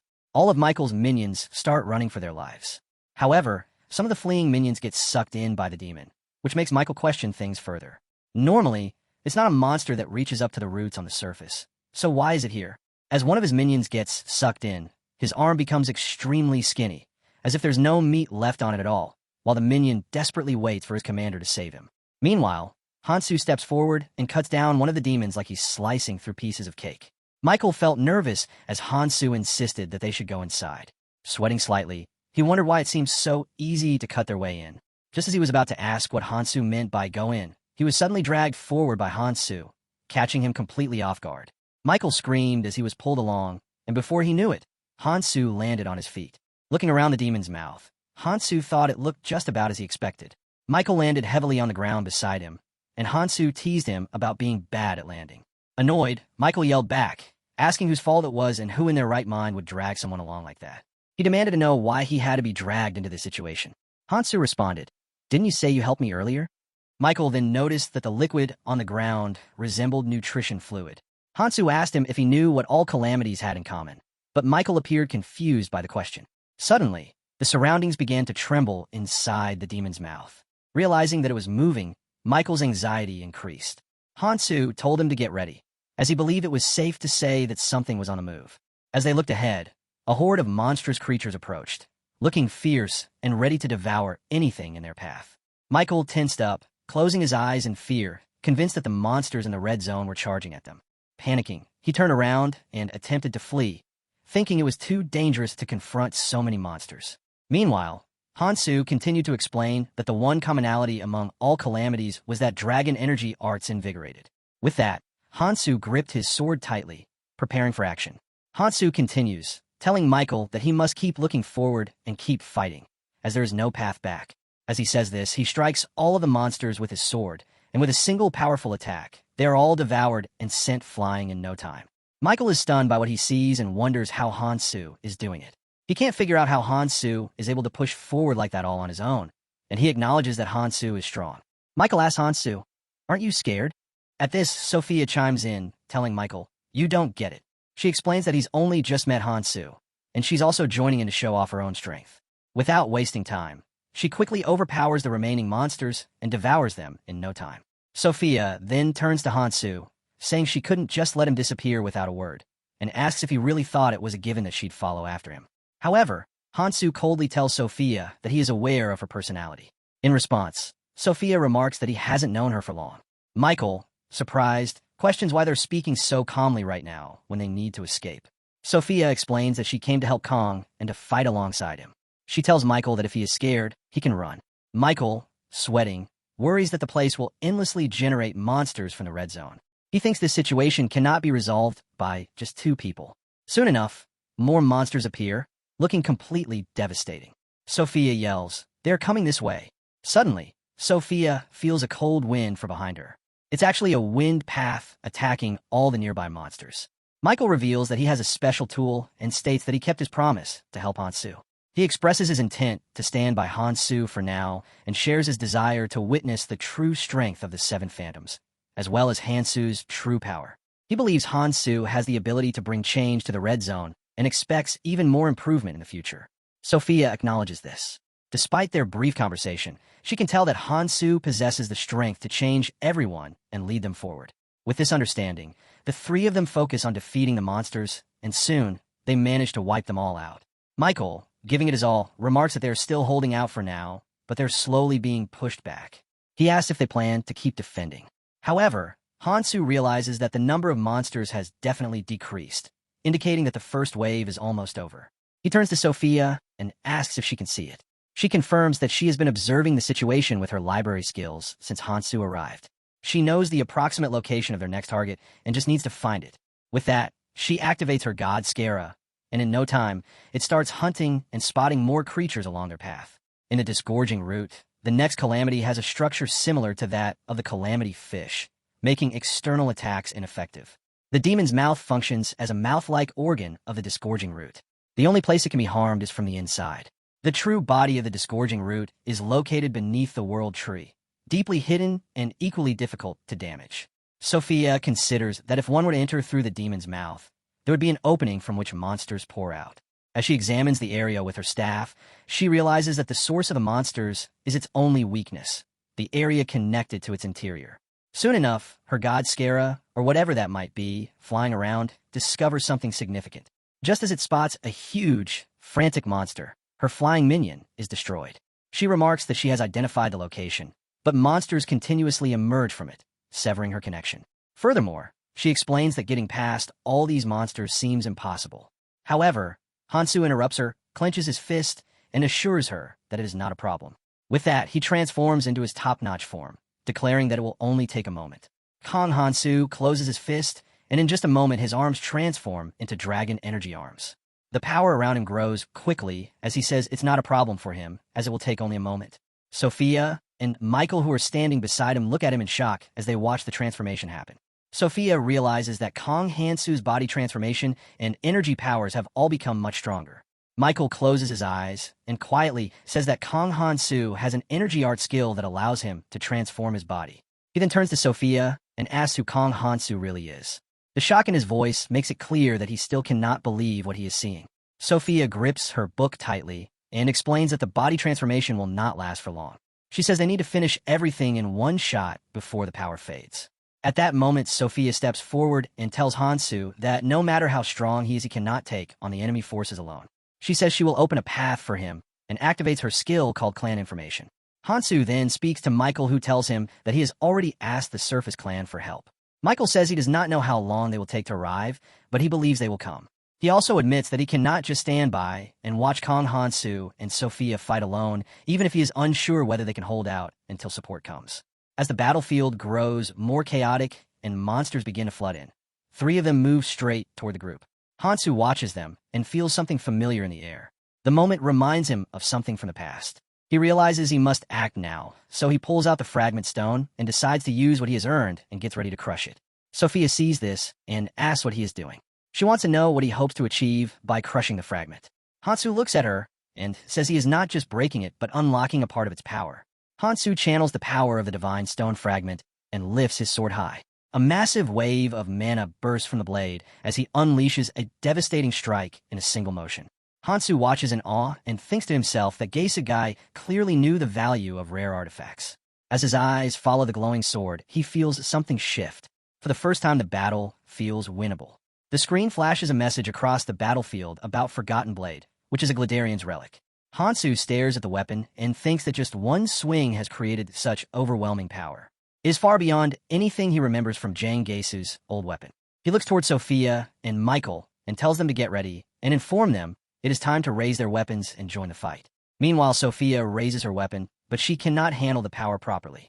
Then Hansu distributes his mana on their weapons, and she activates the stone fragments on her book, and suddenly a magic resonance skill is triggered. It is an artifact skill called Inhaler, which allows her to transfer her magic power to a chosen target. Kong Hansu then realizes this is the true purpose of Galadarian's relic, which is one of the most sought-after artifacts among the forgotten relics in the Red Zone.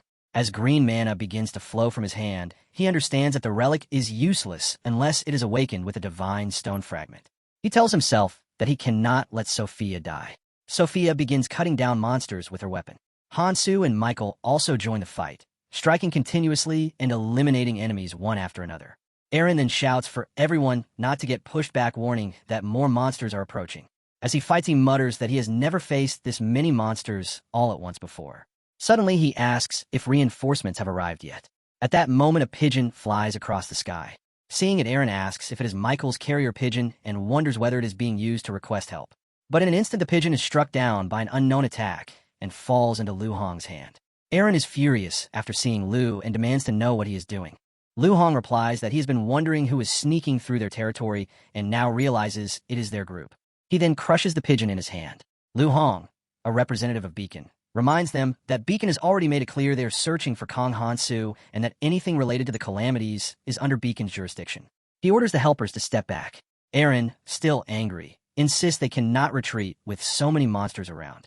Lu Hong replies that they have misunderstood his intentions. He tells them to deal with the minor threats on the surface and smiles, darkly stating that Beacon has more important matters to handle.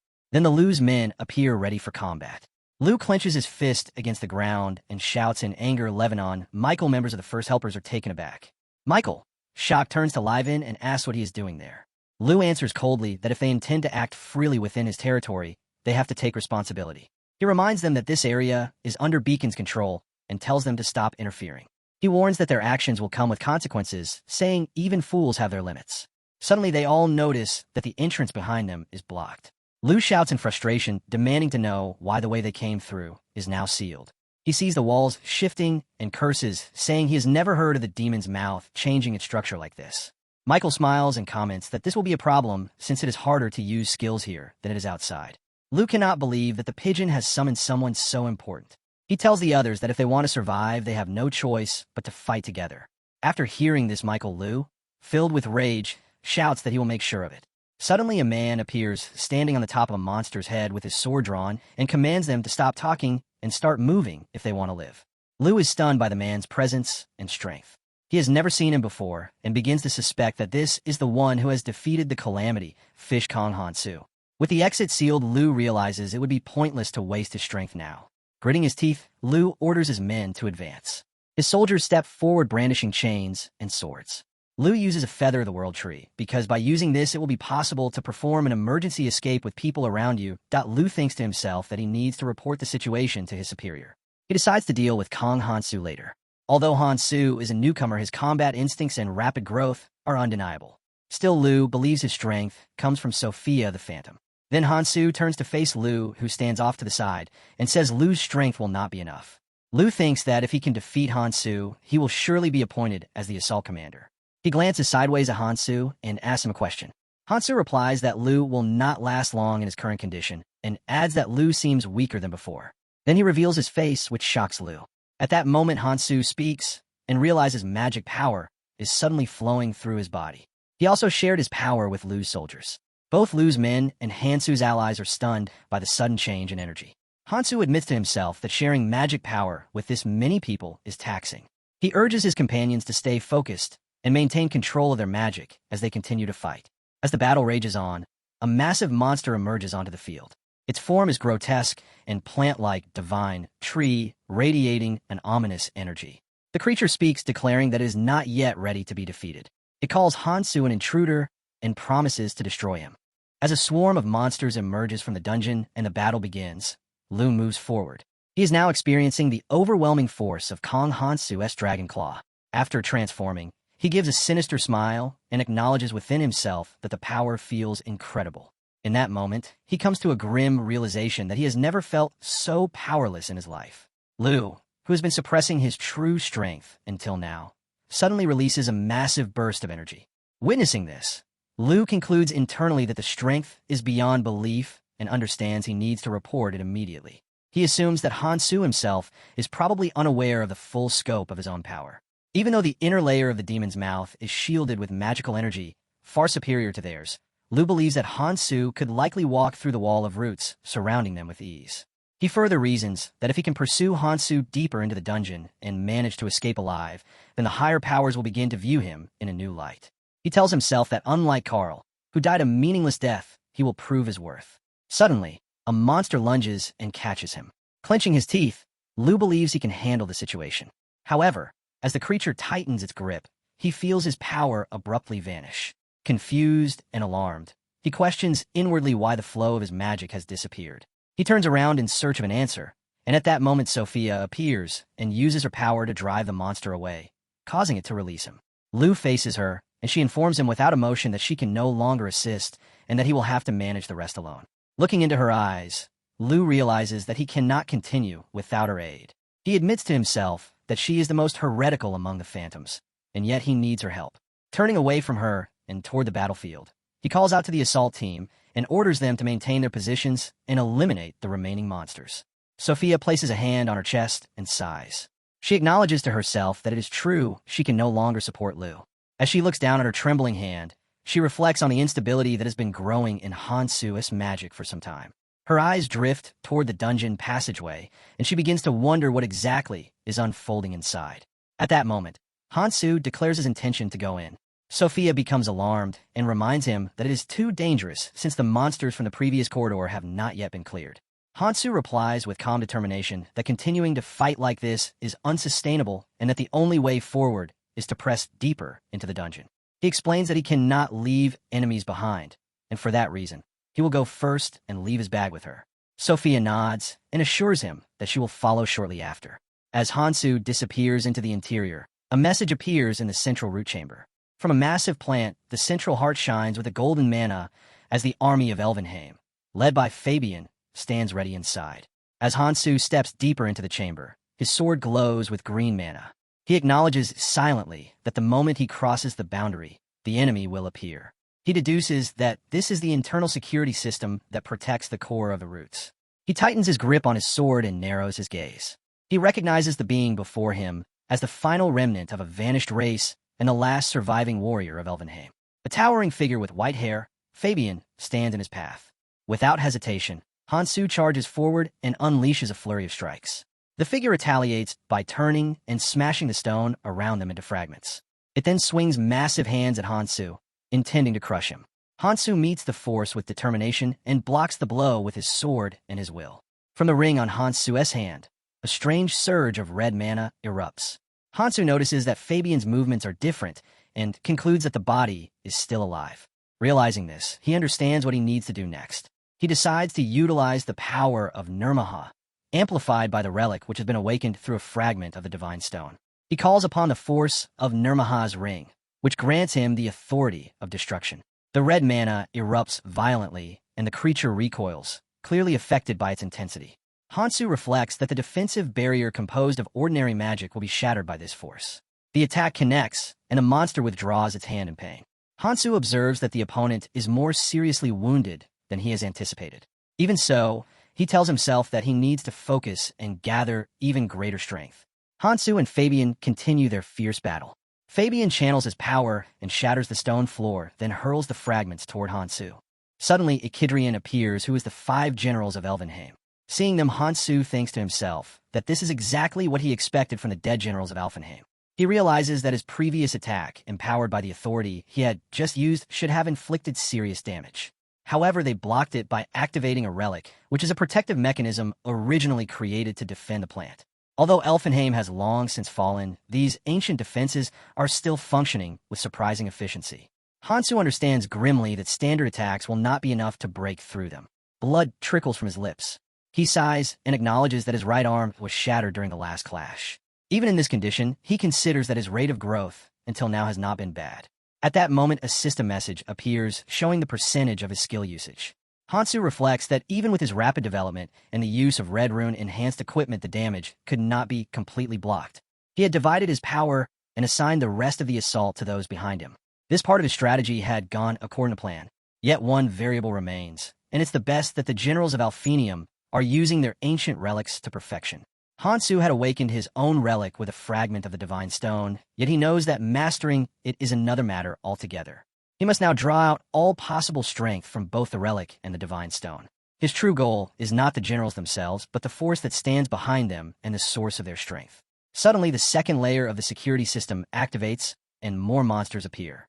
Hansu quietly curses as he realizes that another wave of defense has already begun. These are not ordinary monsters, but the Galadarian's army, and they charge toward him in perfect unison with overwhelming might. Hansu steadies himself and resolves internally that if the battle will be one of numbers, then he has his own preparations in place. Just then, Kong Hance's allies also appear on the scene, and as the battle intensifies from both sides, he swings his sword at the advancing enemies. While striking them down, he wonders aloud what these new creatures are. They had only just finished defeating insect-like monsters, and now they face an army of zombies. He groans as they are much stronger than expected. Suddenly, Sophia arrives with her mouth slightly open in shock. She realizes that the Galadarian's army, now under the control of the Calamity Fish, was once tasked with protecting this sacred location. Lu, who once opposed Hansu, now fights beside him. He reflects that he had sensed an ancient magical current earlier, yet he never imagined a conflict of this magnitude was erupting underground. Everything is spiraling beyond control. Watching Kong Hansu, he wonders how far Hansu is willing to carry this battle. In the next moment, Hansu strikes the stomach of one of the monstrous enemies with his sword. However, the wound heals instantly. He grows frustrated, realizing that although he is landing blows, the enemy regenerates too quickly. Suddenly, he senses an attack from behind. Hansu barely dodges and breathes heavily. He notes that fighting 2 enemies who attack together is pushing him to his limits. Both enemies now stand before him. Hansu is bleeding and completely exhausted, yet his will does not falter. He acknowledges that if the fight continues and he keeps relying on the dragon energy arms, his body will soon fail. He is using draconic strength to heal his injuries while simultaneously channeling magic, and the pressure is too much. His blood vessels feel like they are on the verge of rupture. Even so, Hansu remains clear-headed. He reminds himself that everything else is irrelevant and only one thing matters. His focus is on the central heart. The view shifts into the structure known as the Elvenheims. At its center stands a strange circular chamber.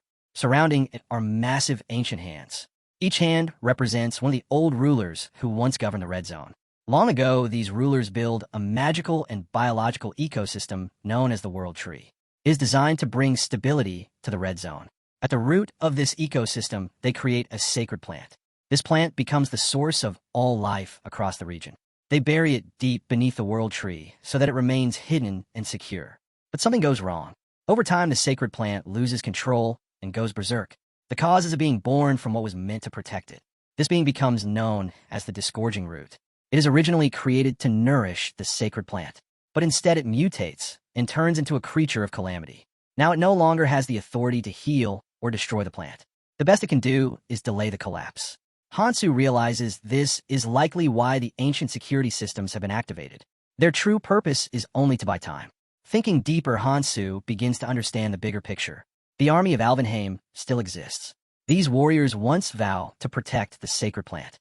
The 5 generals of Alvenheim preserve the last soldiers of their people through ancient spells. They create an immortal army. Each soldier retains the strength they held in their prime. Their bodies are stronger than those of any human. Their regenerative abilities make them nearly unstoppable. Hansu considers his options. He thinks of using dragonification through dragon energy arts. This could open a brief window of opportunity. But the real danger is their regeneration.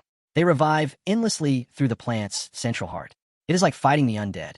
Victory will never come unless the root of the problem is severed. He focuses on the Narmaha's ring. Red energy flares around his body.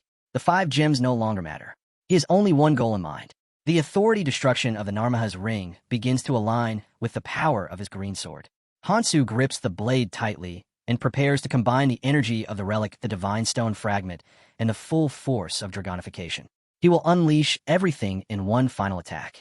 He surges forward with unwavering focus. His blade moves faster than the eye can follow. Fabian takes the full brunt of the strikes. Hansu presses forward without mercy, and Fabian's armor is forged from the finest relics of Galadarians. Yet Hansu believes it cannot withstand the power of authority destruction channeled through the Narma's ring.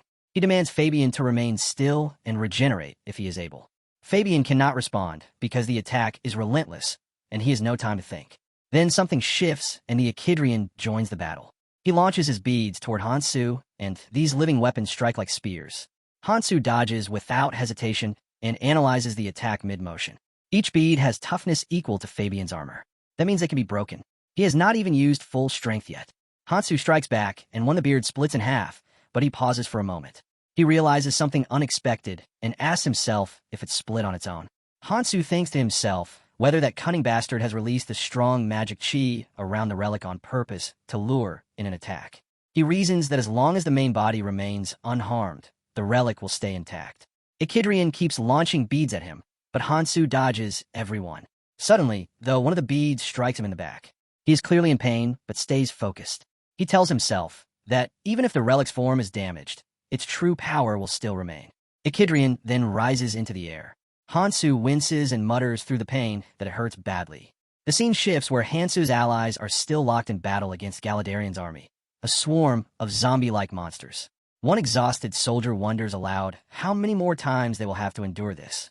He explains that the magic energy is so unstable he can barely move. Without it, he would have collapsed already. As he speaks, a monster begins to rise behind him, but Michael strikes it down before it can attack. The soldier turns to Michael and asks how much longer they are expected to keep fighting. He says they keep attacking, but the enemy numbers never drop. More monsters approach, but Michael quickly cuts them down and warns the others to stay alert because the creatures will return to life. The soldier looks at Michael, who is holding his sword over a monster's body, and says the whole situation is the fault of his group. Sophia steps in and responds that complaining won't help. She uses her power to launch an attack at the monsters. The soldier's eyes widen and his mouth drops open. In disbelief, he asks where Sophia is. Sophia replies calmly that he should forget everything else and stay focused on fighting Galadarian's army. She rests her hand on his shoulder and says that if he doesn't, they will all die there. Meanwhile, Leo is fighting 2 monsters from a distance. As he watches Sophia, he realizes he has misjudged her. He used to think Sophia Viraj was just someone who could sense danger. Now he sees she truly understands the situation and takes action. He also recognizes that Hansu is far stronger than he had imagined. He knows he has to report this accurately. Everything else can wait until they escape. The view changes where Fabian lies wounded on the opposite side of the battlefield while Hansu and Echidrian continue their fight. Though in deep pain, Hansu dodges Echidrian's attacks. Blood drips from his mouth as he thinks about how every time he blocks one attack, 2 more follow. He realizes he can no longer rely on dodging. Hansu wants to launch a full-on counterattack, but Echidrian's beads keep hurting him. He thinks it feels like his leg is being torn apart. Even so, he decides to use that pain as momentum to push forward. He strikes back at Echidrian while continuing to avoid the beards. He tells himself that if he can land one solid hit, it will be worth taking damage in the process. When Echidrian charges at him with a large beard, Hansu acknowledges to himself that it is too late to block. He slashes through the beard and launches an attack straight at Echidrian. With focused determination, Hansu dashes down the central path and strikes the core of a massive plant. A central heart emerges. He looks at Echidrian and tells him that he isn't the real target. Then he pulls the heart out of the plant with his sword. Clutching it tightly, Hansu turns toward Echidrian and the rest of Galadarian's army. He says he has spent enough time there and that it is time to end the fight. He then unleashes a final, powerful strike against the monsters. Watching everything unfold, Sophia shuts her eyes and opens her mouth in shock. She asks Hansu if it is finally over. The knights stop moving and aren't regenerating anymore. Everyone around looks completely drained from the long battle.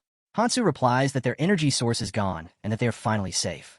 But with a serious tone, he adds that this is only the beginning and it isn't over yet. He says they have to move on to the next location. Lu responds by saying that if Hansu is planning to go even deeper, then the people of Beacon will pull out. He says they aren't foolish enough to walk into that kind of danger willingly. They have followed Hansu because of the emergency, but they don't take orders from him and aren't bound to go any further. He asks if Hansu agrees.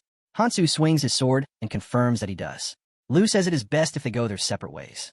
Lu, who has been keeping his eyes closed, opens them and says he can't believe he hasn't recognized Hansu's swing earlier. Then, filled with rage, he shouts and asks how Hansu dares to try and attack him. Hansu answers in a steady and serious tone that Lu has misunderstood. He isn't attacking him. He is simply clearing the path he intends to follow. Then he asks if everyone is ready to hold their breath. Suddenly, pink mana appears behind them. Leo's group freezes in fear, and when Leo turns around and sees the mana surging through the passage, he shouts for it to stop. The pink mana surges toward everyone. Leo yells again, calling the attacker a madman. When the pink mana flows in a huge amount over the people, Lu wipes it from his face and says he realizes the madness of the boss who seems to be trying to drown everyone there. He says he can't believe the boss would go this far after they try to leave. He adds that he didn't want to use his last resort, but now he has no choice if only he can find a way out. He tries to use the World Tree Feather skill, but a message appears on the system saying it cannot be used. It explains that although the artifact can go anywhere in the red zone, it won't activate inside the Calamity Fish or the World Tree. The message says that since they're not in a dungeon, the activation fails because a fragment of Divine Stone is restricting its usage. Hansu realizes to himself that this is where the Gorshan root is parasitizing the World Tree deep inside the roots at the very center of the red zone. He says they are close to the room that contains the plant. While holding the relic of the 5 generals, he says he brought it with him and now plans to awaken it using the fragment of the Divine Stone. Hansu thinks that having more relics makes it easier to stabilize the mana flowing from the Divine Stone fragment. He notes that even though he uses only a little of its power, the fragment is something only full relic users or proper candidates can manage. After using the Divine Stone's energy on the relic, multiple beads begin to flow around him. He says things should get easier from now on. At the same time, Lu, full of rage, says Hansu has crossed the line by acting like nothing has happened. He says he is supposed to officially take the role of commander of Beacon's first unit once they get out and says he cannot ignore this offense. Hansu, with a calm, cold voice, reminds Lu that he already warned them. He says it would be quicker to take down the main body if they want to survive. He adds that everyone here has strong resistance and can handle the poison and that it is better than being a burden. Lu's still furious and pointing at Hansu, says no one is allowed to give him orders. Hansu turns and tells him to do what he wants because it will not change anything. He says the area may be a little less dangerous now, and it is Lu's choice to follow or not. He adds that those who follow him will be able to leave safely. He says the red zone will change in a way no one has seen and urges them not to miss the chance. Michael, filled with determination, repeats the words and asks if the red zone will really change. He says he has always wished for it. He says the red zone has never changed since he arrived, but now Hansu has managed to make it happen. Hansu says he needs a doll, to shift the spave tires, and says he needs someone like Michael. Michael smiles and says this is why people should be careful what they wish for. Suddenly Beacon appears and says his unit will now act on their own. He says it is too late for Hansu to ask for their strength and warns that he will make Hansu pay for looking down on them. He says this with an evil smile. Hansu replies and asks if Beacon is really sure. Lu gets even more enraged again and asks what Hansu means. Hansu, with tired eyes, tells him that even he can't keep dragging them along. He thinks that he tried to meet Iris's expectations, but some situations have exceptions. Leo angrily says Hansu keeps looking down on Beacon. Just then Sophia draws attention and says something feels wrong. She says Kong Hansu may be wrong this time, and her obsession skill has detected movement nearby. She looks around and says a group is coming. After her words, strange trunks appear, and someone shouts that something is pouring out of them. Another voice yells, asking what the monsters are doing as they rush toward the group.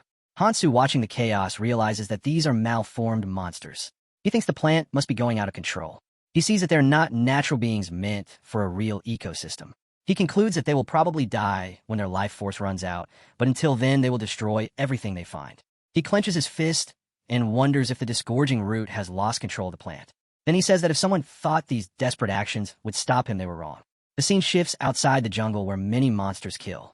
The survivors regroup, and one of them announces that the main team has finished organizing and the advanced attack units should now return. Helpers begin moving and are told to make their reports. Someone calls out to Johann and says they need more supplies. Another asks him to bring the nutrition float. Johann replies that he is on his way. He places the nutrition float and takes a sip, then states that he is done. As he takes in the situation, he reflects on how everything has become chaotic over the years. What once seemed like an absurd tale now appears to be true. Memories surface, and he recalls the first time he encountered the calamity fish. Even now, the thought makes his hands tremble and wonders when Kong Hansu began planning to eliminate the creature. A stranger approaches and asks if Johann just said he met Kong Hansu before. Johann studies the person and senses their strength. He suspects the stranger might be a traveler who entered the red zone before him. He worries that another group might also be pursuing Hansu, just like what happened before. He curses silently as he realizes he does not even know where Hansu is now. Johann says he has nothing to say to someone he does not know and warns that with helpers nearby using force would be a bad idea. The stranger quickly apologizes and says there is a misunderstanding. He lowers his gown and introduces himself as Choi Sang-jin. He explains that he is only curious because he is a friend of Hansu. Johann notes that it took some time for someone like Sang-jin to get here and assumes he made it up thanks to Hansu's help. He remembers how it was the same back on the boat and admits he always had questions about that man. From the moment Hansu brought in that boat, Johann felt something was different and decided to ask a question. Sang-jin replies that if Johann wants to know Hansu's specific goals, then he does not have the answer. Johann is surprised and points out that Sang-jin said he was Hansu's friend. Sang-jin looks a little unsure and explains that Hansu always keeps a plan hidden and does not explain every detail, even to those close to him. He admits that more importantly, he himself is still trying to understand things. Johann remains confused and tries to figure out what Sang-jin means.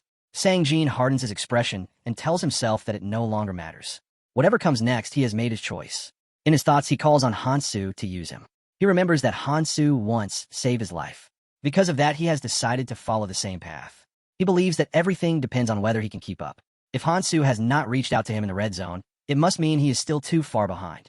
A voice calls out for Sang-jin, and a group tells him they have to leave. Sang-jin turns to Johann and says he needs to go, but thanks him for the talk. Johann watches him leave while still trying to make sense of it all.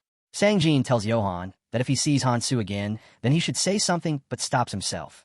He pulls up his hood and smiles. He says he will do it himself because that is what Hansu would do. In his heart, he accepts that he is still far behind Hansu. He knows he must work harder. Even now, while he is here, Hansu is likely deep in battle. The scene shifts to the red zone where Hansu fights malformed monsters using intense power. He focuses his mind and channels magic through the fragment of the divine stone. He decides to prioritize power instead of durability. With relentless force, he continues to strike the monsters down. Lu watches from a distance and cannot believe what he is seeing. He always knew Hansu was strong, but this is beyond anything he expected. He wonders if even Kars Moron might be connected to this sudden rise in power. Hansu looks toward Lu and says that the way back leads only to a waterfall filled with poison. He wishes him luck and moves on. Hansu, Sophia, and Michael push forward. Hansu tells Michael that he will move ahead and the others can follow if they choose. One of Lu's men urges their commander to follow because Hansu is the only one who knows the exit path. Lu agrees and says they have no choice but to follow. When one of his men asks if he is sure, Lu replies that they need to hurry if they want to escape. The team confirms and begins to run after Hansu. The messy plant monster announces that its creation is almost complete. It has brought forth a being formed through the perfect implantation of the plant's innate power. It claims that it has forged what it calls the Alpha. With rising anticipation, it orders the awakening of the life form that, according to it, has long maintained the red zone. The Alpha. Without hesitation, the Alpha launches its first strike. The plant monster observes the attack with a wicked grin and expresses satisfaction at the display. It assumes that the Alpha is behaving like its previous creations and demands that it eliminate the intruders swiftly. However, something appears to be amiss. Alpha responds in a steady and cold tone, stating that something feels wrong. It questions why a being of its stature would need to obey a creature like the plant monster. The plant monster, now bristling with fury, expresses disbelief and proclaims itself to be Alpha's creator and master and asserts that Alpha is nothing more than a replica that it has shaped. Alpha remains unfazed and rejects the claim, questioning how the plant monster dares to call itself its creator. With clear purpose, Alpha turns toward the massive twisted trunks, indicating that something important should be located there. The plant monster hesitates, clearly confused by the unexpected behavior. Alpha, speaking with firm certainty, declares that the key to the armory is what it seeks and demands that it be handed over. And when Alpha attempts to evolve the key to the armory, he states that it needs to be overhauled and reaches forward. In response, the world tree expresses its fury and questions whether Alpha truly intends to attack it. Alpha responds by questioning how the world tree dares to accuse him and urges it to consider the present situation. He calls it a fool and explains that it is endlessly producing monsters in self-defense, but as a result, it is failing to restore the plant. Therefore, Alpha insists that the key must be handed over and assures that he will shift the direction of the battle. He reflects inwardly that the sudden attack had startled him, but it appears that the Alpha still acts in accordance with his instructions. The plant monster, after some hesitation, agrees and permits Alpha to take the key to the armory. Once Alpha places his hand inside the tree, he remarks to himself with satisfaction that this is the correct location and inserts the fragment stone. With a radiant expression, he quickly retrieves it. The plant monster, filled with rage, questions what Alpha is doing and declares that the object is the divine stone. It demands that Alpha stop at once. But Alpha continues to smile brightly and proceeds to take the stone. The plant monster finds itself powerless. Alpha now stands without fear. He affirms to himself that he will uphold his promise and bring resolution to the conflict while holding the fragment in his glowing grasp. Meanwhile, in the red zone, the group continues to fight off the monsters. They eliminate wave after wave as Sophia uses his abilities, and Michael contributes to the effort by cutting down enemies. Michael encourages the others to hold on a little longer as he believes they are close to reaching the end of the monstrous horde.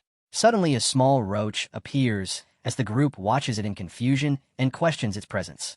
The roots charge forward and attack. Meanwhile, the members shout a warning, urging everyone to stay alert. Hansu maneuvers around the roots with precise swordplay, striking without pause. He successfully evades the creature's attacks.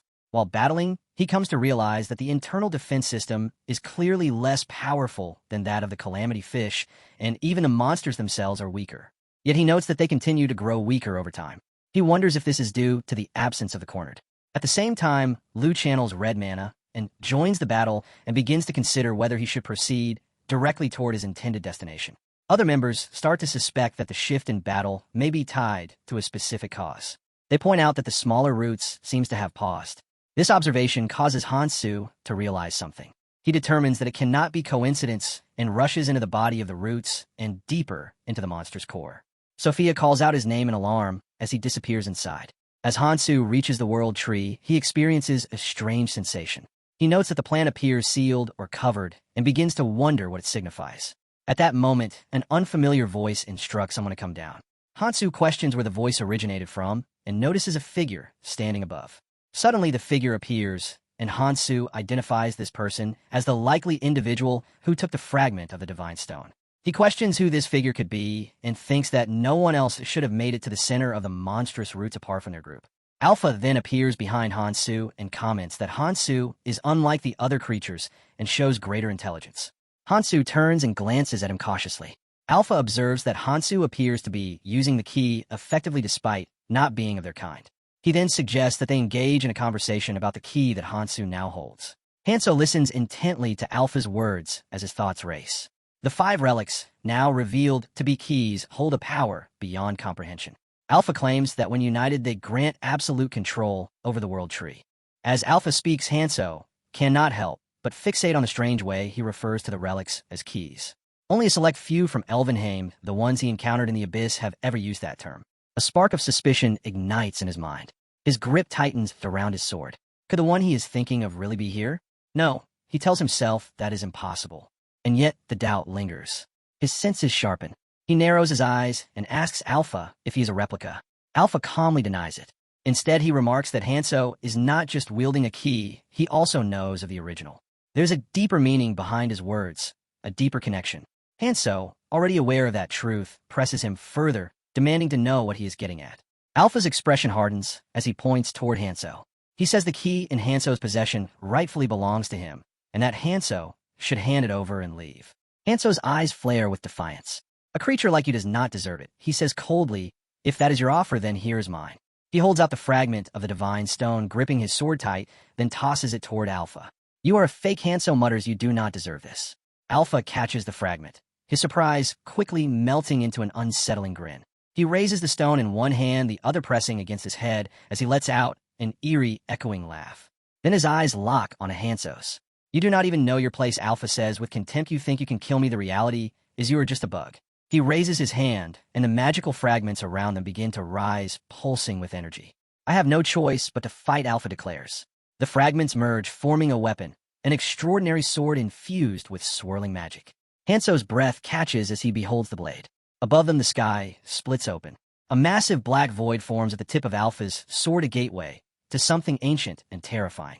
Hanso recognizes it, the armory. It is said to hold enough weapons to arm hundreds of thousands of soldiers. Alpha lets out another loud, menacing laugh. "I will show you your place," he growls, his smile wide and threatening. From the dark void, glowing green, orbs begin to appear, shimmering with strange magical energy.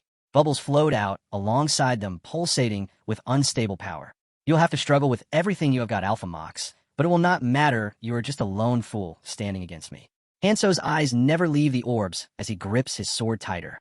The green balls shoot toward him, and in response, he conjures a swirling blue magical sphere. The two forces collide with immense force, shaking the battlefield. Alpha watches, surprised by the strength of Hanso's attack. Even with the 7 sacred odds on his side, he mutters that his power worthy of a general. But then Alpha wonders what would happen if he unleashes even more power from his own weapon. The green energy flares to life again, surrounding Hanso from all directions. The orbs hover in the air, closing in. Hanso's eyes follow every motion, his muscles coiled. He swings his sword, swiftly fending off the assault. He realizes each orb is hard to destroy. They have the same resilience as the worn-out armor used by ordinary soldiers. Yet there are so many. The air feels heavy with magic as they fly in from every direction. Hanso leaps over a tree, noting just how vast the swarm is. If the armory can equip an entire army, then the number of orbs makes sense. As the orbs rain down, he tries to fly clear, but they relentlessly follow. Forced to turn and fight, Hanso slashes with his blade, catching one of the green orbs mid-flight. He recognizes the weapon Alpha is using. A thought flashes through his mind. Use the same strategy. Holding the sword in one hand and the orb in the other, Hanso stands still. Sensing his stillness, the green balls slow and float around him, forming a circle. A barrier.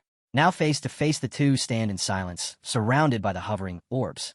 Alpha looks puzzled and thinks something is wrong. His lips twist in confusion, and he questions why are they not attacking. He stares at the green spheres and then shouts furiously that this is impossible. "I cannot lose control of the sacred orbs." Panic flickers in his eyes. The armory should be functioning, that magic power. It is dispersing on its own. You cannot be controlling them. But then Alpha's voice falters. He squints at Hanso. That how does he know the magic code of the 7 sacred orbs? Hanso raises one of the green balls calmly and takes a step forward. "I warned you," he says coldly. With one swift motion, he performs a cross-slash, slicing through the orbs. A memory surfaces of a faint voice from the past, someone who once told him about the sacred orbs and how to handle them. Hanso steps forward again, now certain. Even if Alpha is a clone, he has the ability to summon the armory, but Hanso has the skill to defy it. He slices through another orb, prompting a flicker of surprise in Alpha's expression. A good weapon worth, Hanso says, is determined by the skill of the one who wields it. Then he leaps into the air, blade, glowing eyes locked on his opponent. Is that all he has got? He roars. After listening this, Alpha freezes. Blue mana streams from Hanso's eyes as he delivers a chilling glare. His presence is overwhelming. Alpha cannot move, rooted in fear. And then Hanso strikes with a final swing. His blade tears through the space between them. "This is the end for you," Hanso declares. But in a sudden twist, he narrowly dodges the blow. With sharp, fearless eyes, he growls, "Damn you." Unleashing his immense power, Hansu looks utterly dangerous, an overwhelming force. Then, with a fierce roar, he yells, "Go to hell." He steps forward with unwavering resolve and launches into a relentless assault. In a blur of motion and raw strength, he drives his elbow directly into Alpha's face with brutal force. Alpha stumbles back, feeling the jarring recoil through his arm. Hansu charges once more, his green sword flashing as it slices across Alpha's neck. Alpha reels, clearly wounded and drained of energy. Fixing him with a piercing gaze, Hansu says coldly, "Too shallow." The two warriors face off. Hansu's hand surges forward, crackling with immense energy. "I won't let you go," he declares, unleashing a rapid barrage of divine stones.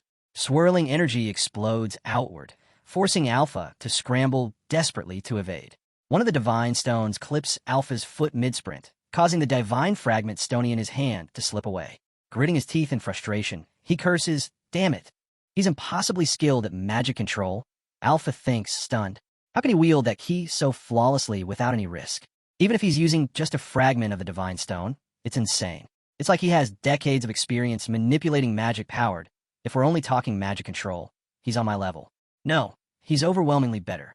Hansu charges again, his assault unrelenting. As the storm of attacks rains down, a mix of awe and fear washes over Alpha. At this rate, he thinks he might actually kill me. Alpha stands tense, worry carved into every line of his face as he tries to make sense of the unfolding events. A single, fearful thought echoes in his mind. Are they really going to kill me, just like this? In the depths of his red eye, a faint reflection of Hansu flickers. A storm brews within Alpha as he wrestles with the bitter truth. He has achieved nothing yet.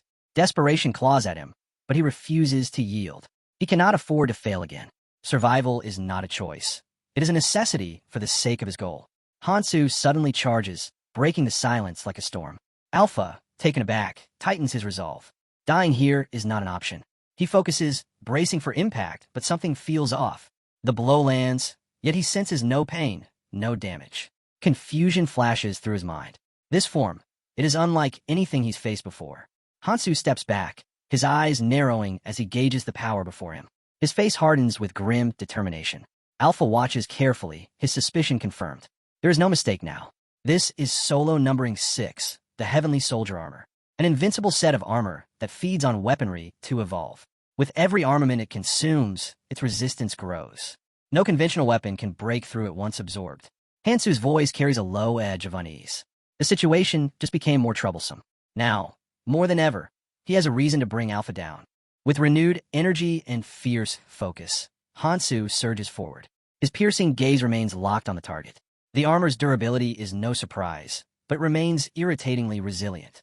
His power crashes against it, yet it holds. Alpha remains standing, absorbing the pressure. The armor may not block everything, but it is doing enough to keep him alive. The tide of battle is shifting. Worse still, the armory is unusable. If he could combine its power with a Heavenly Soldier armor, he might be able to turn the tide. But without it, defeat inches closer. Even then, he clings to a single hope. The weapons from the armory still exist. It isn't destroyed, only disabled by the magic power code. The tools for victory are still out there, waiting. He just needs a way to reach them. Hansu, wielding powerful magic, charges forward with unwavering focus and determination. Meanwhile, Alpha thinks, if I channel all the weapons into the Heavenly Soldier armor, then, during the rush, Hansu questions what Alpha is planning, noting that he shouldn't be able to use armament production. He suddenly hesitates, realizing something isn't right. Weapons begin to materialize within the armor and surge toward Alpha, prompting him to activate Weapon Eater. The weapons are absorbed into his body. Alpha declares that even if Hansu has figured out, it's already too late, and he's about to demonstrate the true power of armament production. With frenzied eyes and mounting anger, he senses the effects of erosion. The armor appears to be attempting to consume its user due to the excessive number of armaments it was fed. He acknowledges that even with his current strength, he can't hold out much longer. He refuses to believe Hansu could endure it either and knows there's no more time to waste. Resolving himself, he decides to act. Channeling energy, he stands against the colossal hand, stating that this is what Hansu wanted all along. Seeing the concern on Hansu's face, Alpha proceeds to transfer authority over the Heavenly Soldier armor to him, all while bracing for the overwhelming force.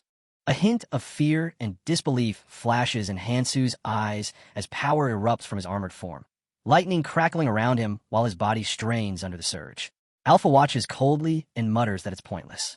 He explains that the odds of surviving the transfer of authority over the Heavenly Soldier armor are 9-1. With a grim tone, he adds that it's usually impossible to begin with. But after feeding the armor all the weapons from the armory, the current succession trial has become even more brutal. Internally, Alpha reflects on the situation. He expected Hansu to be consumed by the armor instantly, yet he's holding on better than anticipated. Still, Alpha knows he won't be able to use the Heavenly Soldier armor immediately after Hansu's death anyway. He decides to leave Hansu behind and head for the World Tree first. With a dark glare, he warns that he'll return once Hansu is dead to die. Hansu's eyes narrow with tension, sweat glistening on his skin. Alpha suddenly feels an immense pressure and questions whether the transfer of authority triggered it. The situation is clearly dangerous.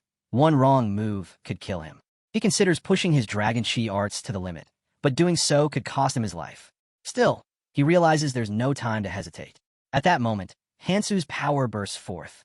Fiery energy blazes from his body as he channels his rage into a full-force release. Hansu, with sharp, angry eyes, said coldly, "Well, that's that." He added, "Looks like he ran away after all. He must have used teleportation. He wouldn't have left this behind otherwise." He stared at the object in his hands. "The heavenly soldier armor," he muttered. The moment Hansu held the divine fragment stone, a surge of overwhelming power coursed through him. He could feel it, strength beyond imagination. With a firm grip and an intense gaze, he thought, "I like it. It responds perfectly to my will." He carefully placed the divine fragment stone into his bag. Aside from its unique weapon-devouring ability, the armor had another remarkable feature. It offered extraordinary defense, especially against weapons similar to those it had previously consumed. Hansu's sharp mind quickly pieced things together. It must have already completed its red evaluation, he thought. The guy probably fed it every weapon from the armory. Now armed with the armor's immense power, Hansu appeared fearless and energized. "I suppose it won't need any more feeding for now." Hansu's fist is clenched, the ring on his finger gleaming brightly. He smirks, looking confident, as he wonders if the parasitic locusts have finally stopped coming. Michael asks Sophia where Kong Hansu had gone. Sophia, slightly tense and muttering, said she had seen him rush off earlier, but didn't finish her thought. Michael questioned if Hansu had abandoned her. Lu smirked and remarked that Hansu had left despite telling them to follow him, calling it irresponsible. Michael noted that even so, Beacon had been following quite well. Lu responded that they simply had no other choice. He thought to himself that if Hansu hadn't submerged them in the Persona water, they would have been able to leave. In Lu's view, Beacon had intended to withdraw from the start. He stood with a smug, menacing smile and challenged anyone to speak up if they had something to say. Behind him, Hansu stood calm and focused, silently watching, unmoved by the provocation. Lu, still thinking, wondered where Hansu had gone. Suddenly, he was shocked and alarmed to see him and exclaimed in surprise, asking when he had returned. Hansu replied that he had gone to take down the main body. Michael, visibly anxious, asked if Hansu had succeeded. Hansu flinched slightly and admitted that it wasn't him. Michael, now sweating, asked who had done it. Hansu told them to follow him and that he would lead them to the surface. Michael paused, thinking it over. Lu silently considered the situation. Hansu then stated that they were free not to listen to him, as he had never given them any orders. He added that he would prefer not to repeat himself. Lu's expression turned serious, showing his determination, while Michael narrowed his eyes, filled with suspicion and wary focus. Michael panics, his mind spiraling with frustration, wondering why he didn't get back. Lu's expression hardens as anger rises within him. His teeth clench in barely restrained fury.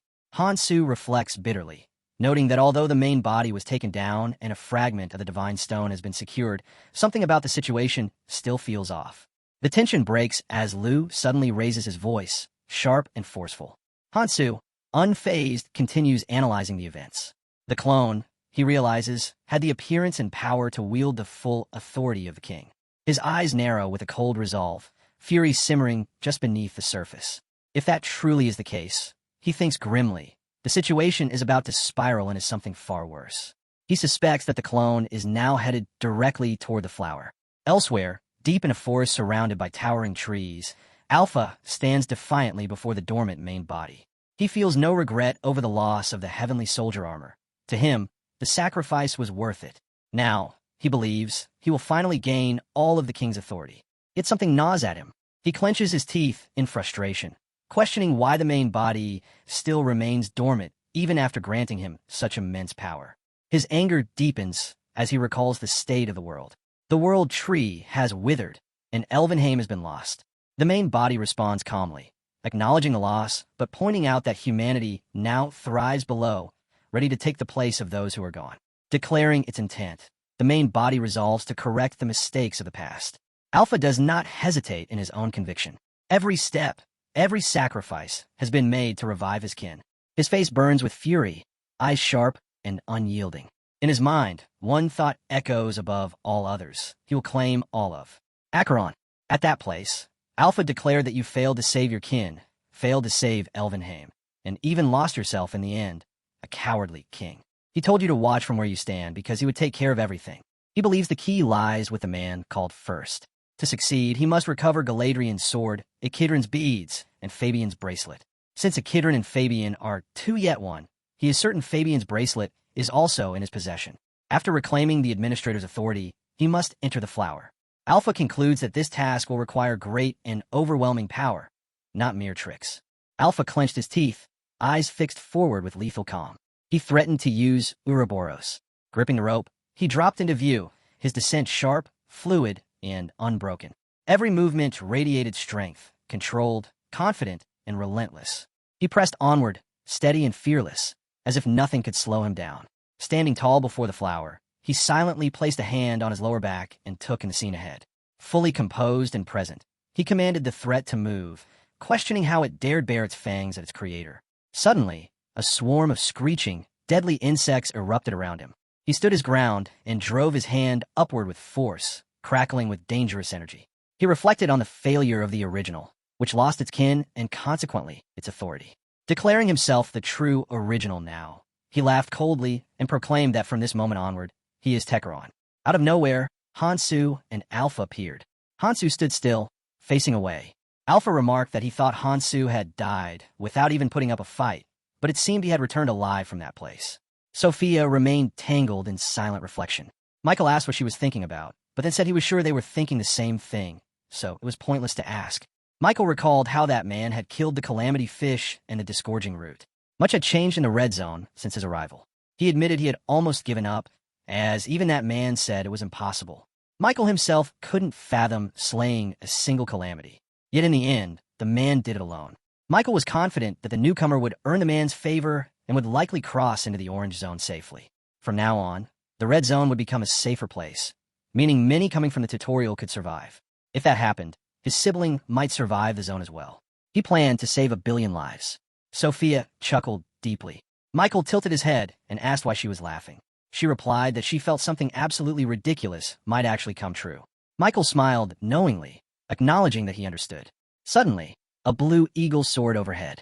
A girl looked up and asked what it was. The man beside her, visibly scared, said they looked like carrier pigeons. More eagles appeared, flying toward them in increasing numbers. He wondered why there were so many. At that spot, people ran frantically, glancing back with terror in their eyes. Suddenly, one tripped over a rock and fell to the ground. The others continued running, too afraid to stop. The fallen man raised his hand and shouted for help. Some turned back, panic evident on their faces. Sweat dripped as fear tightened its grip. He screamed again, begging not to be left behind. Blood poured from his mouth. Then the terrifying, monstrous creatures descended upon him and attacked. The parasitic locusts brutally killed him. All the people stood frozen before the terrifying locusts. Hansu stood fearless, while Sophia met his gaze with a brave smile. The parasitic locust leader ordered the swarm to stop the humans.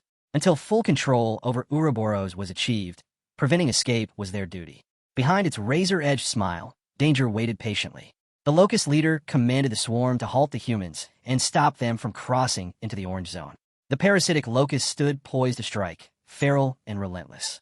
Their numbers swelled, each one thirsting for blood. In the leader's gleaming eyes, Hansu and Sophia's reflections flickered, targets locked. Out of nowhere, they appear. Moving swiftly, a swarm of parasitic locusts advances, striking fear into the hearts of everyone present. Faces turn pale, bodies drenched in sweat as panic spreads. The locusts surge toward the tents like a dark, relentless tide. Someone shouted a warning about the danger ahead, raising a trembling finger to point at the oncoming swarm. A command was given for everyone to prepare themselves. The order was clear. They must hold this ground because if the defenses were breached, it would mean the end of the red zone. Worry tightened every face, eyes flickering anxiously in every direction. The group understood they had to protect the place and hold out until reinforcements arrived from the other clans. Sweat beaded on brows and eyes widened with terror as the threat closed in. A man's voice rose, burning with disbelief, questioning whether they had to stop the swarm all by themselves. The massive swarm of parasitic locusts poured in, a flood of crimson shadows sweeping across the land. The very air trembled under the weight of this looming catastrophe. The calamity was upon them. A blue eagle swoops toward Michael's outstretched hand. He watches it with suspicion and curiosity. He notes that the report says all the parasitic locusts in their Ouroboros have emerged, numbering more than 100 million. Even if all the clans were to unite, they would be unable to withstand such a force. This situation feels utterly absurd. A subtle tension flickers across Hansu's expression. Michael's mind races. Parasitic locusts advancing so suddenly? These creatures serve as guardians of Ouroboros' interior, acting as gatekeepers to protect whatever tries to breach its scales. They never move without reason. Ouroboros, the only one capable of commanding them, is currently occupied with drinking poison water. There is no reason for it to issue such an order now, not in the past 500 years, nor in any of Michael's past incarnations. Then it must be him, Alpha, fearless and ruthless. Michael thinks that although he anticipated Alpha would become a wild card, this situation has become quite a hassle. Suddenly, Lu shouts Hansu's name, causing Hansu to look back. Lu's tone is angry as he accuses Hansu, saying that Ouroboros' parasitic locusts are going wild because of him. Hansu responds in disbelief, asking what Lu means. Lu points a finger and accuses Hansu of playing dumb, claiming that if Hansu had not started killing the calamities, this would never have happened. Lu demands to know how Hansu will take responsibility for the chaos. Michael intervenes, warning Lu not to speak recklessly since there is no causal relationship between the two events. Turning to Sophia, Michael asks her to use her librarian skill to determine how long it would take for all the parasitic locusts to descend, and tells her not to ignore the request. Sophia clarifies by asking if he means the time for all the parasitic locusts to come down, not just some of them. Hansu thrust a finger skyward and shouted the name Ouroboros, asking how long it would take for it to descend. Sophia's eyes widened, and she looked tense. The boy explained that this would not simply stop the locust advance. Since he was a clone, he possessed the king's authority to some degree, meaning he could command the locusts and would surely try to control Ouroboros as well. It would take a long time to actually take control of Ouroboros, as it was one of the 4 great calamities. But once he successfully grabbed Ouroboros' reins, he would send it down to the surface. Therefore, knowing exactly how long this would take was of utmost importance. Hansu urged Sophia to hurry, thinking that the longer Ouroboros took to descend, the more time they would have to prepare. Sophia's eyes were wide as she revealed that it would take about 2 weeks. Lu looked worried and clenched his teeth, realizing that it was over and that the order to bring Kong Hansu no longer mattered because the entire red zone was in danger. He commanded the 1st and 2nd squads to report to Sir Miyamoto and told the rest to follow him. Sophia asked where he planned to go and insisted that they must work together to stop the threat. Lu raised an eyebrow and smirked, questioning why they should bother since the mirror would open soon and all they needed to do was escape then. Sophia grew more tense, thinking the time for the mirror to open might have already arrived. The mirror was a great lake surrounded by 6 grand columns, serving as the path to the next area, but opening only once a month. When its surface appeared like a mirror, those who were worthy could step inside, while the unqualified could not. Sophia remained anxious, but reflected that the clan members were bound to successfully enter the mirror. Lu concluded by asking if all the clan members planned to escape through the mirror when it opened, to which Sophia silently agreed. Lu smirked and said, "Bingo. We have no reason to die here in vain, do we?" Sophia, clearly angry, demanded what about Sir Erie's and Sir Miyamoto's orders. What would happen to the people who would come in as well? Lu replied, "Isn't that obvious? They'd either die at the hands of the parasitic locusts or be killed by Ouroboros." Laughing, Lu added, "Why should he care about an order from 20 years ago?" Teeth clenched, Sophia growled in frustration. Lu warned her not to glare at him like that. It wasn't just them. Other clan members were probably thinking the same way. He smirked, saying things would be entirely different if the order was still in place and the situation secure. People talk about justice in heaven, but not in hell. Tension flickered in Sophia's eyes as she ran toward him. Hansu and Michael stood firm nearby. Lu thought to himself that at this rate, all the remaining travelers were doomed to be massacred. And if they weren't careful, the seal might come undone as well. Hansu told her not to worry. 2 weeks was plenty of time. With fearless poise and sharp intellect, Hansu explained that if they met certain conditions, taking down Ouroboros wouldn't be just a pipe dream. Sophia responded in disbelief, asking if he meant like what happened with the calamity fish and the disgorging route. Michael says it's impossible. All the parasitic locusts responsible for protecting our Alpha's interior are already descending. He adds that the gatekeepers aren't fulfilling their duty, which means the Alpha has completely shielded itself from anything entering. Using the same method as before is out of the question. Raising 2 fingers, Hansu speaks up. "That's why I said we must meet certain conditions." He explains that one condition is to gather all the clans to confront the descending locusts. The other is to enlist the help of the strongest figures from the Red Zone, the 7 Phantoms. Sophia's face flickers with shock, disbelief, and frustration. Our boy smirks and replies, then it might just be plausible. Power crackles as a demonic Ouroboros coils around the tree. Hansu adds, "This is how we will take down Ouroboros." Hansu stood calm and fearless as Sophia and Michael looked at him. Michael, sweating nervously, questioned whether Hansu really intended to unite all the different clans to stop the parasitic locusts, despite the fact that the Ouroboros was about to descend and destroy everything around them. He believed it was impossible and that the clans would not move as Hansu wished. Sophia, slightly tense, explained that up until now she had followed Hansu's ideas and witnessed him accomplish things she once thought impossible. She still trusted him just the same, but she was sure he was aware of why the Phantoms could not leave their posts. Even if they wanted to come, they could not. Hansu, still fearless and determined, boldly affirmed that he was aware of this and that he planned to resolve the issue by eradicating the very reason the 7 Phantoms were tied down.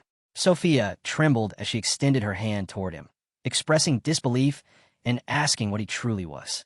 Hansu replied that before revealing that, uniting the clans and stopping the parasitic locusts had to come first because there was no time to waste. The Ouroboros appeared dangerously powerful, with piercing green, wide eyes, representing its central nervous system. At the same time, Alpha absorbed data while surrounded by floating holograms of Hansu, Sophia, Michael, and others. People were facing an attack from parasitic locusts. Alpha thought that they had to hold out and maintain formation, wondering when reinforcements would arrive. Calmly, Alpha's mind drifted in quiet contemplation, acknowledging that the resistance was stronger than expected, but ultimately meaningless since the parasitic locusts held the numerical advantage. Suppressing them was only a matter of time. He also considered that he could not afford to let too many humans be killed, as each one was a valuable resource and a sizable population still needed to remain. With sharp focus, Alpha realized that some were trying to escape, identifying a large group attempting to move to the next zone. Alpha spoke truly revolting words, attempting to kill their own kin just to survive alone. With a menacing, wide grin revealing sharp teeth and an intense gaze, he declared they were no good at all and that this was divine punishment for those insects. Lu remained silent and thoughtful for a moment before commenting on the gathering, noting the presence of folk from the Celestial Association, 6 unaffiliated clans, and even the monarch of the Chimera clan. He wondered if everyone except the Valkyrie clan, which was holding back the parasitic locusts, had gathered here. Considering that even the strongest had come to escape, Lu felt that his judgment was correct after all. He ordered his group to secure a spot nearby, so they could depart as soon as the mirror opened, and a man behind him replied affirmatively. Giacomo observed with steady eyes and recognized Lu, mentioning boldly that he was the man who had taken the late Karlsmoren's seat, identifying him as the leader of the Hecarim clan. Giacomo questioned whether Lu had already received permission from that person to leave. Lu responded coldly that he had no reason to inform Giacomo. Giacomo found it a shame, given the situation, that he had hoped to see them at least once, as they had been so busy he could hardly remember what they looked like. Sweating, Lu snapped angrily, insisting that unlike other clan leaders, that person was performing a great duty, so it was only natural. Suddenly, Lu's eyes widened with fear, and Giacomo also looked up, both visibly shaken. Hansu approached, radiating energy and power, and remarked on how quickly the 6 great clans had arrived. Lu, tense and sweating, gritted his teeth and questioned what Hansu was doing there. Fearless and confident, Kong Hansu led with his companions full of energy. Lu angrily called him a crazy son of a bitch and accused him of coming to get in their way again. Hansu calmly explained that he was not there to cause trouble, but to share his plan. He outlined the plan simply. The 6 great clans would stop the parasitic locusts, while he would take down Ouroboros. Giacomo listened, and a look of realization settled on him.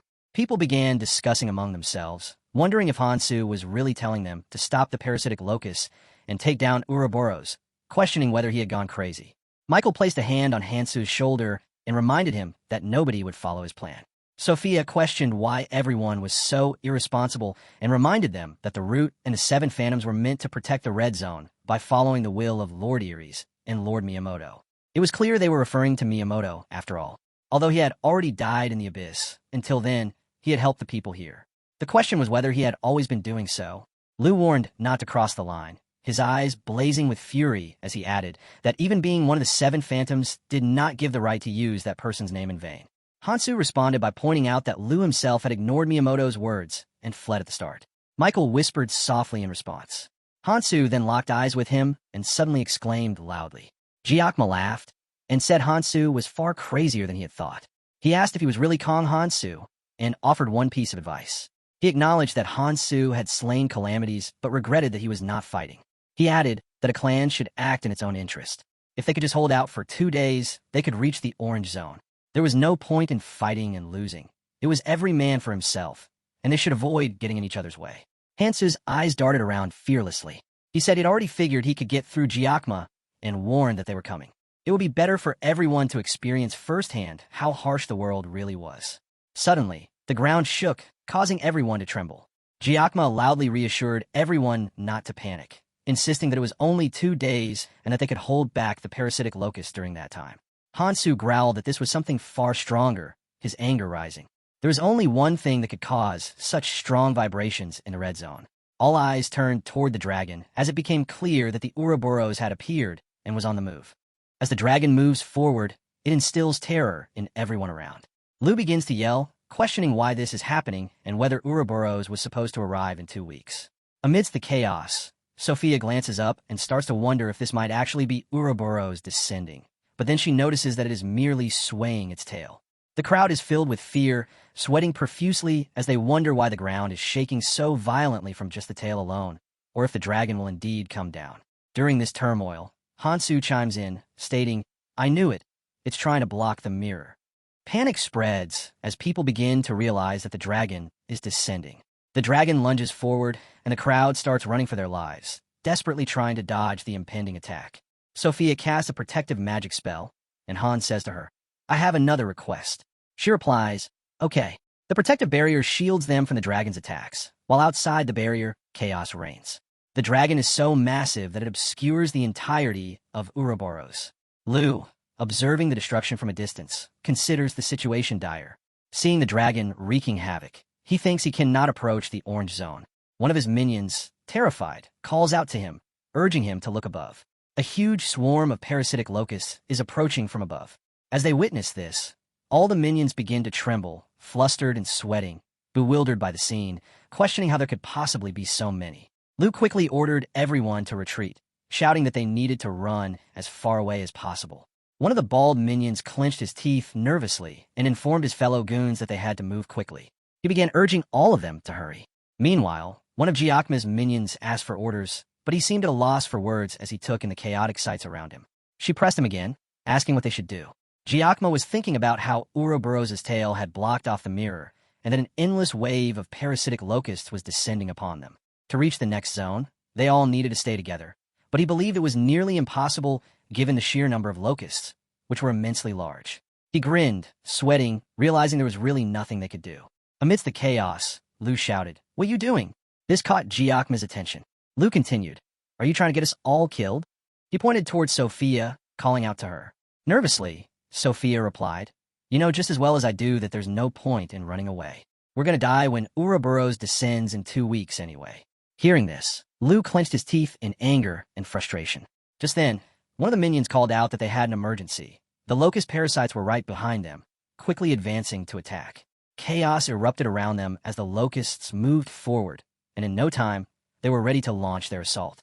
Witnessing this, the minions panicked, screaming for help. In no time, Hansu comes right behind the locust parasite and devours it in an instant, slashing off the locust in multiple pieces. Meanwhile, the minions are in awe as they witness Hansu perform an incredible move. Wiping the blood from his face, Hansu tells Lu, "If you do this, we will all survive." Lu, clearly panicked, responds, "Hansu, you are absolutely insane. I can't believe you're still spouting that nonsense." He yells at Hansu, questioning if he thinks he's some sort of hero for talking about taking down Ouroboros. Lu points out that Ouroboros is on a completely different level compared to the other calamities. Calmly and confidently, Hansu asks Lu, "So, do you plan to run away with your tail tucked between your legs? Doing that would mean forfeiting our only potential chance at survival." Meanwhile, a huge swarm of locusts was approaching quickly from behind Hansu. He informed everyone that the mirror would open in 2 days. However, Jiakma was also listening to this conversation. Hansu explained that as long as the Ouroboros' tail completely covered the lake, Lu would have no choice but to wait for 2 weeks.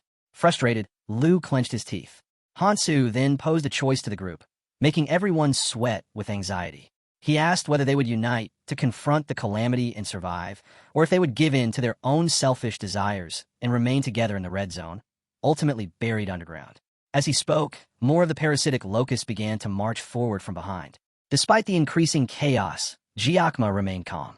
His minions, however, started to panic, urging him to flee. Just as a parasitic locust was about to attack Giacomo from behind, his minions called out to him in alarm. Giacomo grinned and declared, "I have taken a liking to you, Kong Hansu." With that, he summoned a massive and powerful hammer out of thin air, gripped it firmly, and swung down with incredible force, striking the parasitic locust and sending it flying away from them. Then he calls out to everyone, telling them that from now on, they're making sure the parasitic locust that overran the lake will not be able to move anywhere else. With a smile spreading across his face, he tells all of them to take up their weapons, as they will fight and claim their spoils of war. One of the minions asks Giacomo if they will be fighting the parasitic locust until Ouroboros is slain, and Giacomo counter-questions if she really thinks he has to do that. He continues that although they will fight, they will also prepare to retreat at a moment's notice. It would be more beneficial for the 6 great clans to fight together while they are all gathered here. If he cannot stop Ouroboros, they will be unable to head into the Orange Zone. Even the 6 great clans should be aware of that. Happily, he continues that if anything goes wrong, then he will hold Hansu accountable. He said he would take down Ouroboros alongside the 7 phantoms. After all, there is nothing to lose. Meanwhile, Hansu is seeing all this with a cold expression. The dragon and the parasitic lotus are causing chaos. Meanwhile, all the minions are ready and eager to take them down. The swamp of parasitic lotus marches forward, but the minions aren't backing down. They start to defeat them one by one. Some of the folks from the Liu clan are speechless at the scene of chaos and fighting around them. They are terrified and sweating, unsure if they're facing the parasitic locusts. They realize that other clans are also participating, and they wonder if they will have to fight too. One of the minions calls out to the Liu clan, asking what they will do now, but Liu is nowhere to be found. It seems he has fled. We discover that Liu is actually running for his life. He thinks to himself that if he had known the situation would escalate like this, he would have been more careful in preparing for it. He views everyone else participating in the battle as fools, convinced they have lost their minds. Liu cannot fathom how they will stop the endless assault of the locusts while also holding out until the Ouroboros is subdued. As the chaos continues around him, Liu considers the plan impossible, believing there's no way such a reckless strategy could succeed. His attention is drawn to Hansu, who is effortlessly dispatching locusts with his sword, as if it were mere child's play.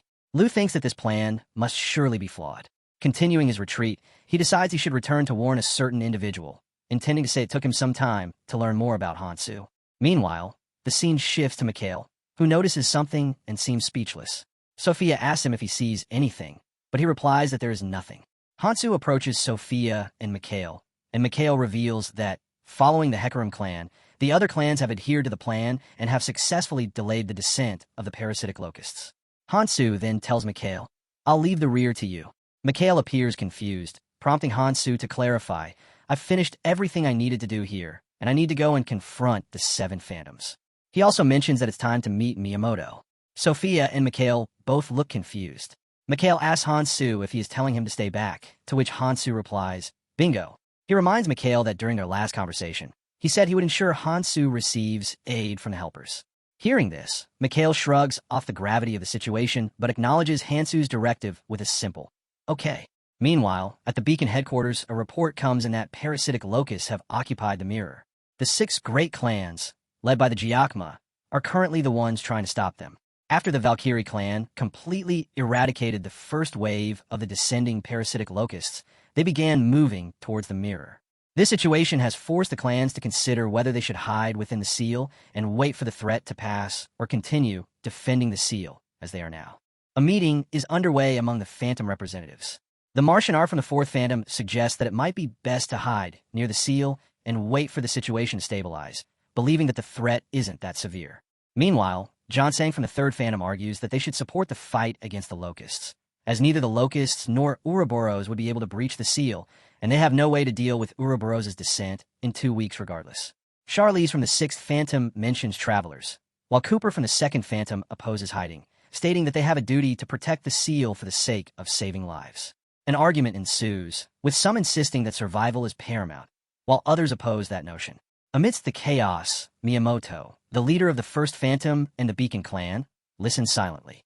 After a deep sigh, he decides to speak up, reminding everyone that they must not fight among themselves.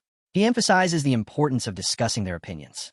The others in the room feel humbled and ashamed upon hearing his words. Miyamoto continues, stressing that they must avoid creating discord. One of the minions apologizes, but he reassures them that there's no need for apologies. He expresses understanding of their feelings, especially given the current situation, but urges them to remain calm, as they are all phantoms.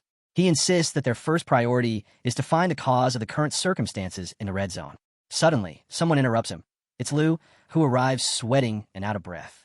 He calls out to Miyamoto, stating that he has an urgent report. One of the Phantom representatives tells Lu that they are in the middle of a meeting, but Miyamoto interrupts, saying it's okay to hear him out. Miyamoto gets up from his seat and tells Lu that he has worked hard to fill the vacancy left by Carl's Morin as assault commander. Lu bows his head in gratitude. Miyamoto places a hand on Lu's shoulder, asking what he wanted to say.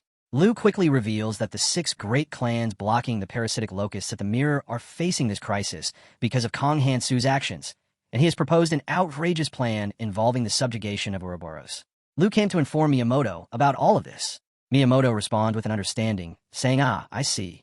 Meanwhile, Lu appears nervous but relieved, confirming Miyamoto's understanding. Miyamoto then asks, why did you go to the mirror? Lu begins to explain himself, saying, well, you see, but is interrupted by Miyamoto, who tells him there is no need for an explanation. The fact that Lu went to the mirror is evidence that he attempted to escape to the orange zone. For those present, the Phantoms have been determining the future reaction of the red zone, and Lu's actions have disrespected their efforts. Lu quickly states that he was simply following Miyamoto's orders. Hearing this, Miyamoto stares at Lu with sharp eyes and asks, my orders? Lu starts to sweat and becomes nervous. He quickly bows his head and apologizes to Miyamoto. In response, Miyamoto kindly tells him to wait for now, as they will continue this discussion at a later time. As Lu exits, Charlize considers his attempt to flee a total disappointment. Miyamoto turns to her and says that, given the massive Ouroboros descending, even Lu's actions can be understood. Mariette scratches her head in confusion and mentions that the man named Hansu should be causing a fuss. She wishes to meet him at least once. However, Miyamoto interjects, saying, you never know, he could be a sensible man and could greatly help the red zone. Meanwhile, one of the soldiers approaches the Phantom Goon and whispers something to him. He quickly calls out to Miyamoto, who turns around. The soldier reveals that Hansu himself is here. At that moment, Hansu and Sophia arrive on the scene. Miyamoto turns and asks, Kong Hansu, you say? Miyamoto begins by mentioning that although Hansu may not have heard of him from Sophia, it would be appropriate for him to introduce himself first. He states, I am one of the 7 Phantoms who protect this red zone and the current clan leader of Beacon. Hansu responds by saying it is nice to meet him. Given the urgency of the situation, Hansu then cuts to the chase. He reveals that he intends to take down Ouroboros and asks Miyamoto for his assistance. Upon hearing this, the people around them fall silent for a moment. Cooper considers Hansu's request to be quite audacious, feeling that Hansu doesn't even deserve to speak to them.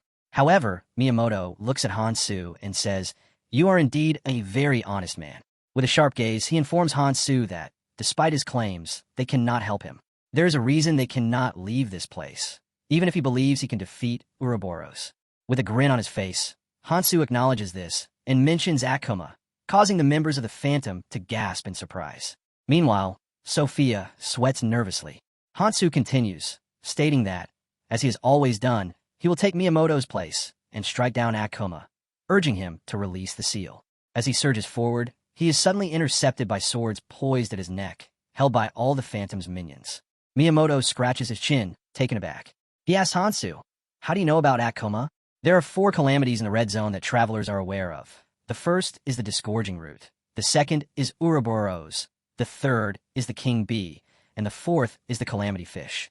However, deep within the trunk of the world tree lies another calamity that is kept hidden from travelers.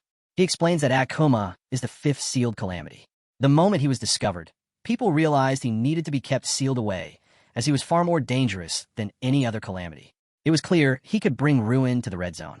Consequently, Akuma's existence was kept secret, known only to Miyamoto and the other members of the 7 Phantoms who share his resolve.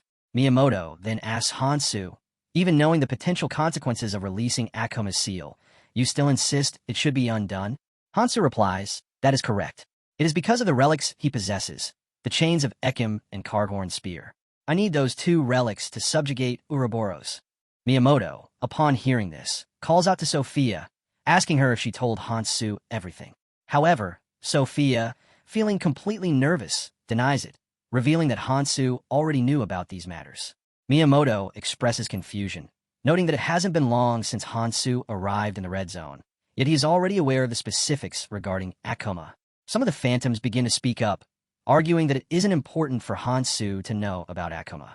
They insist that he must be eliminated immediately, claiming that Hansu's true goal is the reward for obtaining the relics and defeating Akuma. They continue to assert that Hansu is a man consumed by greed to the point of disregarding any danger. They conclude that this is why he targeted the other 4 calamities. Unable to listen any longer, Sophia shouts for everyone to calm down, thinking to herself that Hansu is nothing like that. Charlize turns to her and asks, "Sophia, do you believe in him?" Sophia replies, "I didn't at first. I thought of him as a madman, especially since he so easily said he would kill the calamity fish. However, Hansu really did do it. He also took down the disgorging route, all by himself. Anyone who has witnessed his feats would believe him when he says he could take down Akuma. These miracles are all possible because he is Kong Hansu." Miyamoto interjects, saying, "Miracles, I see." With that, he orders everyone to sheath their swords. Miyamoto tells Hansu, "I understand what you are saying. However, the spirits of those who were massacred speak to me as well. They tell me of how hopelessly overwhelming his destructive power was." Miyamoto then asks Hansu, "What do you possess that we do not?" Upon hearing this, Hansu responds, "What do you want to know?" He then showcases his powerful aura, which causes everyone to step back in shock. As he fully prepares for battle, he declares that he will prove to Miyamoto that he can take down Akuma. He urges everyone to come at him all together. Jansang, with a piercing stare at Hansu, says he is overflowing with bravado. He challenges Hansu, stating he will test him. Miyamoto and some of the other minions are taken aback by this challenge. 3 of the phantom forks rush forward with their swords, attacking Hansu.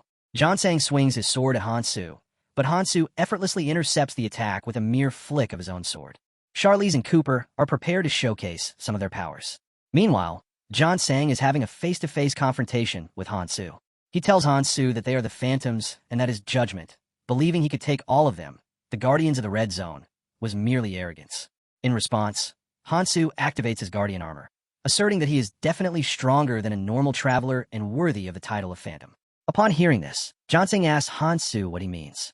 Hansu channels all his power into the guardian armor, ready to end the confrontation quickly. As Charlize and Cooper rush down towards him, Hansu's heavenly soldier armor attempts to intercept them, but they easily evade it, scraping past the armor. Hansu views this as a perfect test for his armor. The scene shifts into a series of flashbacks where Hansu asks Iris about Miyamoto, wanting to know what kind of person he was. Iris questions why Hansu is inquiring about Miyamoto all of a sudden. Hansu explains that he heard Miyamoto was managing the red zone, but died shortly after the abyss opened. He believes that they will eventually encounter him, so he wants to hear Iris' thoughts on him. Iris reveals that Miyamoto was different from other clan leaders. He led without the usual marks of authority. His inherent skills were focused on defense and buffs, with some debuff abilities as well. Most notably, while other leaders pursued rewards, built their foundations, and crossed into the orange zone for various reasons, he remained in the red zone.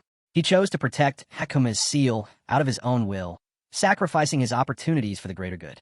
Iris assures Hansu that if he meets Miyamoto, he can trust him, adding with a grin that Miyamoto was a man of justice, more steadfast than any other traveler in the red zone. In the present, Miyamoto has had enough and shouts at everyone, demanding to know what they are doing. He tells them that they lack sufficient forces, even if they all work together, and urges them to focus on the impending threat. Ouroboros will descend in 2 weeks. Cooper apologizes to Miyamoto, who lets out a sigh of relief.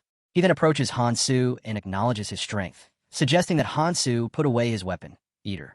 Instead, he extends his hand and proposes that they reach a decision, as many lives are at stake.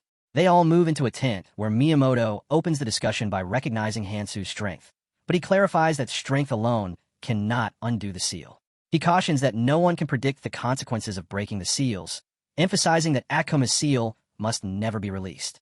Approaching the seal makes one acutely aware of Akuma's overwhelming presence. Miyamoto then asks Hansu if he has a concrete plan for taking down Akuma. Hansu responds confidently that he does have a plan. He explains that out of the 5 relics of Elvenheim, 2 are being used to maintain the seal, and he possesses the other 3. He asserts that if they can suppress Akuma's strength with 2 relics, it should be possible to subjugate him by harnessing all 5. Hansu believes this establishes a viable strategy and inquires about Miyamoto's thoughts. Miyamoto reflects on both his own heavy responsibility and Hansu's willingness to risk his life without showing fear. He thinks about Iris and sees her reflection in Hansu. Just then, one of the phantom folk calls out to Miyamoto, but he seems lost in thought. She calls his name again, and, as he steadies his drink, he admits he was merely reminiscing about the past. Unlike Kang Hansu, who makes quick decisions, Miyamoto tends to be more tentative. He asks Hansu if he may take some time for final thoughts before answering his questions, to which Hansu agrees. Miyamoto begins, hypothetically discussing the possibility of following their plan to release Akuma's seal to confront him. He poses the question, what if they fail? He also envisions a full-scale war against the calamities, but quickly dismisses those thoughts, considering the potential sacrifices involved. With Ouroboros currently on the move, he wonders what would happen to the Red Zone if even Akuma were to assist them.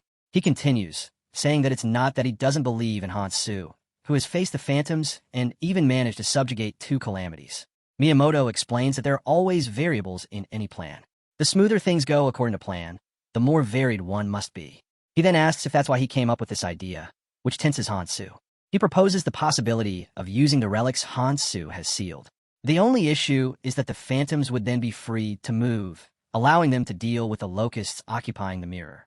Miyamoto believes they could help all the travelers in the Red Zone by allowing them to pass through the mirror. Before Ouroboros descends, he thinks they can take everyone with them into the Orange Zone. Miyamoto's minions start to brag about his cleverness, expressing disbelief that he came up with such an idea. At this point, Miyamoto asks Hansu how he feels about it, and if this plan isn't more rational. Hansu confidently states that the plan's logic is indeed sound. However, Miyamoto's reply is cut off when Hansu declares that he will refuse. Hansu explains that the relics were not made to be used in that manner. Miyamoto then levels a sharp gaze at Hansu, questioning whether he has a selfish, personal desire. Hansu continues, stating that the relics must be used elsewhere. Miyamoto, curious, asks if Hansu can reveal where that will be. In response, Hansu confidently asks if it's acceptable as long as he takes down Akuma, assuring everyone that he will handle it swiftly, so there's nothing to worry about. Both Miyamoto and Hansu stare at each other confidently. Miyamoto then stands up, declaring that he will leave the decision in Hansu's hands. Sophia, clearly tense, asks Miyamoto what that means. He tells her that, given their situation, they have no choice but to believe in her. Miyamoto confidently states that he will place his faith in Mr. Kang Hansu. He turns to Hansu, instructing him to follow as he will guide him to where Akuma is shielded. Suddenly, he remembers one more thing and tells Hansu to change into new clothes, as his fighting style is agility-based. He is sure these new clothes will suit him well, especially since they are headed to confront the calamity of Akuma. We then see Hansu dressed in a new outfit, and he thinks about how nice the clothes are. It is actually Gerda's leather armor, which is light and reduces air resistance. Sophia also feels relieved for Hansu and is glad that Miyamoto decided to trust him and is leading the way. With this, they are left with only the task of subjugating Akuma, according to plan. Hansu is also contemplating the same. He remembers Miyamoto mentioning that he was simply reminiscing about the past. Unlike Hansu, who makes decisions quickly, Miyamoto is more tentative, which adds to Hansu's tension. As Hansu ponders this, he asks Sophia if he can say something, leaving her confused about what it could be. When they reach Akuma's seal, they see something resembling an egg, sealed with chains and a spear. Inside this shell is Akuma, ready to break free and looking menacingly formidable, like a completely hellish being. 20 years ago, when Miyamoto, Iris, and his fellow minions discovered the calamity of Akuma, they were shocked by their surroundings. They encountered numerous statues of humans and wondered what had happened. Seeing the stone figures, they believed the statues had fallen victim to the attack of a great power. They could not fathom that this destruction was the work of a single being who was sealed within the area. They considered this being to be a dangerous entity that must never awaken. One of them speculated that remnants of the unknown energy emanating from this being still lingered in the vicinity. Another remarked that since the being was currently sealed, as long as they left it undisturbed, they would be safe. However, this was not the case, as the seal was growing weaker. Though it was still holding because of the restraints tying it down, it was evident that the seal would eventually give out on its own. Iris pointed out that it was like a ticking time bomb, an apt description of their situation. As Miyamoto approached the seal, they realized they needed to devise a plan to deal with it. They considered returning for now to discuss their next steps. However, Miyamoto suddenly had an idea that caught the attention of his minions. One of them called out to him in surprise. Miyamoto began to ponder whether he would have to risk his life to ascend once again. As he did, more of the aura from his rings started to emit, and a huge spirit emerged out of thin air, quickly moving to reinforce the seal. Miyamoto believed that his weapon eater might be the strongest option available, but he would have to start over again once he reached the next zone. He focused the weapon eater's energy onto the seal. One of his companions, in disbelief, asked Miyamoto if he was indeed pressing down on the seal with a weapon eater. Miyamoto wondered how long he would need to maintain this effort and whether there would ever be an end to it. He believed that his weapon eater could strengthen the existing seal, preventing the being from breaking free. Ares chimed in, reminding him that he would have to remain in the red zone to maintain the weapon eater. Miyamoto responded that he had committed himself to this task, and that if it were for a great cause for humanity, he would endure. He reassured them not to worry, stating that he would remain in the red zone, even as he focused on protecting the seal. At present, Miyamoto stands before the seal, which is surrounded by numerous human statues. Cooper calls out to him, noticing that he seems lost in thought. Miyamoto explains that he was momentarily reminded of the past. Hansu urges him to begin, reminding him that they are running out of time, prompting Sophia to give Hansu a side-eye for addressing Miyamoto so casually. Turning to Hansu, Miyamoto agrees, saying that they must proceed. He announces that he will now begin releasing the seal. Extending his hand toward the seal, his ring glows bright green. Meanwhile, he exerts all his power to hold the seal tightly. Hansu observes that it appears Miyamoto has fed his weapon eater a considerable number of weapons. Despite its inferiority compared to the heavenly soldier armor, it possesses immense strength. This suggests that the Phantom's role was primarily to procure weapons. Since Miyamoto had to maintain the weapon eater, he had been greatly restricted in what he could and could not do. Therefore, the Phantoms must gather the weapons that the weapon eater requires in his stead. However, Hansu senses something suspicious. There's an aspect he cannot understand. As he contemplates these thoughts, Miyamoto steps back from the seal, causing the chains holding Kuma to start falling away. The spear also falls to the ground, and the ground begins to shake violently.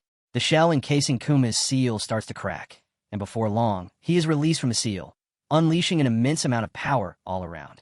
As Akuma is released, Hansu is in front of him, staring at him coldly, while Sophia seems surprised to see him. He is standing in front of Akuma with his long tongue and completely monstrous appearance, as if he has escaped straight from hell. Charlize thinks that her body won't move. It's only the release of his killing intent, yet that alone feels incredibly dangerous. She thinks there's no doubt that Akuma is a total monster. Suddenly, Akuma stands in front of her in the blink of an eye. Charlize is just staring at Akuma, while Akuma is about to kill her.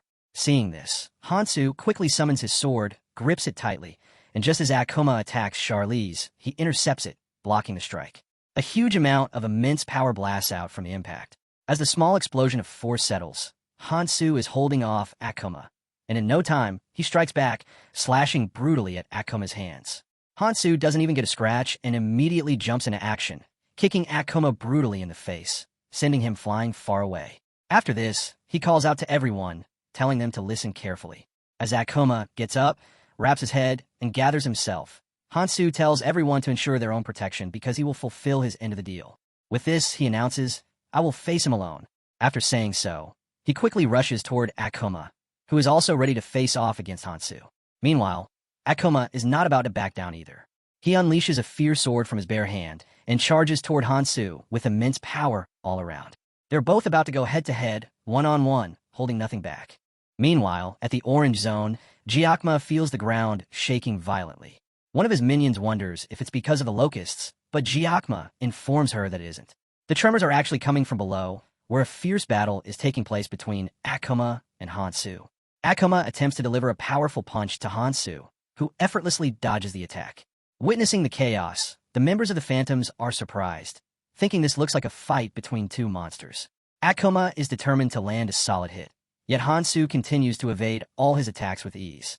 In response, Hansu summons a magical ball and hurls it directly at Akuma's face, landing a solid hit. This only angers Akuma further, as he realizes that the situation is slipping from his control. Just as Akuma lands a powerful punch, Hansu quickly retreats.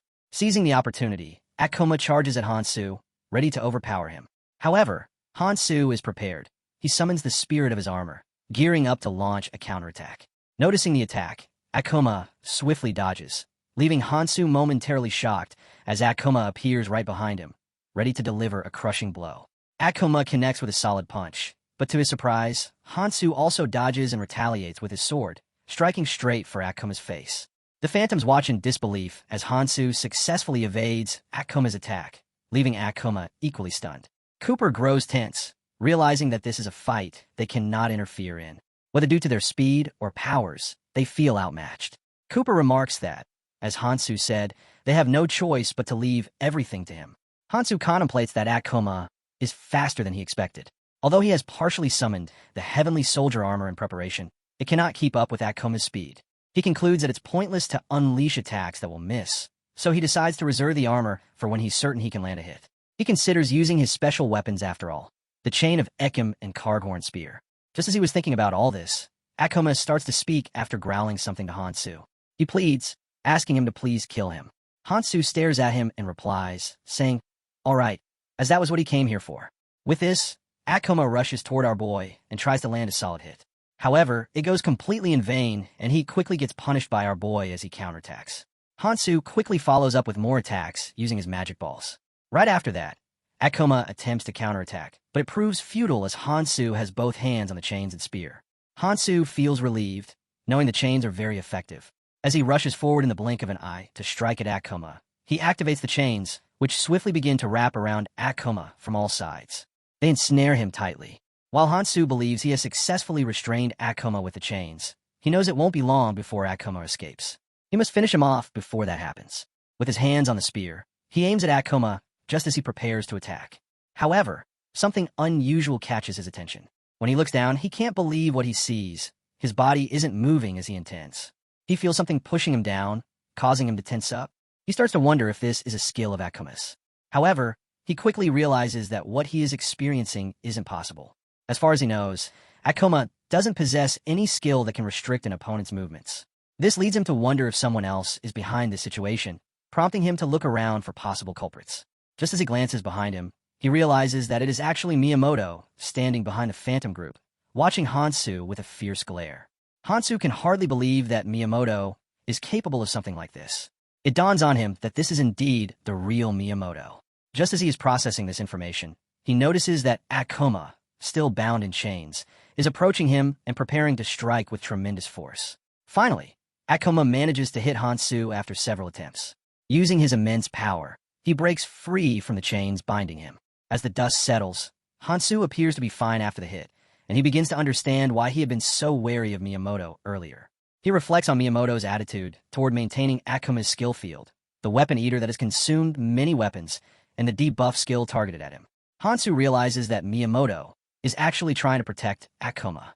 Thinking about Iris, he recalls that she described Miyamoto as a righteous man, but Hansu doubts that Miyamoto will be of any help. Just as he contemplates this, Akuma makes another move and quickly strikes Hansu, landing a clear hit. Hansu backs away and notices that Akuma seems to be getting faster. However, as Akuma charges again, Hansu barely dodges the attack and realizes that it is not Akuma getting faster. He is simply becoming slower himself. This leads to an epic duel between Akuma and Hansu, both trying to land a solid strike. Despite their efforts, neither is successful. From a distance, Miyamoto watches with a grin, clearly enjoying the chaos unfolding before him. He applies his debuff skill on Hansu once again, which seems to have a significant effect. Realizing what Miyamoto is doing, Hansu becomes frustrated. As he is thinking about the situation, Akuma strikes again, sending Hansu flying and slamming him hard onto the ground. Hansu finds it bothersome that the longer this confrontation lasts, the stronger Miyamoto's debuff skill seems to become. He thinks about Sophia and hopes she will make a decision quickly. Meanwhile, Sophia watches anxiously as Hansu is pushed back by Akuma. She's confused about why Hansu, who was previously able to handle Akuma, is now struggling. Suddenly, she realizes that something is wrong. Earlier, Hansu had warned her that if he couldn't land a single proper attack against Akuma and ended up being pushed back, he wanted her to draw Akuma's attention, even if it was just a little. In a moment of urgency, she calls out to Miyamoto, yelling that Hansu needs help right now. Miyamoto calmly replies, asking if she means to suggest that they all help him. He explains that, unlike Hansu, they have no means to combat Akuma effectively. He continues, saying that if they choose to help Hansu and attack Akuma indiscriminately, it would be like entering a lion's den with nothing more than their bare hands. He believes they would only hinder Hansu. Instead, Miyamoto insists that they should trust Hansu and watch as he faces Akuma on his own. Sophia tries to argue that leaving things as they are would be dangerous. If Hansu falls, then everyone else would suffer the same fate, including all the travelers in the red zone. She calls out to Miyamoto, asking if he plans to let Hansu die. Marianne Art places a hand on Sophia's shoulder, warning her to watch her words as she has crossed the line. Miyamoto insists that he believes in Hansu, recalling that Hansu stated he could subjugate Akuma on his own. Sophia shouts in frustration, trying to reason with him, but is interrupted. Miyamoto acknowledges her concerns, but points out that the situation does not seem to be developing favorably. He concludes that the best course of action is not to help Hansu. He emphasizes that everyone must be prepared for the worst. If Hansu is about to fall to Akuma, they will need to seal Akuma once again using his powers and the relics. He then asks Sophia if she has a better alternative. Sophia pauses for a moment, recalling Hansu's warning to be cautious of Miyamoto. He had told her that Miyamoto might interfere with his effort to take down Akuma. Initially skeptical of Hansu's words, Sophia now reflects on them, especially since he believes Miyamoto will insist on sealing Akuma again. Sophia asks Hansu if he is certain about that. However, Hansu admits he is not entirely sure. Still, he feels that if it is Miyamoto they are dealing with, he would be inclined to betray them. With this, what Hansu had told her about Miyamoto intending to protect the seal, and Hansu suddenly being pushed back, she finally realizes that Miyamoto intends to kill Hansu. Miyamoto, scratching his chin, thinks that Akuma is a calamity that must be killed. However, he believes that this is wrong, as Hansu only sees Akuma that way because he views him as an enemy that must be eradicated. Miyamoto thinks that if they can just maintain the seal, then Akuma is no different from a beast in a cage. As long as they can chain him, his usefulness could be endless. With Akuma under his control, Miyamoto believes having the red zone under his command would be child's play. He considers Hansu nothing more than an arrogant fool, lost in his own delusion of heroism. As punishment for that arrogance, Miyamoto believes Hansu should drown in despair.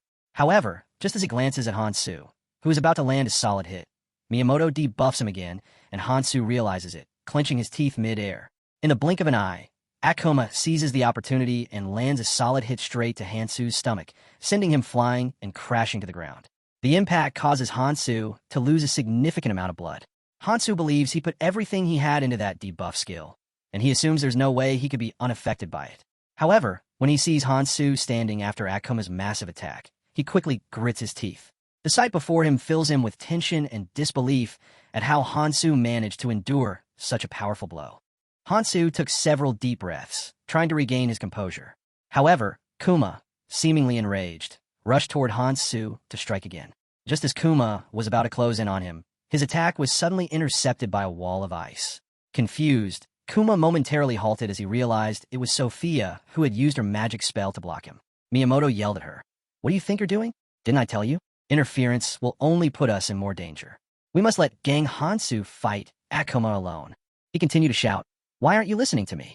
In response, Sophia coldly told Miyamoto that she was disappointed in him. She explained that they should be helping the man who was risking his life to protect everyone in the red zone, including themselves. She pointed out that the one person willing to withstand Akuma's attacks, even in the slightest, was refusing to step forward because he couldn't bear putting himself in any danger. With this, Sophia asked Miyamoto, "Do you not feel any shame whatsoever?" At this, Miyamoto clenches his teeth, taken aback by what Sophia is saying. Akuma also becomes furious and quickly shifts his attention toward the force of the Phantom, rushing at them with immense power to take them down. One of the witches of the Phantom sees Akuma approaching and freaks out, realizing that Akuma's attention has been drawn their way. Sophia calls out to everyone, telling them to prepare themselves. Miyamoto seems extremely angry at Sophia, and just as Akuma is charging at them, Hansu shouts, "Don't you turn away from me." Hansu is right behind him, ready to strike, declaring, "I am your opponent." With this, he delivers a powerful blow, lashing out at Akuma with his sword with immense force. Akuma screams in great pain and turns around. Sophia becomes tense in that moment, and just as she's about to call out to Hansu, yelling at him, Akuma grabs Hansu's head firmly and hurls him away with immense power. Hansu crashes into the wall. However, it's nothing for him. On the other side, Sophia casts a magic spell, Path of the Descent, which helps Hansu. Hansu grins, considering it a nice bit of support from her. With that, he quickly rushes toward Akuma to take him down. However, just as he's approaching, he notices something unusual. Hansu looks at Akuma and sees that he has grown a large number of horns all over his body. In no time, Akuma unleashes all of them at Hansu, like bullets or rockets. The members of the Phantom can't believe their eyes. They hadn't known Akuma had that kind of attack. However, Hansu doesn't back down easily. Akuma's attacks are quickly intercepted by Hansu using his magic balls. As he clears the way to Akuma, he activates the chains behind him. These chains, regenerated through the injection of magic, rush at Akuma and in no time wrap around him, binding him firmly. Hansu calls out to Akuma, telling him to just wait a little longer, while he gears up a spear and vows to end him. With this, he aims the spear at Akuma and, in no time, unleashes it with immense power. The spear lands directly in Akuma's stomach, causing him to scream out in agony. The members of the Phantom can't believe their eyes and consider it incredible that Hansu has actually taken down Akuma. Miyamoto clenched his fist, his body tense with anger. He realized that if he didn't stop Hansu, Akuma would be in danger of dying. Time was of the essence. He needed to prevent Hansu from moving until Akuma could regain his strength. With this thought in mind, Miyamoto activated all of his debuff skills, directing them towards Hansu. However, this time, Hansu easily intercepted the attack.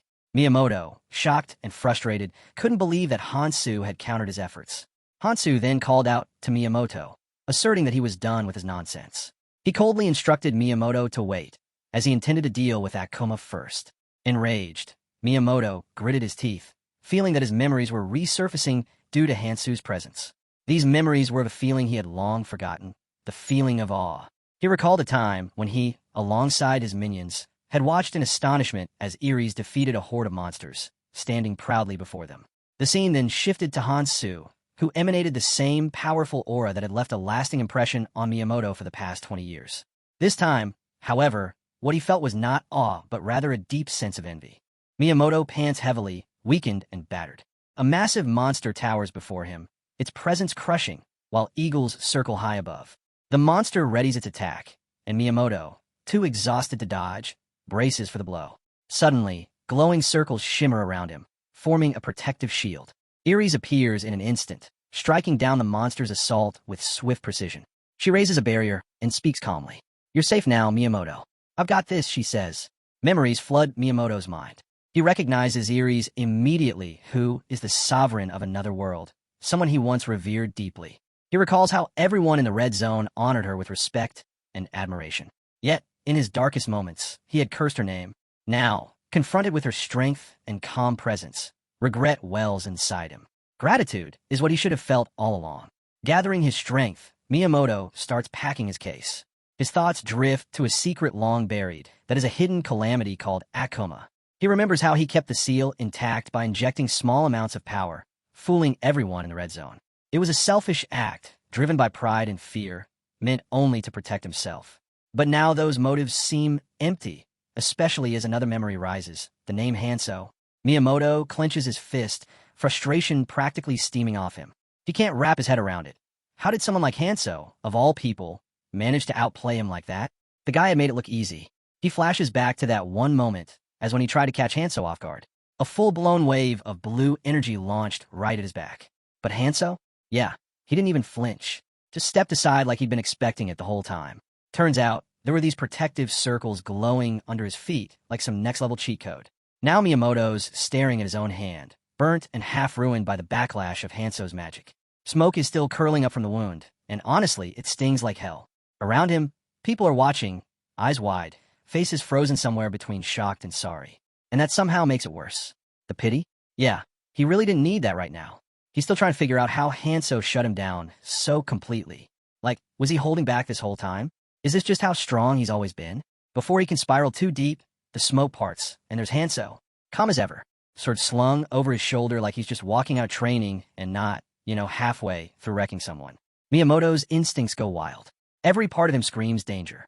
He knows he took a hit, and Hanso's not the type to miss twice. And now, with that sword lifting again, yeah, as this might be it, then something weird happens. There's this sharp clarity, like a switch flipping in his head. Uninvited thoughts start crashing in, messy and fast. First, he hears the voice of the blonde guy as the one always preaching about the bigger picture. "Finish it," the voice says, cool and unforgiving. Anyone who threatens the plan doesn't get second chances. No mercy. Brutal. But weirdly it makes sense. Then another voice chimes in lower, rougher. The blinded man. Same vibe, same message. No room for weakness. Mercy just opens the door for more chaos. And now Miyamoto's holding his sword a little tighter, starting to wonder if maybe they're right. Maybe those cold-blooded ideals aren't just paranoia. Maybe Hanso isn't his enemy. Or maybe he is, but only because neither of them really understands the whole picture yet. Even Hanso, standing there with all that power radiating off him, seems caught in his own inner mess. Like he's asking himself the same question. Should he end it now? Just finish Miyamoto off and avoid all the what-ifs? Or was there still something here worth holding back for? Neither of them moves. Not yet. And in that moment, it's not just about power anymore. It's about choices and what comes after. Then, Hanso's expression changes. His mind clears as he finds inner resolve. The blue hue returns to his eyes, and Eri speaks softly, reinforcing Hanso's sense of purpose. She tells him that humanity's hope lies within him, and reminds him that saving lives, even those lost to darkness, can still be a noble path. However, she leaves the ultimate decision in his hands. Suddenly, Eri's is interrupted by the blonde man, who again insists that evil must be destroyed outright. He argues that sparing such beings only puts others at risk, and that death is the only true guarantee they will never harm again. Eri's counters his claim, proposing that even the wicked deserve a chance to change. With the right guidance and opportunity, she believes transformation is possible. The two ideologies clash powerfully, one advocating ruthless extermination, the other offering redemption through mercy. Hanso furrows his brows, caught between their philosophies, needing a moment to gather his thoughts. Then, without warning, he makes a decisive move. In a flash, he slices off one of Miyamoto's arms. Shock overtakes Miyamoto as he stares at his severed limb lying on the ground. He screams in agony, clutching his shoulder as blood pours out. Hanso's squad stands behind him, stained in battle and blood. Hanso steps forward and tells Miyamoto this will be his final chance. He offers him a choice, whether to continue down this path of destruction or stop now. It is a gesture of mercy amidst the chaos. But Miyamoto, writhing in pain, spits curses at Hanso, calling him a monster. His eyes burn with rage as he shouts about what Hanso has done to him. In desperation, Miyamoto calls out to his comrades, commanding them to stand between him and Hanso, to protect him so he can strike back. Hanso watches them silently, his gaze unreadable. But then, Sophia steps forward, silencing Miyamoto with a cold glare. She smirks and tells him to shut up. She makes it clear that they're not his bodyguards. Miyamoto snaps back at her, furious that she dares defy him. But Sophia remains unshaken. She looks at Miyamoto with disdain and tells him that his delusions must end. The squad had acted for the sake of the Red Zone, not for him. She reminds him of the betrayal he committed and says he has forfeited any right to lead them. One by one, the other members step away from Miyamoto and join Sophia. Their loyalty clearly lies with her. One of them speaks up, declaring they're the Phantoms, sworn to protect the Red Zone, and that Miyamoto's actions no longer align with their cause. They're disappointed in him and can no longer follow his lead. Miyamoto clutches his bleeding shoulder, trying to suppress his pain. Then, to everyone's surprise, he begins laughing. His laughter grows louder, more unsettling. He tells them mockingly that if they wish to protect the Red Zone, they are welcome to try, but he warns them that they will inevitably fail. His laughter echoes ominously, leaving a tense silence behind. Hanso raises his hand toward Miyamoto, reminding him that he had already said there was no point in continuing. But something feels different now. Hanso senses that Miyamoto is channeling energy not to attack, but for something else. His eyes narrow as he sees Miyamoto's remaining hand glowing with a strange light. Suddenly, realization strikes. Miyamoto is buffing Akuma. Before anyone can react, the ground trembles. A moment later, Akuma, as dark and overwhelming, manifests before them, its power shaking the very air around them. Miyamoto's energy swirls violently as he pours it into Akuma, the monstrous creature towering before the Phantom team, growing more formidable by the second. Its muscles pulse, and the air around it thickens with raw power. Without warning, Akuma flings a weapon forward with brutal force, the object crashing and embedding itself into the ground several meters away. The team barely has a moment to react before the creature positions itself just beyond striking distance, eyes gleaming with malice. Slowly, Akuma lowers one grotesque, clawed hand to the dirt. The team's stomachs turn as the creature's tongue, a long, slimy appendage thick as a tree branch, snakes out from its gaping maw. The wet sound it makes is repulsive, and a few team members instinctively recoil, covering their noses. The monster's tongue lashes across the cracked earth with terrifying speed, smashing into the ground again and again, each impact sending violent shocks through the terrain.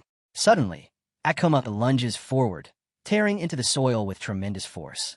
A violent explosion erupts, sending rocks and dirt flying in all directions. One of the girls, eyes wide with fear, raises her arms over her head to shield her face from the debris and the shockwave's power. The team braces for what seems like the end, but they quickly rally, drawing their weapons and preparing for the next attack. They shout warnings to one another, their voices sharp and urgent. It becomes clear that the monster's massive tongue is the deadliest threat, capable of delivering crushing blows from a distance, while causing earthquakes with each strike.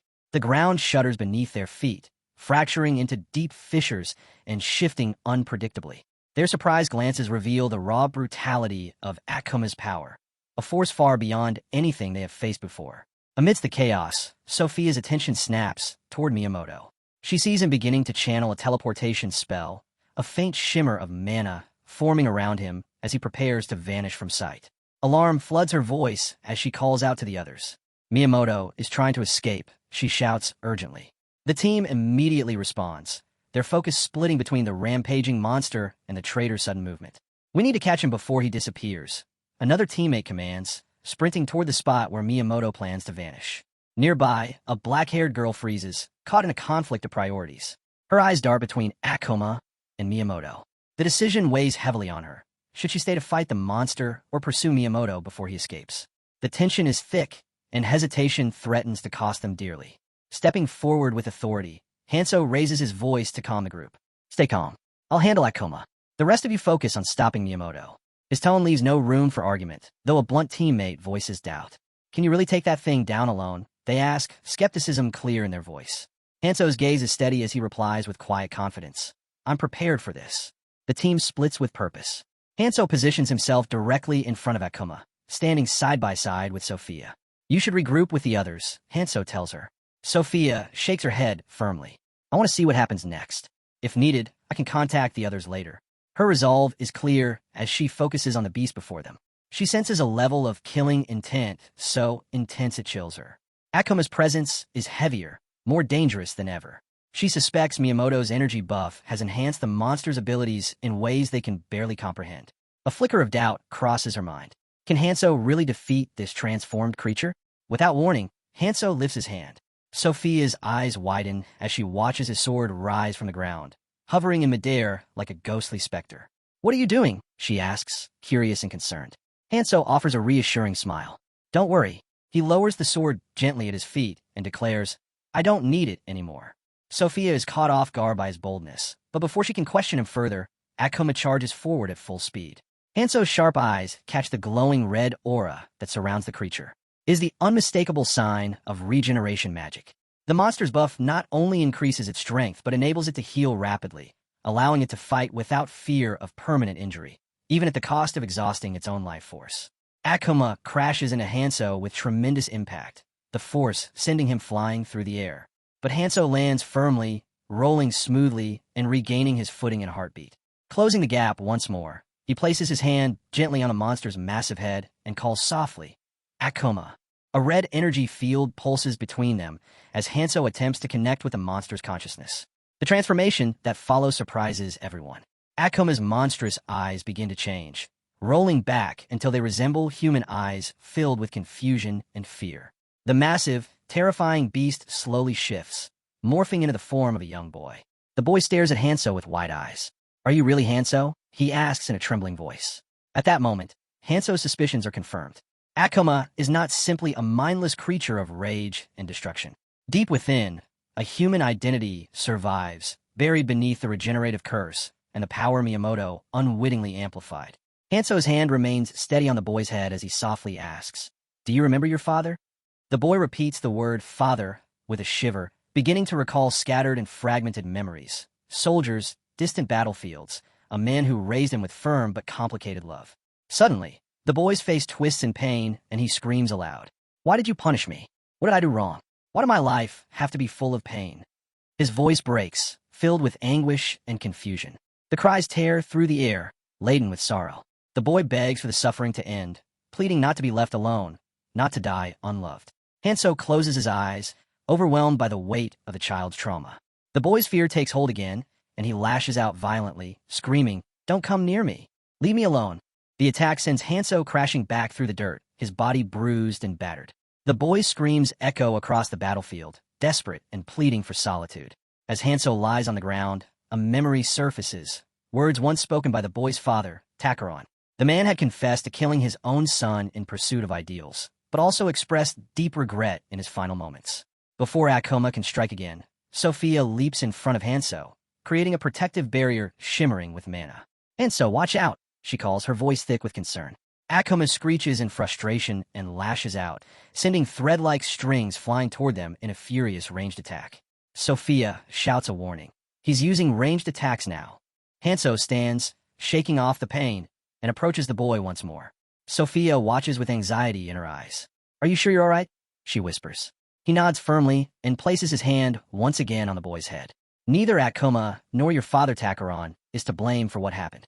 The red energy field envelopes the boy again as he slowly returns to his human form. Now calmer, the child looks up at Hanso with fragile hope. Hanso's eyes soften as empathy fills his voice. "You have endured enough."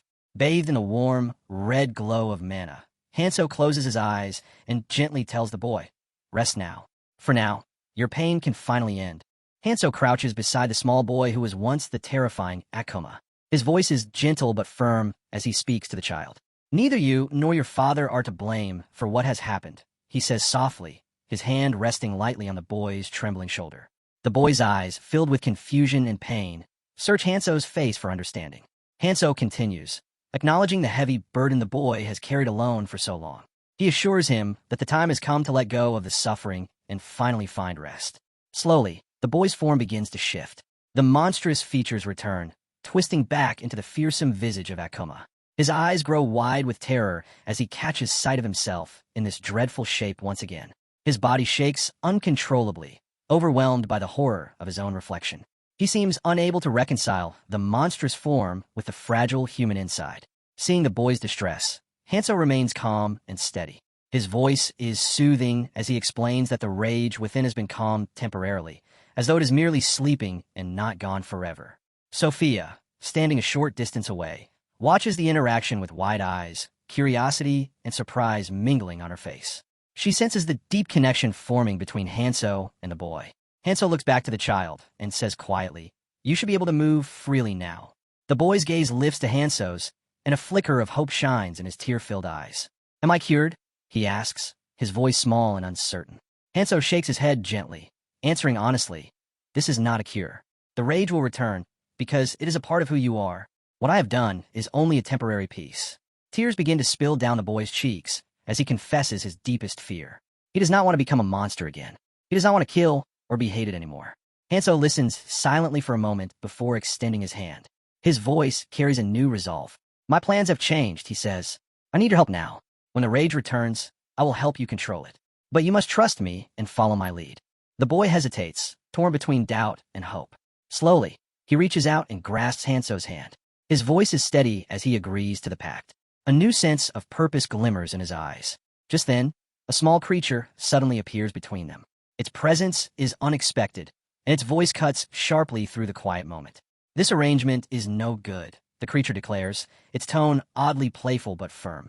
Both Hanso and the boy turn to face the newcomer, surprise etched across their faces. The creature continues, sounding almost disappointed. "My heart races every time I see you, Hanso," it says. "I looked forward to this meeting." Sophia instantly recognizes the tiny being and whispers, "That's the assistant fairy, my assistant." The fairy turns its gaze to Hanso, its voice softening to an almost emotional timbre. "Are you not glad to see me again?" Hanso responds without hesitation, his voice sharp and no nonsense. "Cut the drama. What do you want?" The fairy smirks and accuses Hanso of being cold and unfeeling. Then, with a sharp whistle from its tiny hands, the air around them shifts. Akuma suddenly collapses to the ground, completely stripped of his powers. Taken aback, Hanso watches in stunned silence as the fairy coldly commands, "Kill him now." The fairy's voice carries a casual yet sinister edge as it recounts the battle Hanso has fought. It talks about the desperation, the violence, and the intensity, admitting that it has been thoroughly entertained. Yet, despite the excitement, it calls the ending disappointing. "Why end it like this?" the fairy questions, staring directly at Hanso. Hanso turns his gaze to the creature and demands, "Why did you interfere?" The fairy's smirk widens as it replies, "Bingo. Everything you experienced was arranged for my amusement. Now I've made it easy for you. Akuma is helpless. You can kill him with a single blow." The fairy's voice grows cold and calculating. "Will you comply? If not, the situation returns to normal. Remember the reward I promised? Since you did not destroy the disgorging root, you are no longer eligible." To demonstrate its power, the fairy conjures shimmering crystals that dance in the air like fragile stars. Moments later, they vanish into nothingness. It then presents Hanso with a grim choice. Kill Akuma now and receive the reward linked to the root's destruction. Hanso stands quietly, clenching his fist as he weighs the weight of the decision before him. Akuma lies still on the ground, eyes wide with desperation. Tears stream down his cheeks as he crawls forward, clutching Hanso's leg like a lifeline. Is it really that simple for you? Akuma asks, voice cracking. I understand what you must do. I'm used to being abandoned. Maybe no one truly cares if I live or die. Sophia watches the scene unfold, her eyes clouded with disappointment. The heavy silence stretches between them like a fragile thread about to snap. Slowly, Hanso steps forward and approaches the boy who remains motionless. Leaning close, Hanso whispers a name in the boy's ear, Shame. The true name of Takarone's son and the Prince of Elvenham. The boy's eyes widen at the sound of his real name. He looks up in confusion and asks softly, How do you know that? Hanso leans in further, whispering something else that visibly shocks the boy. The moment is tense and heavy with unspoken truths. Then, with a sudden and decisive motion, Hanso ends Akuma's life. Sophia's heart sinks as she watches the boy's body fall lifeless to the ground. The assistant fairy claps its tiny hands, its expression one of pure delight. It praises the ending, satisfied that things unfolded exactly as it wished. Hanso does not share the fairy's enthusiasm. Instead, he kneels and gently lifts the boy's soul, cradling it close to his chest. The boy's head rests against Hanso's shoulder, and in a voice soft as a breeze, Hanso tells him, I will wait. I will wait until the end. Suddenly, brilliant red crystals begin to form all around them, shimmering with incredible density and radiance. The assistant fairy, now wide-eyed in wonder, marvels aloud at the spectacle. Such a magnificent reward, it breathes. A fitting climax to our story. Hanso ignores the fairy's excitement and scans the glowing crystals carefully. His gaze stops on something hidden within the brilliant light, a small black stone. The fairy notices his focus and tilts its head, puzzled. Is that all you want? It asks. Without hesitation, Hanso reaches out and firmly grasps the black stone. The system immediately responds, alerting him to the item's nature. Fragment of memories. Hanso looks down at the stone and states simply, That is all I need. Hanso kept his emotions under control, even as the weight of his decision lingered in the air. Behind him, Sophia watched in silence, concern etched across her face. Above them, the assistant fairy hovered among the drifting red crystals. His voice cut through the stillness, light but clear. Everything all right down there? He asked. After a brief pause, Hanso turned his head. It is, he said. This was the plan all along, even if it played out differently than expected. He took the lead without hesitation, eyes scanning the environment. They were close to their goal now. Signaling forward, he motioned for the others to follow, adding that they might need to wait a little longer. The assistant fairy fell quiet, his gaze lingering on Hanso as if studying something beneath the surface. Sophia's concern deepened, but she said nothing. The fairy offered a sly smile, showing his small sharp teeth in a mischievous grin. Meanwhile, Hanso's thoughts drifted. He reflected on the choices he had made, the consequences they had unleashed, and the memories they continued to stir. Despite the heaviness, he pressed forward, his purpose unwavering. You're not even a little worried about what comes next? The assistant asked, voice now tinged with curiosity. There's no need to worry, Hanso replied. But when the fairy pushed further with another question, Hanso halted.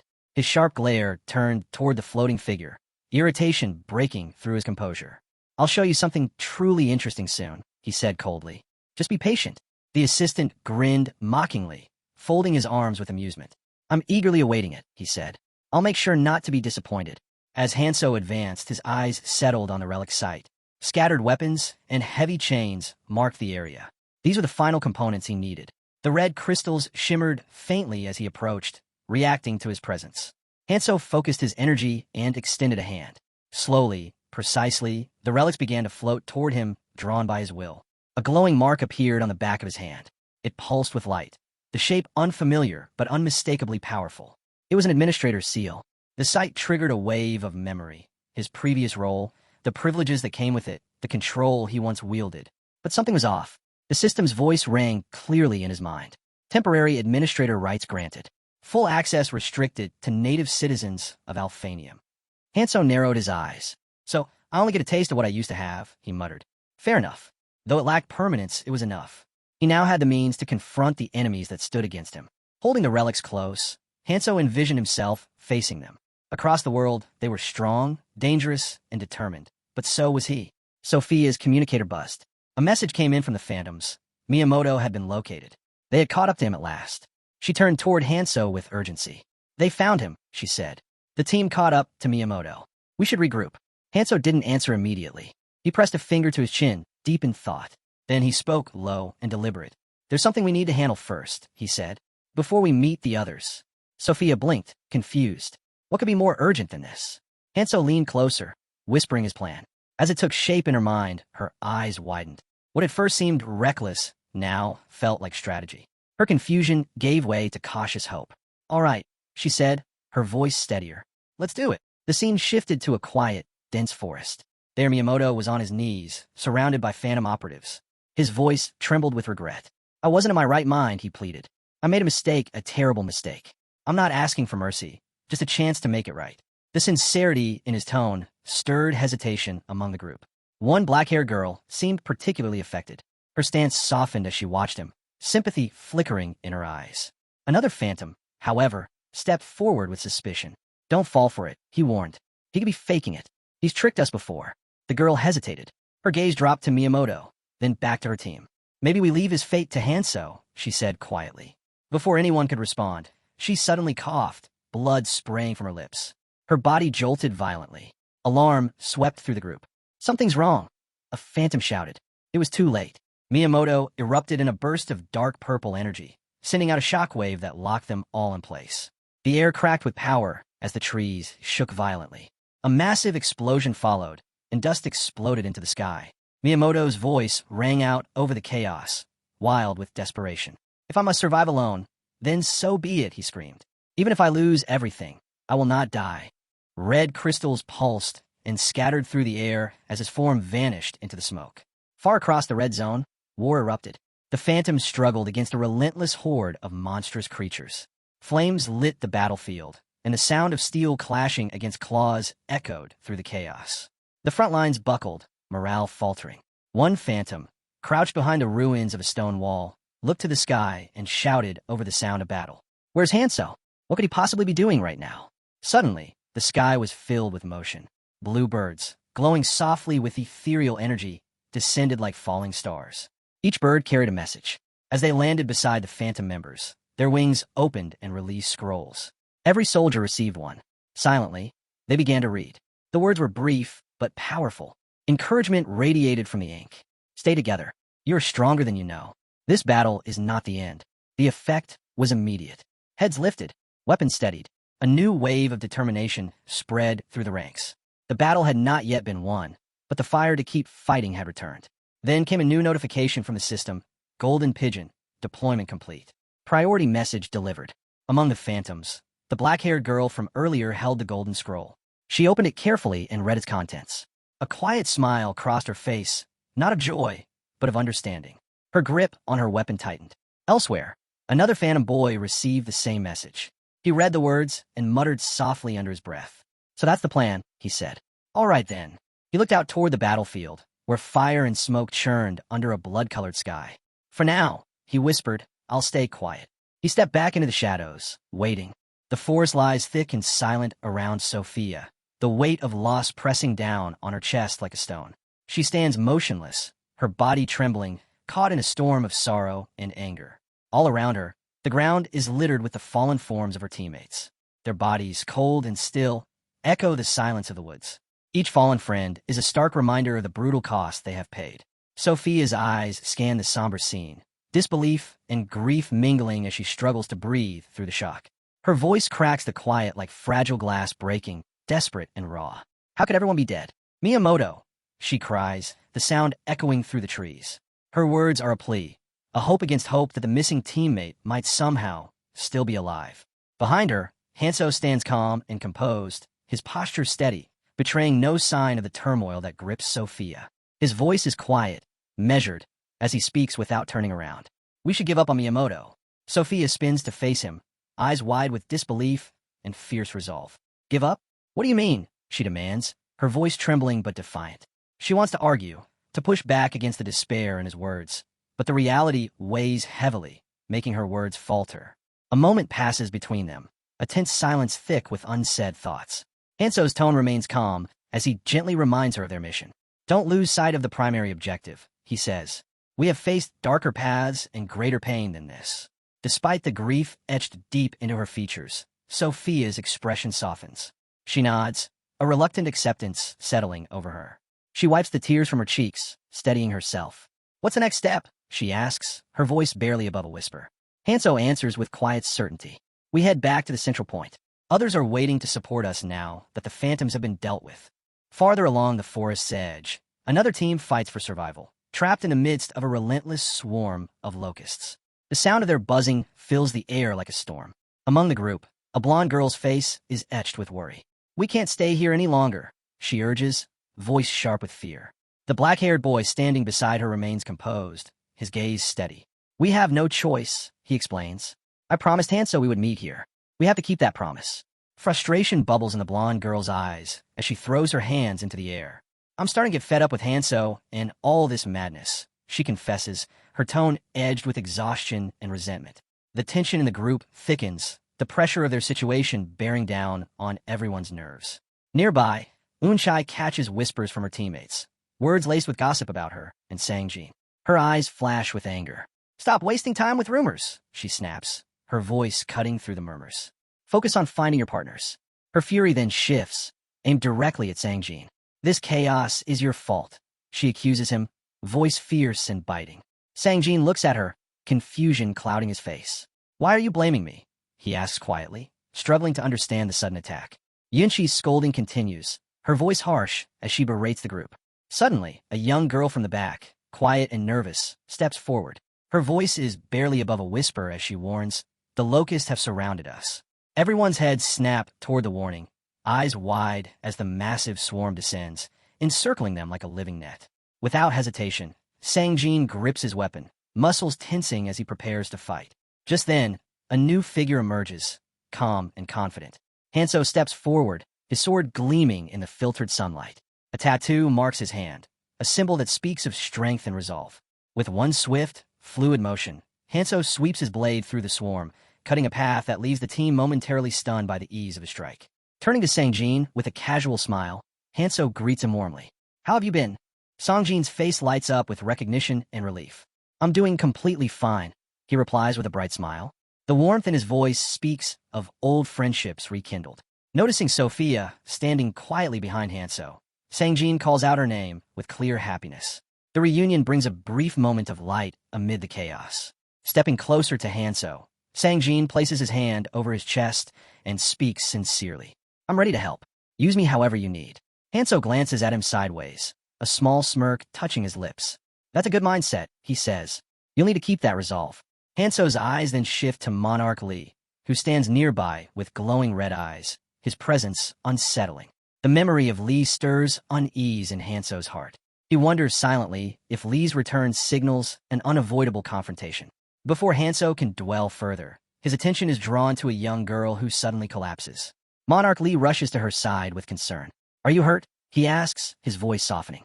The girl smiles faintly and calls him Dad, reassuring him that she's all right. Hanso watches the tender exchange in silence, deciding it's not the moment to worry. Lee then approaches Hanso with a faint smirk playing on his lips. You must be the one Hanso won't stop talking about, he says with a teasing edge. Hanso meets Lee's gaze evenly, recalling a conversation about having a younger sister. Instead of answering directly, he simply says in English, no. As Hanso looks around the group, familiar faces emerge from the shadows of memory. He turns to Lee, asking with a steady voice, what exactly do you want from me? Lee offers no direct reply, leaving the question hanging in the air. Hanso decides to fill the silence himself.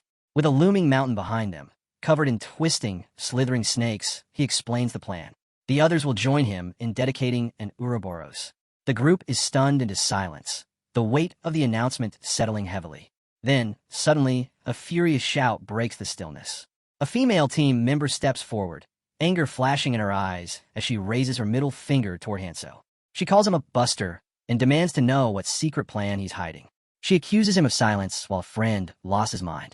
Another team member tries to calm the storm, his voice reasoned and gentle. The plan sounds perfect, he says. We will do our best to live up to Hanso's expectations. But the angry woman is not pacified. She slams her fist on the ground and mutters bitterly about someone being a useless sack.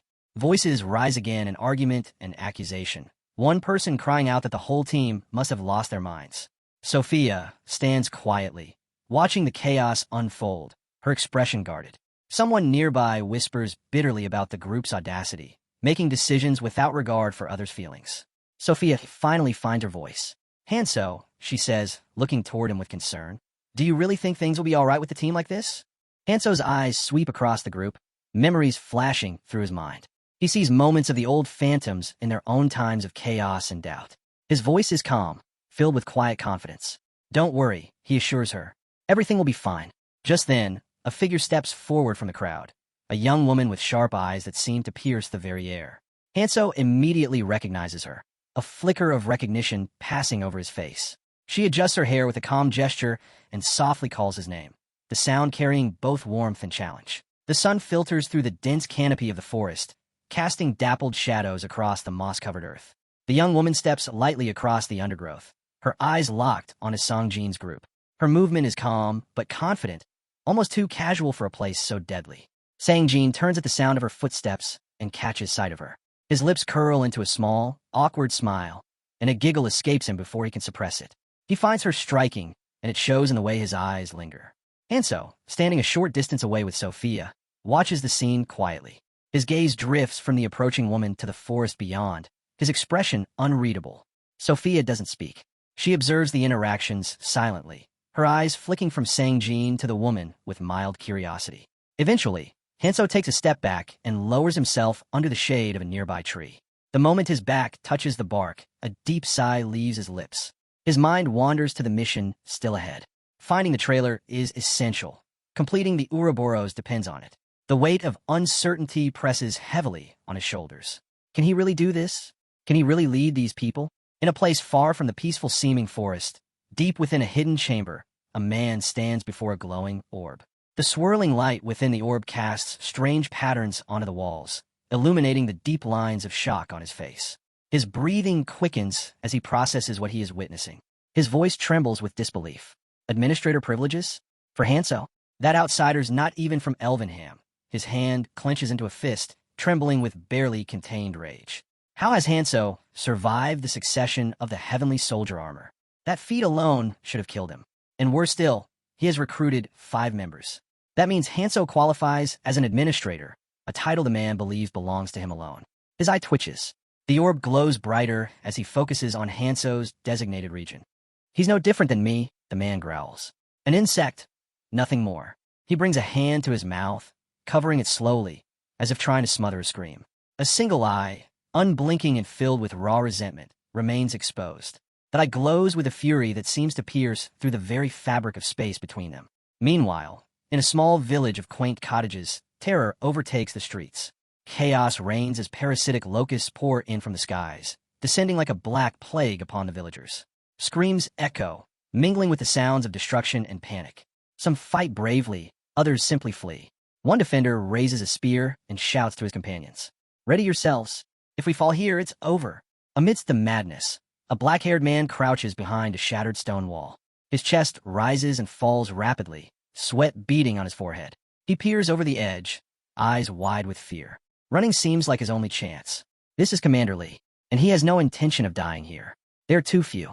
Clan headquarters is nearly empty, and mounting a true defense would be suicidal. In the midst of the confusion, he makes his move. As he slips away, a voice rings out behind him. Commander Lee. He freezes mid-step, every muscle in his body tightening. Spinning around, he finds himself face-to-face with a man whose gaze leaves no room for deception. Lee stammers, "I was just, heading to the bathroom." The man narrows his eyes. No time. A critical situation has developed. Come. Inside a nearby structure, the atmosphere turns grim.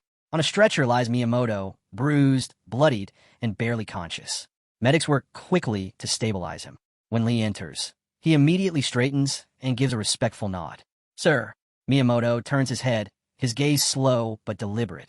His eyes lock with Lee's, and in them, Lee sees a reflection that chills him. The room feels 10 degrees colder. Miyamoto's voice is sharp, accusing. "Who did this to me?" Lee takes a step back, trying to regain composure. But before he can answer, Miyamoto barks an order. "Everyone out." The medics hesitate. One opens his mouth, but Miyamoto's voice thunders again. I set out. Silence. In moments, the room is empty. Only Miyamoto and Lee remain. The silence between them buzzes with tension. Suddenly, Miyamoto shoots forward and grabs Lee's hand with surprising strength. His fingers tighten like a vice. Look at me, Lee. Lee meets his gaze, and a shiver crawls down his spine. Miyamoto's words cut deep. This is all Hanso's doing. Bastard. I'll never forgive him.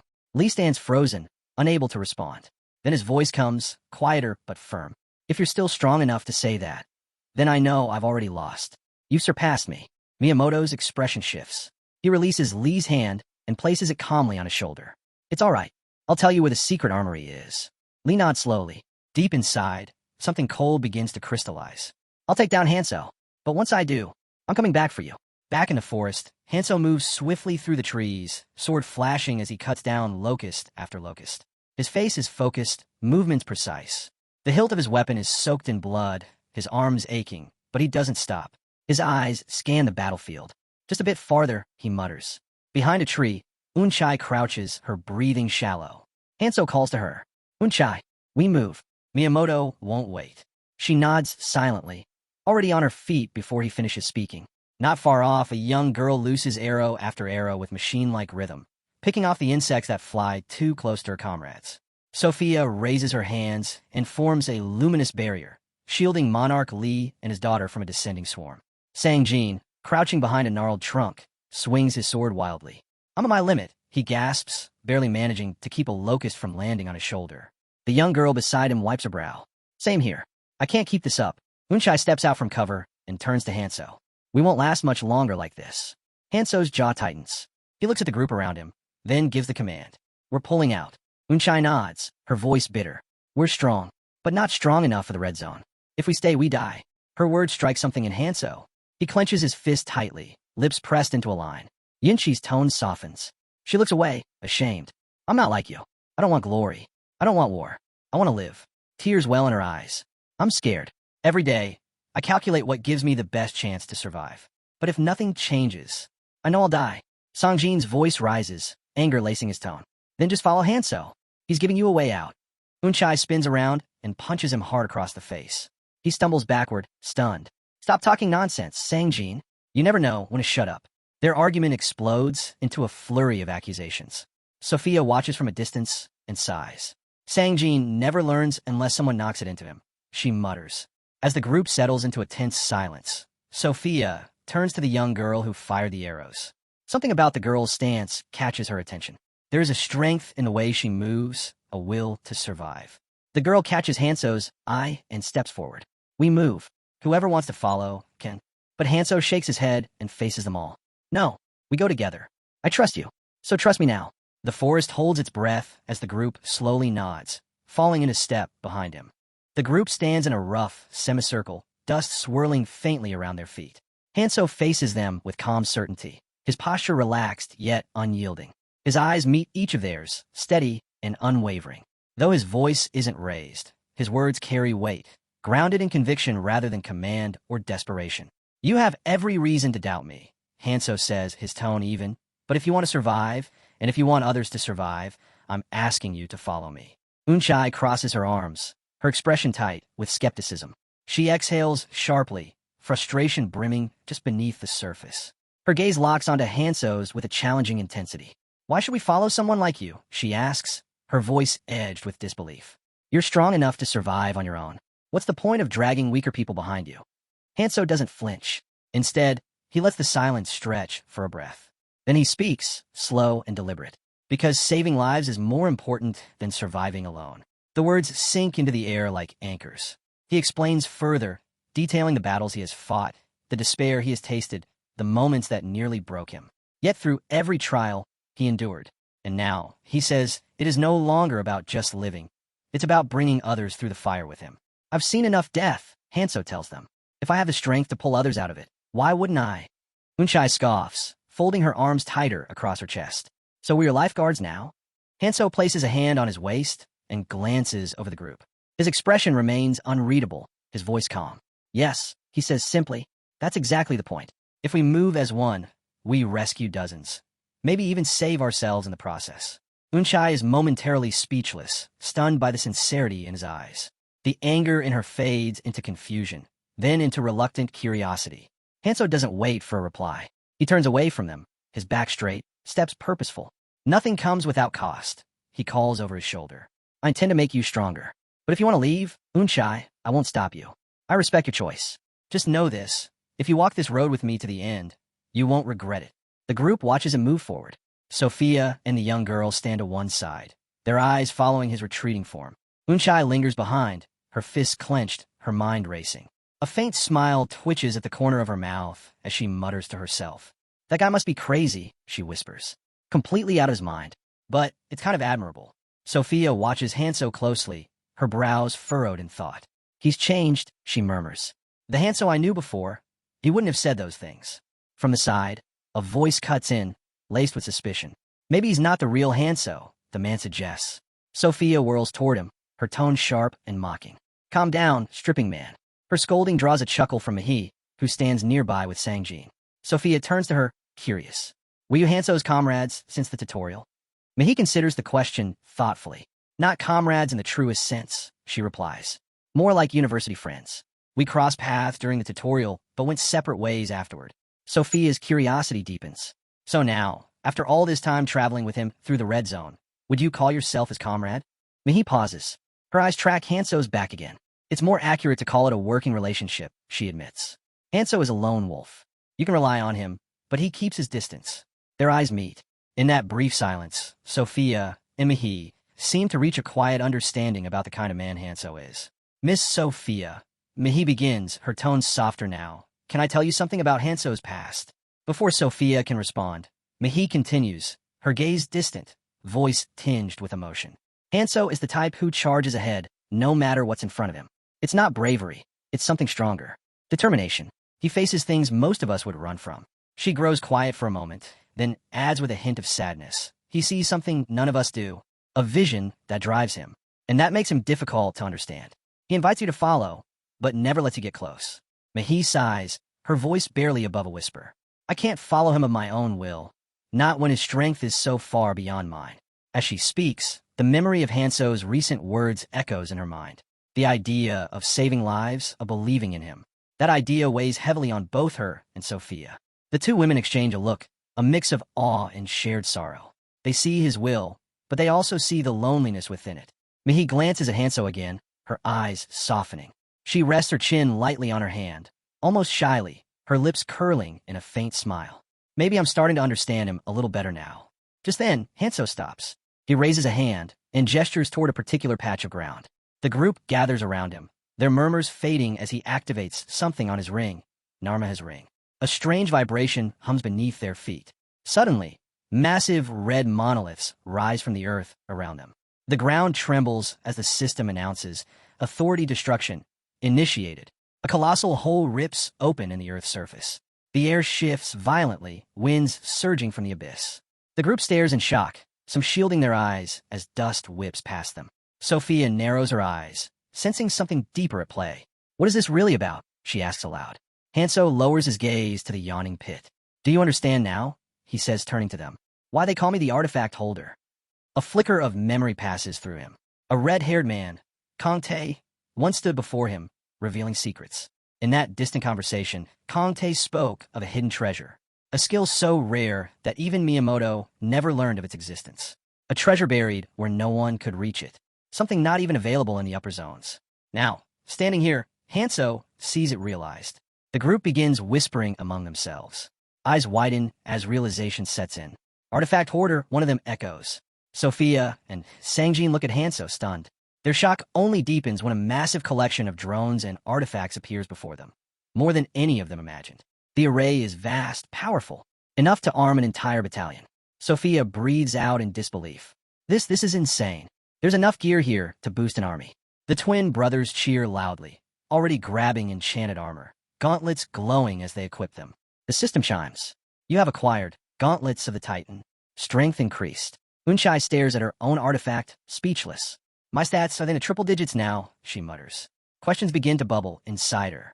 How did Hanso find this place? Who exactly is he? Sangjin turns, his brow furrowing. He looks around. Wait, where's Hanso? Panic flickers, but before it can grow, Hanso's voice rings out. Looking for this? He asks, raising a stone in his hand. Sang-jin spins toward him, relief flooding his face. Yes, you scared the hell out of me. Hanso walks forward, holding the stone up for all to see. This stone holds a skill called Lord of the Dead, he says. It's powerful, but it's not for me. He offers it to Sang-jin, explaining its rarity and value. Sang-jin hesitates, but Hanso encourages him. Don't hoard it. Use it. As the others continue collecting items, Sophia suddenly senses danger. She lunges forward, raising her shield just in time. A blast slams into it, hot, fast, and violent. From the swirling dust, Li Hong steps into view. His glare locks on Sophia. Traitor, he spits. You'll all fall before Hanso gets back. Eunchai flinches. Fear flashes in her eyes, but she raises her hand, trembling but ready to fight. A storm is coming. The members of Hanso's team stand ready, preparing to fight against the members of Li Hong's team. Sophia and Mihi aim steadily at their target opponents, anticipation flashing in their eyes. The air crackles with tension as both sides launch into battle. The clash is fierce, each strike ringing out, while injuries begin to accumulate on both teams. Members of Li Hong's group mutter nervously that their opponents are incredibly strong. Despite this, Li Hong barks orders, calling his men fools for underestimating their enemies. He shouts sharply that they must focus their attacks on the rear. That's where they can break through. Sophia and Mihi are locked in combat with agile foes who leap into the air to strike them. Their movements are fluid, but the opponent's skill is undeniable. Li Hong barks instructions again, telling his team to take out the weak members first to thin the enemy ranks. Meanwhile, Eunchai stands frozen in terror, her hands covering her face as she tries desperately to protect herself. Suddenly, Mihi spins around and shouts loudly for everyone to be careful. Her eyes widen as she spots a particular attacker moving straight toward Eunchai. She calls out Yinchi's name, but Yinchi's shock renders her motionless. The attacker comes closer, a sword raised in his hands aimed directly at her. One of the fighters yells at Eunchai to dodge instead of standing there like a frozen doll. The archer nearby frowns with worry. Sweat drips down Yinchi's face as she closes her eyes, trembling in fear. The attacker's voice turns harsh and devilish, warning her to watch his attack carefully. Time seems to slow as memories flood into Yinchi's mind. Flashes of her past overwhelm her. She recalls scenes of brutal fighting, blood splattered everywhere, and bodies falling in heaps. A chilling memory emerges. She bows before a man holding a sword, his lips curling into a cruel, evil smile. She feels weak, thinking the only reason she has survived this long is sheer luck. Eunchai slowly opens one eye and looks at the attacker. She muses that death is only natural, inevitable. As the sword swings toward her, ready to strike, a voice echoes in her mind, the words of Hanso. His message about believing in him and following his lead resonates within her. Suddenly, a firm hand rests on her shoulder, grounding her. Courage wells up inside her, as she declares to herself that this time she will fight back. Passion and ambition ignite within her. Fear no longer holds sway. She clenches her fist, and flames burst into existence, swirling around her hand. Her eyes widen in shock as she realizes just how much she has changed. Without hesitation, Eunchai throws a powerful punch at the attacker. The entire atmosphere shifts. The force behind her blow is so strong that the attacker is sent flying backward, surprised and pained. Everyone watching gasps, astonished at Yinchi's sudden display of strength. Sophia and Mihi exchange stunned glances, both amazed by what they see. Another opponent curses loudly and lunges at Eunchai from behind, sword raised to strike. However, his weapon shatters into pieces the moment it connects with her armor. Eunchai dodges the attack with ease, moving with newfound confidence. She quickly moves toward the attacker whose sword broke, and with a brutal strike, she slams him into the ground. Blood gushes from his mouth, and the impact cracks the earth beneath them. The boy screams in agony, his body trembling from the pain. Other members of Li Hong's team freeze in place, staring in shock at the injured man. Eunchai, breathless but resolute, looks down at her armor and then back at her team. She urges everyone to trust themselves. Her voice rings out passionately as she declares that they have become incredibly strong. Hella strong, she says with fierce determination. Hanso puts a hand over his mouth in surprise. He admits he hadn't anticipated this turn of events. Sang-jin remains silent, observing quietly. Mihi comments that even she and Sophia couldn't have done what Eunchai just did. She has handled the situation all on her own. Now, the team looks to Eunchai, hoping she will take down every opponent. Their words grate on her nerves, and she grows slightly annoyed by their dependence on her newfound power. Hanso thinks carefully, considering the odds. He realizes they would have been at a severe disadvantage due to the enemy's numbers, if not for Yinqi's sudden strength. He studies their opponents and concludes that they have somehow acquired powerful runes and artifacts, which help explain their ability to suppress Hanso's team without suffering casualties. Eunchai glances shyly at Hanso, who returns her look with a side eye. Then Hanso speaks, saying it is their turn to end this battle. He draws a stick from his side, a weapon crackling with blue mana energy. Li Hong screams and shouts at the sight of it, panic flashing in his eyes. Hanso calls out to Li Hong, telling him he must answer some questions first. He demands to know whether Miyamoto has revealed the location of the treasury. Li Hong screams in fear, begging Hanso not to come any closer. But Hanso advances quickly, placing his foot firmly on Li Hong's body. Hanso's demeanor turns wild and fierce as he warns Li Hong that he will not repeat himself. He presses down, demanding to know where Miyamoto is hiding. Sensing Hanso's seriousness, Li Hong immediately agrees to tell him everything. He reveals that Miyamoto is at the Beacon Clan's headquarters. Hanso presses his foot harder against Li Hong's chest, telling him that Miyamoto is likely still there because he was injured recently. At this revelation, everyone turns their attention sharply.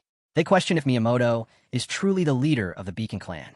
Sophia's anger flares, and she slams her hand to her head in frustration. She had been wondering where Miyamoto disappeared to, but now realizes he was already headed to the headquarters. Hanso furrows his brow, considering Miyamoto carefully, beginning to form a rough idea about him. He grips Li Hong's neck, warning that he is certain Li Hong aims to grow more powerful using the treasury's artifacts. As Hanso lifts Li Hong into the air, he comments that they have all the means necessary to stop him, but Li Hong protests, saying there is a misunderstanding. He claims Miyamoto is his rival too. Hanso looks surprised, and Sophia can barely believe the nonsense she hears. Li Hong explains that he defeated Miyamoto, so he no longer follows his orders or trusts him. He argues that strength isn't everything in this world. Li Hong promises that if they hand over the artifacts and runes to him, he will kill Miyamoto at the headquarters. Eunchai whispers that Li Hong is trying to escape by betraying them, and Sang-jin fully agrees. Sophia calls Li Hong pathetic, saying he can say whatever he wants until his last breath. Still, Li Hong insists he no longer has faith in Miyamoto and wants Hanso to believe him. Hanso closes his eyes thoughtfully and admits his words seem true. The team is shocked. Sophia asks Hanso if he really trusts Li Hong. Hanso explains that if Li Hong kills Miyamoto, they will eliminate an obstacle in their path. It doesn't seem like a bad idea strategically. Li Hong smiles, pleased by this reasonable suggestion. He hopes to be free so he can devise a solid plan against Miyamoto, confident that if he plays his cards right, he can make it work. However, Hanso suddenly presses his hand tightly against Li Hong's neck, causing him to scream painfully. Li Hong demands to know why Hanso is doing this. Hanso replies coldly that Li Hong must return to the headquarters and tell Miyamoto that the next challenge is his. Then Hanso drops Li Hong to the ground, his body going limp. He declares firmly that he does not trust traitors. Meanwhile, on the battlefield, Michael fights desperately against swarms of insect-like monsters. Exhaustion weighs him down, yet he keeps cutting them down while shouting for Hansu to arrive. More creatures swarm in, forcing him to raise his weapon again despite being nearly out of energy. He curses the endless bugs, demanding a moment to breathe. Suddenly, a figure bursts into the air at explosive speed. With terrifying force, the newcomer smashes into the swarm, unleashing a massive explosion that shakes the ground. Smoke and dust cloud the battlefield until it clears enough to reveal Kong Hansu standing tall, having wiped out several of the creatures in one strike. He commends Michael for holding them off. Michael wipes the sweat from his brow, groaning that he almost died waiting. Hansu smirks slightly, remarking that Michael cut it close, then asks how many he managed to take down. Michael shrugs, recalling the chaos, and says he never bothered counting, though the effort of holding them back was the real struggle. The swarm seems endless, their numbers overwhelming. To make matters worse, parasite beetles slip through the cracks in their defense. Still, Michael sighs in relief because Hansu's return means reinforcements. With hope lighting his face, he eagerly asks about the strongest allies from the Red Zone, Phantom and Sir Miyamoto. But Hansu calmly reveals they are not coming. Shock drains the color from Michael's face. He stares at Hansu in disbelief before shouting in panic, demanding how they could possibly handle the battle without them. Hansu folds his arms and replies with confidence that he has already brought tens of thousands of reinforcements. At that moment, a massive blade crashes down, cutting through a monstrous insect. One warrior appears, then another with a bow, swiftly followed by more allies joining the fight. Above them, Eunchai floats in midair, conjuring a devastating formation that obliterates dozens of enemies at once. Michael stares in awe, unable to comprehend who these powerful warriors are. Before he can question further, Sang Jin snaps at him from behind, warning him not to doubt Hansu. He presses a blade to Michael's throat, demanding to know if he has a problem. The tension breaks only when Hansu orders Sang Jin to stop, and Sang Jin obeys instantly. Hansu then approaches Michael, claps him on the shoulder, and praises him for his effort, assuring him that they will handle the rest. As Hansu walks away, Sang Jin glares at Michael and gestures to his eyes, silently promising to watch his every move. Unchai, unimpressed, smacks Sang Jin on the head and tells him to stop acting like an idiot before shoving him forward. One of the team members mumbles about why Unchai only acts that way with Sanong, wondering if he is special. Unchai snaps back at the twins to shut up, her voice sharp. Michael gives an awkward chuckle, but admits inwardly that these people are strange. Still, if Hansu trusts them, then he decides he will too. He mutters under his breath a wish of good luck for Kong Hansu. The insect creatures begin appearing again, more numerous and menacing than before. Hansu's group gathers and forms up, preparing for battle. Hansu gives the command to move out, striking first and wiping out several bugs with ease. He steadies his sword and mutters that the sun is going down and they must stick to the plan, taking out as many parasitic beetles as possible before nightfall. Yuhi raises her bow and loses 3 arrows at once, each hitting its mark and killing several creatures. Another insect suddenly appears behind her, and someone shouts a warning from the left. At the same time, teammates on the right are struggling as more enemies rush them. The twin brothers barely manage to block with their shields, crying out in frustration that the insects just keep coming. Unchai snaps that if they have time to complain, they have time to kill a few more. Hansu shouts encouragement, urging them to hold out a little longer since they only need to last until nightfall. Yet the insects keep pouring in, relentless. Sophia's voice rises with concern, saying the danger is growing and they risk being completely surrounded. Kong Hansu's eyes gleam, already forming his next plan. The battlefield suddenly falls quiet. Then Kong Hansu calls out to Sang Jin. Confused but ready, Sang Jin responds. Hansu asks if he remembers what time it is, then affirms with full trust that it is now his turn. Understanding instantly, Sanangjin nods with a smile and places one hand on the ground while gripping his weapon with the other. Radiant light bursts from it, spreading across the forest. The swarm of insects collapses, disintegrating in a wave of energy. But one creature's eyes flare with sudden light, springing back to life with a chilling shriek. The group snaps back into focus. This is the true beginning of the battle. Reinforcements flood in by the tens of thousands. Sang Jin grins with trembling excitement, saying he has waited so long to hear those words from Hansu. With renewed confidence, he declares that Hansu can leave it to him. The massive tail of the Ouroboros slams into the ground as swarms of locusts clash violently. Sang Jin raises his hand, commanding his parasitic swarm to charge. They surge forward with incredible speed and collide with the enemy, gaining the upper hand. He steps into the fray, summoning his weapon. An armored gauntlet shaped like a locust forms on his arm, his signature weapon. His skill, Master of the Dead, activates, summoning the fallen as undead to fight endlessly. The undead swarm tears through enemies with ruthless precision. Locusts drop in droves, the rest hesitating as fear grips them. A piercing screech echoes as Sang Jin's side dominates. The massive tail of the Ouroboros begins to bleed. Sang Jin shouts to Hansu that the plan is working. Hansu nods with approval, praising him, then dashes forward with the team, racing toward the massive embedded tail. He smiles, certain this is the turning point, and reminds them they must wipe out as many parasitic locusts as possible before nightfall. Afterward, they will use Sang Jin's skill to resurrect them as undead and wipe out the rest, clearing a path to the lake where the Ouroboros' tail lies. Hansu turns to Sophia and instructs her to lead them to where the magical energy is strongest, because that is where the Alpha will appear. She hesitates, asking how they are supposed to climb, but Hansu calmly explains that they will use her descent path skill. The dragon's outer shell is made of thick, overlapping scales, and Hansu leads the charge upward. One brown-haired teammate stares upward in awe, muttering about how tall the beast is. Another nervously notes that a fall from this height would leave nothing behind. Someone urges focus, while another mutters about the climb being harder than expected. At least the surface is not as slick as imagined, someone else adds, noting the scales are rougher than expected. Hansu's sharp voice cuts through the chatter, ordering them to keep their eyes forward. From now on, he leads, and all they need to do is follow. Sophia, along with all other players, exchange glances and nod, followed by the rest of the team. They move toward the intersections of the scales. The pink-haired girl's ears twitch as she senses a threat. A screech pierces the air as a massive swarm of locusts storms toward them. Unchai charges without hesitation, ready to cut through them. Wangxing moves alongside her, declaring that they will hold the swarm and clear the path. The pink-haired girl remains calm and composed, insisting that those behind are theirs to handle. Hansu scans the surroundings until his sharp eyes find it. Behind the scales, another massive swarm waits. Unchai freezes in disbelief at what she sees, while Hansu pushes forward with glowing eyes and overwhelming strength, tearing through the swarm. Even Unchai is stunned at his power. Hansu calls out for them to follow, and when Sophia and the pink-haired girl arrive, they gasp in shock at what lies before them. A massive abyss yawns beneath the dragon's scales. Sophia is baffled by the hidden space. Hansu explains that it is the passage to the neural core, the central nervous cluster of the Ouroboros. He elaborates that the creature has 3 ganglia, clusters of nerve cells outside the brain or spine. Destroying all 3 will kill the beast. Hansu distributes glowing green vials, each containing a volatile solution engineered to destroy the neural cores. He realizes this is what Hansu has been tinkering with all along. Hansu divides them into 3 teams, each assigned to a ganglion. Yinchi's group forms one team, Yumi's group the second, and Yinchi's team the third.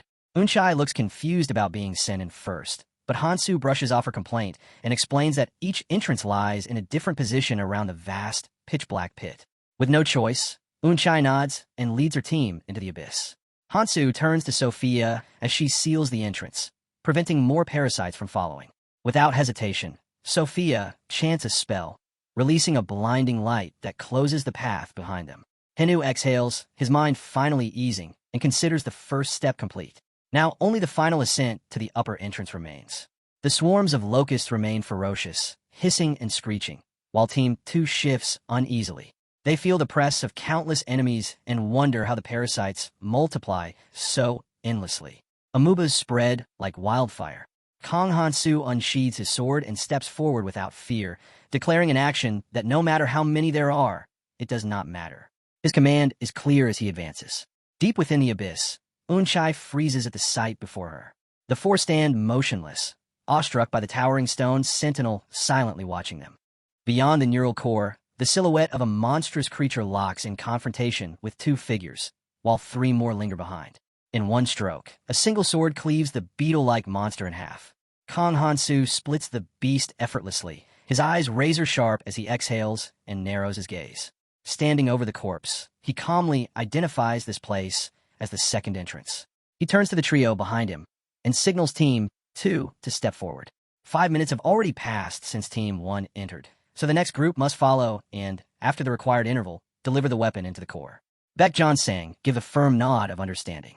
Yu Mi-hee, John-sang, and the blindfolded woman step into the shadows while Hansu and Sophia remain behind. Just before leaping into the abyss, Yu Mi-hee glances back. Henu notices, raising a brow at her hesitation. She seems flustered, admitting that she forgot what she wanted to say, her words slipping away with a sheepish smile. The distance between them is short, yet the moment stretches into something vast. She tilts her head, resting her chin on her hand as she forces a chuckle and brushes it aside. Hansu remains suspicious, his eyes lingering on her. Mihi smiles softly, trying to ease the tension, and urges them to move before it is too late. With a bright smile like sunlight, she promises they will talk later, then leaps into the abyss with bow in hand.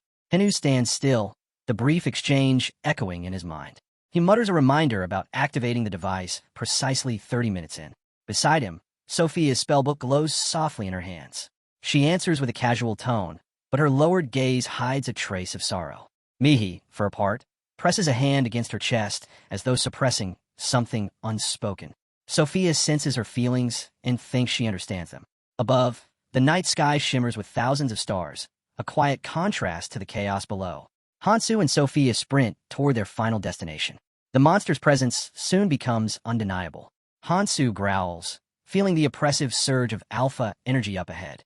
They come face to face with a grotesque, iron-armored insect, unlike anything they have seen before. Sophia instinctively steps back, cautious, her eyes narrowing as she questions the nature of the beast. She senses an alpha-level aura, but Hansu's gaze sharpens in doubt, wondering how such a creature could exist when the alpha awakened so recently. Perched atop the monster's armored head, a single glaring red eye burns. Laser-like beams flicker across the field, revealing a trap already laid.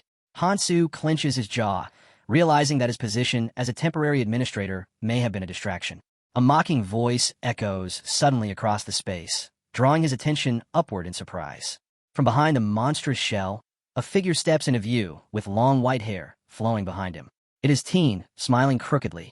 He greets Han Su as his nemesis with feigned warmth, mocking him for sending weaker allies to destroy the cores. His words drip with disdain as he calls the strategy shallow. Han Su's expression hardens, his fists tightening around his blade as he asks if the taunting is finished. Teen folds his arms, dismissing Han Su with arrogant certainty, claiming pride will become his downfall. Henu stops listening and lunges forward. His blade flashes, splitting the iron-shelled beast in two. The remains spill across the ground, drawing Sophia's wary glance. She notes that the Alpha is not here and realizes he has likely gone after another team. Concern flickers in her thoughts, but Hansu's voice remains cold, insisting they destroy this core quickly and move on. Together, they step over the husk, Hansu pointing toward the open neural core. Sophia answers with a firm nod as the scene shifts. Team 1 stands before the first core. Unchai gasps aloud as the group of four gazes at the massive crystal surrounded by thick, vein-like tendrils, the very heart of the Ouroboros. She scans the space, surprised at its sheer size and the dim glow illuminating it. The brown-haired archer at her side points out the pulsing light in the distance, and Unchai narrows her eyes as the core glows faintly like a living heart. This is not just any core, but the essence of Ouroboros itself. The twin brothers stare upward, their jaws slack as they remark on its immense scale. One notes its size makes sense considering the creature that houses it. He raises the vial of glowing green liquid, the neural core bomb Hansu entrusted to them. She orders the group to prepare their gear, reminding them the core must be destroyed exactly 30 minutes from now. Suddenly, a faint sound echoes through the chamber. He sharpens her senses and asks if the others hear it. They glance at her with confusion, but the ground shakes violently before anyone can respond. Echoes boom across the cliffs, groaning and skittering, while the earth trembles beneath their feet. Unchai wipes sweat from her brow and looks up. From the holes above, grotesque creatures pour out, swarming like a tide. Dozens become hundreds as monsters crawl from every crevice, red eyes burning with malice. Behind her, metal-legged beetles pound the earth, joined by more and more of their kind. Unchai steadies herself, realizing the enemy has given them too much time and now unleashes an entire army.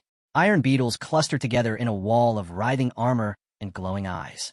The twin brothers raise their shields in unison to guard the flanks, while Unchai positions them firmly on the left and right. She orders the archer to hold nothing back, and he raises his bow with determination.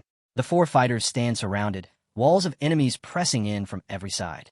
Unchai rallies them with a single command. They only need to endure for 30 minutes. The group holds fast, knowing only 30 minutes are required. The first beetle lunges forward, its bladed leg slicing through the air toward Einshur. She ducks low, dodging with ease as power surges in her palm.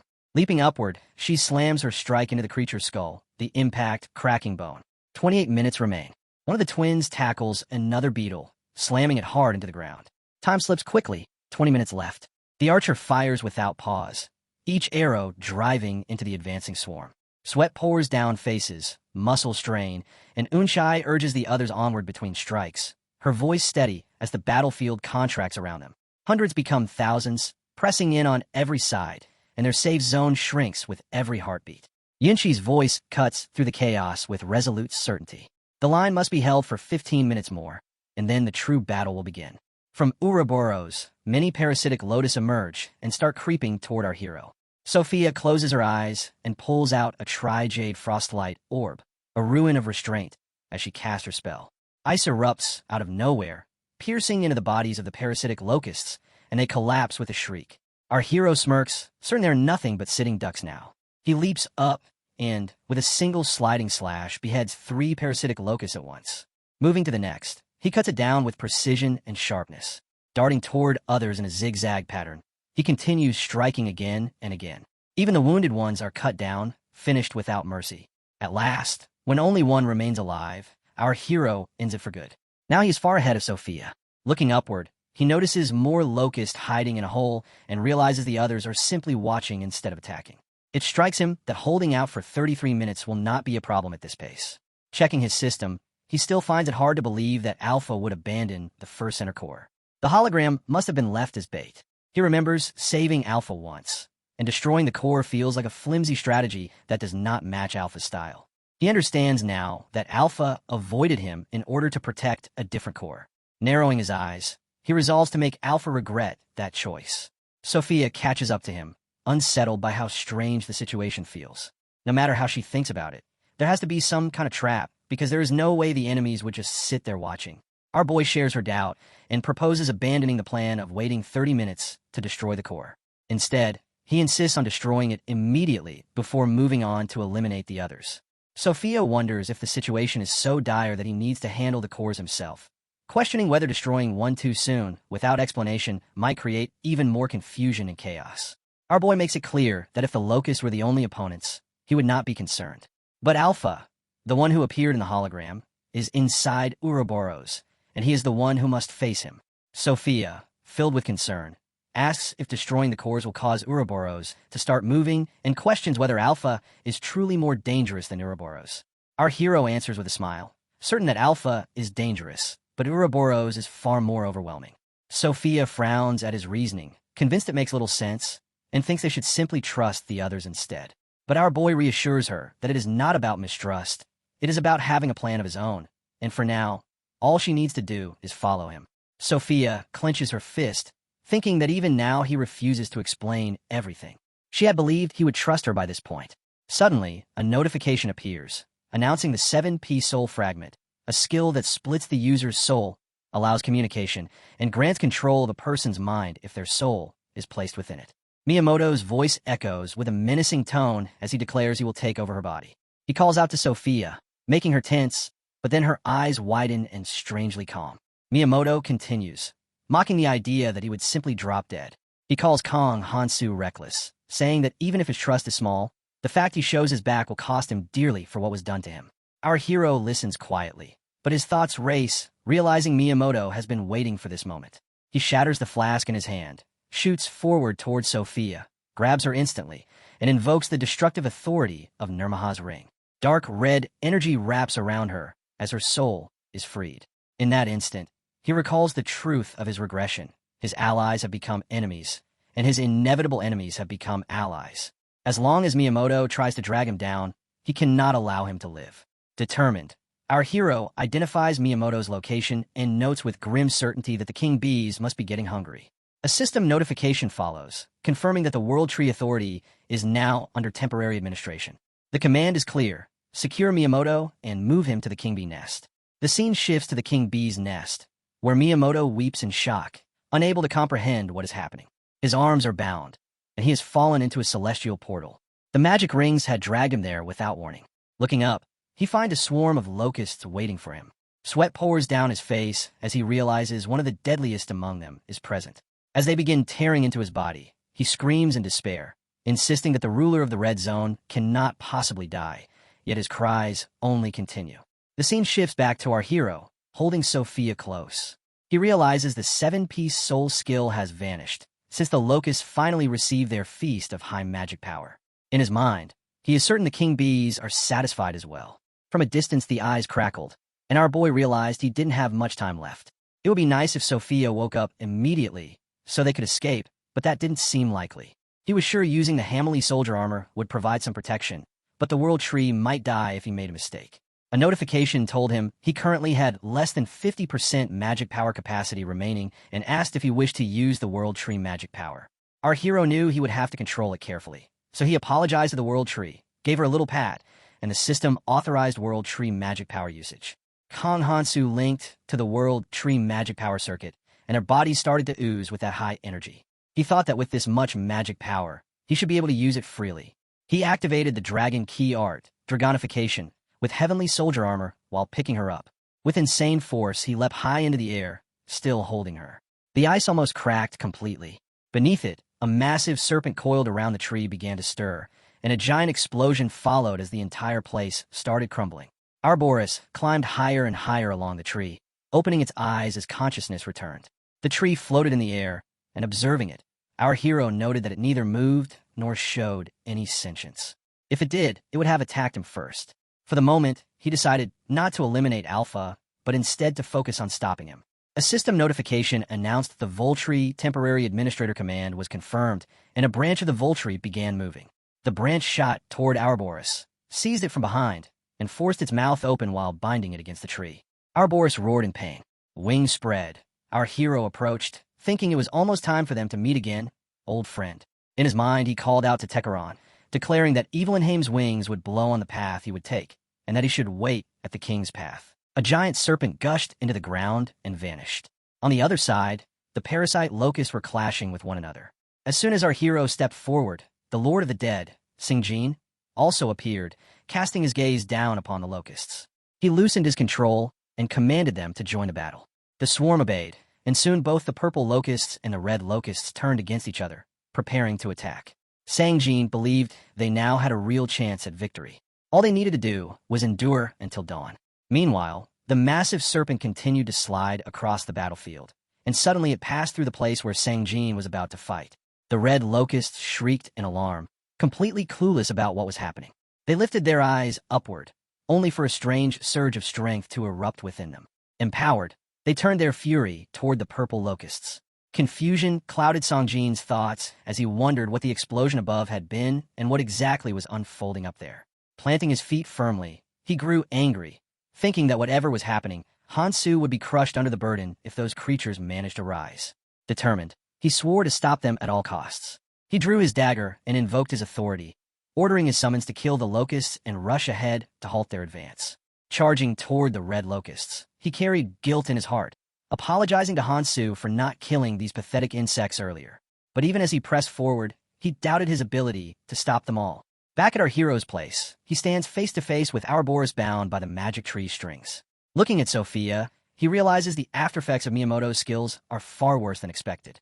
He thought she would wake up soon, but judging by her condition, he doesn't believe she can come with him. He grabs her, and suddenly Sophia's body starts to fade away. A system notification appears, stating that the temporarily administrator authority has been activated and Sophia has been transferred to Michael. Watching her vanish from his arms, he thinks the transfer succeeded, so he'll leave her in Michael's care. While he's still processing it, a voice cuts through, cursing the damn bugs to stop. Turning around, he sees Singjin charging at them, shouting for the bugs to fight him. Our hero smiles at the perfect timing and dashes toward the swarm with insane force. Just as he's about to land, Singjin looks at him and recognizes Hansu, wondering if he came to help. What stands out more is that his appearance has changed.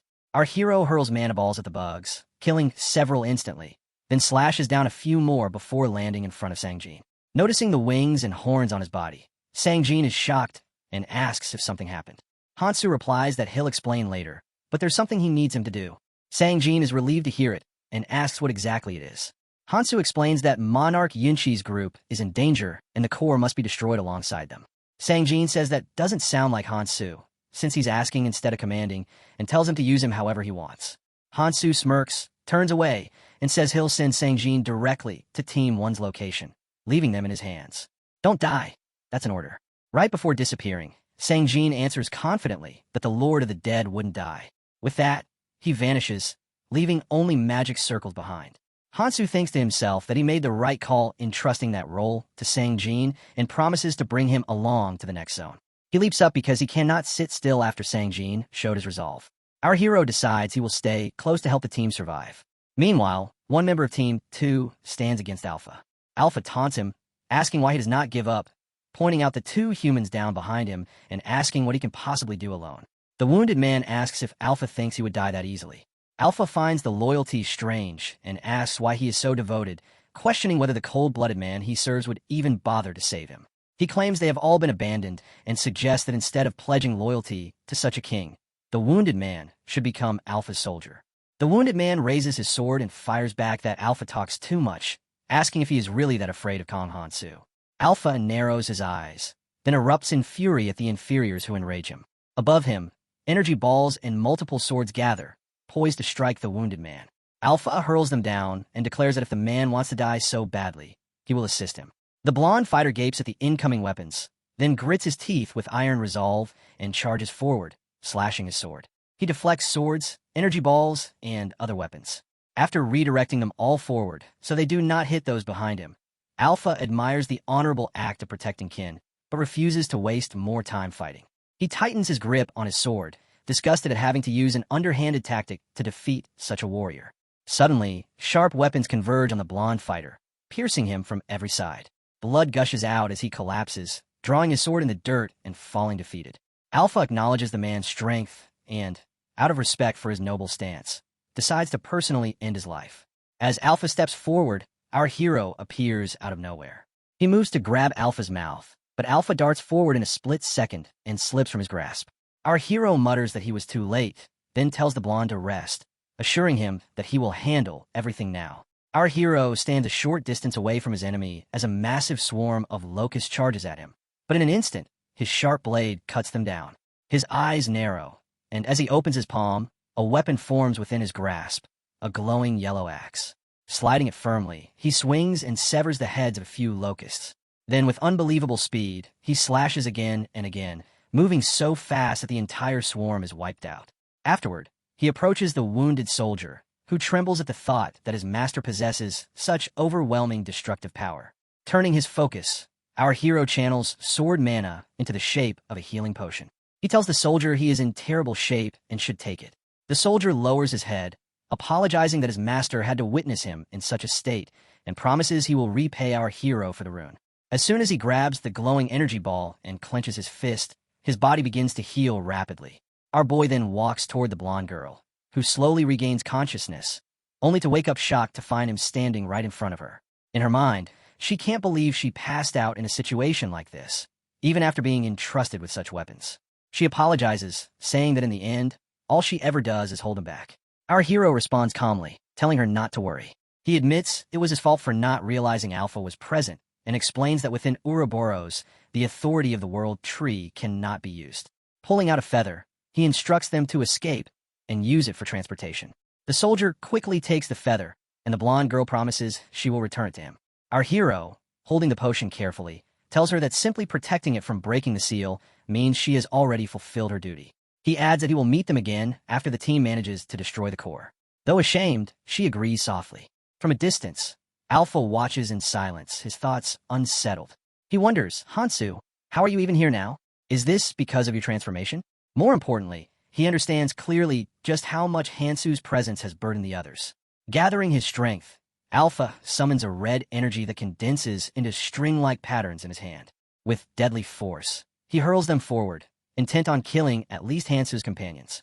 But as the violent strings shoot toward them, our hero turns his sharp eyes on the attack. Raising his hand, his green ring glows intensely, and suddenly a giant hand manifests, blocking the assault. The red strings are diverted and smash into the ground. The blonde soldier quickly urges her teammates to retreat, realizing their presence would only be a burden. She insists they leave immediately. Our hero stops them, declaring that dying from something like this would make all their survival up to now meaningless. He reminds them they surely still have many things left to accomplish in life, so they must live on. They nod, thanking him sincerely and promising to meet him outside before hurrying away. Now, our hero shifts his gaze toward Alpha, who remains silent yet seething inside. His mind reels with the thought that the attack he just unleashed was his strongest technique, but Hansu endured it effortlessly, without even flinching. Rage boils over as Alpha screams, demanding to know how far Hansu will go in mocking him. He declares himself a warrior of Ericon, the last hope of his race. But our boy scoffs, calling it a joke, dismissing him as nothing but a cheap imitation. The insult cuts deep, pushing Alpha into a frenzy. He roars at Hansu to shut his mouth and leaps at him. Our hero instantly realizes his enemy has gone berserk. Against a physically enhanced Ericon, even he might find it troublesome, but at this moment, he feels it won't be much of an issue. He remains calm and unmoving as Alpha thrusts his fist forward with everything he has. The impact crashes down, yet Hansu merely stares at him coldly. His locust fist deflects the attack effortlessly, standing strong without budging. Alpha is dumbfounded, unable to accept it. This was his rare secret technique, yet Hansu remains completely unharmed, not even flinching. Desperation grips him as he presses on with more speed, but our hero observes quietly, noting that when under racial transformation, controlling one's strength becomes extremely difficult. He knows killing Alpha now would be simple, almost trivial, yet doing so while his strength is uncontrolled could destroy the vessel Shane requires as a physical body. That leaves him unable to release his dragon's key art. Since it's the first time he has pushed racial transformation to this extent, he doesn't even know what rebound awaits him once he undoes it. If he were to collapse from the backlash, all his plans would unravel instantly. Frustrated, he admits to himself that the heavenly soldier armor's power isn't enough, but at the same time, he accepts that in his current state, this is the best he can manage. Alpha stands there, totally clueless about what's happening, when the giant locust of our boy glows its fist and drives a low jab that sends Alpha crashing hard to the ground. Our hero steps forward to finish off this trash. As Alpha hits the earth, another punch follows, slamming him toward the core, blood gushing from his mouth. Our hero thinks that's enough to take him out. I guess a replica is just a replica after all. Even if he hasn't been weakened for long, he's still far weaker than Akuma. Our hero figures it's best to hand the body over to Shane as fast as possible. As he moves toward it, he hears a loud sound and turns, thinking Sanjin has done his duty. Now Alpha is left disappointed. Despite using his race seeker technique, he couldn't match Hansu. All he hoped for was to revive his race, and now he doesn't know if he made a mistake. His dream lies in shambles because of a mere inferior.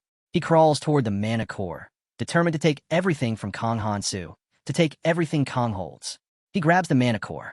Just as he seizes it, our hero's eyes lock on him, stunned at what Alpha is doing. He yells at Alpha to stop, asking if he's going to abandon all hope like this. But Alpha has linked with the core, thinking how insulting it all was to the very end. Now none of that matters. He smiles maniacally, thinking if the core is destroyed, then he can take its place. He snarls, "Have a taste of your own medicine, Kong Hansu." Just then, the core swallows him and begins to glow bright. Our hero looks annoyed because of Tekaron and mutters, "You said you had a real temper when you were younger." I guess it was true after all. He can't believe Tekaron is prioritizing winning against him over the prosperity of his kin. Just then, the orb starts glowing bright, and from the surface above, a slimy green liquid drips down, splattering on the ground and even on our hero's locust. He swears under his breath.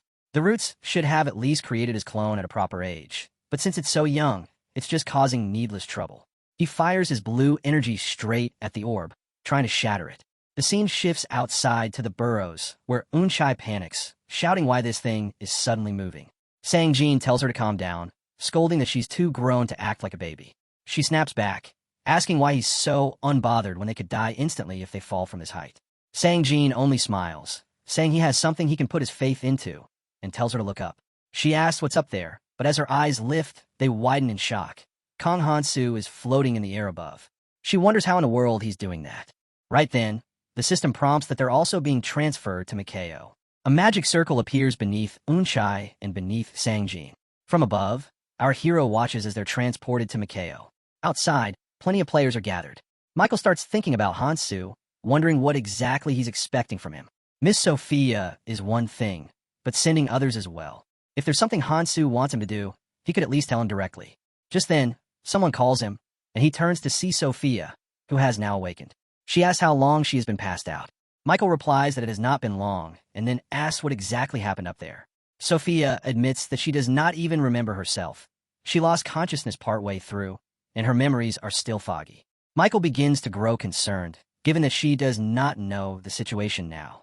He states that since Ouroboros is moving, it would be dangerous to stay here, so they should retreat for now. Sophia agrees and says she will contact the Beacon clan, while Michael decides that he will contact the Giacomo clan.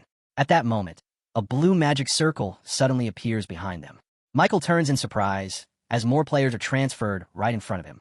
He thinks to himself that he is becoming some kind of babysitter now, wondering what he is supposed to do if Hansu keeps sending everyone his way like this. Still, since Hansu has made the decision, Michael resolves to put his trust in him. He hopes Hansu will not simply toss everything onto his shoulders and then die alone. After all, Michael feels that his own life rests in Hansu's hands. Hansu must win, and Michael will save his complaints until after that victory.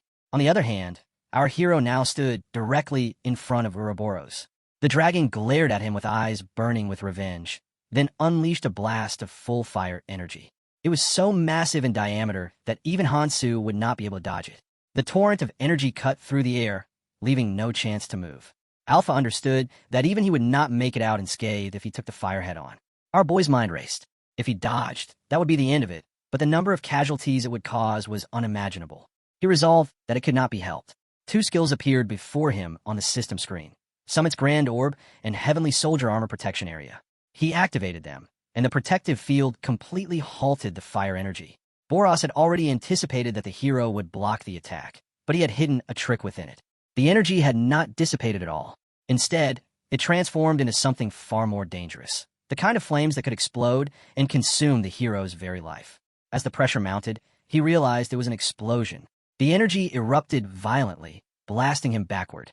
Fragments of fire shot at him relentlessly, forcing him to shield himself with his wings. He crashed to the ground but managed to land on his feet, coughing blood as the flames spread around him. Glancing to the side, he saw fire everywhere, people burning in the chaos. Pressing his hand to his chest, he thought grimly that the damage would be far too severe if he fought Boros head-on. Even if it meant pushing himself to the limit, he would have to rely on his magic power. At that moment, the system prompted him. The authority of the Valkyrie administrator had been invoked. It listed all the people, but then a warning appeared.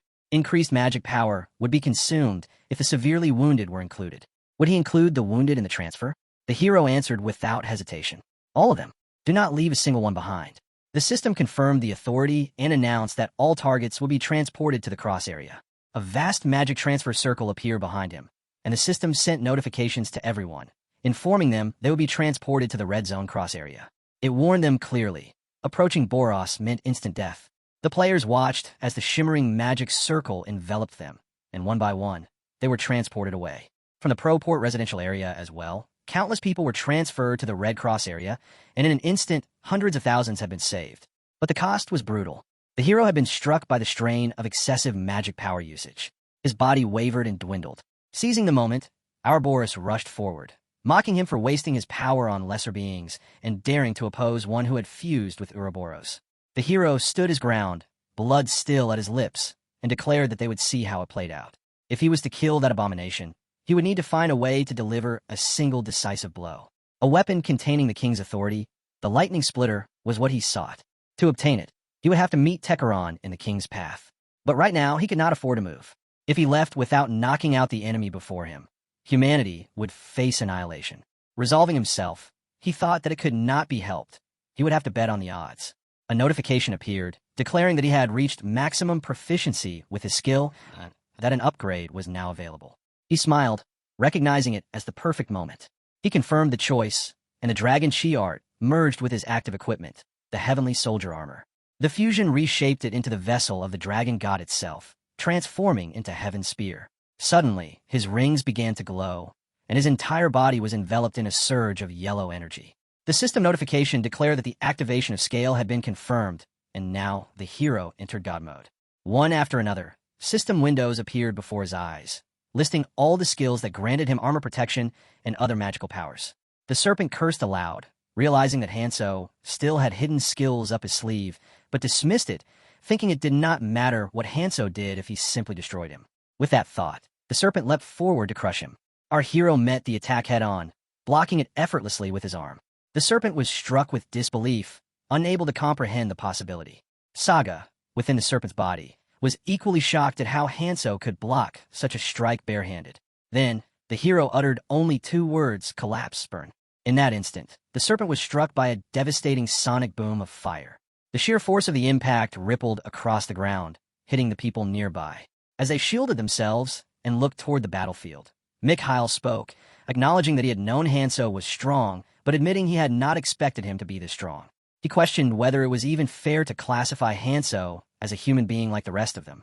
The yellow-haired girl added her doubts, saying she could not understand why Hanso had dragged them along, given the stark difference in their abilities. If he could have fought like this from the start, she truly could not comprehend his reasoning.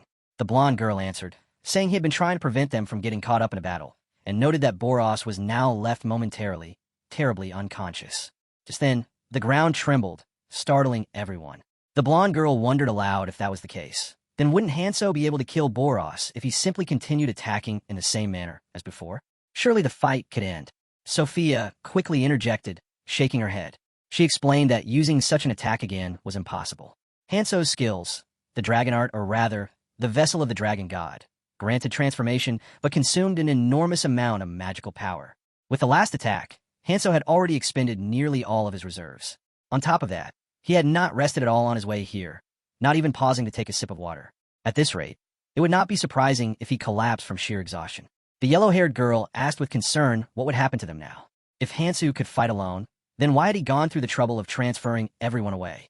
Sophia calmly closed her book and answered that it had been done to save them. Sang-Jin then turned to the group, his voice firm, telling everyone to listen. They were making far too much of a fuss. What they needed to remember was that Hanso had never once failed. He never had, and he surely would not fail this time either. The scene shifted to the battlefield, where our hero stood face to face with the serpent. Its massive body coiled tightly, movements turning wild and berserk as it launched repeated attacks. A system warning appeared, alerting that excessive magic power was being consumed, and Valkyrie's magic power reserves were already down to 17%. Our hero fought on with one eye open, thinking to himself that he had managed to buy some time, but there was no leeway left. Another system warning flashed. Reserve had dropped to 5%. He knew then that he would have to end the fight with a single decisive blow. He hoped the World Tree would endure long enough. Gathering insane speed, he leapt upward, quickly reaching a point where King Bees blocked his path. Their presence told him the king's path had to be close, for only decrepit worker bees remained this deep. He remembered King T's words, that there should be at least 10 billion of them, but with the World Tree weakening, their numbers had clearly diminished. Suddenly, a bee lunged from behind and struck his back, but he dodged with his wings. Turning, he regarded the attacker, remarking that it seemed the bee had not enjoyed the meal he had prepared. The furious bee answered that, as a calamity, it had tasted countless humans, but the last meal had been overflowing with magic power. It had been the best it had ever consumed. Thanks to that, this old soldier was able to fly through the skies once more, and for that it bore only gratitude. However, the bee warned him that the World Tree's magic power was nearly depleted. Once it was exhausted entirely, the red zone would collapse into ruin. The bee demanded to know whether he intended to destroy the red zone. Our hero replied firmly that he did not plan to destroy it. He intended to save it. He needed to enter the king's path as soon as possible, so if a fight was inevitable, then they should begin. The bee remarked on his humor, saying that although temporary, he was still an administrator. Would an old soldier on his deathbed truly be a worthy opponent for one such as him? The hero acknowledged the bee's strength, noting that despite its frailty, it had managed to land quite the blow. The bee apologized for that, admitting it had been carried away, but explained that it wished to witness the skill behind a strike aimed at its mortal enemy. Then, turning away, the bee added that they had spoken too long already. Apologizing for the delay, it offered to guide the human warrior to the king of Elvenheim, Techeron. As they ascended, other bees followed in their wake. Deep within the World Tree, they reached the entrance to the king's path. The bee announced that this was the king's abode. Techeron had not shown his face in 500 years, so was uncertain whether he would answer. Our hero stepped forward, telling him not to worry. He had a plan. He had come here to fulfill his promise to Techeron. He urged haste, telling the bee to use Mind's Eye. The bee knew this skill belonged to the king, allowing one to peer into another's inner world with permission. He wondered who this human warrior truly was, but sensed also that he was not yet trusted. Our hero glanced at his system and resolved that it could not be helped. He would have to drop a small hint. He struck the great flower and spoke aloud, calling Techeron's name. He revealed that Techeron's son, Shane, was waiting, and if he wished to bring him back to life, then he must answer immediately. At that moment, the great flowers began to shimmer with a blue glow, and a system message appeared. Entity Techeron has activated the skill Mind's Eye. The king's memories surged forth, rising like a tide, and in that instant, the creature fell toward Sangjin. Before the hero now floated Techeron himself, lifting into the air. The hero spoke plainly, declaring that even fairies could not interfere within another's inner world, so he would be frank. He revealed the truth. A variable had appeared in the red zone, and in 15 years, the abyss would open. To resist it, an army would be required, and so a grand alliance would be formed, uniting humans and all other races. For that, he needed Techeron's help. Techeron considered his words and replied that he understood. He confirmed that no lies had been spoken. If Ouroboros was to be eradicated, then the hero would need a powerful weapon, one that would grow alongside him and prove its strength even in the higher zones. The hero agreed and declared that he needed the lightning splitter, demanding it be handed over. Techeron's expression darkened. Before the weapon could be granted, the entire space turned white. The king's voice rang out, declaring that he could not yet entrust his people's legacy. He questioned whether the hero might be under another's influence. The hero bristled at the suggestion, finding it deeply displeasing. Did Techeron truly believe he was being controlled by another? Techeron answered that was indeed the case. From the memories he had seen, the hero had been both Valkyrie's clan vanguard and one of the heroes of the Abyss. If the future was to be entrusted, Techeron concluded, it must be to a true hero, not to a puppet. Our hero asked Techeron what he meant by the puppet thing. He says his comrades sent him here with the hopes of 6 billion humans resting on his shoulders, and he would never rely on something as trivial as a curse.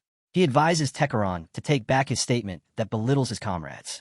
Techeron replies that he had no intention of mocking them, and only found the matter curious. He explains that Keldian is supposed to be the great sage, and it seems strange that such a man would place a curse so obvious that even he could notice it. Our hero then asks if Tekaron thinks letting him discover it was part of the plan. The old man nods and says that's exactly his assumption. He then asks if our hero has ever truly rested since coming to this world, pointing out that to him, he looks like a wild beast running endlessly forward without pause. In such a state, he warns, he will collapse sooner rather than later. He questions how he could entrust the lightning splitter to someone headed toward that kind of future. Our hero reflects on those words, realizing that this is how others saw him, while he himself had never noticed it. Tekaron tells him to take that as heartfelt advice from an old man, and adds that it seems our hero wants him to break the curse. He offers to begin the process, and our hero gives his approval.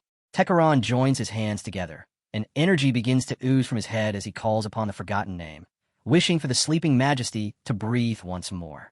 He activates his skill, the breathing of manifestation, and the surroundings shift into a subspace as light flows from Tekaron's hands. Our hero watches silently as a dense red aura flickers around him, but then a blue time-loop circle appears above Tekaron. Tekaron realizes that Keldian had mixed the rituals of Acheron and Elevenheim, so that only he could recognize it. Deep down, he admits that he had secretly wished to meet Keldian in person, as he had never seen him before. Our hero urges him to hurry, saying there's no time and to break the curse quickly. The old man remains calm and tells him not to be impatient, confirming that the curse was made deliberately to be undone, and that he will now remove it at once. He just says the breath shatters all the binds, and the energy circle loops start vibrating hard as he orders it to sever these shackles.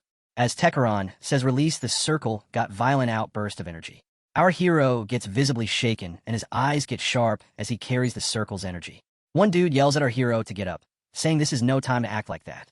He shouts if he's really going to throw away the sacrifice of 6 billion people. Our hero slowly wakes up, but remains silent. A red-haired companion comments that this won't do. The light in his eyes is gone. The purple-haired guy gets furious, saying it's not like he's the only one who's lost someone precious. So what is he doing just standing there? At that moment, a blond man named Keldian appears, his red ring glowing faintly. He apologizes to our hero, saying what they need right now is a warrior.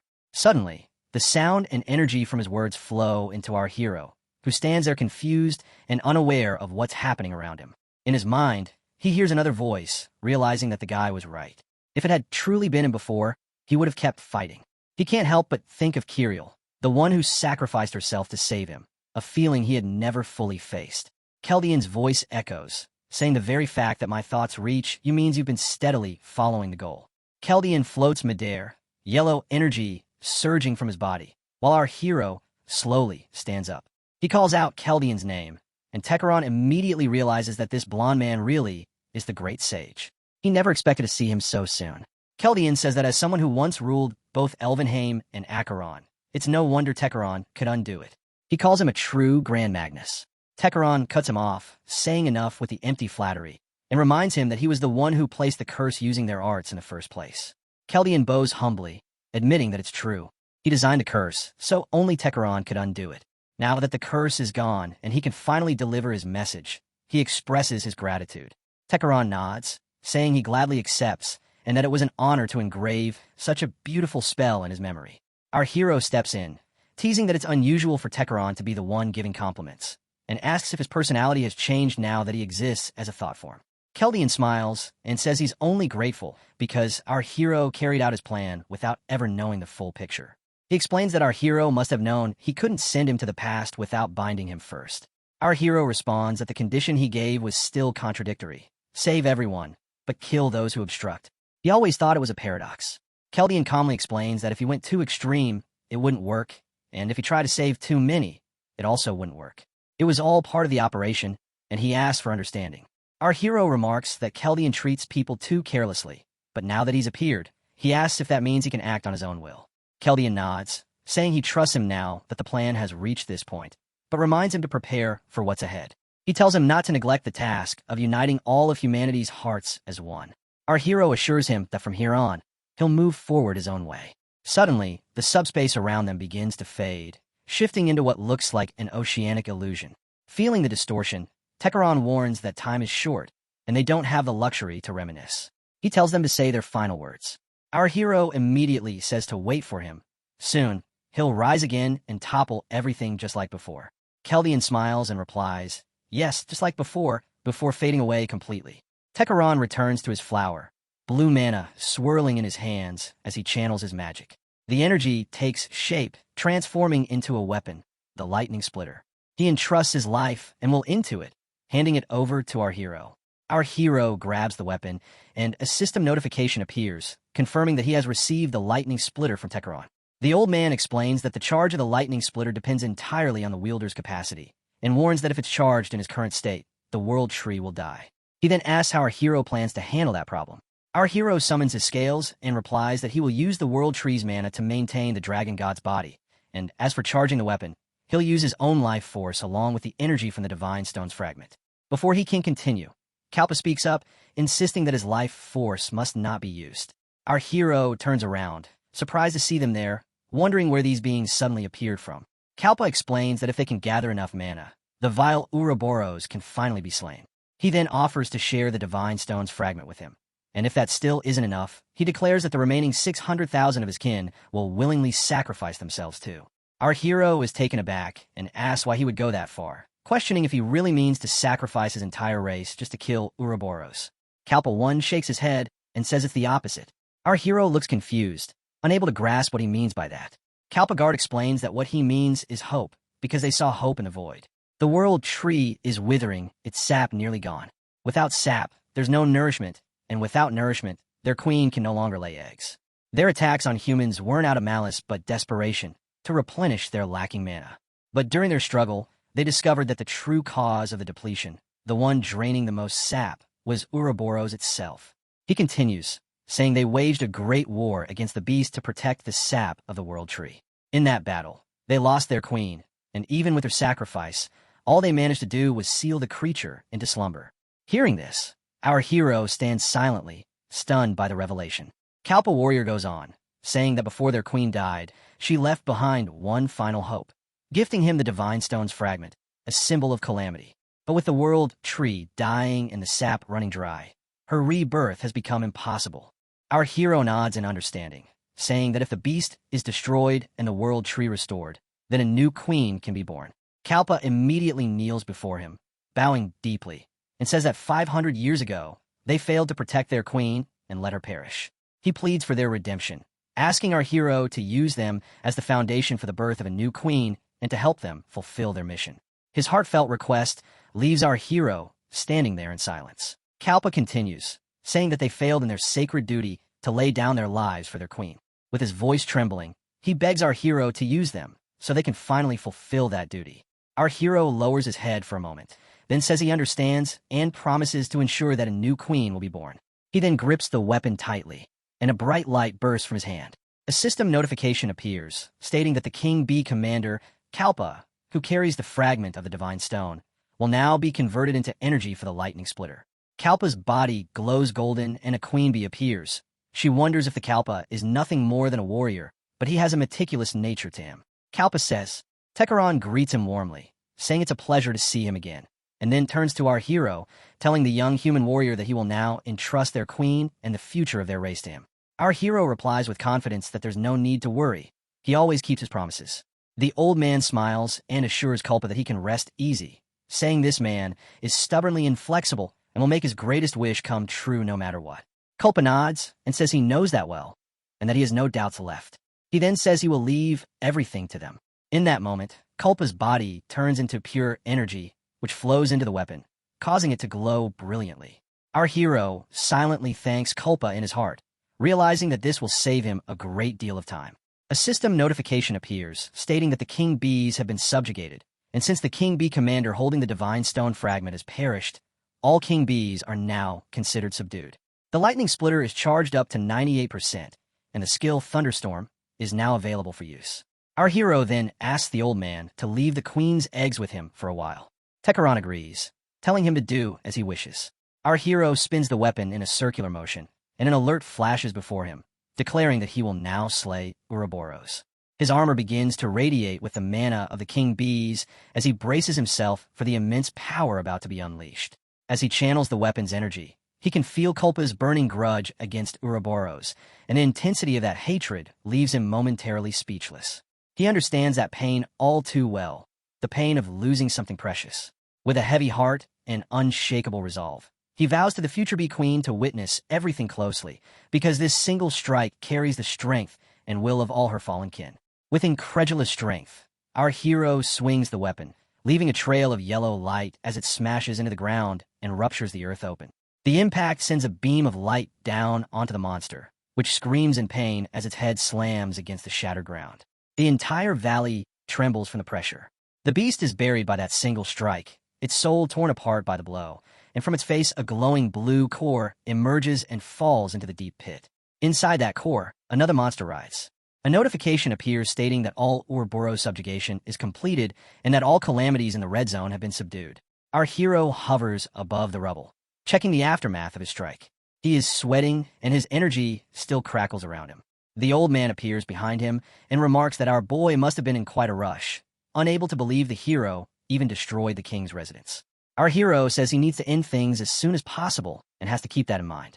The old man says he understands, but now that the monster has been felled, he suggests getting some rest. He explains that thunderstorm is a technique usable only by those not under the influence of physical reinforcement, and that using it in the wrong state would be harmful.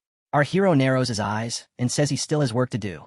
There is time before the lake opens, so he will rest until then. Without hesitation, he leaps into the hole where the core fell. The old man watches quietly, wondering how, despite all the help from his skills, the hero's body must be in extreme pain. Even with the seal released, why is the man drawn toward a corpse? The old man decides he must follow. Peering down, he sees our hero floating just above the core.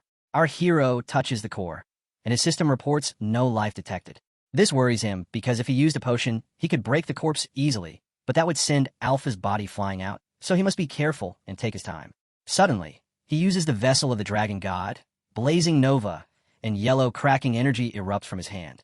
It opens a hole in the core, revealing Alpha inside. Our hero says this should be enough. He grabs Alpha's shoulder and gives the core a firm tug, shattering it into pieces. As Alpha flies free, our hero catches him, thinking this will let him keep his promise. He presses his hands against a fragment of memory on Alpha's chest, and it begins to glow. A notification says the fragment of memory is reacting to Alpha's body. Our hero believes he has successfully implanted Shane's soul. Now all that remains is to keep his promise to the king bee. Alpha awakens, calling him a monster and acknowledging that the promise was kept. Our hero replies that Alpha must be confused, but reassures him that he has secured his soul and will take him to his father so he can rest. Suddenly, our hero feels his heart pound violently and blood trickle from his mouth. Alpha notices and calls out, alarmed that the hero is bleeding. A notification announces the start of Voltri magic power recovery. The magic link with the entity, which our hero had temporarily been connected to, is cut off, and the remaining time on the magic link is restored to only 24 hours. The hero's scales dissipate into smoke as he clutches his chest in pain. The system warns that due to lack of magic power, the vessel of the dragon god will be lifted. Our hero coughs blood in sheer agony. Alpha crawls toward his master, asking what is happening. The hero is barely leaking blood from his mouth and realizes that with the magic link cut, the backlash is unbearable. He expected this, but now he fears he cannot keep his promise to the king bee. He forces himself to hold on despite having zero life force left. Alpha keeps shouting for him to hold together, reminding him they promised to move forward together and pleading not to be left behind. Suddenly, Tekaron appears, using his Agni's sting skill. He descends into a magic circle that rains fire arrows, taking Alpha by surprise. A fire arrow slams down just behind Alpha, and he cries out in confusion as 3 more arrows strike the ground before a hero and Alpha. The old man orders Alpha to back off, calling him a filthy beast, and declares that the man standing there is the savior of the world. He warns that if Alpha intends revenge, he'll be killed. Alpha is bewildered by the old man's words. The old man continues to berate him, saying that despite granting Alpha authority of control, the monster dared to use that power to destroy the red zone. He keeps cursing him as a filthy bastard. The old man keeps cursing the boy, saying he is beyond disgust. From above, seated within a glowing circle and looking down, he notices the boy doesn't react at all. Instead, the boy starts to cry, his voice trembling as he says he'd been waiting all that time, alone in the darkness, believing that someday his father would come for him. In that endless dark, he held on to the hope that his father would come to save him. But now that very belief is being crushed, as the same person who gave him hope is now trying to kill him once again. Tears stream down his face as he weeps, saying that if his father had seen him again, he thought he would call him Shane and greet him with warmth. but he realizes now how wrong he was. The old man, shaken and disturbed by hearing the name Shane, a name he had buried deep in his heart, stares in disbelief and asks if the boy truly just said he is Shane. Alpha, clinging tightly to our boy, cries out that he doesn't care what happens to him and begs the old man to save Hansu. The old man, overwhelmed with guilt, apologizes and admits that he failed to recognize his own son as a father should. He explains that even if he hadn't embraced him before, he had always intended to protect him. He tells them not to worry as glowing yellow patterns begin to emerge from the circle, surrounding them in radiant light, and the boy's body starts shining with a golden hue. The Elysian circle of life now activated. Alpha, filled with confusion and fear, asks his father what he's doing. The old man, tears flowing down his face, replies that no parent would ever call their own child disgusting. He gently wipes Alpha's tears, apologizing from the depths of his heart. Pulling his son into a tight embrace, he confesses that both he and Alpha's mother have always loved him so deeply that no words could ever describe it. His voice cracks as he tells him how much he misses him, calling him his beloved son. Alpha, trembling, wraps his arms around him and bursts into tears, crying like a child in his father's arms. At noon, inside a quiet tent, our boy lies resting. As he slowly opens his eyes, a wave of fatigue still lingers through his body. He sits up on the bed, clenches his fist, and feels a familiar pulse. His magic link has been safely restored. With a calm breath, he notes that there shouldn't be any problem moving around in this state. Putting on his shoes, he looks around and says that he already knows who's there, asking the fairy to show herself. From the shadows, an eerie presence appears. A large-horned fairy with a wicked smile, her snake-like aura slithering through the air. She says she was worried since he had been bedridden, but he seems to have recovered better than expected. Our boy narrows his eyes and replies that her concern is nothing but a joke. He accuses her lord of wanting him to suffer, then demands the reward he was promised, saying he has already subjugated all the calamities and now wants the skill called Dive Zero. The fairy's smirk widens as she mocks his confidence, saying he already knows exactly what he wants. She pulls out a strange crystal that glows faintly and tells him that since he worked so hard for their amusement, they'll grant him this reward as a treat. She explains that this pearl can cause unattributed damage across a wide area and rapidly lower the magic resistance of every target caught within its range. Her grin sharpens as she asks whether, by choosing a skill once known to have destroyed the world, he plans to entertain them again with even more chaos starting from the Orange Zone. Our boy simply replies that how he uses the skill is none of their concern. It's his power now, and they have no right to interfere. The theory says she will see it and then ask whether you intend to commit mass genocide, right? Then she calls Mr. Hansel far too kind in his progression and explains that some of the higher-ups have complaints. If he takes a more exciting action, she could quickly push him forward. Our boy moves closer and replies that he does not intend to commit mass genocide and asks whether demanding something from Traveler is not against the rulebook. She bristles and insists she only said that because she wanted to do something for him. How upsetting, and even though she gave him a reward that was then. Our boy tells her to do as she wishes. She vanishes, leaving him thinking that the Dive Zero Pearl is indeed well-suited for mass genocide. Yet when used with precision, it becomes a skill specialized in killing enemies. In the Orange Zone, he cannot use tree magic power, and using the Vessel of the Dragon God without sufficient magic would risk fainting. However, with Dive Zero, everything changes. Now that he has obtained a finisher skill with good magic power efficiency, starting from the Orange Zone, he will have to rush things through. A system notification appears, showing that a message has been received from Tekaron, requesting a conversation. He mentions that he has something important to say about his race. Thinking about the race, our boy tells Tekaron that he'll be there shortly. Later, he's seen standing before the old man, who admits that things had been too tense earlier for them to talk freely. The old man mentions that in his memories, he saw Acheron and asks if his kin are still alive in the Orange Zone. Our boy answers that his father is right. Acheron did survive in the Orange Zone. However, their original tribe, Nagar, couldn't adapt to the desert's harsh conditions and eventually perished. The old man sighs deeply and says he understands now. He realizes that his kin, the Acheron, still live on, even if the Nagar didn't make it. Our boy then asks why the old man hadn't told him much before, wondering what had happened and how someone of Acheron came to exist within Elvenheim. The old man explains that he never got the chance to tell his savior the truth, but now he will. He recalls the day a great change struck the Golden Lion Lazar, their godly guardian, whose fall turned once fertile lands into lifeless wastelands. As the grace of his blood faded, their people began to die out. In desperation to breathe new hope into his dying tribe, he used a soul transmitter to reach another world. The device succeeded in calling forth the souls of Acheron into that other realm. By fate, he was reborn as the Prince of Elvenheim. Though his body belonged to an elf, his mind remained that of an Acheron. His greatest wish was to awaken the spirit of Acheron within the bodies of Elvenheim, but that twisted ambition gave birth to Alpha. In time, he learned of Acheron's extinction and chose to live as one of the Elvenheim. But as calamities began to plague the world, even Elvenheim fell into ruin. He laments that he had lost his son twice and failed to protect his people, calling his life a complete failure. Yet, when our boy appeared, everything changed. He restored hope, and even brought the news that Acheron still survives. The old man's voice trembles as he says he could never express the depth of gratitude he feels toward him. Our hero calmly says that the old man can express his gratitude after he saves all of Acheron. The old man looks at him in shock, asking what he means by that. Our hero explains that there is still a way to save them, but for that, he needs the old man's knowledge. He asks for the location of the ancient ruins and the soul transmitter that he once used. The old man replies that he does know the location of the soul transmitter, but the real problem lies in the fact that Lazar, the golden lion, has fallen to his disease. He then asks if our boy is actually planning to heal him. Our hero nods and says that's exactly his plan, to cure Lazar. However, time is running out. In 2 years, the rope of Karashur will rise, bringing the calamity of destruction. When that happens, the entire Orange Zone, including the old man's tribesmen, will be wiped out. The old man, stunned, asks about the Pope, saying that his existence is meant to protect the Orange Zone. He can't understand why the Pope would ever summon calamity upon it. Our hero replies that those involved in the incident are already dead, and the reasons behind it were buried with them. What matters now is that it must be stopped. The old man stands silent for a moment, trying to process it all, then says he doesn't believe our hero would ever lie about something like this. Resolute, he declares that he will follow him into the Orange Zone. Our hero, expecting that answer, smiles faintly and says he was counting on him.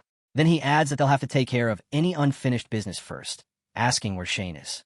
The old man tells him that Shane is currently in the king bee's nest. Hearing that, our hero asks him to guide the way.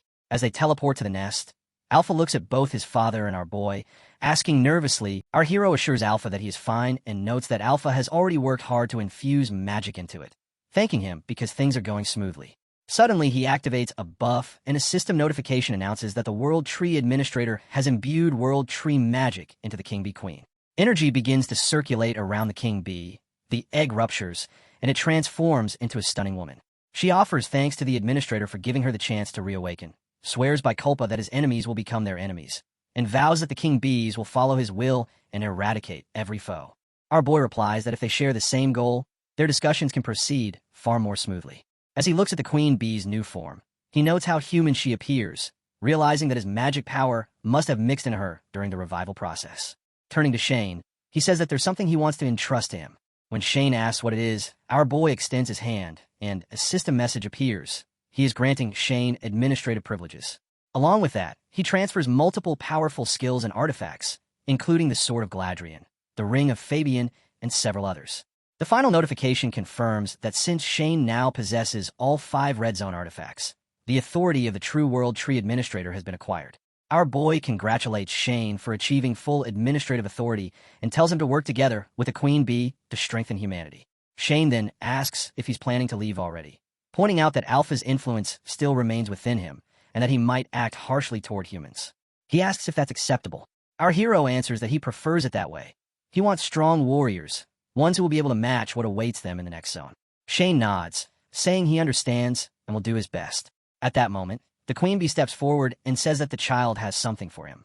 A bee flies over and drops a shining crystal onto our boy's head. The system immediately identifies it as a 7-piece soul fragment.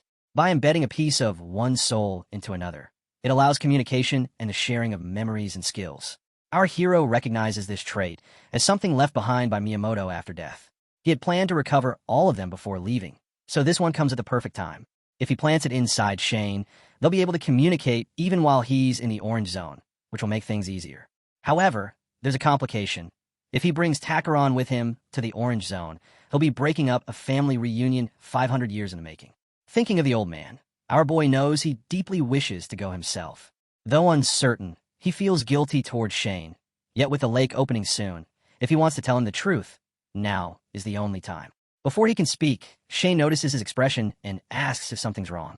Our boy admits there's something he must tell him, aside from passing on the administrator rights. Shane looks confused and asks if, even with all the calamities gone, there's still something serious left to handle. Our hero nods and says that's right. He tells Shane that to end the calamity in the Orange Zone, he'll need his father's help and asks if it's all right to take him along. Shane pauses for a moment, then softly says that he understands. His father is going to the Orange Zone. Before he can continue, our boy reassures him that this parting won't last forever.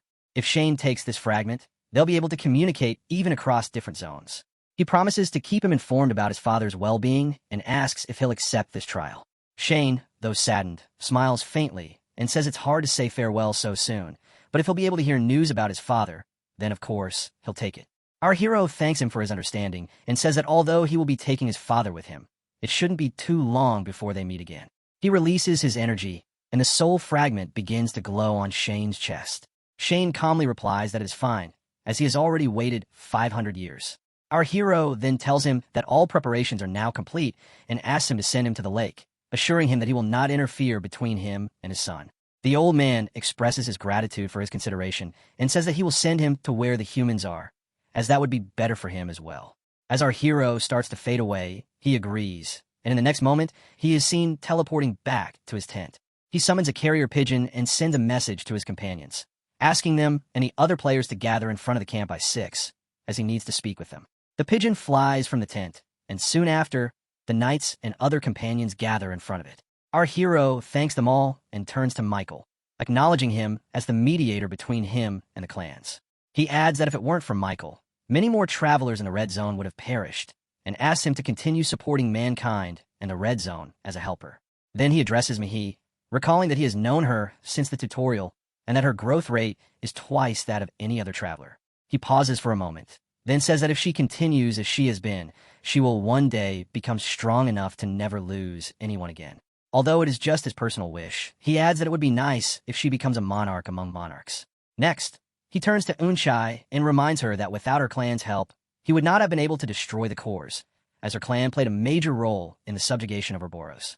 Unchai wonders why the hero is suddenly addressing her in this way, as he never did so before. The hero continues, saying that he is already a monarch and tells her to lead her clan toward prosperity. He also expresses his wish to help Mihi continue moving forward. He then calls out to Sophia, Sangjin, and Wangjung, saying that he knows they intend to follow him. But the Orange Zone is extremely dangerous, and they could die at any time. He makes it clear that if they choose to follow him, they must obey his orders without question or resistance. He asks if they are still willing to follow him under those conditions. Sangjin responds that if it is his command, he is always ready to obey. Sophia remarks that she has already been doing that anyway, and since all the calamities have been dealt with, she wishes to clear the path ahead so her younger sibling can pass through the zones more easily. Wonk agrees as well, saying that he wants to go ahead and prepare the way so his daughter can traverse the zones with greater ease, and he also wishes to search for his lost son. If the hero counts him among his forces, he will gladly follow. Our hero accepts their resolve and tells everyone that since they have made their decisions, they will depart for the Orange Zone the next day. He advises them to rest until then.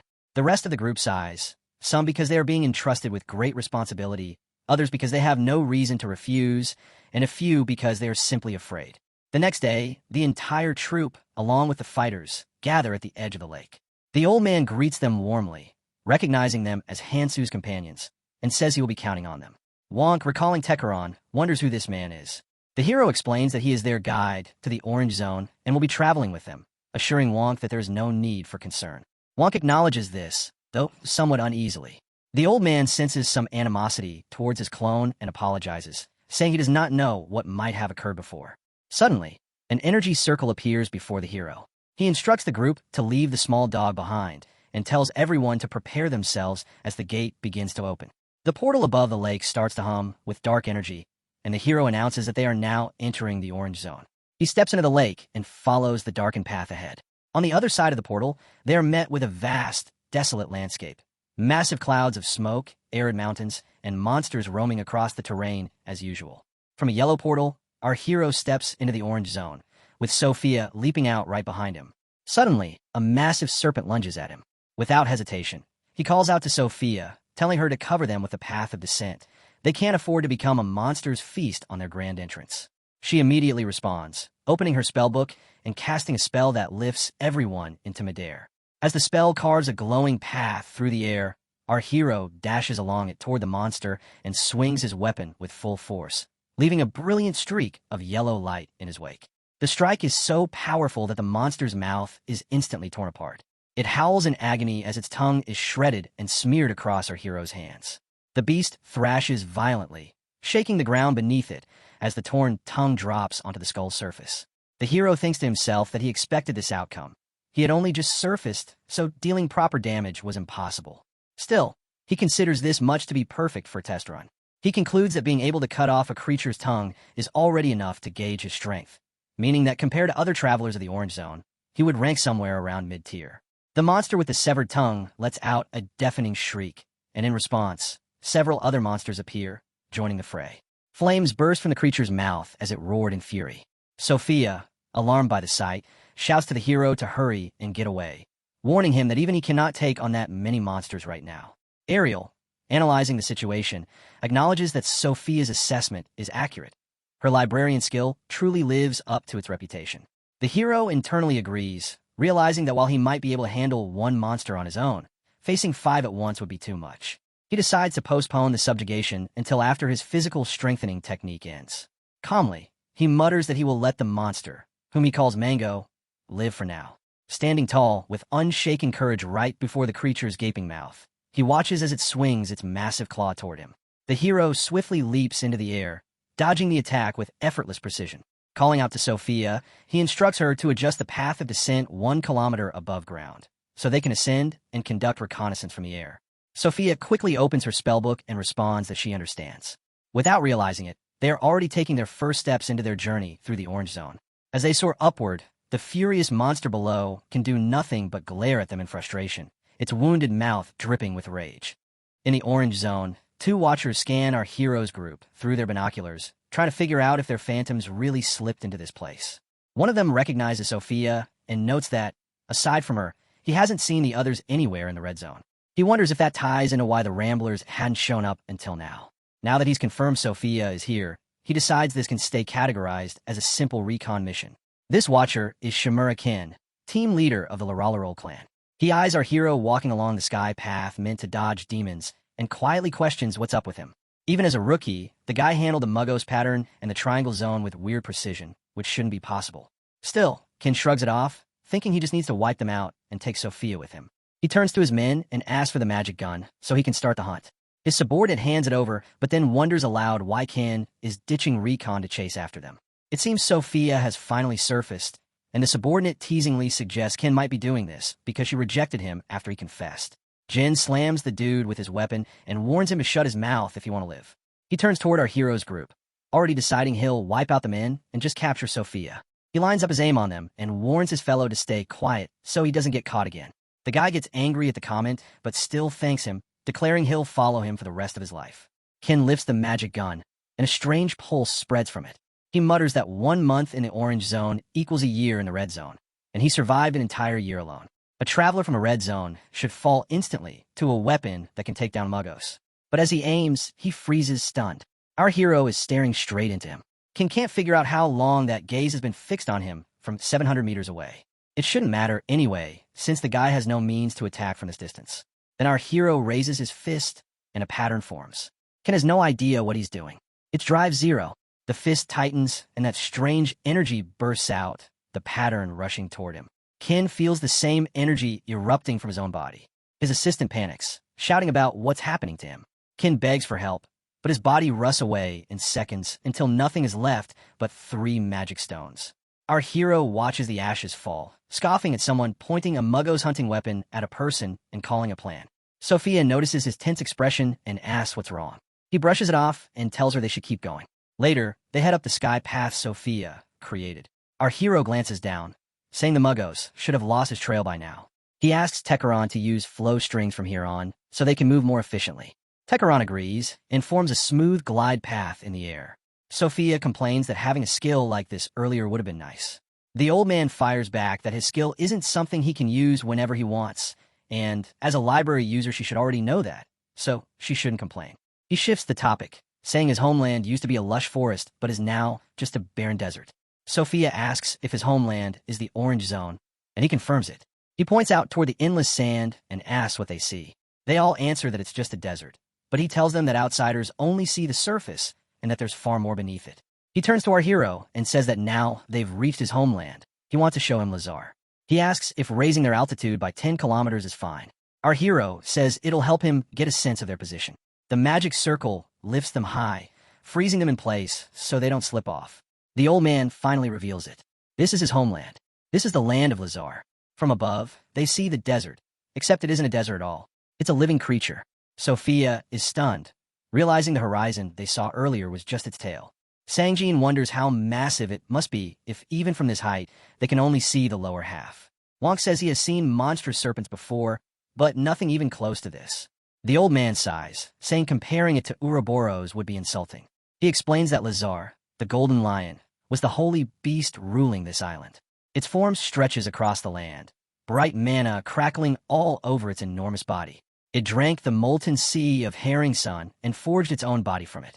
The bright blue sparks they see come from Lazar, converting molten water into energy that blesses many beings, including the Acheron. But now that the place has dried into desert, he fears that blessing won't last much longer. Our hero says he brought them here to fix that. He knows what needs to be done, so the old man should just guide them. The old man says he has no reason to doubt him. He was only grieving for his homeland. He points to a settlement in the distance, saying it doesn't look like his people's architecture, so it must be human.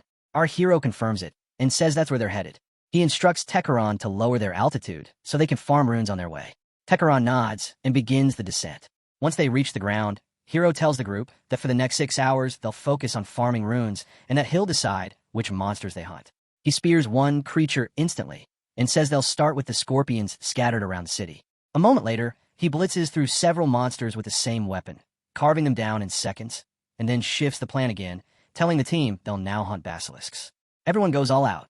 Weapons ring, summons flare, shields crash, and the battlefield turns into pure chaos.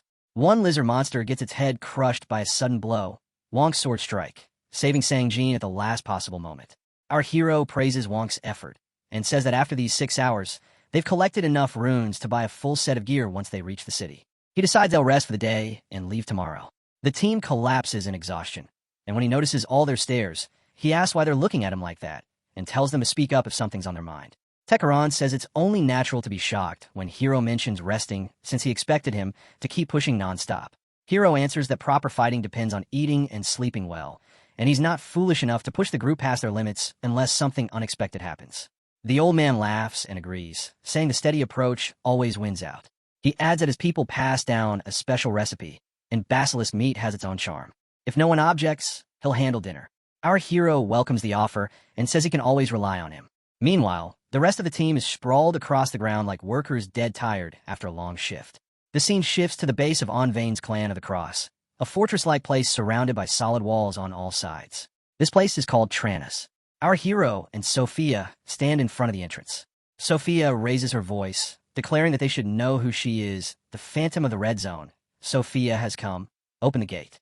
The guards on top look at each other, asking if she really is Sophia. One of them questions why a phantom from the Red Zone would even come here. The guard calls down, telling them to wait a moment, saying they have their own situation and can't open the gate right now. They will report it to the clan leader and let them know his decision, so for now, they should stay put. Sophia is stunned that they're not giving her any importance. Our hero finds it strange. The helpers who were supposed to aid them are instead stationed here, guarding their base. Normally, they would step in to stop Mago traveler hunts, yet the ones waiting for them were clan members who enjoyed hunting travelers. According to his memories from his past life, this clan shouldn't even exist yet, but they have already formed and even tried to hunt them. It seems his reincarnation shifted the timeline forward. He knows corruption has spread, but he needs to confirm how far. Our hero leaps up the wall in seconds, but before he reaches the top, someone else lands with a loud crash. A pink-haired girl stands there, saying, "Well, look who it is. Isn't that Sophia?" This girl is Envy Eren. Sophia is shocked to see Eren. She remembers her as the Punisher of Eries and the comrade who fought by her side for 50 years in the past. Now Eren stands as the leader of the Klaus clan of Rangers and the ruler of the Helper City, Tarnus. Arvin happily asks Sophia that it has been so long and wonders about her younger brother, asking if she met him. Sophia blushes and holds her hand, saying not yet. She handled the Red Zone calamities first, so he would have an easier path coming up. Arvin is stunned and asks what she means, questioning if she actually killed them, and if that was even possible. Sophia says it is a long story and not something to explain right now, then asks why Arvind seems so tense and if something happened. Arvind sighs and says Sophia does not know the situation. To put it simply, there is a man called the Coffin Emperor who created the Leto plan. The issue is that he has been gathering scums, rapists, murderers, anyone who broke city laws, and sending them to attack their city nonstop. Their forces grew so massive in just 1 year that all they can do now is defend. Arvind says they should have upheld the rules Erie's left behind and apologizes that Sophia came from the Red Zone, yet they as a helper clan could not even offer proper support. Our hero already expected this, thinking it explains why they were attacked earlier. If security is unstable, moving together would be risky. He plans to have his team stay here and train while he and the old Tekaron head toward the temple. Arvind says she is still glad they made it here, because a whole group of travelers from the Red Zone arriving right now would have been a disaster. Sophia then says it is all thanks to Kong Han Su, who handled the calamities alone and made everything manageable. Everyone looks at our hero in shock. Arvind studies him and says she sensed an unusual aura but finds him more impressive than she expected, then suggests a spar. Our hero says he just arrived from the Red Zone yesterday and would not be a worthy opponent. Arvind says she assumed he would be a battle junkie since he took down all the calamities, but maybe not. Our hero says he is not the type who enjoys fighting and knows he would lose anyway. He then asks about the dungeon inside the town. Arvind says she is not sure how he knew about that, but it is rarely used since only a few locusts come out occasionally. Arvind adds that since he is in the Odin Zone, it is safe to farm freely, so he should use it as he wishes. Our hero understands and thanks her for granting access so quickly. Arvind says it is nothing and that if he is Sophia's companion, then he is a comrade as well. She tells him to let her know if he needs anything. Our hero says he will reach out if something comes up. A bird suddenly flies in from above. It looks big from afar, but is actually small and lands on Arvind's finger. She pauses, saying she is receiving a message. The bird delivers a note from a clan leader reporting that Kale Dawson has been located, with the coordinates attached. Arvind becomes furious and immediately prepares to leave to confront Kale Dawson. She apologizes to our hero, saying she has something urgent to handle and that they will speak properly next time. Sophia says it is fine. Arvind leaps away and orders the guards to open the gates for them and guide them to their quarters. She says they are her guests and must be treated with respect. The guard welcomes Lady Sophia and her companions to Tarnas, saying they are honored to have them and hoping for good relations. The iron gates rise, and our hero steps into the city's commercial district. A local instructor excitedly spots Sophia and says a phantom coming all the way up here is unbelievable. She says they never got to speak in the Red Zone and that it is an honor to meet her. Sophia simply brushes her off. Our hero asks if their lodging is near the center temple. The girl confirms it and says she is surprised he already knew. Our hero says that is good and mentions that since they are already in the marketplace, he wants to buy new gear. He asks if she can guide them or at least provide a map. She pulls something from her pocket, revealing an advanced map, and hands it to him. Our hero thanks her. She politely wishes them a pleasant shopping trip and hopes to meet again. Our hero replies that if fate allows, they will cross paths once more. He turns to his team and says that for now, they should get equipped and meet by the abandoned dungeon at around 5 in the evening. The team heads off to shop and carry out the plan. The instructor and Sophia go shopping together. Sanjin heads off to look for new swords. Wong tries to find something with more mana-induced power. But in the most classic fashion, our hero steps into an artifact shop. He picks up a brooch that helps him fly walk, an artifact that grants flight by channeling mana into his soul. He also buys a storm lace, a lightweight cloak that protects against sandstorms. That still isn't enough for him, so he adds a shield and a pair of rune gloves to his haul. These gloves help with mana flow control. Fully geared, our hero smiles and says that it is clean and good enough. As he walks out radiating a farming aura, the old Tekaron is impressed and says he never saw anything like this in the Red Zone, wondering if humans really buy and sell such things. Our hero says of course, before coming to the other world, this was normal for humans, and Tekaron probably never saw this kind of life down there because of Miyamoto's influence. Tekaron still finds it strange that one of the 12 temples has turned into a human city. Our hero tells him not to be easily surprised, or he will make all the effort put into turning him human go to waste. Tekaron sighs and says fine. He will be careful, complaining that our hero is always nagging. Our hero then turns to the shop owner and asks how much everything costs. The shop owner looks the goofiest character I have ever seen. However, he says, judging by your gear, you haven't been here long since leaving the Red Zone. He asked our hero if he got enough runes. Our hero grabs out a small bag and dumps multiple runes he gathered from the Orange Zone. The goofy shop owner is left stunned. Our hero is confident that the runes must be enough to buy everything. The shop owner didn't even count and thanked our boy. The scene shifts to the training dungeon. Our hero and Tekeron are already waiting for the team. When the team arrives, Hansu is pleased that these slugs finally made it. Sanjin asks about the dungeon rating and wonders if it's easy to clear it. Our hero says not to be so chill. They will see how easy the dungeon is once they are inside. Our hero and the team make their way toward the dungeon, and he glances at Tekeron while telling him that he's going to start explaining how the item should be prepared. Tekeron gives him the go-ahead. Our hero lifts a finger, and a burst of blue energy shoots out of him. That surge activates the system, drawing everyone's attention as a box forms and shapes rise above the circle. He explains to his teammates that once they step inside the dungeon, a monster called Baladi will show up. It's basically a wasp-type creature in its berserk state, and if they compare it to those parasitic locusts that made them sick in the red zone, these are a bit more dangerous. Thankfully, there won't be many, so they shouldn't cause much trouble. He goes on, saying that once they deal with the Baladi, they should move forward about 500 meters to reach a large room. After showing them the structure, he adds that from the center of that room, the 21st brick marks the entrance to a hidden dungeon. Once they head inside, another wave of Baladi will appear. Our hero looks straight at Sangjin, telling him that this part is his role. With Lord of the Dead, he'll be able to control the Baladi that have already been taken down, allowing them to gather around 30% of the runes they need within 3 days. After hitting that 30%, they'll need to go deeper into the dungeon, reach the room housing its core, and defeat the Baladi King. Taking down the king will give them ownership of the dungeon, letting them control the Baladi population, so farming becomes a lot easier. He warns them that without an insect-killing skill, it's nearly impossible to bring down the king before gathering that first 30%, so they shouldn't touch the Baladi King until that condition is met. With everything explained, he tells them he'll send the next part of the plan at the right time using a carrier pigeon, and until then, they can simply focus on farming runes. But he looks at our boy and asks if he isn't planning to go in with them. Sangjin glances back and says it's Hanzo, and he's sure something urgent came up. Our hero agrees and tells them he won't be entering with the group because, just like Sangjin said, he has something he needs to take care of. He mentions that if they take the strong rations, things should become much easier, though he makes it clear it's not for free. He hands him a bag filled with runes. Sangjin notes that it's a pretty clean deal, and our hero confirms it, saying he won't make them work without compensation.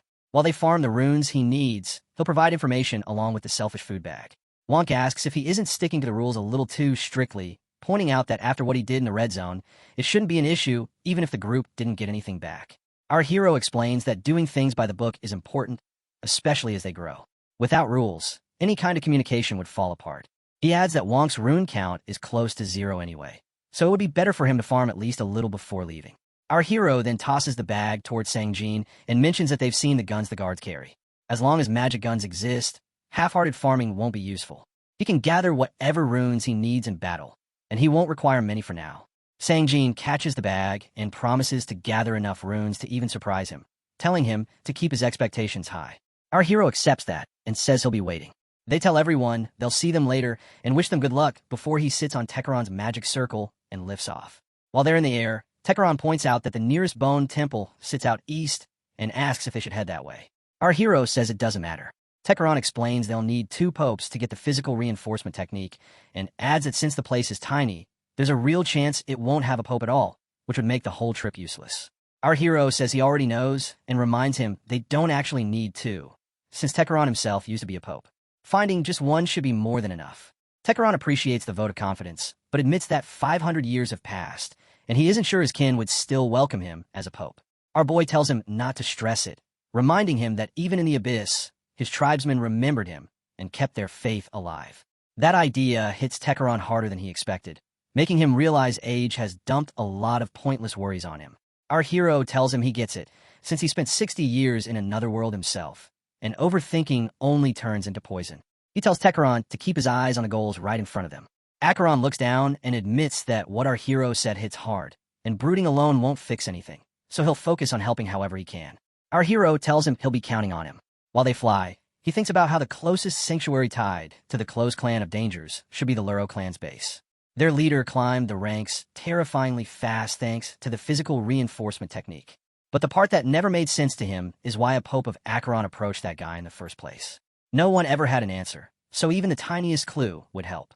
Right then, he glances down and freezes at the scene below. A young girl is sprinting for her life while a man barrels after her. She's clutching a necklace and running like her breath depends on it, because it does.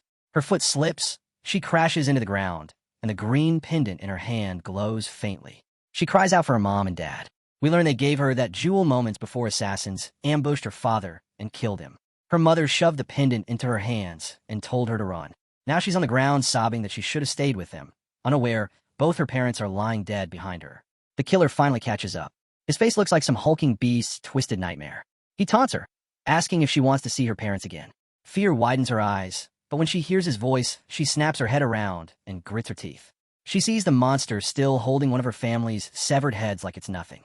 This wolf-like assassin is the one who butchered her parents. He flings their heads in front of her with disgusting force. She stares at them in shock, breaks completely, and crawls toward them as her whole world collapses. She keeps trembling and questioning why any of this happened and what her family ever did wrong. The assassin just laughs. He says he enjoys watching nobles drown in despair and loves the expression she's making. He even wonders out loud what else he can do to push her deeper into misery. The girl suddenly starts praying desperately, calling out to Tekaran, a Kalusai of her bloodline, to protect his descendant from danger. She begs again and again. Then, out of nowhere, a bright yellow celestial sword materializes in the sky and blasts downward with insane speed, stopping right above the monster's head before tearing straight through him. The wolf creature chokes on blood, stunned that a literal divine blade just skewered him. As he stares upward, another massive blue circle appears above him with more celestial spears waiting. He can't even process what he's seeing before the spears rain down and shred him from every direction, leaving no inch untouched. The girl slowly looks up at what answered her prayer. She sees two figures seated calmly on a glowing magic circle. Our hero and old Tekaran descend toward the girl, who just stares at them in shock as they land. The wolf monster is already dead, and our hero glances over its corpse while the girl keeps crying, wondering if her prayers actually got answered. Tekaran studies her quietly, noticing she's still clutching that glowing green pendant. He then moves toward her parents' severed heads to check them, and after seeing the bruises on her hands, he gives her a gentle healing spell while apologizing that a child of Acheron shouldn't have been left alone this long. The girl keeps sobbing, unable to handle the weight of what she just lost. Then she suddenly mutters that if they really came after hearing her prayers, she has a request tied to her parents' duty, and now hers. Tekaran asks what duty she means and tells her she should rest first, that he'll listen afterward. She screams that she can't rest, saying her parents failed their mission because of her. Tekaran feels the hurt in her voice and tries to calm her, but she grabs his robe and begs him to hear her out. She desperately asks to be taken to Creole Gorge. Hearing that name, Tekaran realizes this child was carrying out the duty of a pope. Still, he uses Moon Cradle to put her to sleep, and the blue energy knocks her out instantly. Even as her tears keep falling, Tekaran tells her to rest peacefully. Hugging her gently, he says her wish, no, Acheron's prayer, called him across 500 years to reach her. Our hero watches, thinking about Creole Gorge and what that says about the temple situation. Helping this child is clearly the next move, but for now, the priority is wiping out the pursuers. There are 6 of them, perfect to test the vessel of the dragon god in close combat. He tells Tekaran they've got unwelcome company approaching. Tekaran sets the girl down and walks beside him, saying he sees them too. Rage boils up in him as he growls that these Gratchi tribesmen have crossed a line Acheron's followers should never cross. He calls their depravity beyond words and summons Agni's blades, forming several mana-forged weapons ready to strike. Our hero counts the enemies, 3 Acherons and 3 humans. He tells Tekaran to take the 2 up front while he handles the ones at the back. Tekaran, still furious, agrees instantly. Our hero activates Vessel of Dragon God, Heaven Spear, and charges in with his weapon drawn, defending himself as he rushes straight into the fight. The enemies panic as they rush him too, with a wolf-type monster leading them. That beast snarls that the earlier skill looked like Agni's, meaning a pope might be here, but then doubts it, saying a true pope would never leave the sanctuary. He tells himself that if so many popes had truly fallen, the entire gorge would have been wiped out, so he'll have to confirm it. But before he can think further, a blinding light flashes. The group squints, unable to see what it is, until our hero shoots out of the glow with insane speed, slicing right through the wolf monster and the guy behind him in one clean pass. Then he leaps to the last man in the back and cuts his neck effortlessly. At the same moment, the summoned spears impale the wolf monster and another guy behind him. Our hero keeps his momentum, clearing them in single slashes like it's nothing. One of the remaining monsters manages to block his attack, but starts sweating as he realizes the blow nearly severed his head. Our hero notes that the man is definitely mid-rank. The guy trembles and tries to fight back, but his will breaks instantly. When our hero slams his weapon down, the man drops to his knees, surrendering and wondering where someone like this monster of a human even came from. Our hero, buzzing with energy, tells him to leave and go handle whatever he needs to. The white-haired guy stares in disbelief, confused why he's being spared. Our hero warns him not to make him repeat himself, so the man immediately bolts into the sky and vanishes. Our hero thinks about how enemies from his past life are now allies, while old allies have become enemies. Meanwhile, as the white-haired man escapes, he thinks about Terra's and hopes the spy planted by Envy Aaron sticks to his assigned role. The scene then shifts to a massive monster made entirely of scales, Muggos. It's the ruling beast of the Orange Zone, and anyone who can kill it earns Muggos rank, a level far above normal travelers. Compared to this creature, the lone guy facing it looks tiny. He grips his sword and shield and gets into position. Muggos slams its paw down, and he barely blocks with an iron wall skill as the impact shakes the whole area. The guy summons Basilica Eyes, and two glowing eyes appear before him. As he yells, Muggos shudders from the force. The guy slips around its claw, leaps high into the air, and lands on its head. He uses blood venom, stabbing his power straight into the monster's skull as toxic energy floods its soul. Muggos convulses violently, and within seconds, the poison kills it.